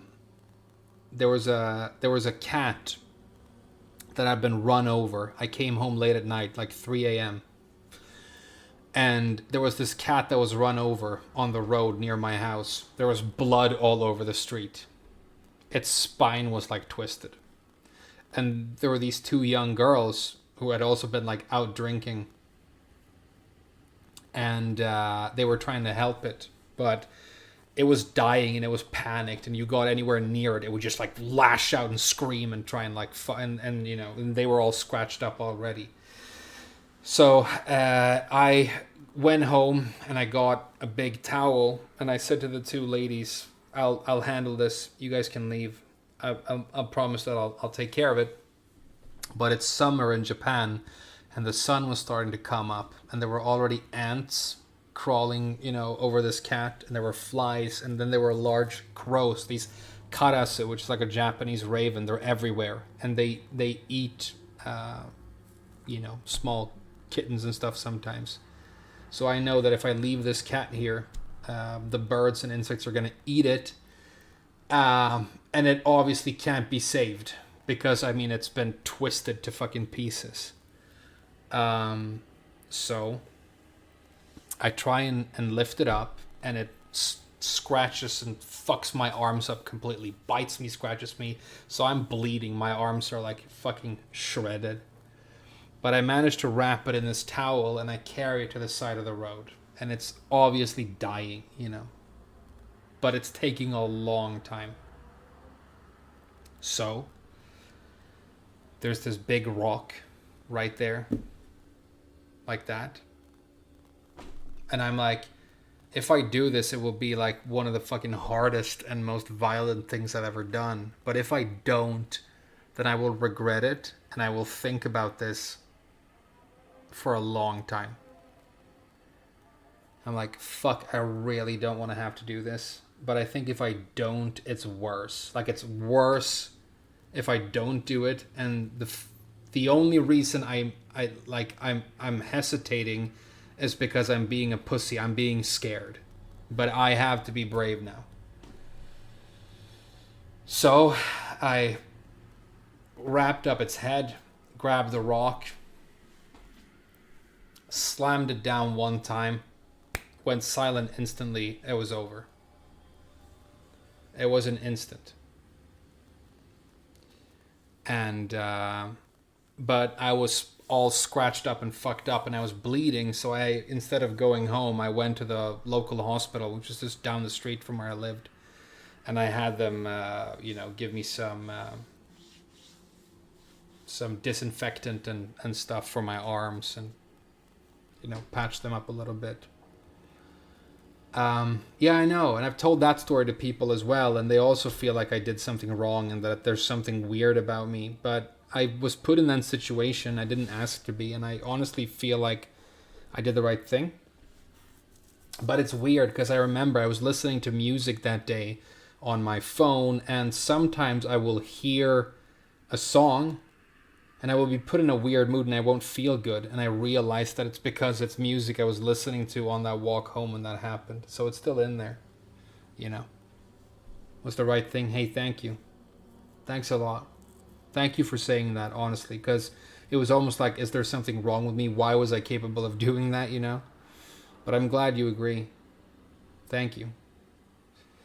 So that's one time I had to go to the hospital. I got very, very sick a couple of times. There was that one time when I had salmonella and I couldn't, eat or drink and they had to give me an IV. Yeah, I was in the hospital a bunch of times in Japan. But it was always very affordable. Hey, thanks, Jerome. Could the police not have shot it instead? No. I've had many interactions with the Japanese police, and I'll just say that I'm not very impressed. I'm not very impressed with the Japanese police. As far as I can tell, they're pretty much completely fucking useless.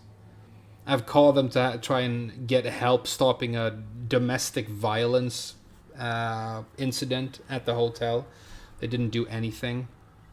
I tried to get their help when we had all these young Chinese prostitutes being sold at the hotel. They didn't want to help us with that.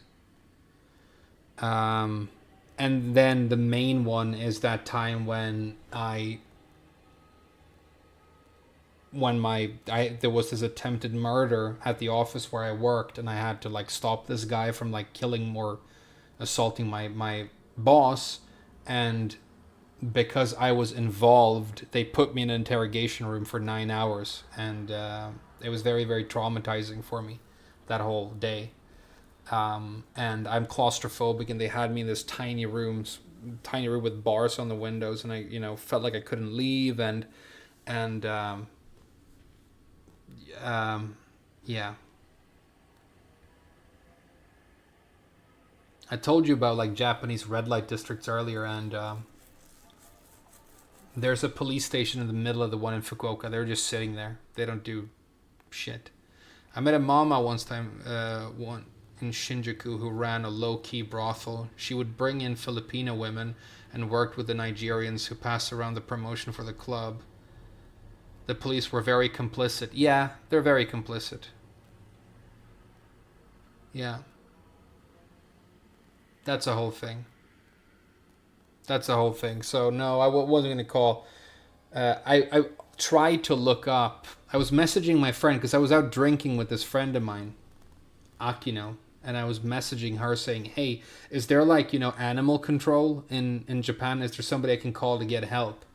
And she was like, no, I don't think so. I don't know. And she looked it up on her computer, but she couldn't find anything. So,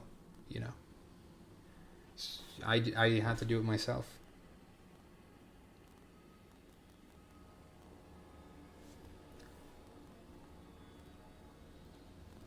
I'm very familiar with death. Yeah. I mean, people who grow up in the countryside have a different relationship with that sort of thing.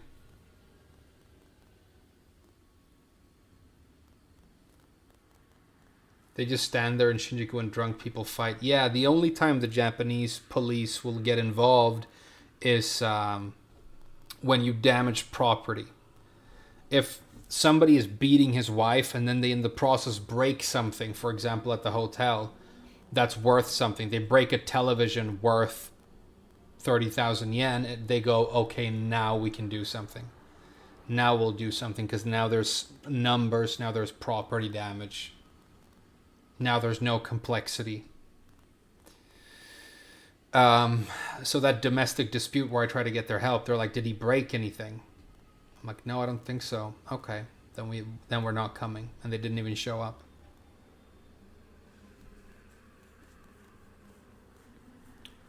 You know?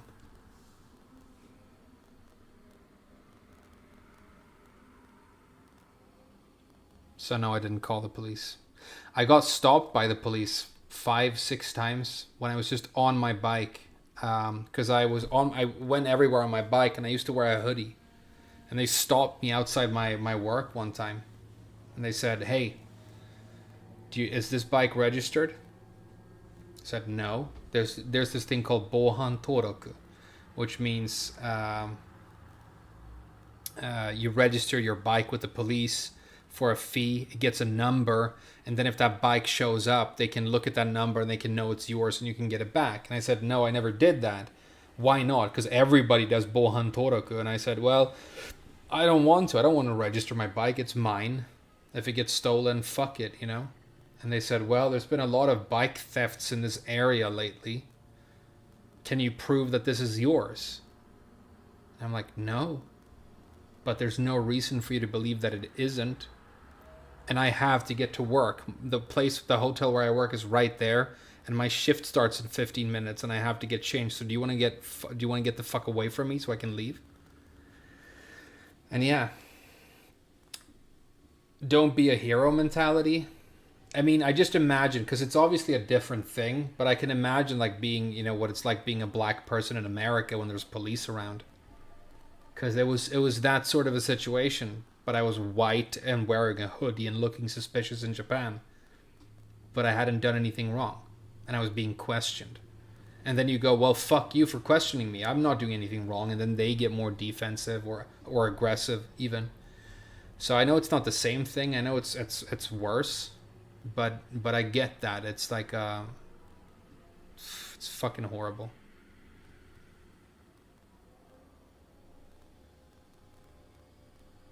I've been accused of being cold and heartless. Yeah, well, maybe you should explain it to them, you know? Like people who, for example, people who grow up on a farm have a very different relationship with death. People who grow up hunting, you know? Is your bike registered? Yeah. No, that's a real thing.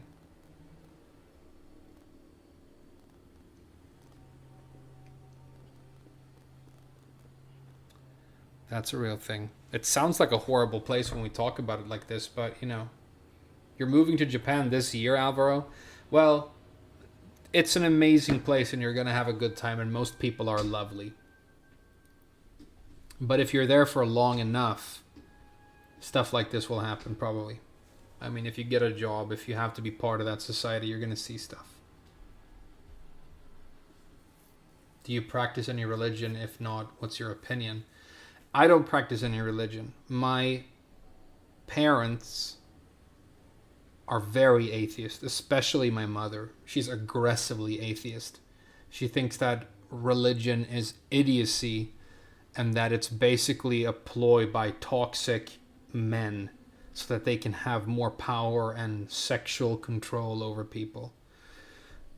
She thinks religion is responsible for basically all conflict and all war. And she thinks that anybody who is religious is stupid because they're being fooled. You know, they're being fooled by these transparent lies.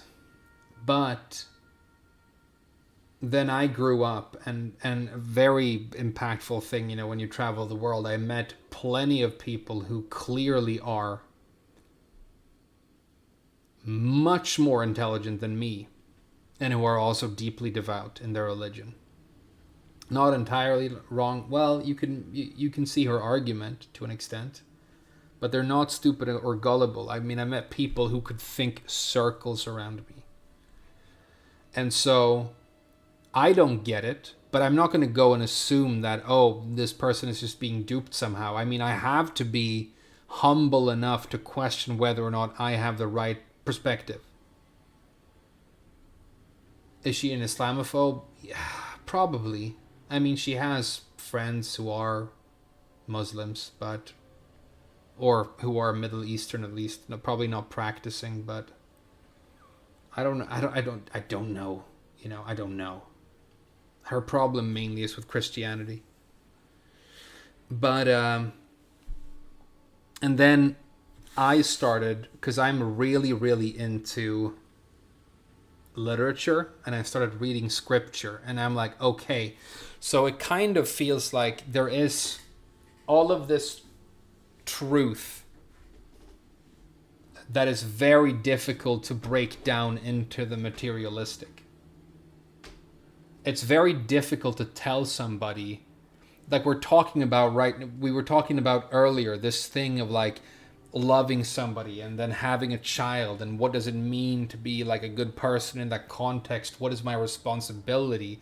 What happens to my body after I die? All of those things, you could try and like describe those just with words and break them down numerically, but I think you'll fail.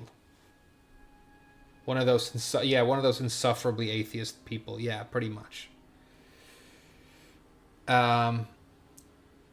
So I think the way you pass on those things, those truths, the way you impart that wisdom is through storytelling, through narrative, and through myth. And I think you can find deep and beautiful and meaningful parables in scripture.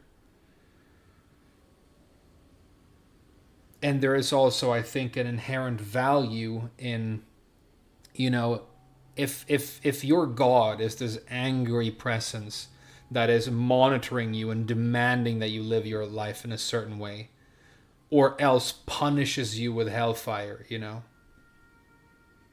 that's one thing. If your relationship with God is that you try and be humble in front of something greater, you meditate, you pray, you're grateful, you know, things like that. I think it's beautiful. I think it's useful. And I think there is truth in it that is difficult to get from anywhere else. However, when you try and narrow that down to one specific religion and one specific faith, it kind of, to me, becomes a little bit arbitrary.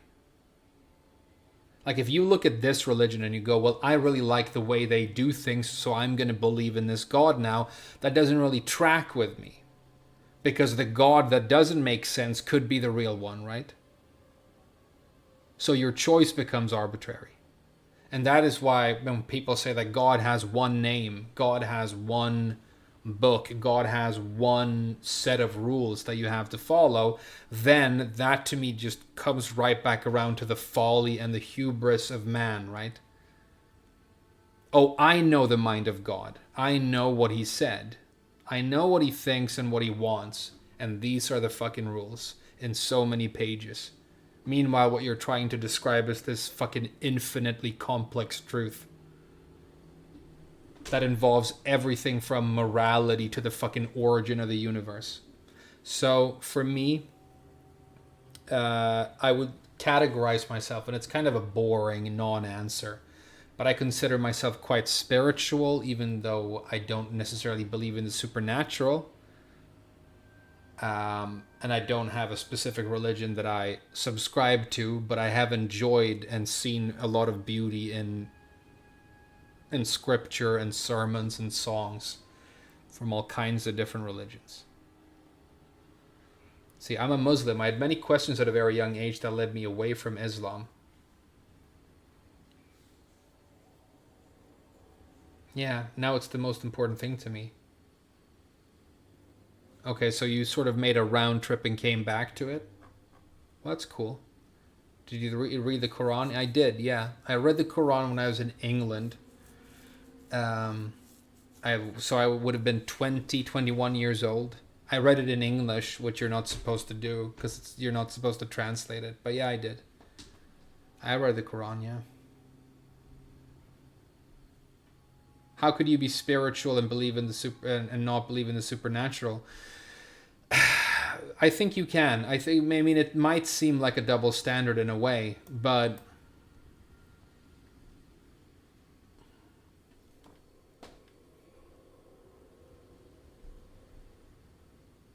I don't necessarily believe in the immortality of the soul. I don't even know if I believe in the existence of the soul. But you get into this thing of consciousness. Like if you like one thing that I say is that, okay, there are things in the world that aren't illegal, but that are morally wrong. And I would categorize some of it as sin, for example. So for example, if you betray somebody who you're in a relationship with and you cheat on them with somebody else and you get away with it, nobody knows. And even if it came out, it's not illegal, but it is darkening your soul. It is a filthy betrayal, and it's sin, you know?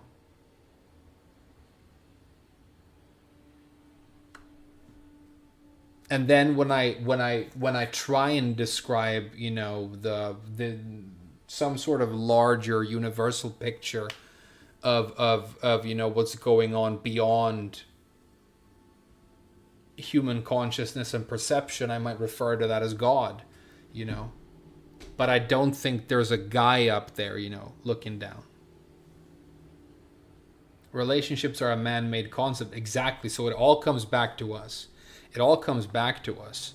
I think, honestly, a lot of this stuff is the fact that we have an evolutionary history that goes back millions of years.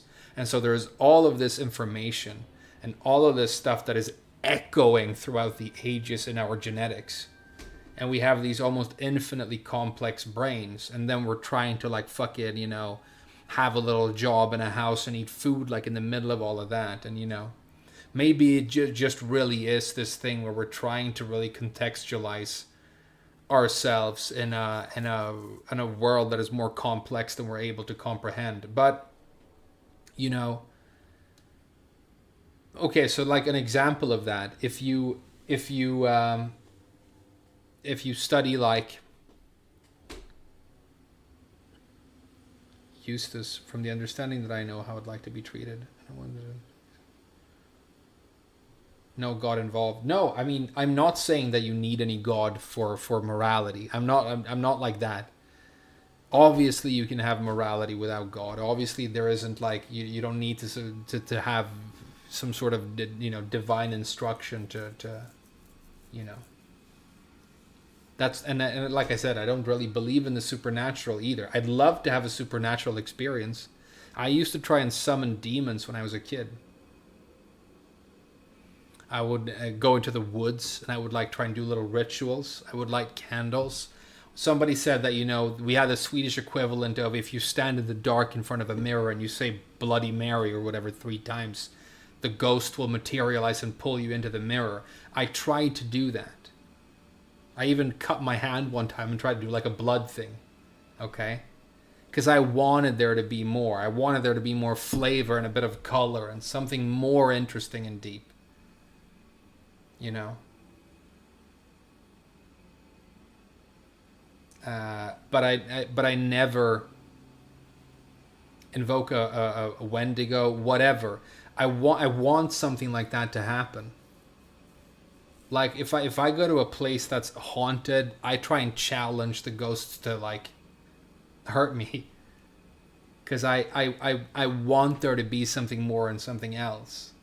But then, you know, I've had all of these, what I would describe as spiritual experiences. You know, I used to be really into meditation. And you come back, even though you never left. And now you have all of those satanic rituals. Yeah, I genuinely, like, performed satanic rituals that I saw on the internet. You know, they might have been bullshit. But it's like, you come back from a deep spiritual experience and now you, like, have this completely different perspective and you You start treating people differently, and your life changes. So something tangible has happened. Something tangible has happened, and yeah, you could try and like break it down to brain chemistry and hormones. I don't know how far you'll get with it, but I have an appreciation and a reverence for that, and I think humility is such a big deal. Is that why you mained Elisa? Yeah, I was really into the supernatural, demons and vampires. I love that sort of thing.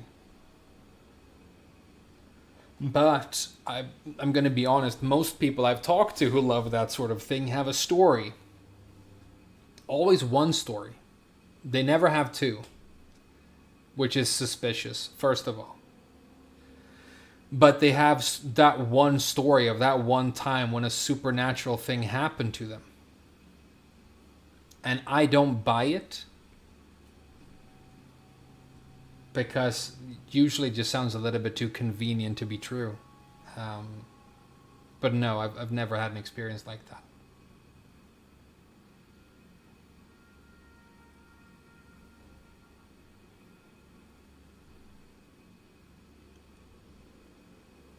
It's not, the sort of conversation that I usually have on stream, but there you go.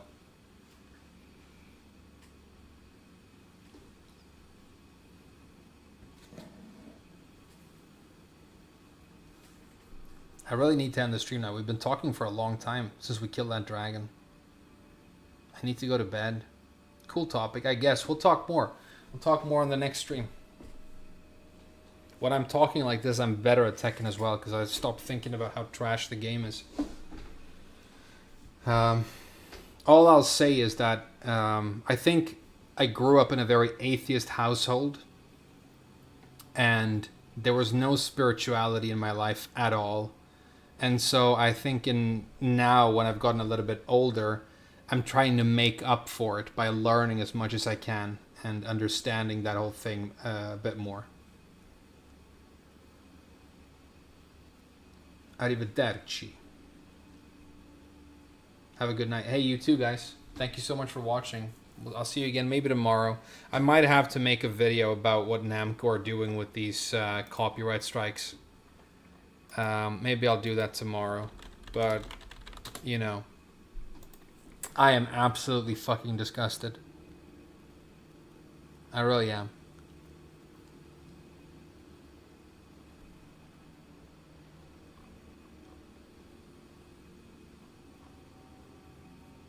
I mean, maybe it's a fucking matter of time before they go after me. Who knows?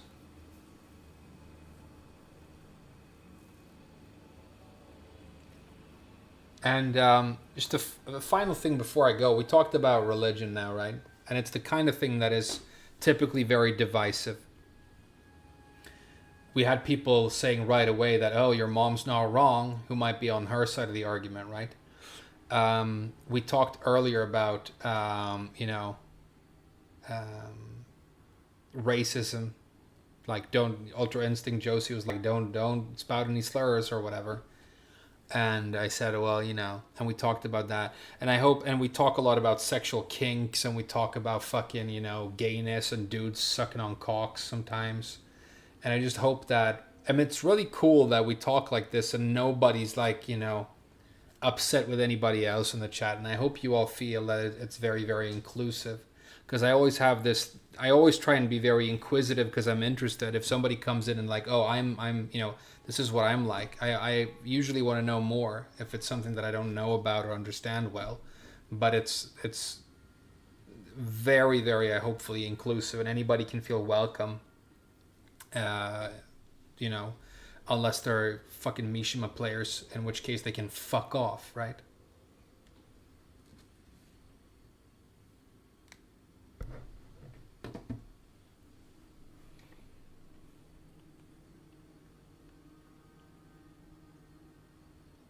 Can't take yourself too seriously. Too true.